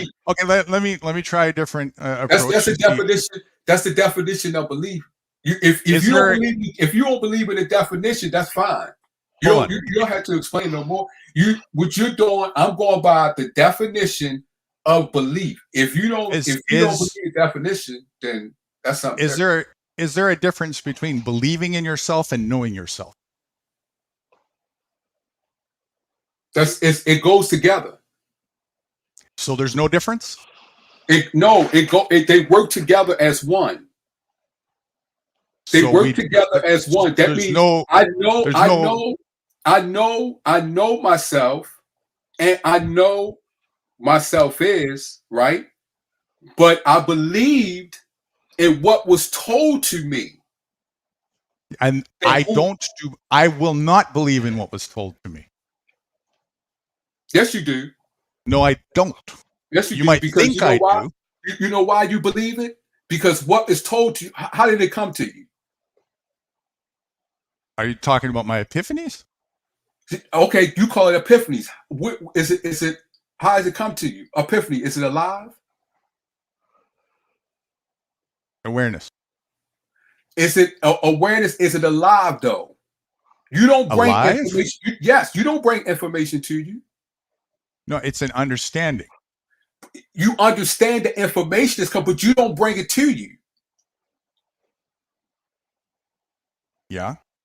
That's whatever comes to you, you believe in it. That's why No. you carry it out. No.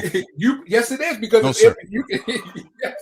No, sir. I either know and understand something or I don't. Right. You don't. When you don't know, guess what? I don't know. You believe That's the it, end. right? That's the No.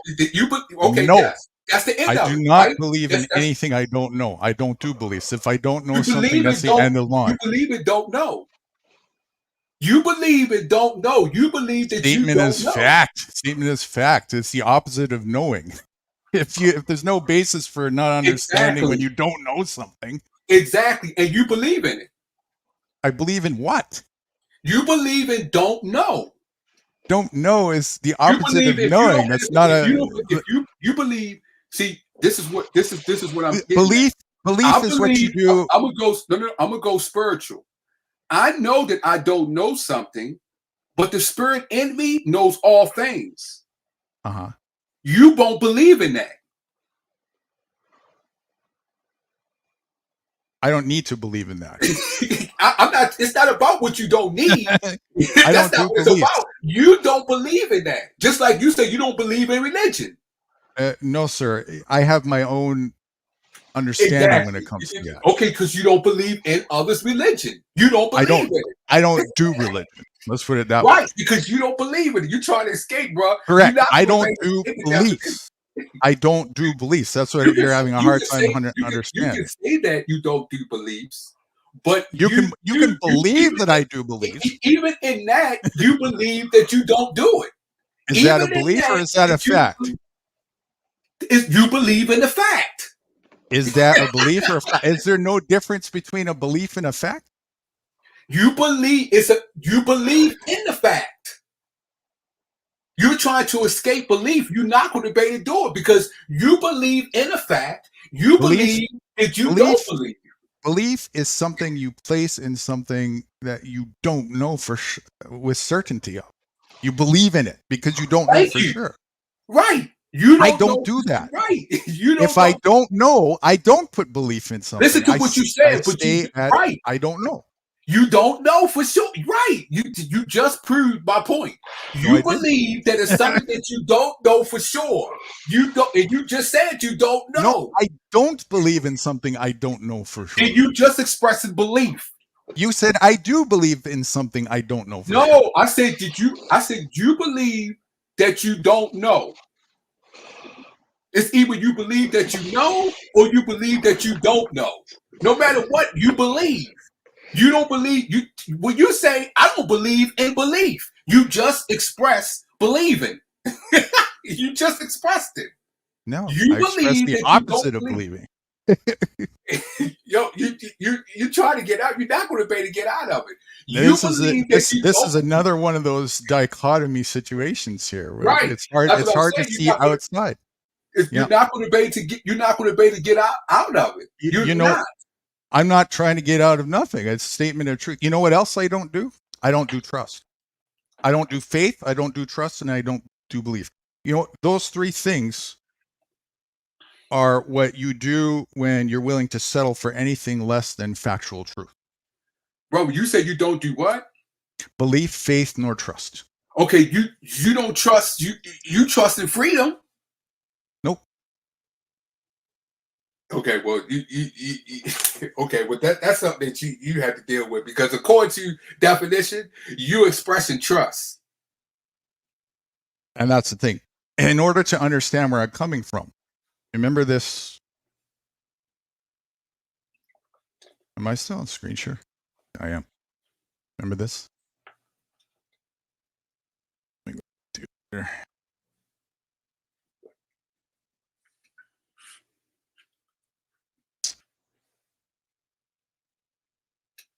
I didn't mark them.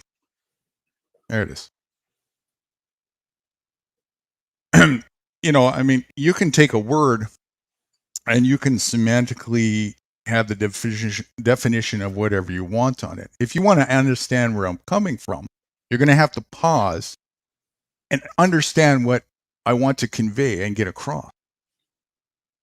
If you're going to make a predetermined decision on what I'm trying to get across, it's going to be biased to your own belief system, and you're not going to understand what I'm saying.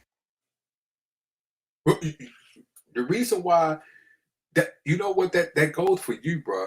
Because listen, that goes for everybody. For sure. That goes.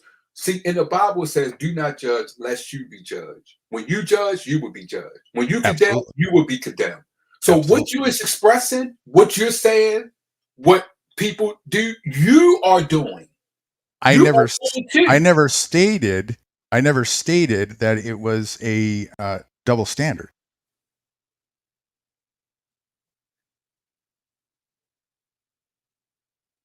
That's what you're expressing right now, as if I'm stating that. That's a projection you're doing right now. Didn't you just say, you saying that people do not get you, right?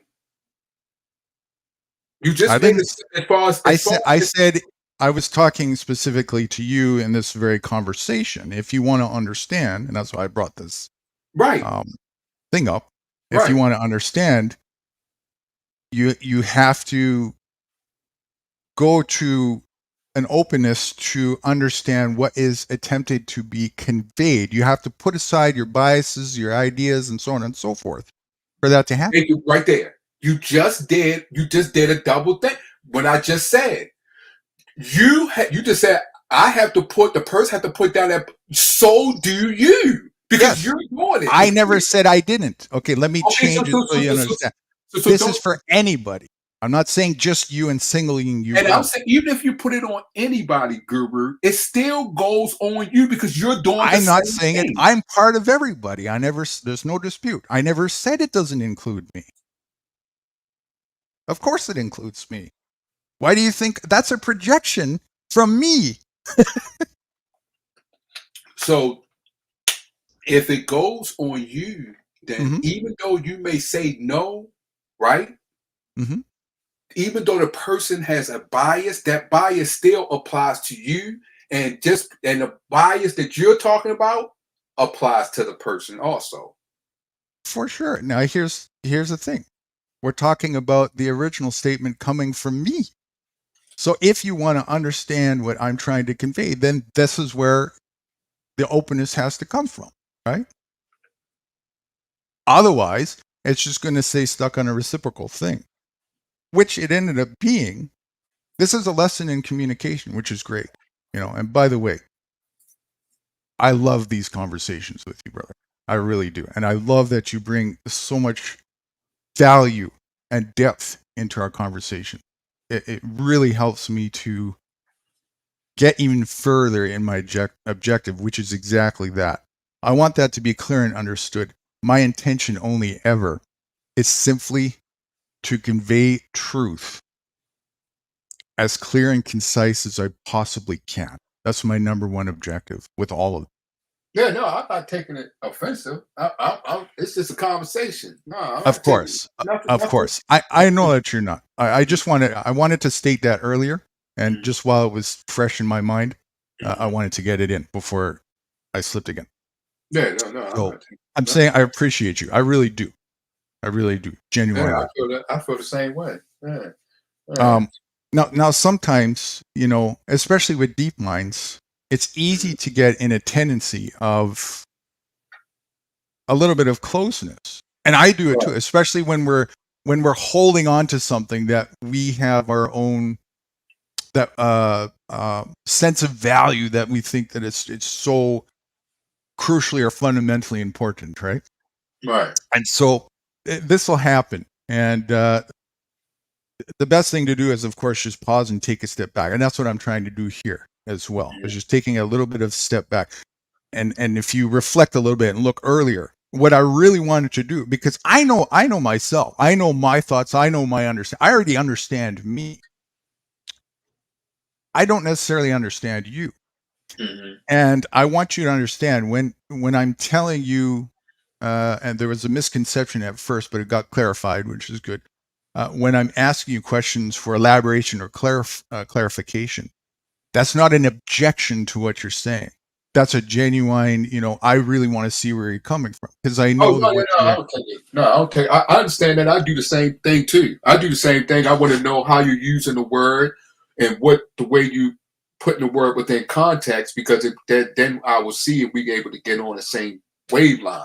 So Sure. yeah, I do the same way. I'm not offended on that, because then I will be offended myself. I do the same thing too. Sure. And a lot of times, as you've noticed, when I use a word, and I choose to use word, it's because I've had some very deep contemplation about it for a long time prior, and I came to a conclusion that word is the closest maybe that I can come to accurately portray what it is that I want to say.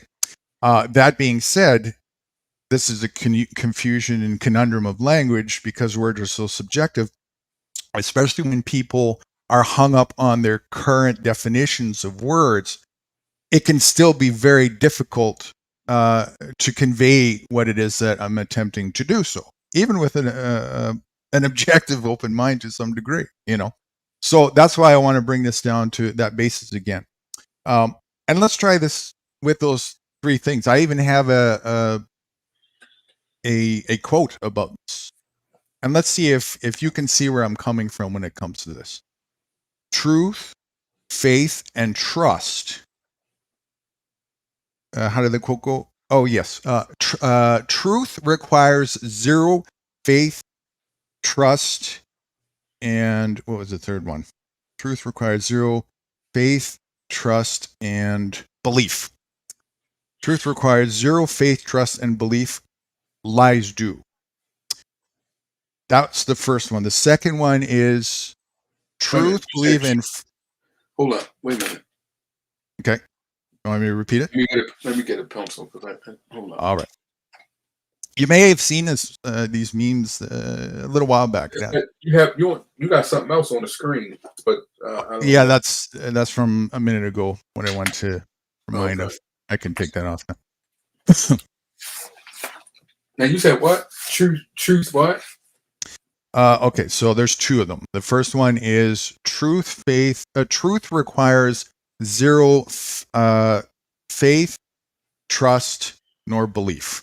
Or belief, trust, nor faith, whatever order it is. Truth requires no faith, or requires faith? Zero. Zero belief, trust, nor faith. Lies, however, do.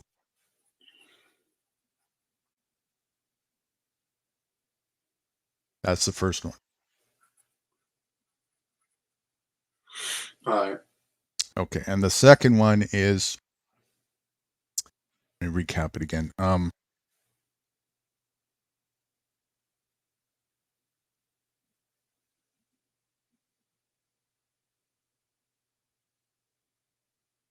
Trust belief, faith, and trust are for those who are willing to settle for anything less than factual truth.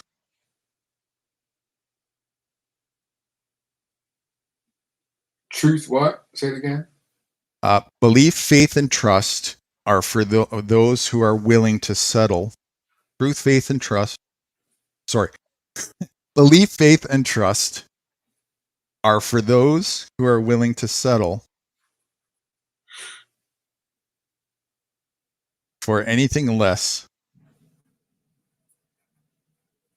than factual truth.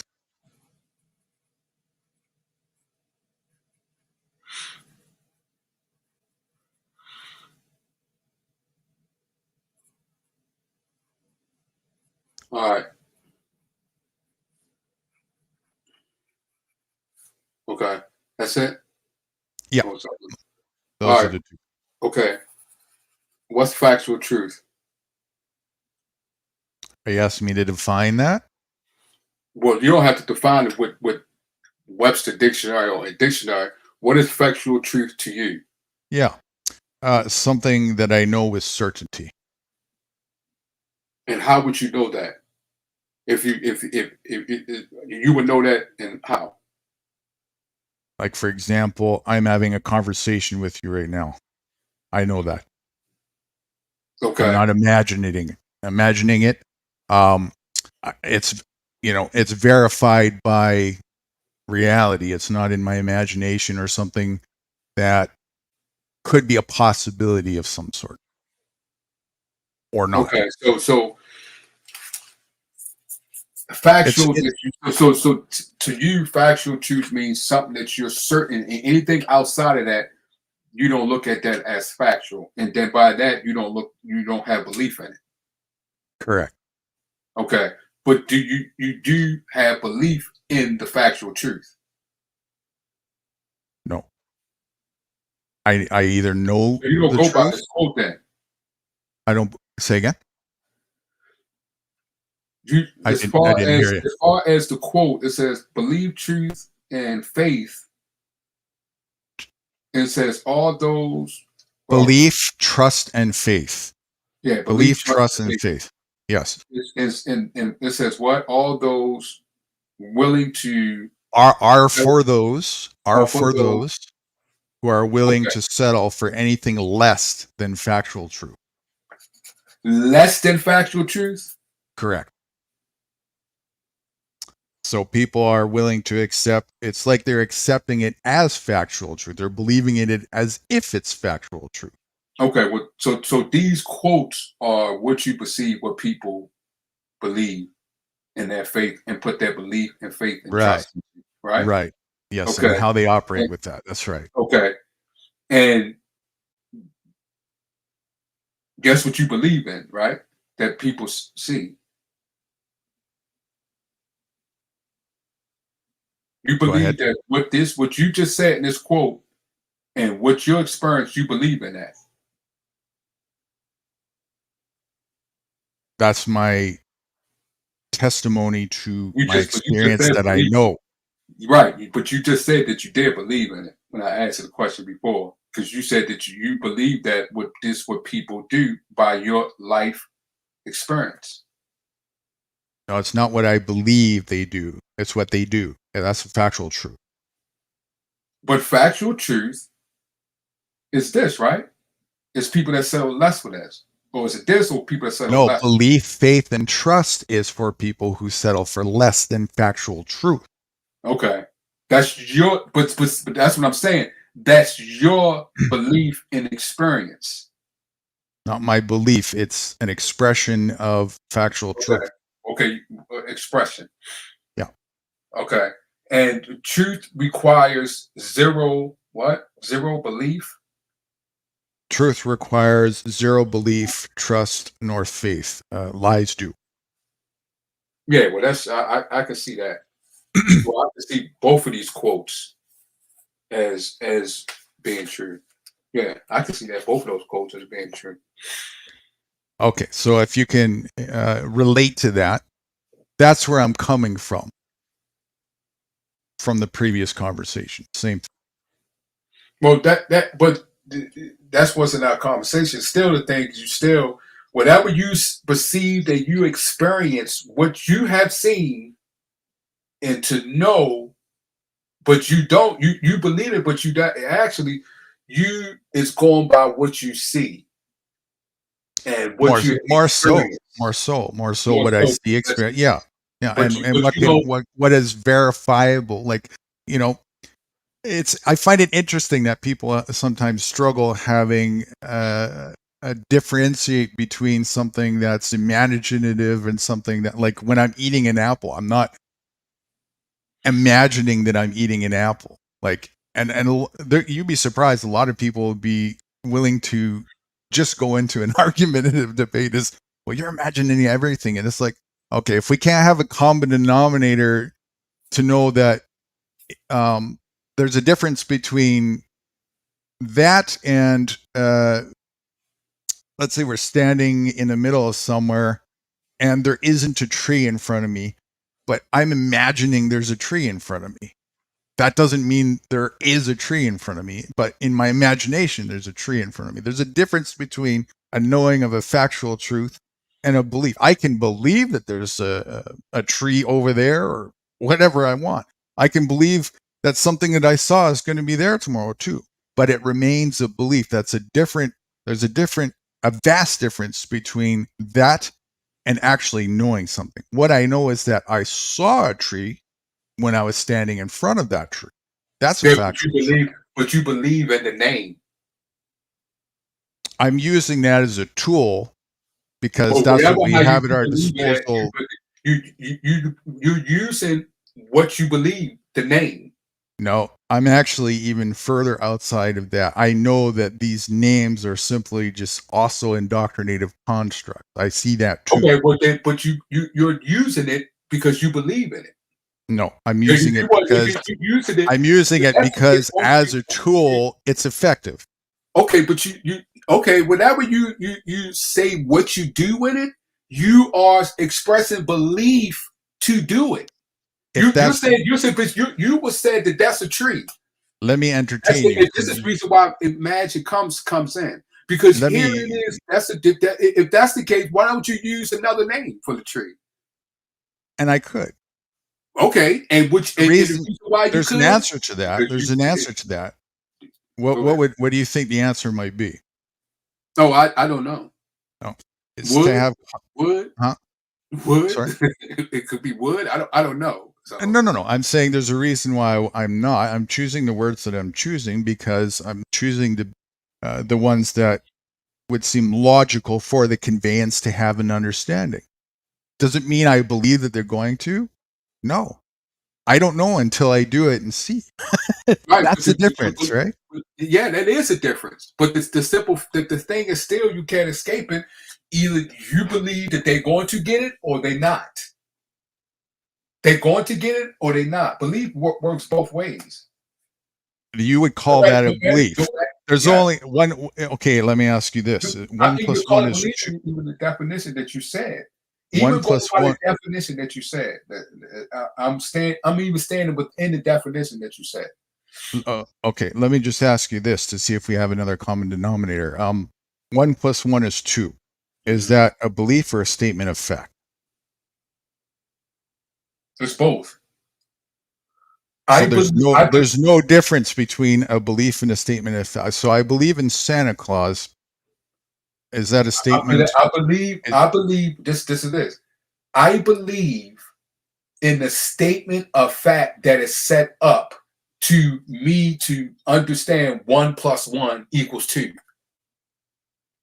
One more time. I believe in the statement of fact within the system that is set up for me to know 1 plus 1 is 2. You don't know it?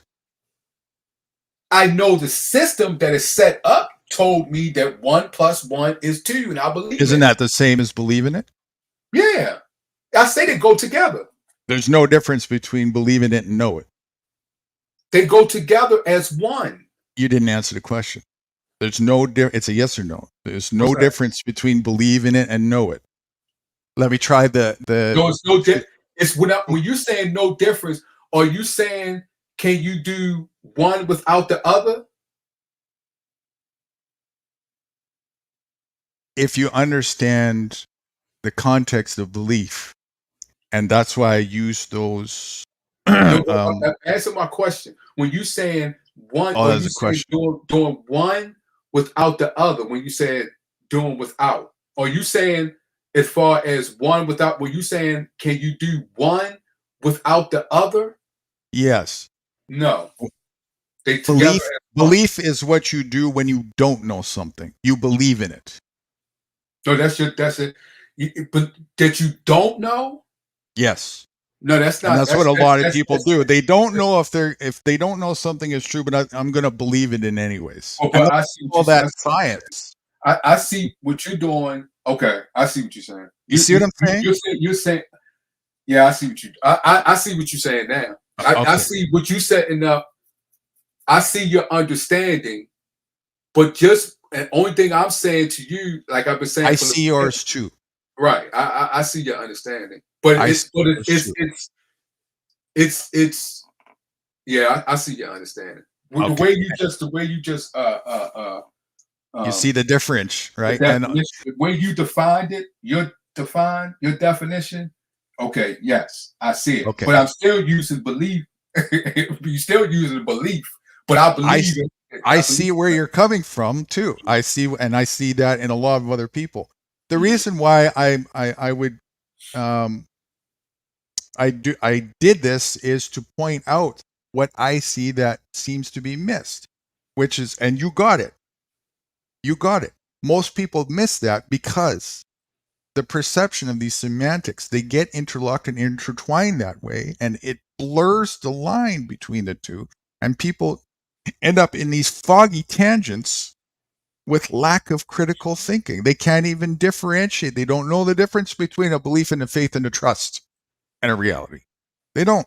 And so you get all these people having unnecessary arguments because they're all wrapped up in these ism things. And they don't have a consensus to draw the line between a basic reality. 1 + 1 is 2. If I'm eating an apple, I'm not imagining that. And I see this all the time. That I understand. Yeah. That I understand as far as, but their thinking is when you say. In your context, I see what you're saying. You could, in your context, when you say I believe in myself, it's like you're saying I believe in myself because I know I can do something. So I have that confidence, right? Right. In that context, right? And that's the problem, right? Is but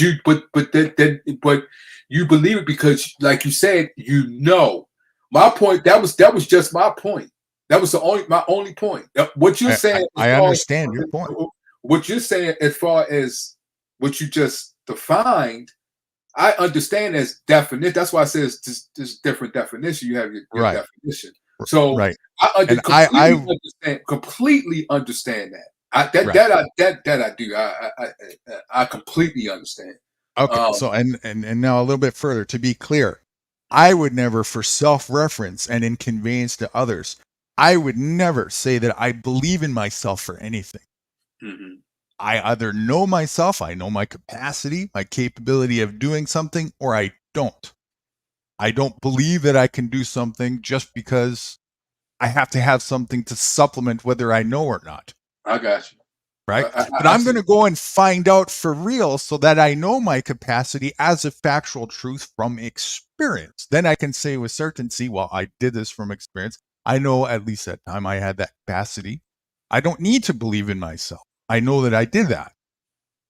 Yeah, like someone might believe they can jump on top of a mountain because that's what it says in the Word of God. But that's I know what you're saying.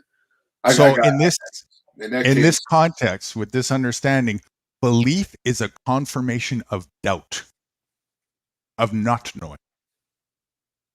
Yeah,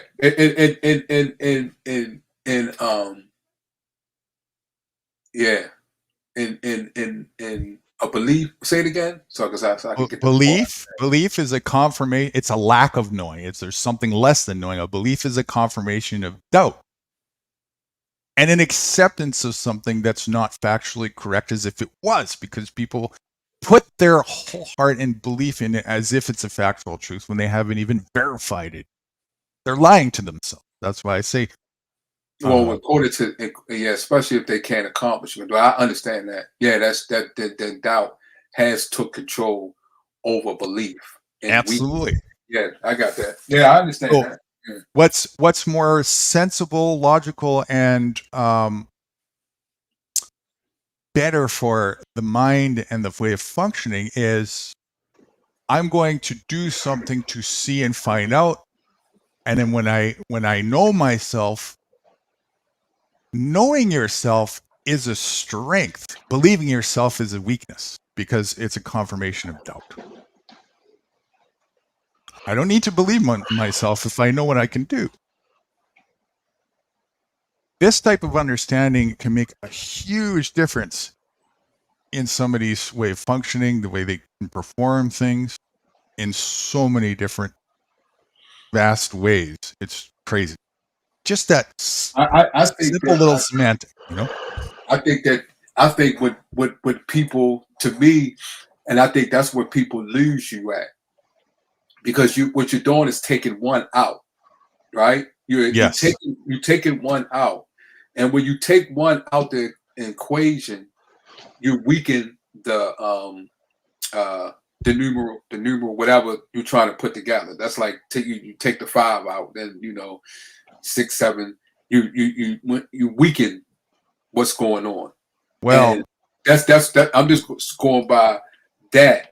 Is it a weakening to take out the acceptance of operating on a weakness or something that is a confirmation of doubt? Well, that's the thing. If put it like this. In other words, a belief is a fallacy. Your way, right, will work. Mm-hmm. Will work for you and a lot of people like you, because what you're saying is, especially when you say no, I know I can do this. I know I can do that. Okay, mm-hmm. I know I don't. But you're taking the belief out, even though people saying, well, that's a belief, but they're not actually paying attention to what you're saying. That it could help people to further their life, though, too. It depends on their mentality. But you saying take the belief out and just concentrate on the no, because the no will take you further than what your belief. Yes, that's what but people is unable to understand it because they used to hearing the word. Exactly, they're trained. That's the word I would use. They're trained. They're trained to function that way. And what I'm putting forth on the table for observation is to see that it's not a strong, healthy way to function. It's a weak way to function, and it holds a person back in many different ways. So if you take that out of the equation, it's part of the indoctrination. It totally is part of the indoctrination. I think that's just one way to look at it. I think that people rely on too much on belief and not enough on trust and faith. And when you rely on so much on the belief, you're causing doubt to exceed your belief and push away trust, faith, and no. You have to have all of that. Okay, I think people rely on too much of the belief of what they trained, and not enough on the no, the faith, and the other thing. What was the trust?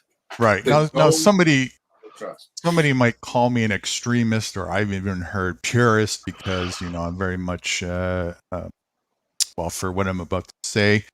And there's definitely some truth in why they would say that, but nonetheless, it's an unhealthy stereotype and really unimportant anyways. But what I do is I'm only interested in truth. That's it. No holds barred. I'm only interested in truth. And so for me to stay aligned with truth, and there's a reason why I'm only interested in truth. I don't know if I really need to elaborate on that. I hope not. I think it, honesty and truthfulness is the ultimate, foundation of strength. Yeah, but truth is expressed in many different ways. It's not expressed in one way. People look at truth in many different interpretations. No dispute that it's expressed in different ways, but foundationally. Foundation, I think foundation is the same. Foundation, I think the foundation expressed in different ways. Everything's expressed. It's just like me was sitting here. It's just like me sitting here saying, "What the? You can't take belief out. You can't do that. You can't take. What are you doing? You can't take belief out. No. Right.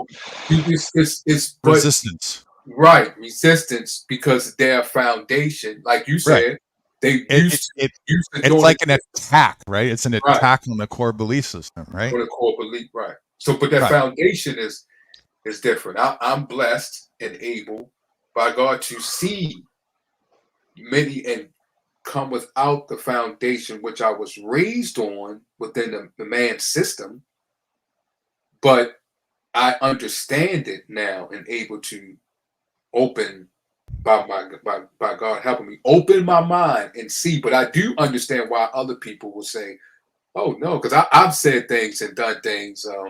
I've said things as far as in the Bible and stuff like that, and people go crazy. They think I'm the devil. You follow the devil, or you this, you that. But it's I understand, because of, like what you just said, that foundation or their core belief on what they've been doing for most of their lives. Right. Most of the people many of the people that go to church, when I was going to church, and what I call the older people and the people that I was going, they used to doing things a certain way. They don't know the answers to many of these young people have. They don't know. You know why? Because they've been used to a system in the religion and in this world that we live in, and that's what they go by. And anything outside of that, they say is wrong. Right. They say it's this. You the devil. You don't know what you're talking about. Complete box mentality. Right. So that's and then they have a nerve to call the person the devil. But look what you're expressing. Look what you're expressing right there in front of my face. You want to call someone. So but that's how I had to understand that. That's how they've been raised. They call you the devil, and they call Jesus Christ the devil. Things that he was saying, even though he did what he did, they called him the devil. So that's why many times, it's probably an easy thing to see. Perception rules the world, right? Exactly. Right. That's true. It's all based on perception, and semantics is the epitome and foundation of perception.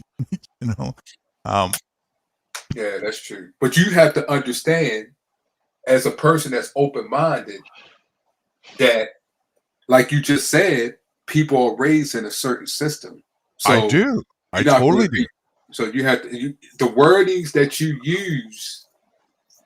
It kills. It's not going. Yeah. It's not. Even these quotes, they're not generally intended to reach the indoctrinated mind.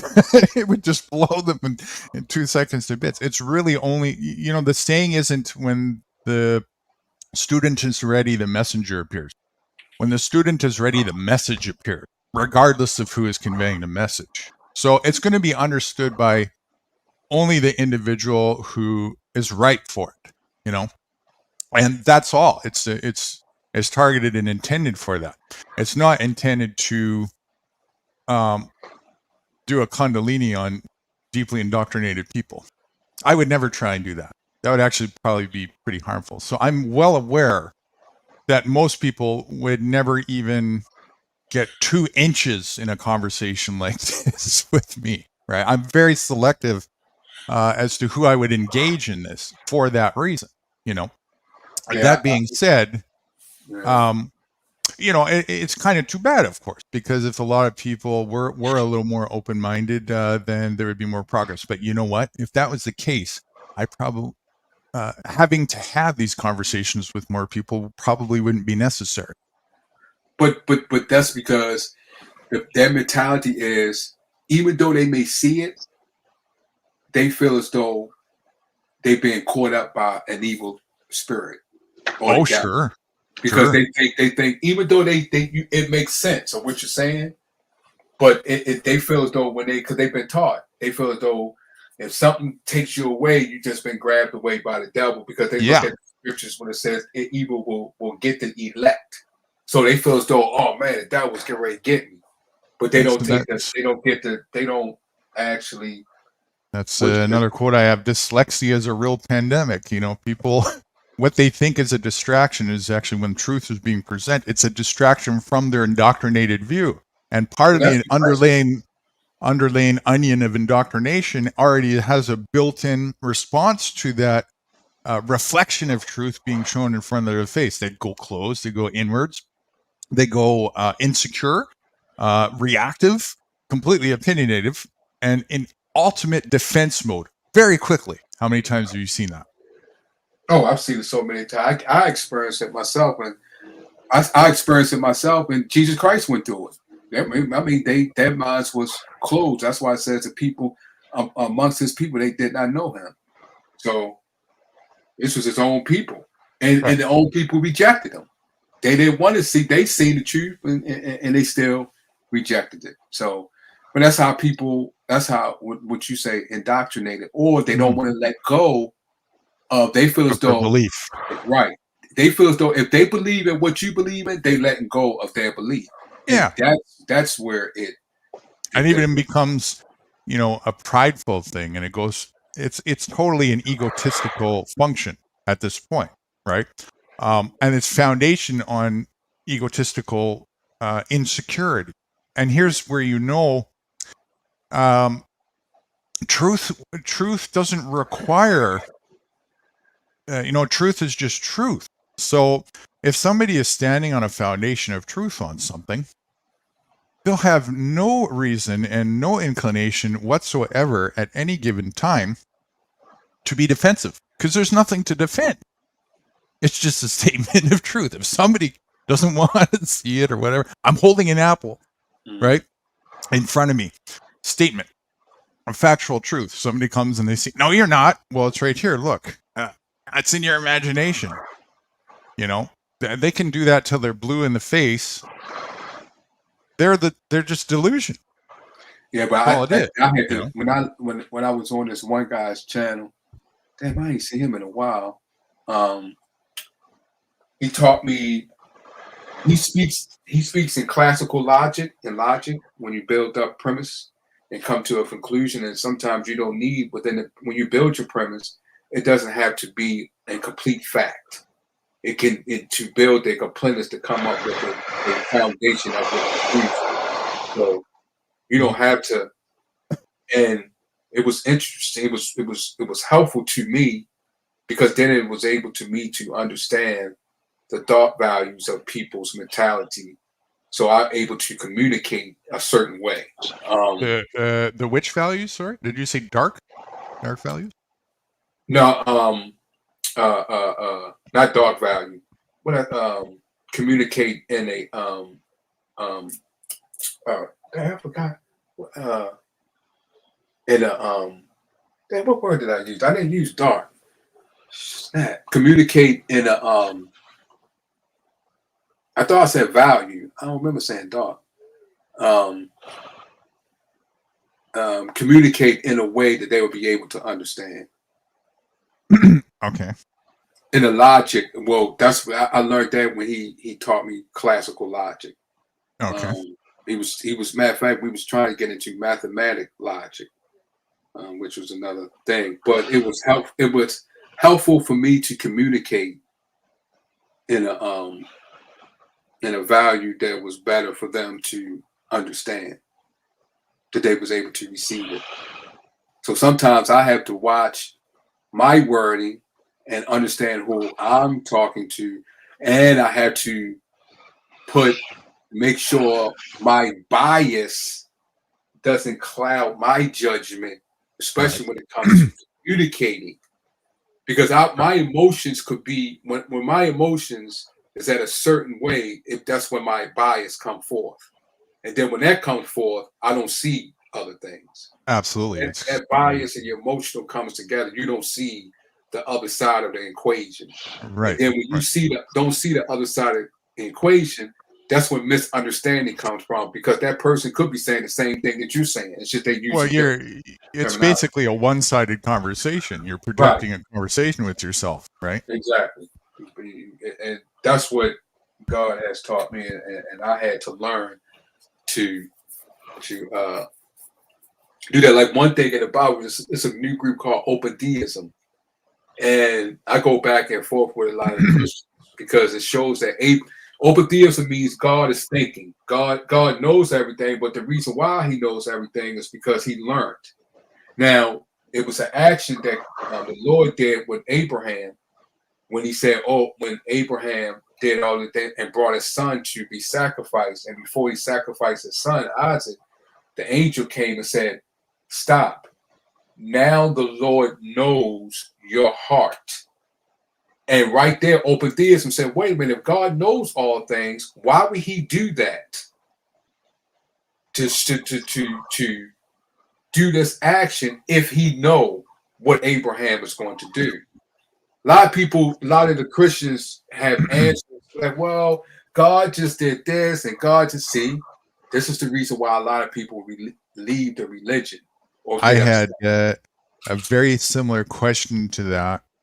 One of two questions in kindergarten. Sorry, that was grade 2. Was the moon question. I got expelled in grade 2 for a moon question, and I got thrown out of the Catholic Church in kindergarten for asking 2 questions, and one of them was was exactly that. Basically, if God already knows what everybody. God already knows everything, then he knows what's in everybody's hearts and what they're going to do before they do it, so on and so forth. Why does he need to put us here to go through this conveyed test, as the Catholic religion tells us, only to have this judgment day at the end of it, as if he didn't know what we were going to do all along?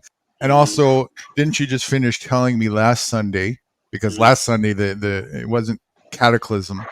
The last Sunday, the priest's sermon was about God doesn't judge; he loves everybody unconditionally. Right. And then this Sunday, the next week, the Sunday that I got thrown out from the church in kindergarten, I asked that question and combined it with, if God doesn't judge like you told us last week, then what's this whole thing about Judgment Day? Yeah. That's why a lot of people get upset and leave because a lot of preachers and whatever in the churches, they get mad when you answer questions. That's because they don't know the answer. They don't have a sufficient answer to answer the question, and they just don't have the answer. And they may have an answer, but they don't believe in it, so they don't say it. Or they may think they won't. They tell you they have a paycheck writing on it, or write a protocol or whatever, things like that. But I had to. God told Lord help me that I had to go and just study, and just like I did what the Bible says, whoever is led by the Spirit searches for all things. So that's what I did. And I tell Christians or people in the Bible, I say, y'all, you have to come up with the answer for that. You just can't say, well, God knows, but ignore what's going on here. You can't do that. You go into another scripture to show that God knows, but you got to take care of what's going here and take care of that answer, because it's an answer to it. Now, if the person don't believe it, that's fine, but don't shrug the person off or argue and say this person is the devil because they answer the question, or get upset. I mean. Or even ask the question, right? Or see, that's what people came up to Christ and asked him questions. Right. I mean, if that's the case, then there's no room for asking and learning. That doesn't sound like divinity to me, But that's the stage for setting indoctrinative programming for obedience, isn't it? Yeah. That. But see, that's what changes, which is in all religion. That's what changes. That's what changes and hurts people, and the reason why people do not go into religion or back off, because people put their agenda, their emotions, their biased understanding and interpretation, and they believe, well, this is it.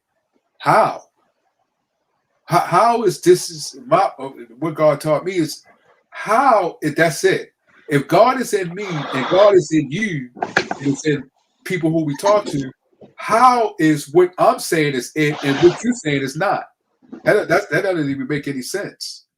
If God is in you and me, that means what you're saying is what it is too. I just have to ask God to give me the understanding because God is in you. If you're saying God is in everybody, then that means what that person is saying, I have to listen and get the understanding. Same way, what I'm saying, okay, all of it equals one. Go up to that one. So that's why I focus on listening and understanding before I make a determination and come at a person.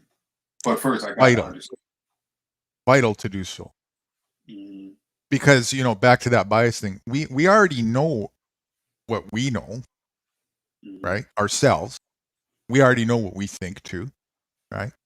And so what would be the point of having conversation if it's just to convey that, without any sort of reciprocal feedback or information from another person? I wouldn't say I'm bored with what I know, but I already know it. I don't need it to keep going over that anymore, right? So I convey it for somebody else to understand it. And because I think maybe they're going to benefit from that or whatnot. And that's why I place an importance on seeing if I can do whatever the case is necessary for that understanding to happen. But then after that, it's not like that's the end all to be all. There's a whole realm of room for other eyes of views and perceptions and discussions. And that's what I love, right? Because that divinity that's in me that gave me these epiphanies and whatnot, they're in you, and you have a set of eyes, and there's millions of eyes around here, and there's some power in that, Yeah. I've learned a lot through that. Yeah. Man, the Lord took me through a lot, took me through things, and because when I was young, I was in the Catholic, and then I was in Jehovah's Witness, Baptist, Pentecostal, Holiness. My mom is the Baha'i, so I love spiritual books inside the Bible, outside the Bible. I love listening to people, and like the quotes that you send. I love stuff like that. Reading it, get the understanding, get the but it's like I want to get different understandings.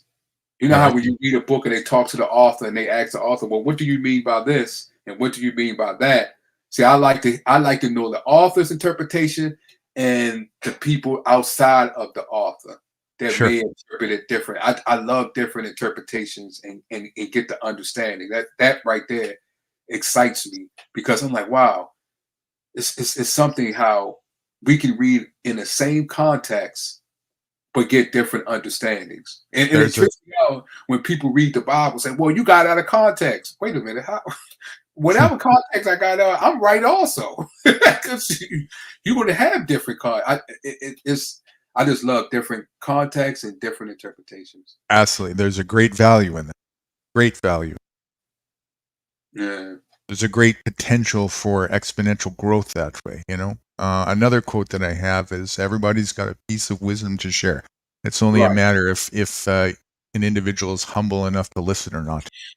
And hear it. Not just listen, but, go deep to dissect and understand it and see the wisdom that's being portrayed and so on and so forth, Yeah. And I had to, Lord help me to learn that because I was once like that, seen it just one way. Tunnel vision type thing. Yeah, I was tunnel vision bad. But the reason what woke me up is I experienced it when I tried to, teach and then, especially when I was going to different churches, and they was like, well, you're not actually baptized and you're not actually there. I'm like, wait a minute, what is going on? So it was like, let's stop here. And I went back and been taught, but I've been reading the Bible since I was 7. So, but I was off and on, but then I was like, man, you know what? I'm gonna get into it, and I just went straight in. That's when I read the Bible, read the Apocrypha, Quran, the Mormons, Jehovah's Witness, so different spiritual books that people, history, a little bit of history. I love reading a little bit of that. I like matching things up too. Like if I read things in the Bible, I like matching things up in history to see if they matched up. So that intrigues me and stuff like that. But words just intrigues me. It gets me excited hearing people talking and put their heart and their wisdom in there. That's just that helps my growth, because I'm like, oh man, if I hear something, I'm like, oh man, oh snap, I need to add that to my repertoire. For sure, right? Sometimes all it takes is one line and your whole life is a radically different turn all of a sudden. It happened to me many times. Exactly. And that like is I love it. It's just, it brings excitement to me, because I'm like, wow, what did he just say, or what did she just say? Goodness gracious, that's crazy. So I think the reason why, another reason why I foundation on that very strict, narrow, dichotomy-based foundation of truth, either I know it or I don't know, is because lost my train of thought. Where was I going with this? Give me a second here.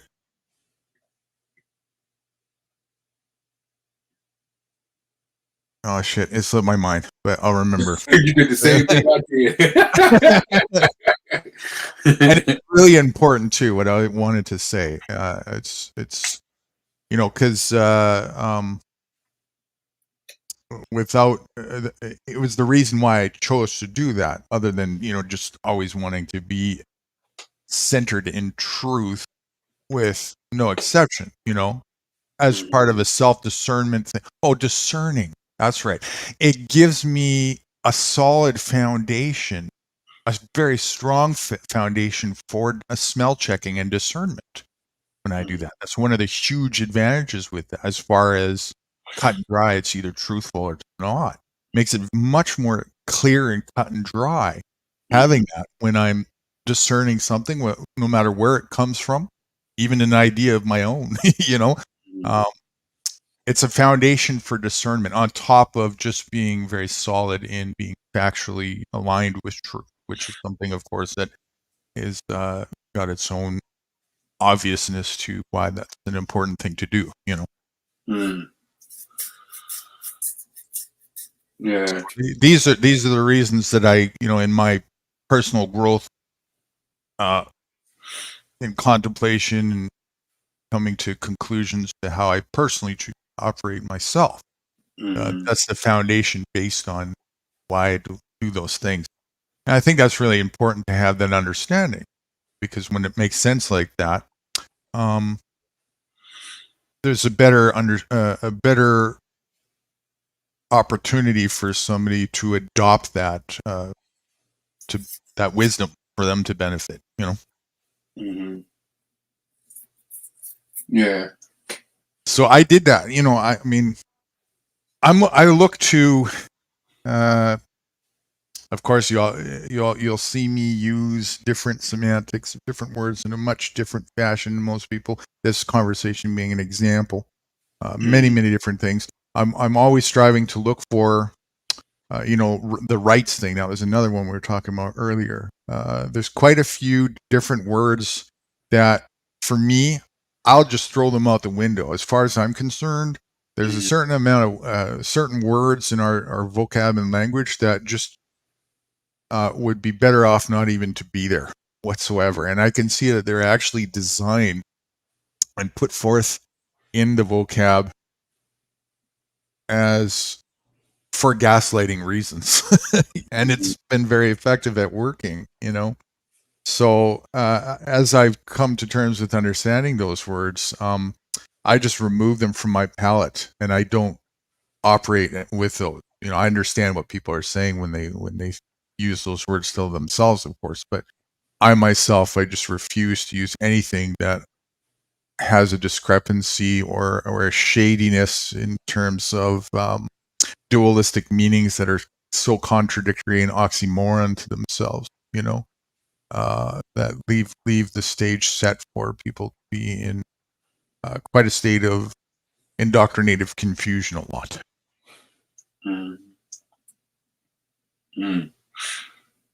Yeah, indoctrinated confusion.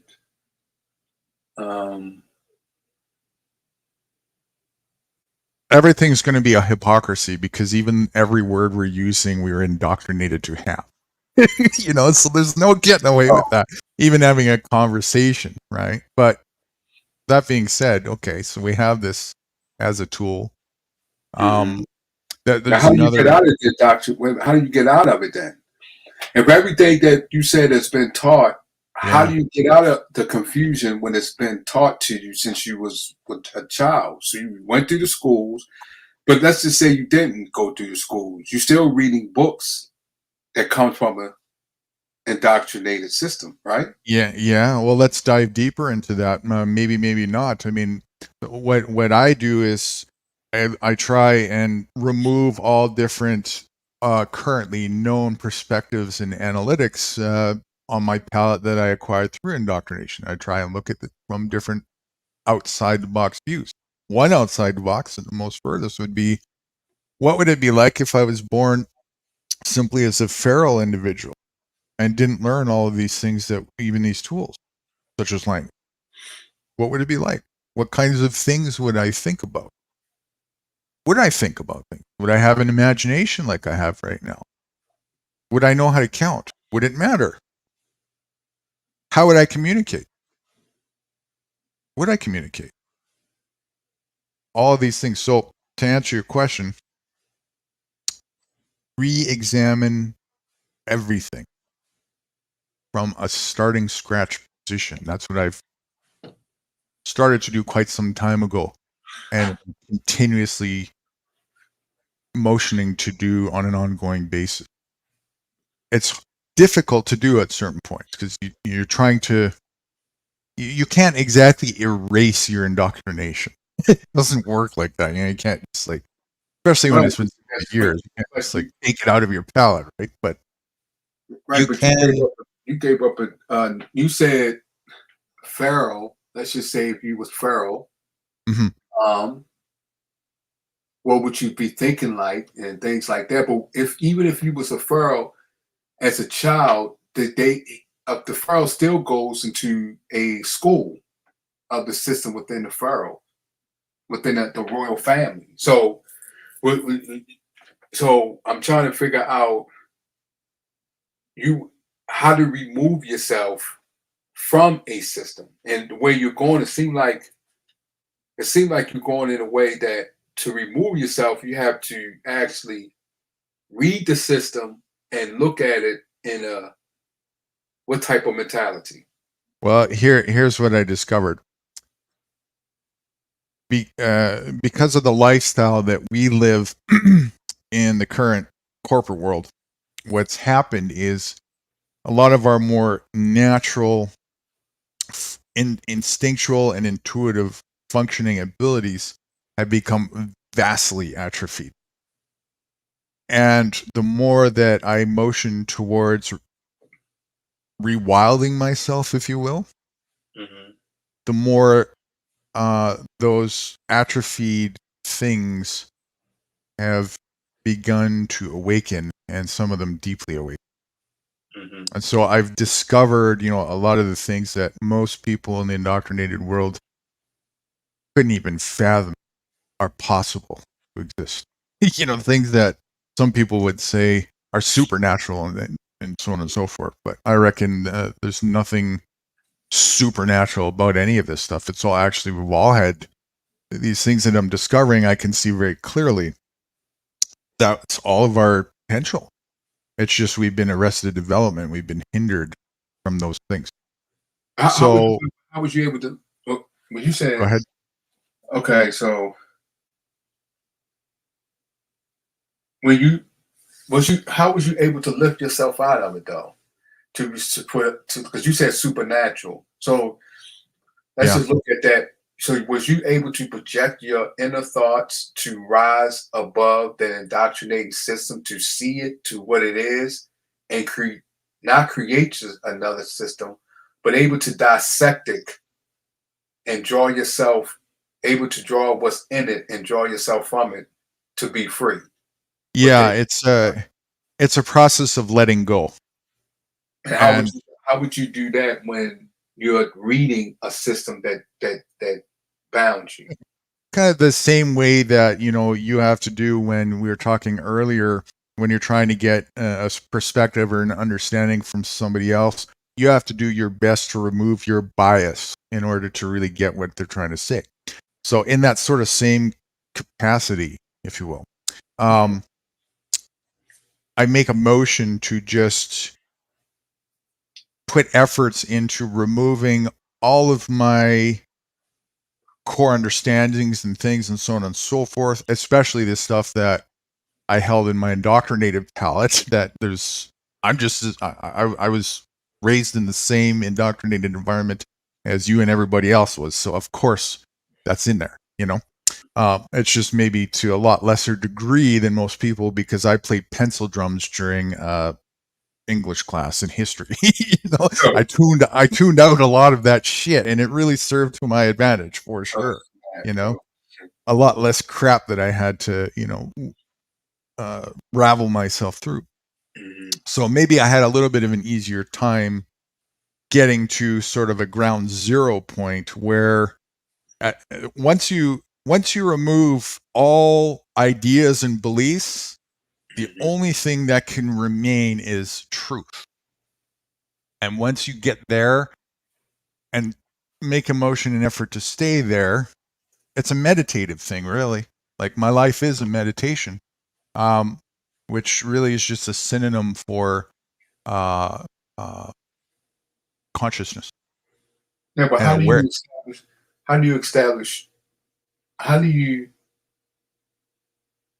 what draws you, and how do you establish truth though? When you went an indoctrinated system, how are you able to identify truth within the system that you're trying to draw yourself away from?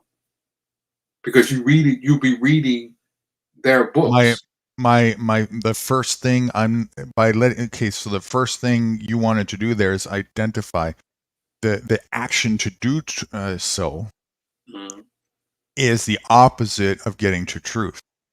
Identification is the direction toward non-truthfulness. That's what you do. It's personification. It's projecting something. So letting it all go, it comes back to that again, and just seeing whatever remains after you let it all go, and start as that as a starting point, and let whatever remains continuously present itself to you as you're aware and ready for it, and without forcing the issue. And it also intertwines holistically with every other aspect of your lifestyle and body. Health is so important with this, and that I can see very clearly why the. So when you say health, you're talking about your way of meditating, your eating. Yes, holistic health. Yes, eating, balance, right? Environment. Yes. My choices of things that I won't use, not being subjecting myself to chemicals as much as I can. Things that will certainly, by design, be hindrances and accentuate, by design as well, the indoctrination. So with this does that also allow nature to flow? Yes. And you, okay. Yes, it's an Plant and energy. balance. Okay. I got It's a cleansing process for sure. Yeah, it's like cleaning holistically all the clutter, mind, soul, body, physical detox. Basically. detox. Absolutely. Yeah, it's a great way to understand it. And so the further I go into holistic detoxing, the further the clarity of what's actually there and what was hindered from being able to be seen because of the toxicity, you know, or the indoctrination is a toxic, it's part of the toxicity, you know. Yeah. So as the cleaner you get holistically from all that, then the sooner and the better what was intended to have happened by design that was hindered can now once actually transpire. I got you. Yeah, that's a deep. Yeah, that's deep. It is. It's very deep. It's a lifestyle. It's my way of life. And it's been a practice now since about 22, 23 years of age. Okay. So I'm very so deep. you basic and okay. So even your mind, body, and soul come together as one. That will help you identify the truth, especially when in meditation, and with meditation, and because nature will flow within you and allow you to know the true understanding. Where even though you may be in a complex or unholy system, okay. Yes, and the wisdom of that cleanliness, if you will, is part of the truth. It's it's you said you said part of the truth. So it's different parts. It's in sync with the truth, and it's a very important aspect of the truth. And what it does is it sets the stage and the foundation for those other things to propel and propagate, which was meant to happen by design, such as the wisdoms and the epiphanies and the clarity and the understanding and other things as well. Like, you know, there's a reason why I can sustain myself for 2-3 days at a time quite frequently without having to have much rest. That's not just a freak of nature, you know. That's just one example. Some people would think that's what I was saying before. Some people would think something like that might be like supernatural. That's not the case at all. You know, I see that just people, they're out of shape, they're unhealthy, and they don't know it. They think that this thing that the way that they operate, which is what they've been taught, right? Everybody thinks, oh, I need to have 8 hours of rest every day. I need to have 3 meals a day or whatever, and all these kinds of things. And it's all bullshit. And it sets the stage for people to become arrested development by design so that they can stay an unaware cog in a hamster wheel and be a slave for other people's. But do you think some people would just sometimes it's just, and it's gotta say it because it's just some people just walk as like animals. That's the only way I'm able to. There's definitely it's a step. It's a step above animals, and sometimes they walk just as. Yeah, are you talking about the variables in, like, from one person to another, their capacities of function and that type of thing? Yes, it's just yes. And there is. Yeah. There is, but there's also, you know, within those variables, there's certainly common denominators fundamentally, and I would say even, for lack of trying to stereotype a word, spiritually. There's a common denominator spiritually that all of us have that is not subjective. And one common denominator that I would say is a very spiritual thing that is not subjective is we all breathe. Without that, you're dead. It's over, right? Yeah, that's true. Okay, so there's certain, you know, fundamental things like that. You know, a lot of people don't even give that a second of thought. Why do we breathe? And why is that so important? And why are we gone when that stopped. Mm. People just dismiss it and take it for granted. Like, that's just, of course we breathe, you know? But when you stop and start to observe things and take a real good close look at things, with clarity and a clean meat suit, a clean observatory foundation, you start to see much more deeper how profound and how spiritual and how deep those things are energetically, with being connected with everything. What gets drawn in a breath, you know, and that's just one aspect of our anatomy, you know. So many things like this start to become apparent and obvious where it's totally missed because you're caught up in toxicity and distraction, and you just don't bother to take a second look in the corporate world, you know, because other things are distracting you and that's what you're interested in. Right. And so that divine potential for a lot of people ends up staying a potential and a wasted, which is a tragedy, but they never know, you know. Well, they don't know what they don't know, and they can't see what they can't see. yeah, that's true. And do sometimes you try to give, because everything nature is energy, vibration, throughout the world, within us, outside of us. Mm-hmm. At times do you believe you're able to tap in someone's energy to pass on information they would need to come from out the state or dimension that they could be in, to draw them near, for them to live free as you? I'm going to ask you to, wow, that's a deep question, but to make sure I understand you, can you repeat it one more time? Do you feel as though that you're able to tap in someone's vibration, pass on information within that vibration that they will be able to draw from the state that they're in or dimension, draw them out so they're able to comprehend and live free? Okay, up until the very last thing that you said, and live free, absolutely with certainty has happened many, many times. The live free part, I wouldn't say is the destined outcome that happens.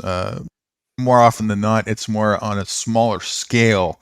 That is something, a seed of wisdom or something that helps them on their path that they may be looking for, or whatnot, that helps them bring them closer to truth in some way, shape, or form. Many, many times happen. An intuitive sense of knowing something, get senses to just go in this direction, you know, and then I go there, and then communications happen, words are spoken, and then I just have an understanding of something that needs to be stated or thrown or not, and I just do it, and I know that it's going to have a resonation effect, impact, but it's not set in stone. It's up to always the individual what they do with that and how far they take it. Are you able to? Have you ever experienced being on the same vibration as a person that you're talking to, or people that's around you, and able to feel and understand their inner thoughts and understanding clearly? Their inner thoughts, like in their mind, you mean? Yes. Oh, well, I can sense their vibratory resonations. I can even sense. Now, is that by their words or nature that flows from their body? Is that the words? It's a vibratory thing. So the vibrations they're giving off resonates, and I pick them. Like it affects my vibration. Okay. And I'm in tune with where my frequency is at. So if it if it shifts my frequency in a different direction, then I can tell what that frequency, I can translate that frequency, what that means. Now, it's a general thing. I can't mind read, but I can get an idea for a person's emotional state or contemplatory state, or if there's somebody that I should never engage with, right? They're just completely toxic and I should have nothing to do with it. I don't leave it there as well. And this all happens in the blink of an eye because it's part of being in a state of meditative consciousness consistently. But it gets immediately also filtered and wrapped up with my other abilities, intuition, conscious contemplation, empathy contemplation, so many different things, all in a blink of an eye, which equals some equation, go in this direction, don't go in this direction, so on and so forth. I cannot read minds, but I can feel. I can feel dynamics. I can feel, a person's resonation and vibration, and very much get a pretty good read and be accurate a lot of times what they might even be focusing on to some. How does that make you feel within your soul? Are you able to, has it ever came to the point that you had to go and detox? Yeah, more so. That's actually one of the reasons, like because I pick up their toxicity. Is that what you mean? Yes. Yeah. That's one of several reasons, but probably a big reason why I'm introverted a lot because there is a lot of toxic people around, and being sensitive like that, it can certainly get to you very easily. And so even if you're strong foundationally and healthy, there's still only so much a person can take. And so, yes, I'm definitely very careful and conscious of that. It's a responsibility. And yes, at times I've had to withdraw and go into a sanctuary mode, and, from time to time it happens. Sure. Detox in different ways, detox as far as recentering, right? Recentering vibration, dispelling, just letting go of whatever it is that I magnetically was drawn with for a period of time or whatever. I just get myself back to that sort of neutral state, however long it takes, being grounded and balanced where I need to be,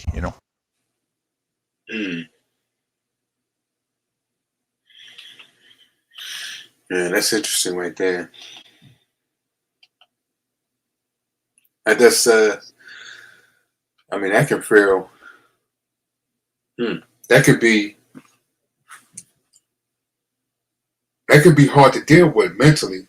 That can mentally, and sometimes I'm trying to tap in and see your mentality and sometimes your soul. That could be sometimes a heavy burden to go through those different types of feelings and understanding. Yeah, for sure, especially for somebody who isn't stable with balance. Even with a strong balanced stability, at the best of times, certainly, it's a heavy responsibility. And there's a reason why you won't really find me very often. It's absolutely necessary. Amongst a crowd, mall, or I absolutely can't stand to be in corporate beehive cities where it's just crazy and crowded and people, all day long. That just drives me nuts in 2 seconds. And it all makes sense when you see it, because the healthy environment for a human is not one of noise. We are meant to be we are at our best and when we're most content in a place of peacefulness. We're surrounded, and there's a reason why it feels good so much better to be there when we're surrounded by, in the woods or somewhere near a lake where it's tranquility is around and it's calm. There's a reason why all that feels good and healthy for us, and that's because it's proper. That's what we need. That's what we're aligned to. Without that, again, we have arrested development. We have hindrances to being able to grow holistically in the way that we are meant to. It becomes a disturbance, a disease, and a hindrance to that growth in many ways. That's interesting. Now, there's another aspect, though, that I can see also that happens, but I'm not like this and I don't understand from an experience, but I can see that it happens, and it happens to me. There's extroverted individuals who seem to need to soak up energy from, like vampires, from the people around them. And they get drained if they don't have that enough. Oh wow!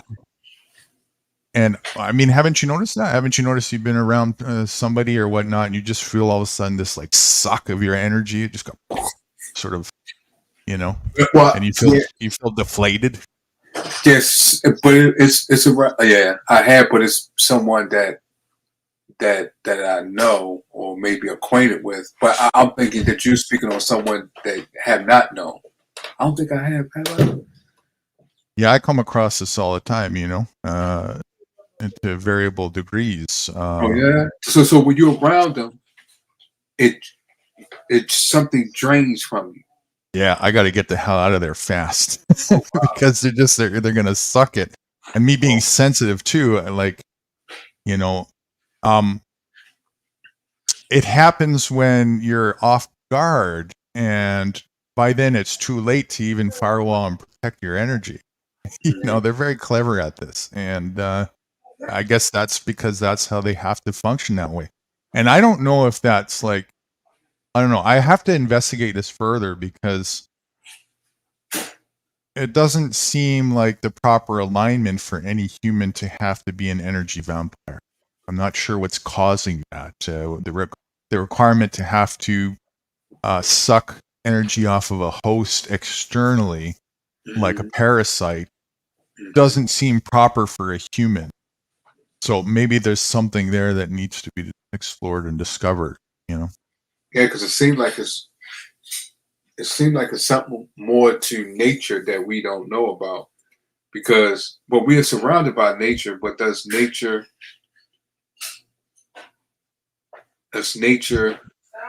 what is something that must be in the laws of nature?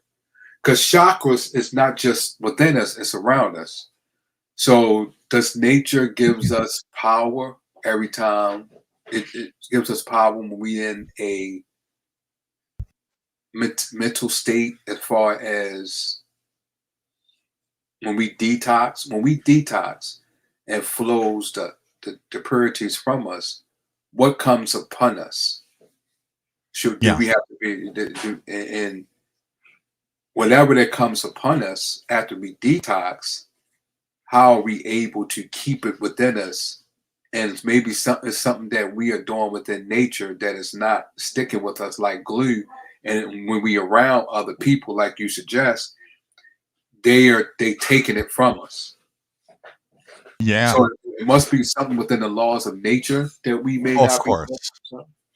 Well, I mean, everything that happens is all within the laws of nature. That's one of the understandings that you come with. Otherwise, it wouldn't have happened, Yeah. But I understand what you're saying. Like, as far as like, beyond our understandings of how nature works within its law, there's definitely something there, unique. Right. I guess. Right. Yeah, and I haven't taken much time to delve into describe, and I should. I think I will, because it's an important part of existing here, especially because it happens quite often. There's a lot of extroverted energy vampires around us, more than most people are aware of. And maybe there can be some sort of mutual balance there or something. It's like I don't mind giving and being generous if it's not at my own peril. But these ones that come across, they're just like they suck you in 2 seconds. You weren't looking, to cut you off guard, and it's like, oh my god, I need 3 days to recover now. Right. Man, that could be very. Man, that could take a toll. That could be burning some a lot. Yeah. Yeah. It's it doesn't suck you so dry that you can't move or walk or anything like that. It sucks you to where your optimal functioning capacity is nowhere near. You're all of a sudden quite deflated and tired, and almost like you've had two full days when you're just getting going type thing. Yeah, because it can keep you growing in other places. Mental state. Yes. I guess. So. Yes. Yeah, and the center chi area, the center heart belt chakra, that area especially, that's where I notice it usually the most at first. Kind of, that winded feeling you get when you're on a swing or when you hit something too hard type thing. It knocks the wind out of you, and you got that feeling sort of in the center there. Yeah. Very similar to that. I know when I've been vamped, so to speak. That's the first thing that happens. Right.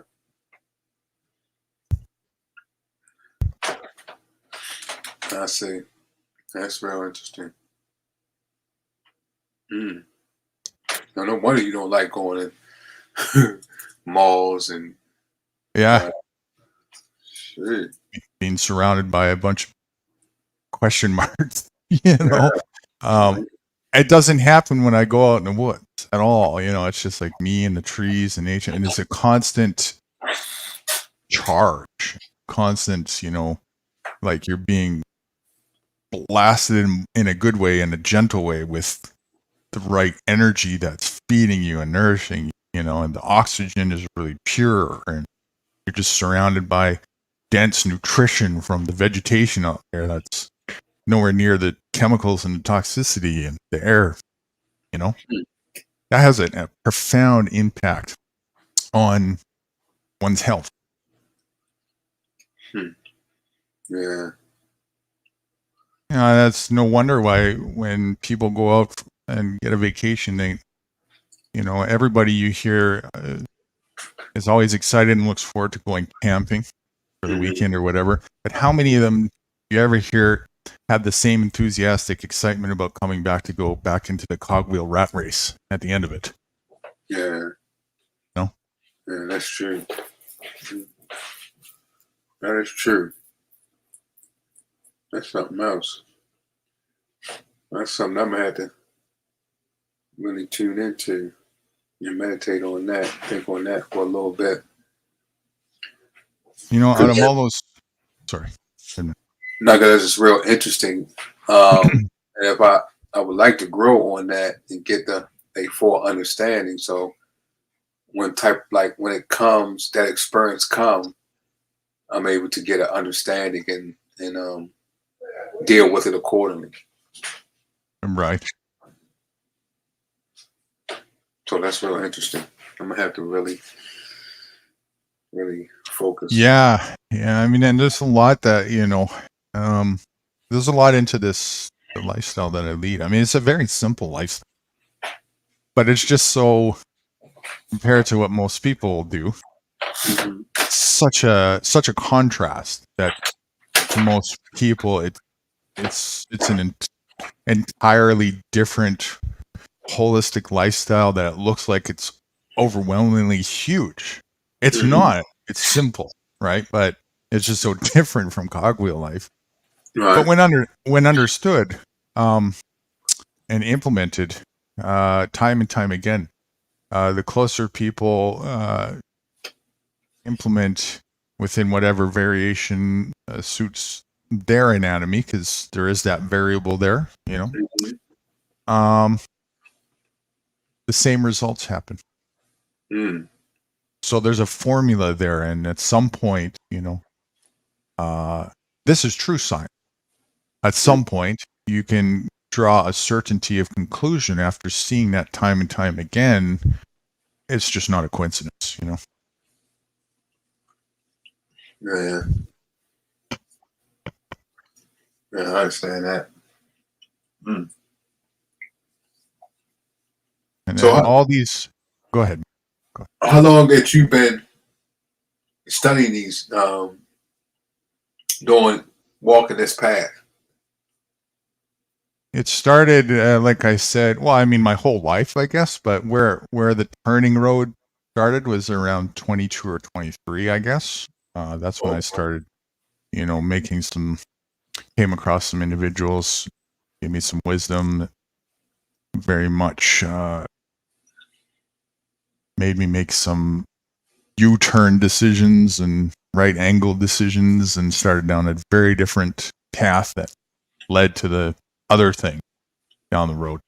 So since 23, and but the one thing that I was doing wrong still between 23 and late 20s until I had a health crisis was balance, health-wise. Totally wrong. Completely, absolutely irresponsible when it came to that, and it caught up with me at a very young age, and I had to fix that. Otherwise, I wouldn't be here. Wow. And I'm grateful for that, because that was such a monumental piece of the equation that needed to be learned and understood. The lesson in that, the wisdom in that. That perhaps if I didn't go through that, I wouldn't have to the depth that I have what I learned, what I needed to learn there.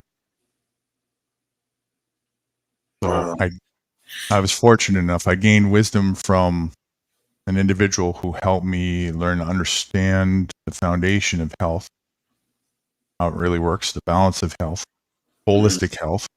And that's the formula that I was just talking about a little bit ago, and how it fits in the equation of things. All of this, with health being the center and the forefront in the formula when applied, is synonymous for everybody, as far as not only recovering their health if they have ailments, but also starting the path of a deeper spiritual development and awareness, for lack of a better word to call it, even if that's not the intention. Right. It's just what happens by design. Wow. Wow. That's what it revealed itself to me, too, you know? And coupled with what I was already on about since about 22, 23, it just brought all of that to a whole new level, and it all just started to fall into place. Wow. Amazing.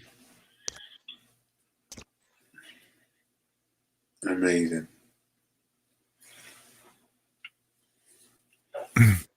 That's something else. Yeah, it is, you know, and I'm grateful for it, the way that I live. And the only thing to do after the fact is just tell other people it's possible if that's what they want to, you know. Tell them how, if they ask questions, and watch them on their journey, help with guidance or drop nuggets or whatever. And all you have to do is speak the truth. It's a great privilege to do so. You know? Well,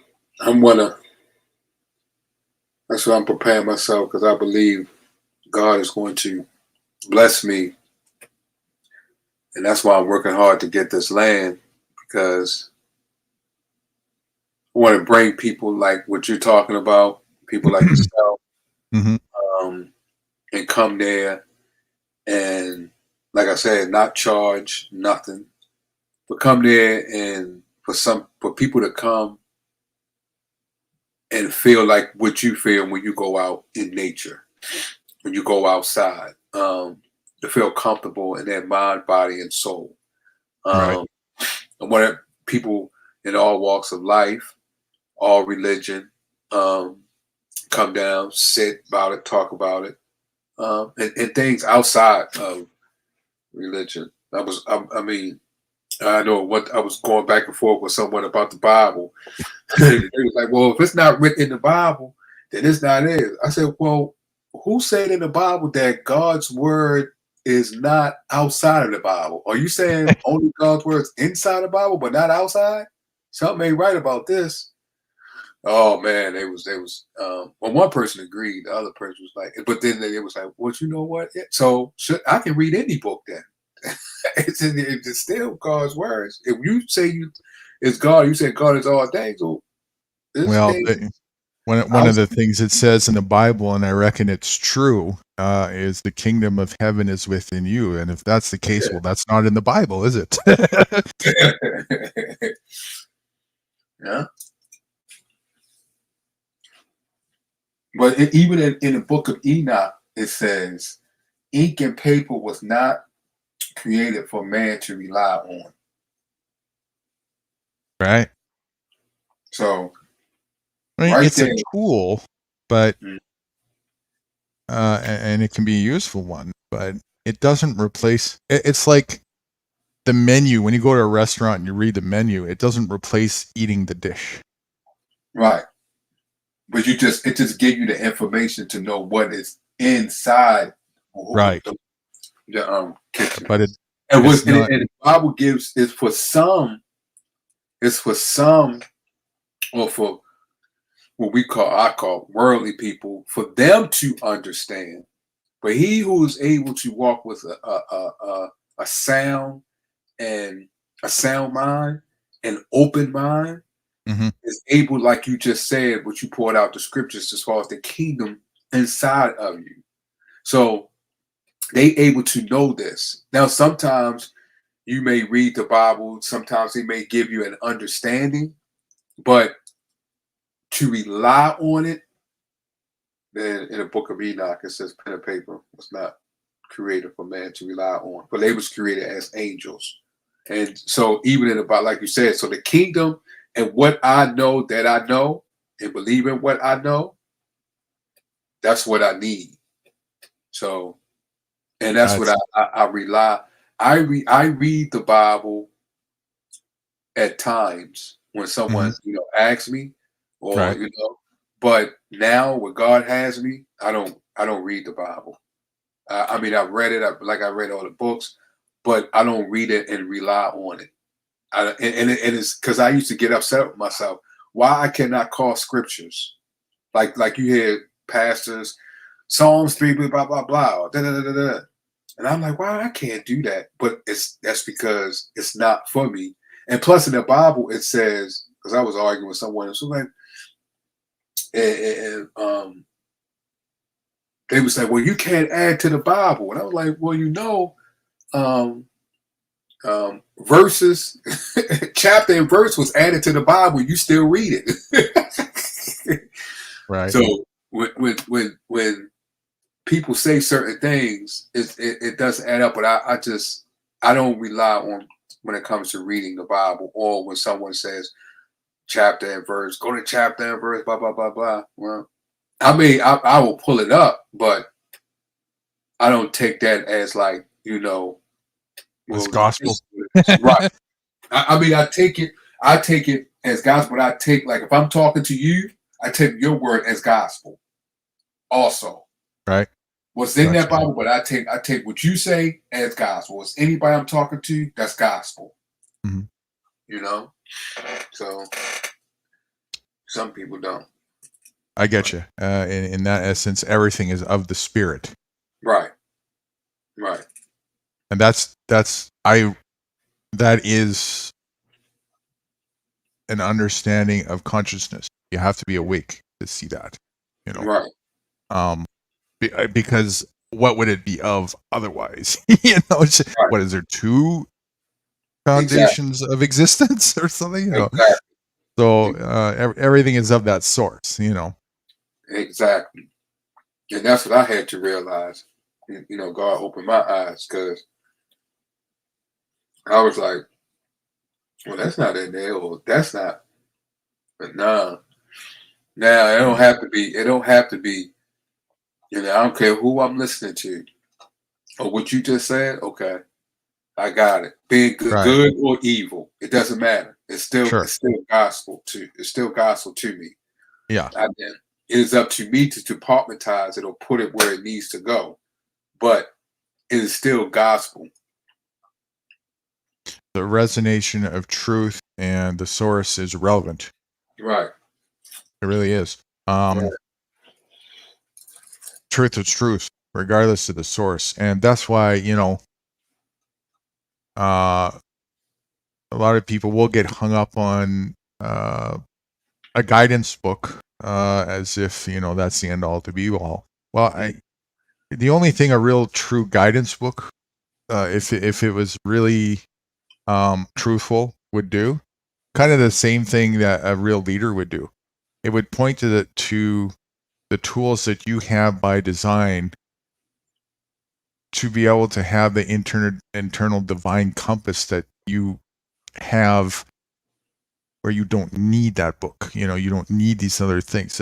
Not that they're not useful, but those you already have the inner everything you need. You were designed with it.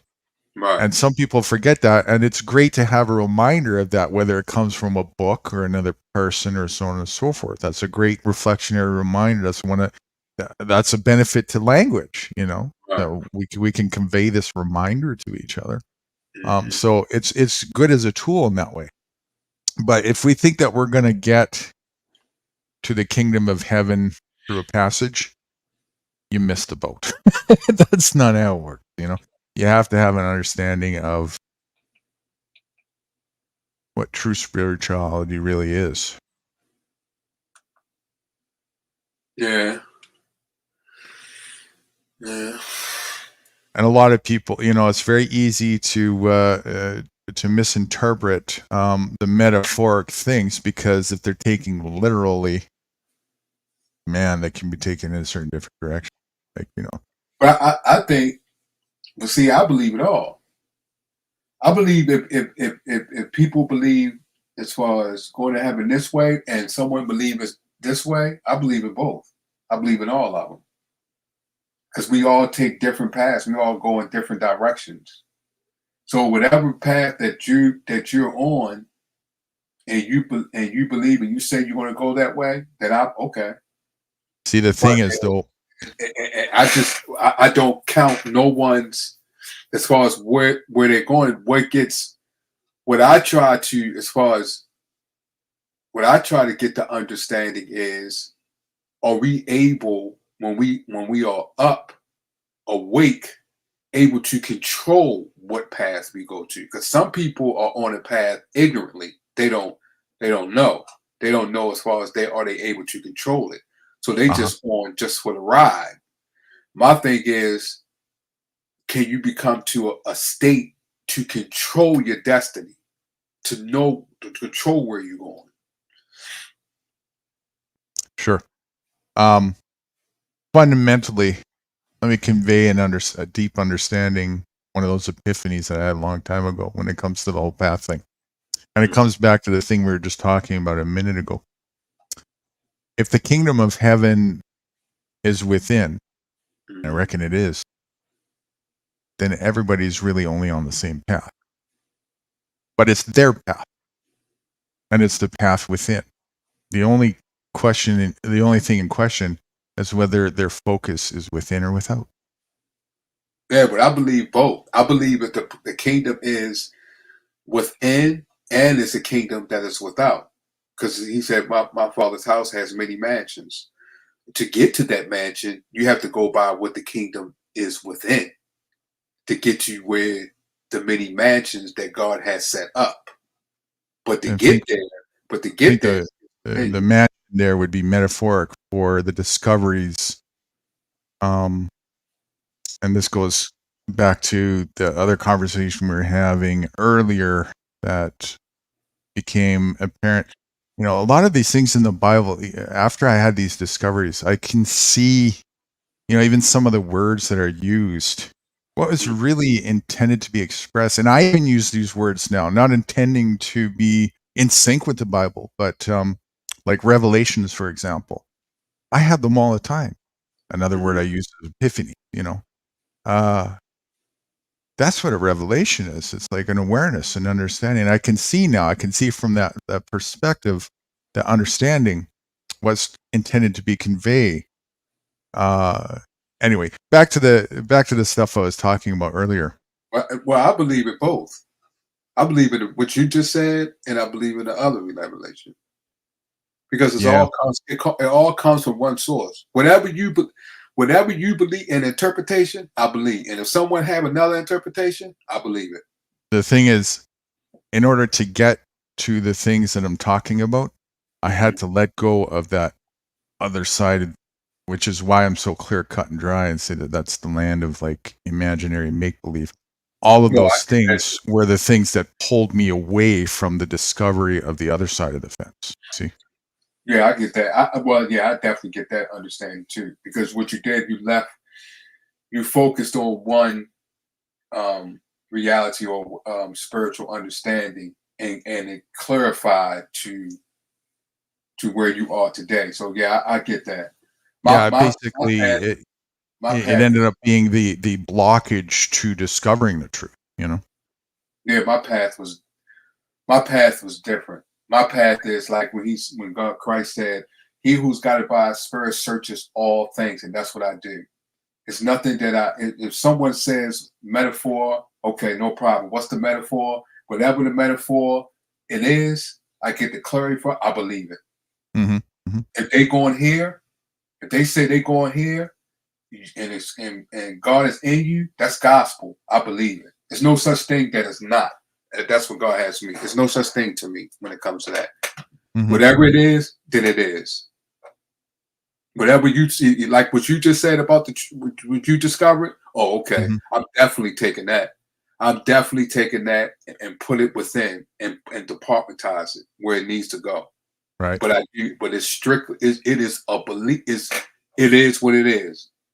I know it. Like you say, no. Yes, I know it. Believe it. The truth. Factual, yes. That's what sure. I mean. That's what you know. I don't put to me what God has me. I don't turn down anything. Yeah. I don't allow no one to say. You know, I hear people talking. I'm listening, and I'm paying attention. I don't care who it is. Right. I don't See, turn up. What I do and what I've done for a long time is like.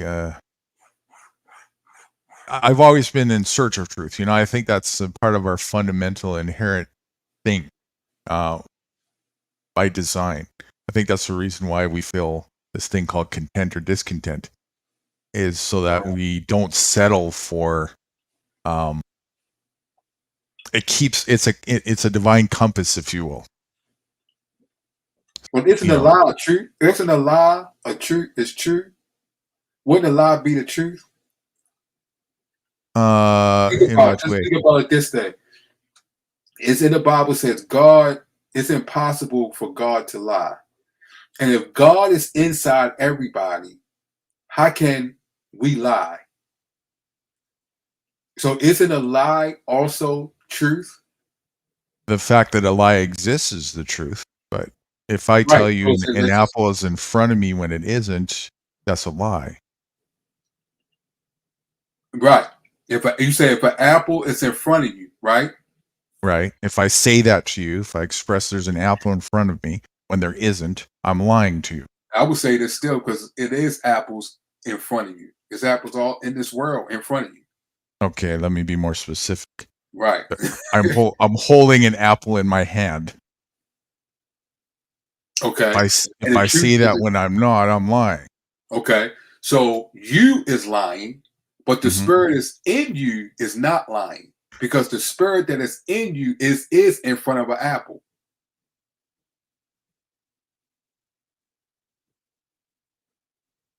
Sure, that doesn't negate that lies aren't real, though. No, I didn't say lies wasn't real. I said, isn't a lie a truth also. Isn't a lie a truth also? Right. Because you just said if an apple's not in front of me, Well, and I it's guess not, what you just that's truth. yeah, what you just said. You know, the question wasn't whether or not spirit is lying. Yes, it was. I said God is impossible for God to lie, and God is in everyone. So if God is in everyone, how that person isn't a lie, a truth? Guess it depends on your definition of God. Okay, well, I'm just going by what it is as far as the Bible. Well, even that would be subjective. So maybe clarify for me what you see that as. In the Bible, it says God is in all things. God is in us. Okay, so I guess what I would resonate with that. Like I would express God as just being basically omnipresent existence. And 6 is in you, right? No, omnipresent existence. But it says in.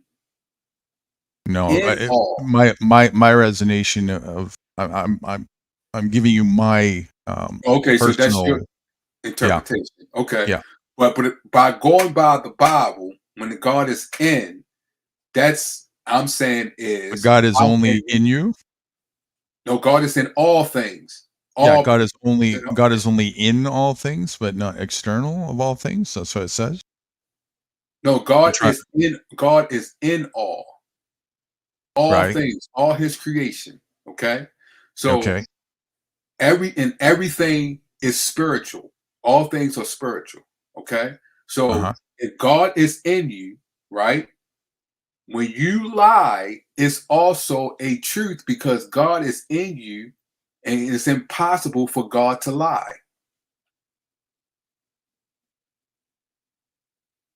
But you lie, like you said, you lie. But God does not lie. So that means it's a lie and a truth.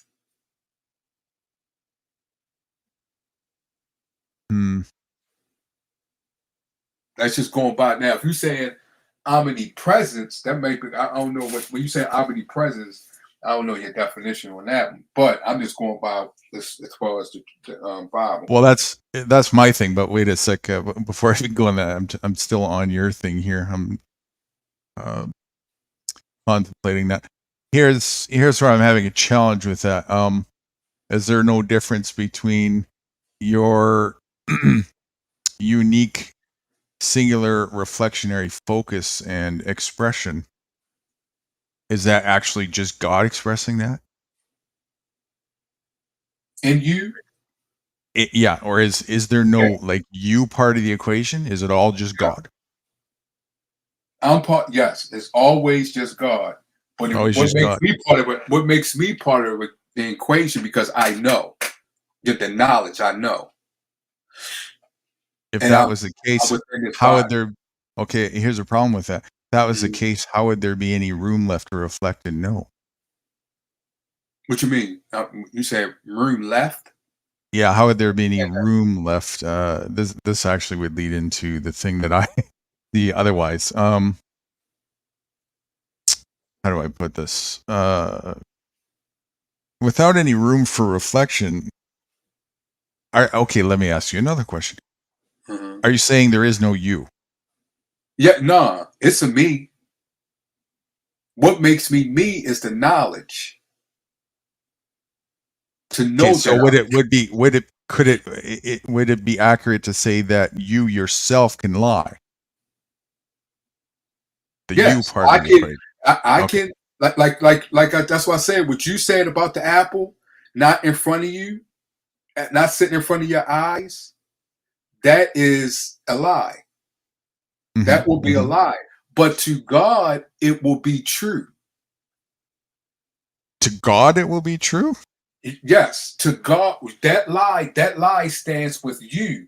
But God, it will be the truth.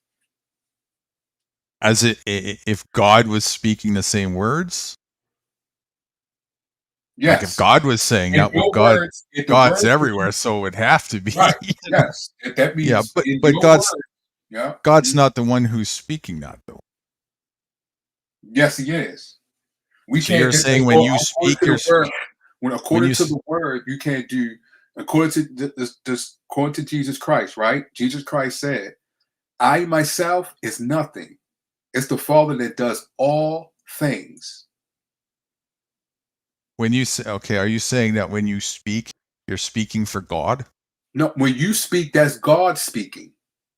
When you speak that, yeah, that's what I mean. You're speaking words that God is speaking. You're No, when speaking. you speak it, when you say that you're speaking, when you Mhm. say that you're speaking, that is God speaking. It's just that you're saying that you're speaking. So there is no me then. It's all just God speaking. It is you. The you, right? The you is the knowledge. Like you want to speak, but it's God doing it for you. When you hear, you want to hear, it's God doing it for you.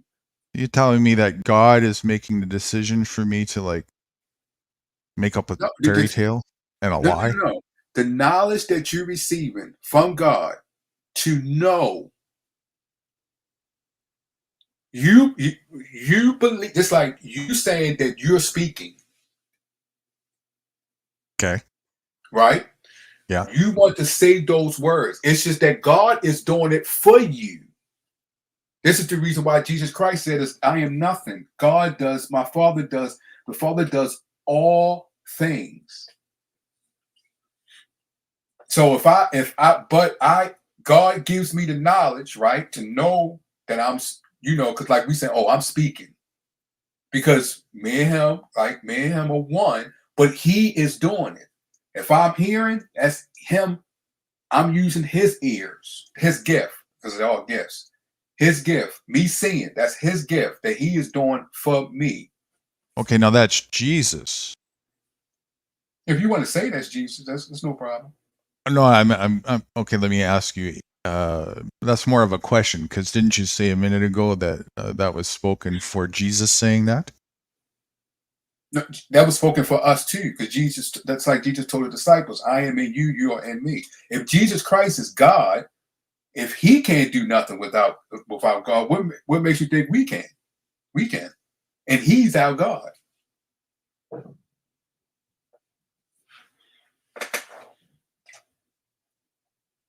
Sounds like a Sound like divine gaslight to me.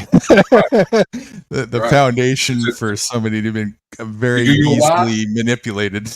Yup. And you know why? That's why I get a lot of people. But it fits your narrative, though. You've been indoctrinated. That's when you've been indoctrinated to believe that it's you. To believe, just like in the system, just like when you say the system, you believe this because of the system that you've been raised in. You believe that it's you. I believe what is me? Talking, hearing, seeing. You believe that you're doing that because I'm you've been raised experiencing in that. an actual system, in a system that tells you that. No. I'm experiencing that with a consciousness and awareness. Okay. And what you experience is said that is you. No, I don't. I wouldn't concur with that. Me, I'll tell you what I concur with. Okay. I'm a spark of energy, a reflection. That's having a consciousness at the present. That's aware. That's aware. No problem. Whatever that you're describing, you believe that is you. Or no, that is you because how you've been raised. No, Because I let go. Or your because experience. Because I let go of those things and discovered it. No, you discovered what? Because what you have discovered, you ain't the only one. Correct. Because so what you haven't heard, as far as what I've said, right? As far as what I'm telling you, you haven't heard that, have you? I didn't. Nope. I didn't discover what I discovered though because somebody else conveyed it to me through words. No, right, but you haven't experienced what I've said. Which part? all without part as far as God, as far as He's doing it for you. Yeah. No, But, I don't experience that at all. but many and a lot of people have experienced what you have said, Sure. right? Because it's a system that's set forth that you believe in and been guided by. No, I didn't. I'm not conveying it due to something that was taught to me. Well, put it like this: you is in a system. Let's take that out. You are within a system that's many follows. Which is? It's what you just explained. What I explained to you, if I tell any person, I don't care what religion, they will laugh. They will laugh. They will look they will go by what you're saying, believe it as a fact because of the system that they live in. That what I would say, they will mock me, laugh at me big time. You even did it. Did I laugh? It sounded what you just said. I said it sounded like a divine gasp. I laughed. I didn't laugh at what you said. I laughed at my response because as if God is going to sit there and come up with a contemplation of gaslighting His creation or something, you know. But I laughed at the idea. See the way you thinking. See the way you thinking, and even giving a little mocking. See, that's what I'm saying. People would do that with me and not do that with you. What you just said. Because people, they would. It depends on the individual.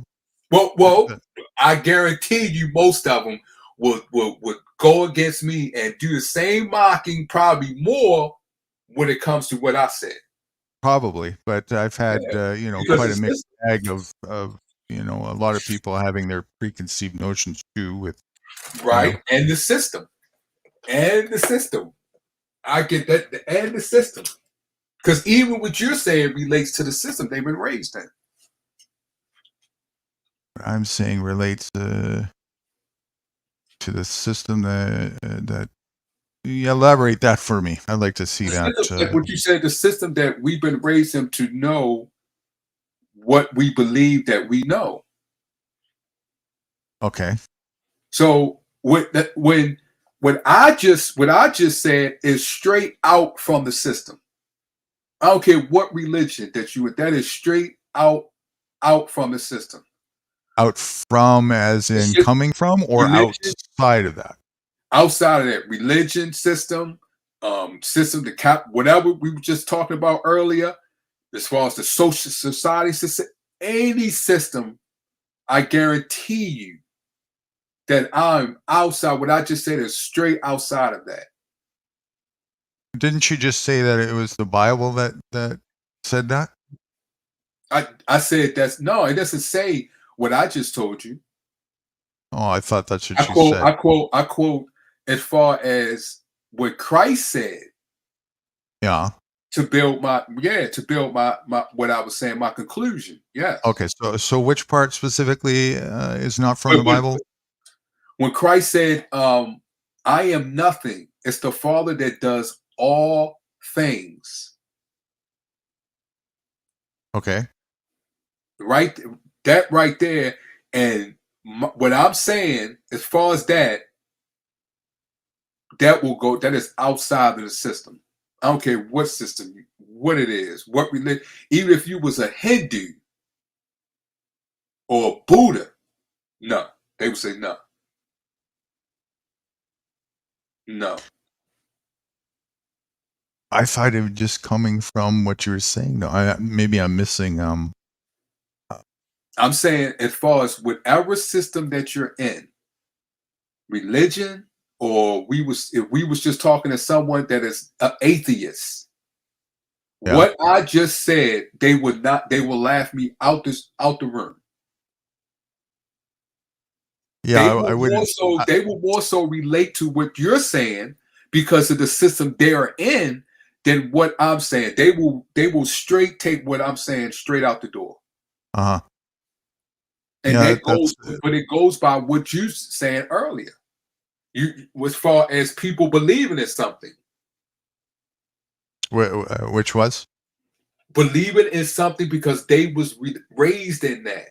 Yeah. They only believe it because whatever system or whatever social society that they in, they was taught that or experienced that. Right. So that's what I'm saying. I'm completely out. Completely. Um. Well, not me, but like what I said earlier. Yeah, that thing that you're saying. Yeah, I get what you're saying. I don't know if I can see that as completely out because I mean, all of it is still even attached with like the concept of that biblical version of God. So I'm not so sure, but maybe I'm just trying to see that one specific thing.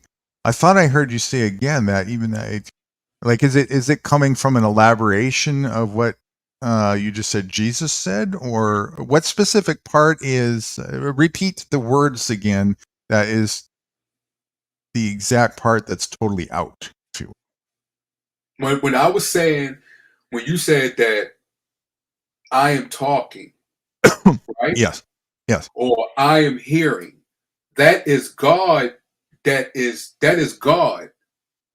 Which you cannot do anything. You cannot hear if it's God. For God is speaking for you. That whole thing. Right. All of that. Seeing. Didn't you say that was coming from what Jesus said? Right. That's where I built the thing from. Yeah. So in that sense, it's not coming from outside. It's coming from that. Is it not? But it's coming from outside because just like I just told you, you still believe that it's you. You still believe that it's you. Anybody would say that's me. It's just like when people it's just like when people have children. You didn't create the child. No one in this world creates. No one.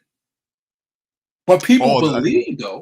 Oh, now we're getting something we can we have a common denominator on. Wow, not too many people. Remember when I was saying earlier that there's certain words that I would just throw right out the window? Mm-hmm. That word create is one of them. Total fallacy. No such thing. But anyway, let's not get off topic. We can come back to that if you want. Right. Okay, so people will still just like you said. I can we can go with creation because that will fit. Just like people believe that they create. They create. I can see why you're saying and certainly that people would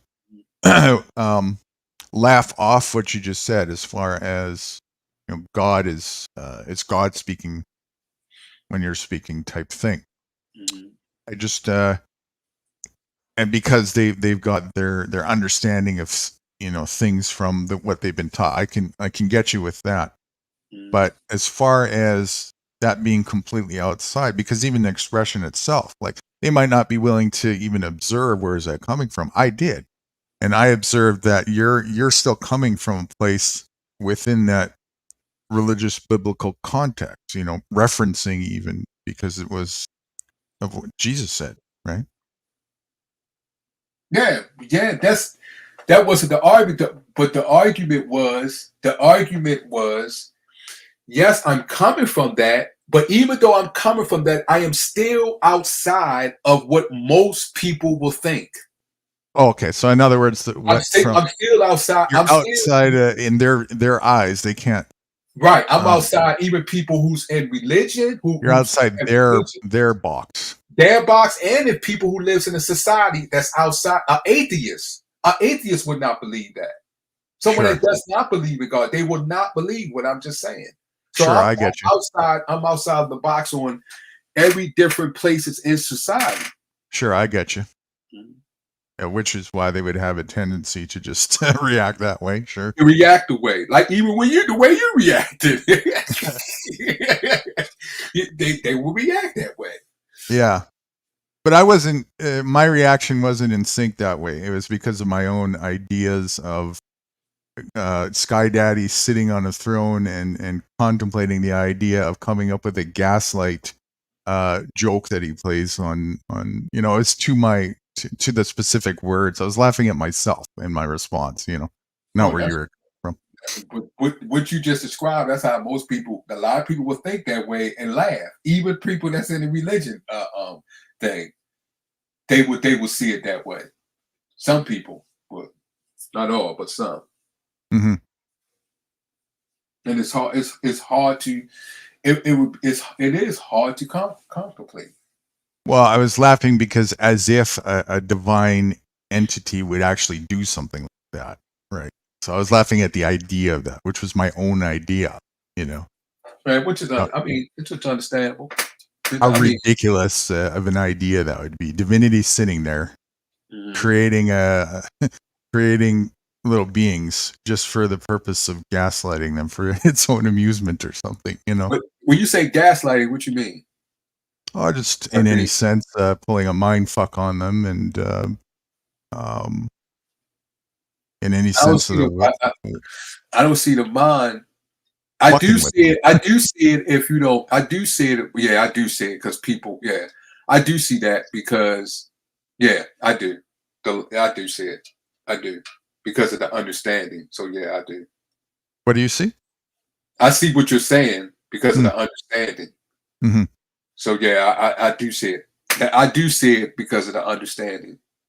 So that's like yeah, I see exactly what you're saying. Like as if a divine being would have some sort of inclination to be amused by that. I don't think a divine being would even have thoughts that entertain those things. What would it do for a divine being, you know? So which divine being you talking about?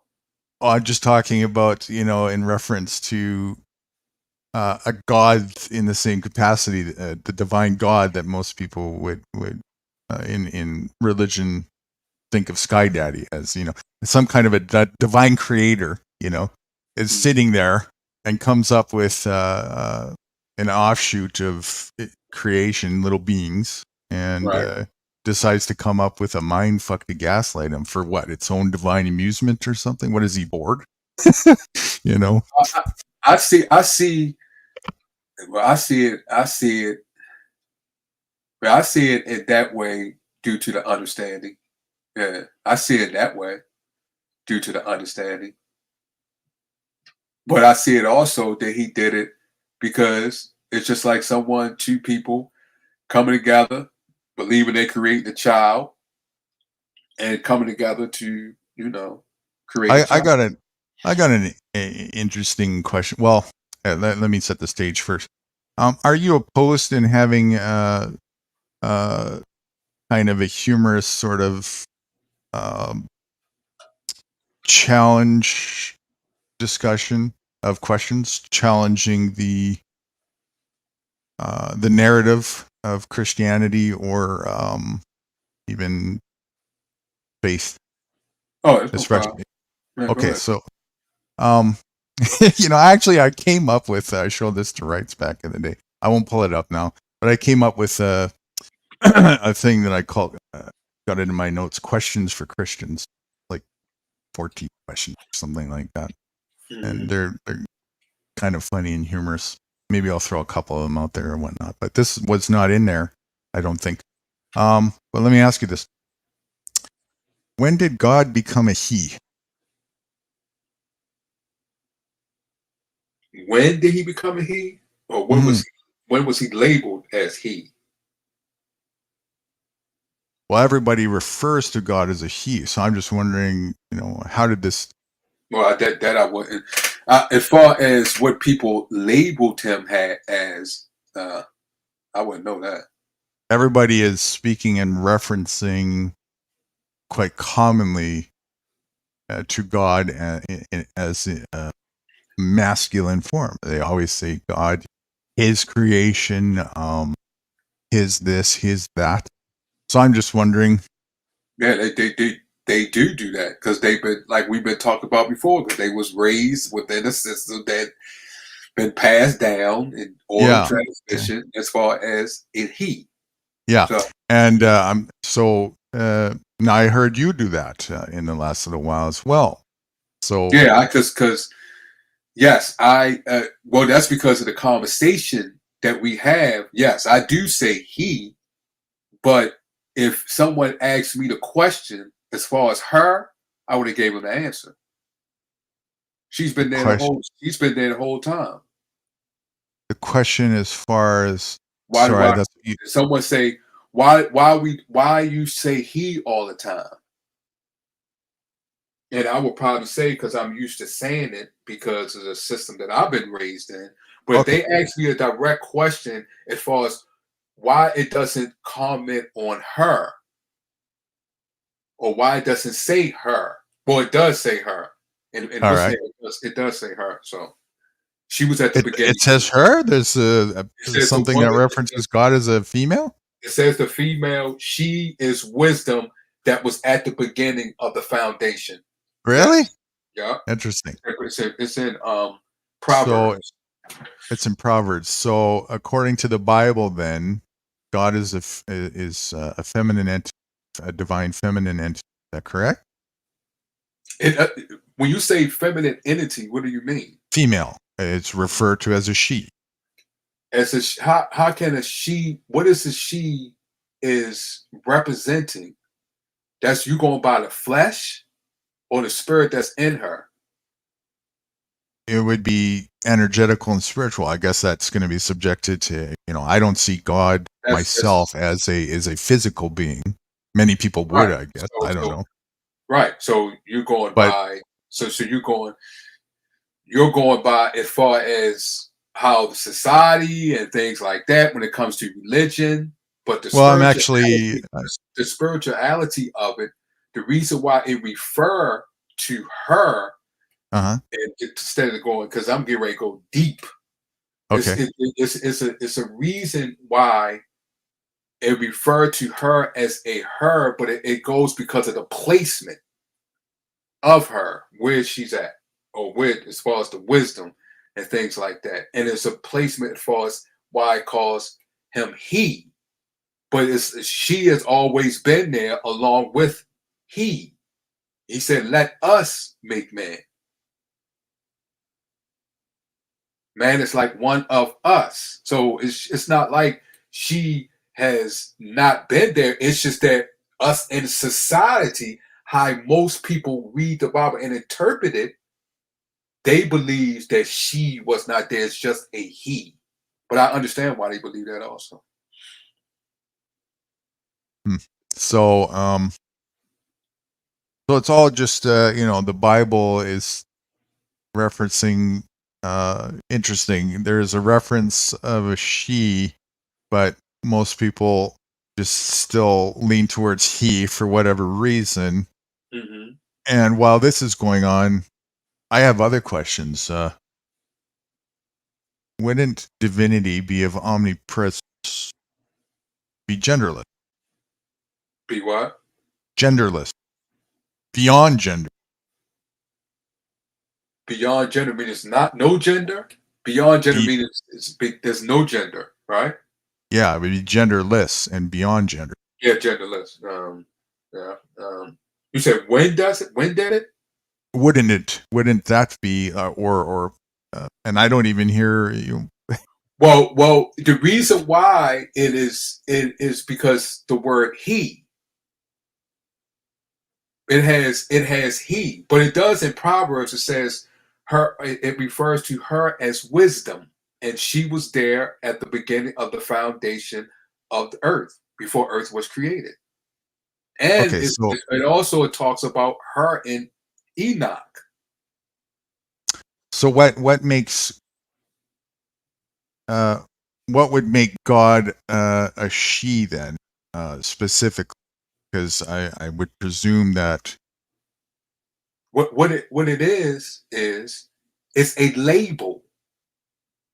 But us on the way we use it, the way we using the label, right? And the way we identify the label, we apply the definition to that word. Right. He or she.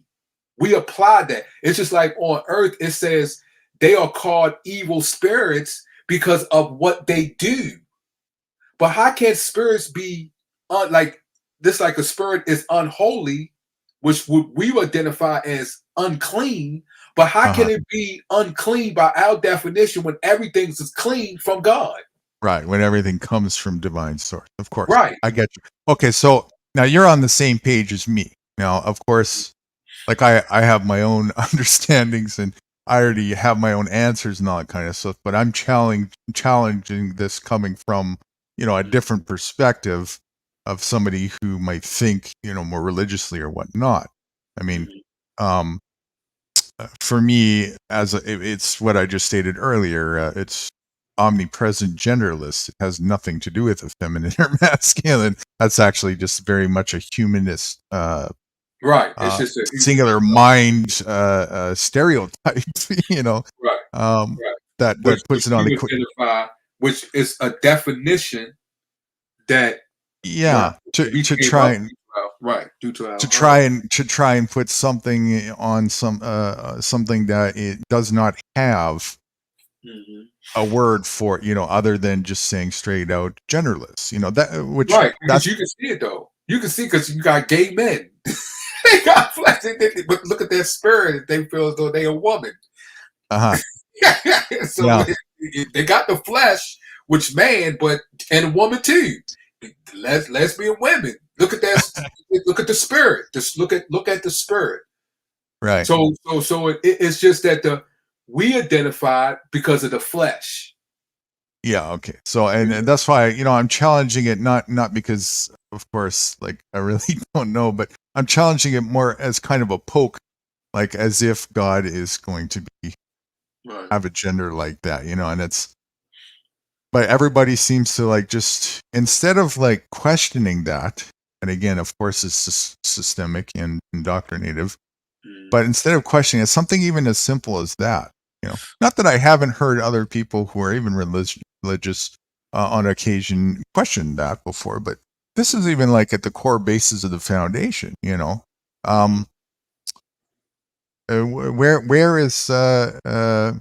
where is the question on something like that? We're just instead of just like automatically accepting linguistic rhetoric for gospel just because it's common denominator, popular to say so.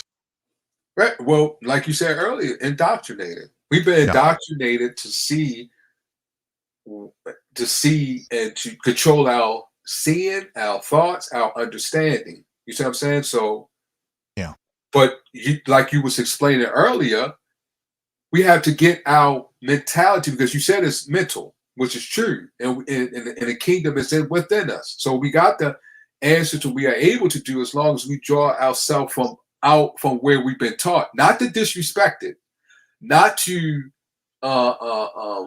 condemn it, but to understand it and place it where it needs to be, but still come out from that. Because if you don't, you won't get the clear understanding because your emotions of the indoctrinated system that you're in is blocking you. It's putting a wall in front of your eyes and you won't be able to see. So that's what God helped me to understand. I had to bring myself out of that with his help and to see what is needed for me to understand. So that's why. Okay. Now let me ask you a question. And so you've been working on that and coming to terms with things. Is it just sort of like residue? See, like that's something that I do as well continuously, and that's one of the reasons why I make a conscious effort to be responsible and meticulously conscious of the semantical words that I'll choose and try to continuously be always the most in line with factual truths that I possibly can. So if I were to be in reference to God, even when I'm talking to somebody who is a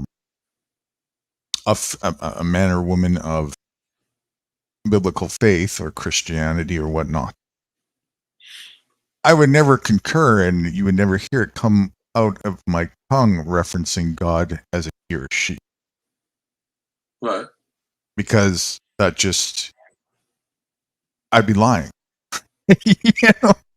but because I know better, and to myself, and also I'd be in concurrence with, even though, like, I know that sometimes you have to sort of bend for another person to grasp onto what you're trying to say in a conversation, but there's certain parameters, and that would be one of them. Like, because it's so foundational, this idea that divinity, like, that's a deep level of indoctrination if you can't even foundationally be subjective of the idea that Well, divinity that's because doesn't you're have looking a at it. gender. That's because the way you're looking at it, and the way the person is looking at it. Mm-hmm. I'm saying he, because I'm identifying the action of what this spirit is doing. So you're I'm not. equating. Remember, that's a label. You're applying the definition to the label. So you're equating the gender to an action. Right. No, So I'm not even using gender. I'm saying he. The definition of he within the man understanding is gender. Mm-hmm. I'm not applying gender. That's you applying gender. Mm-hmm. You're saying you're applying action. Yes. Is that right? Yeah. Right. Yeah. So it's just that's the. But even if wisdom, I say wisdom. But which one am I applying? Which one am I applying it to? You know what I'm saying? Which action of spirit that I'm applying it to? I've never heard you reference God as a her, though. No, so I don't. I might say I never did. No, I never said her. No, I've never, because the reason why I never said her. Go ahead. The reason why I never said her, because the way she's described in the Bible is the way she described. I've never had a conversation for me to say that. Okay. But I could. But you know what? I could say her. It's just that, but I still gotta admit that as far as I've been raised, I will say he all the time, because what I've read and things like that, especially in the Bible, is bringing me remembrance of he. But I'm not applying the gender. When I say he, I'm also saying her. Okay, so now why is an action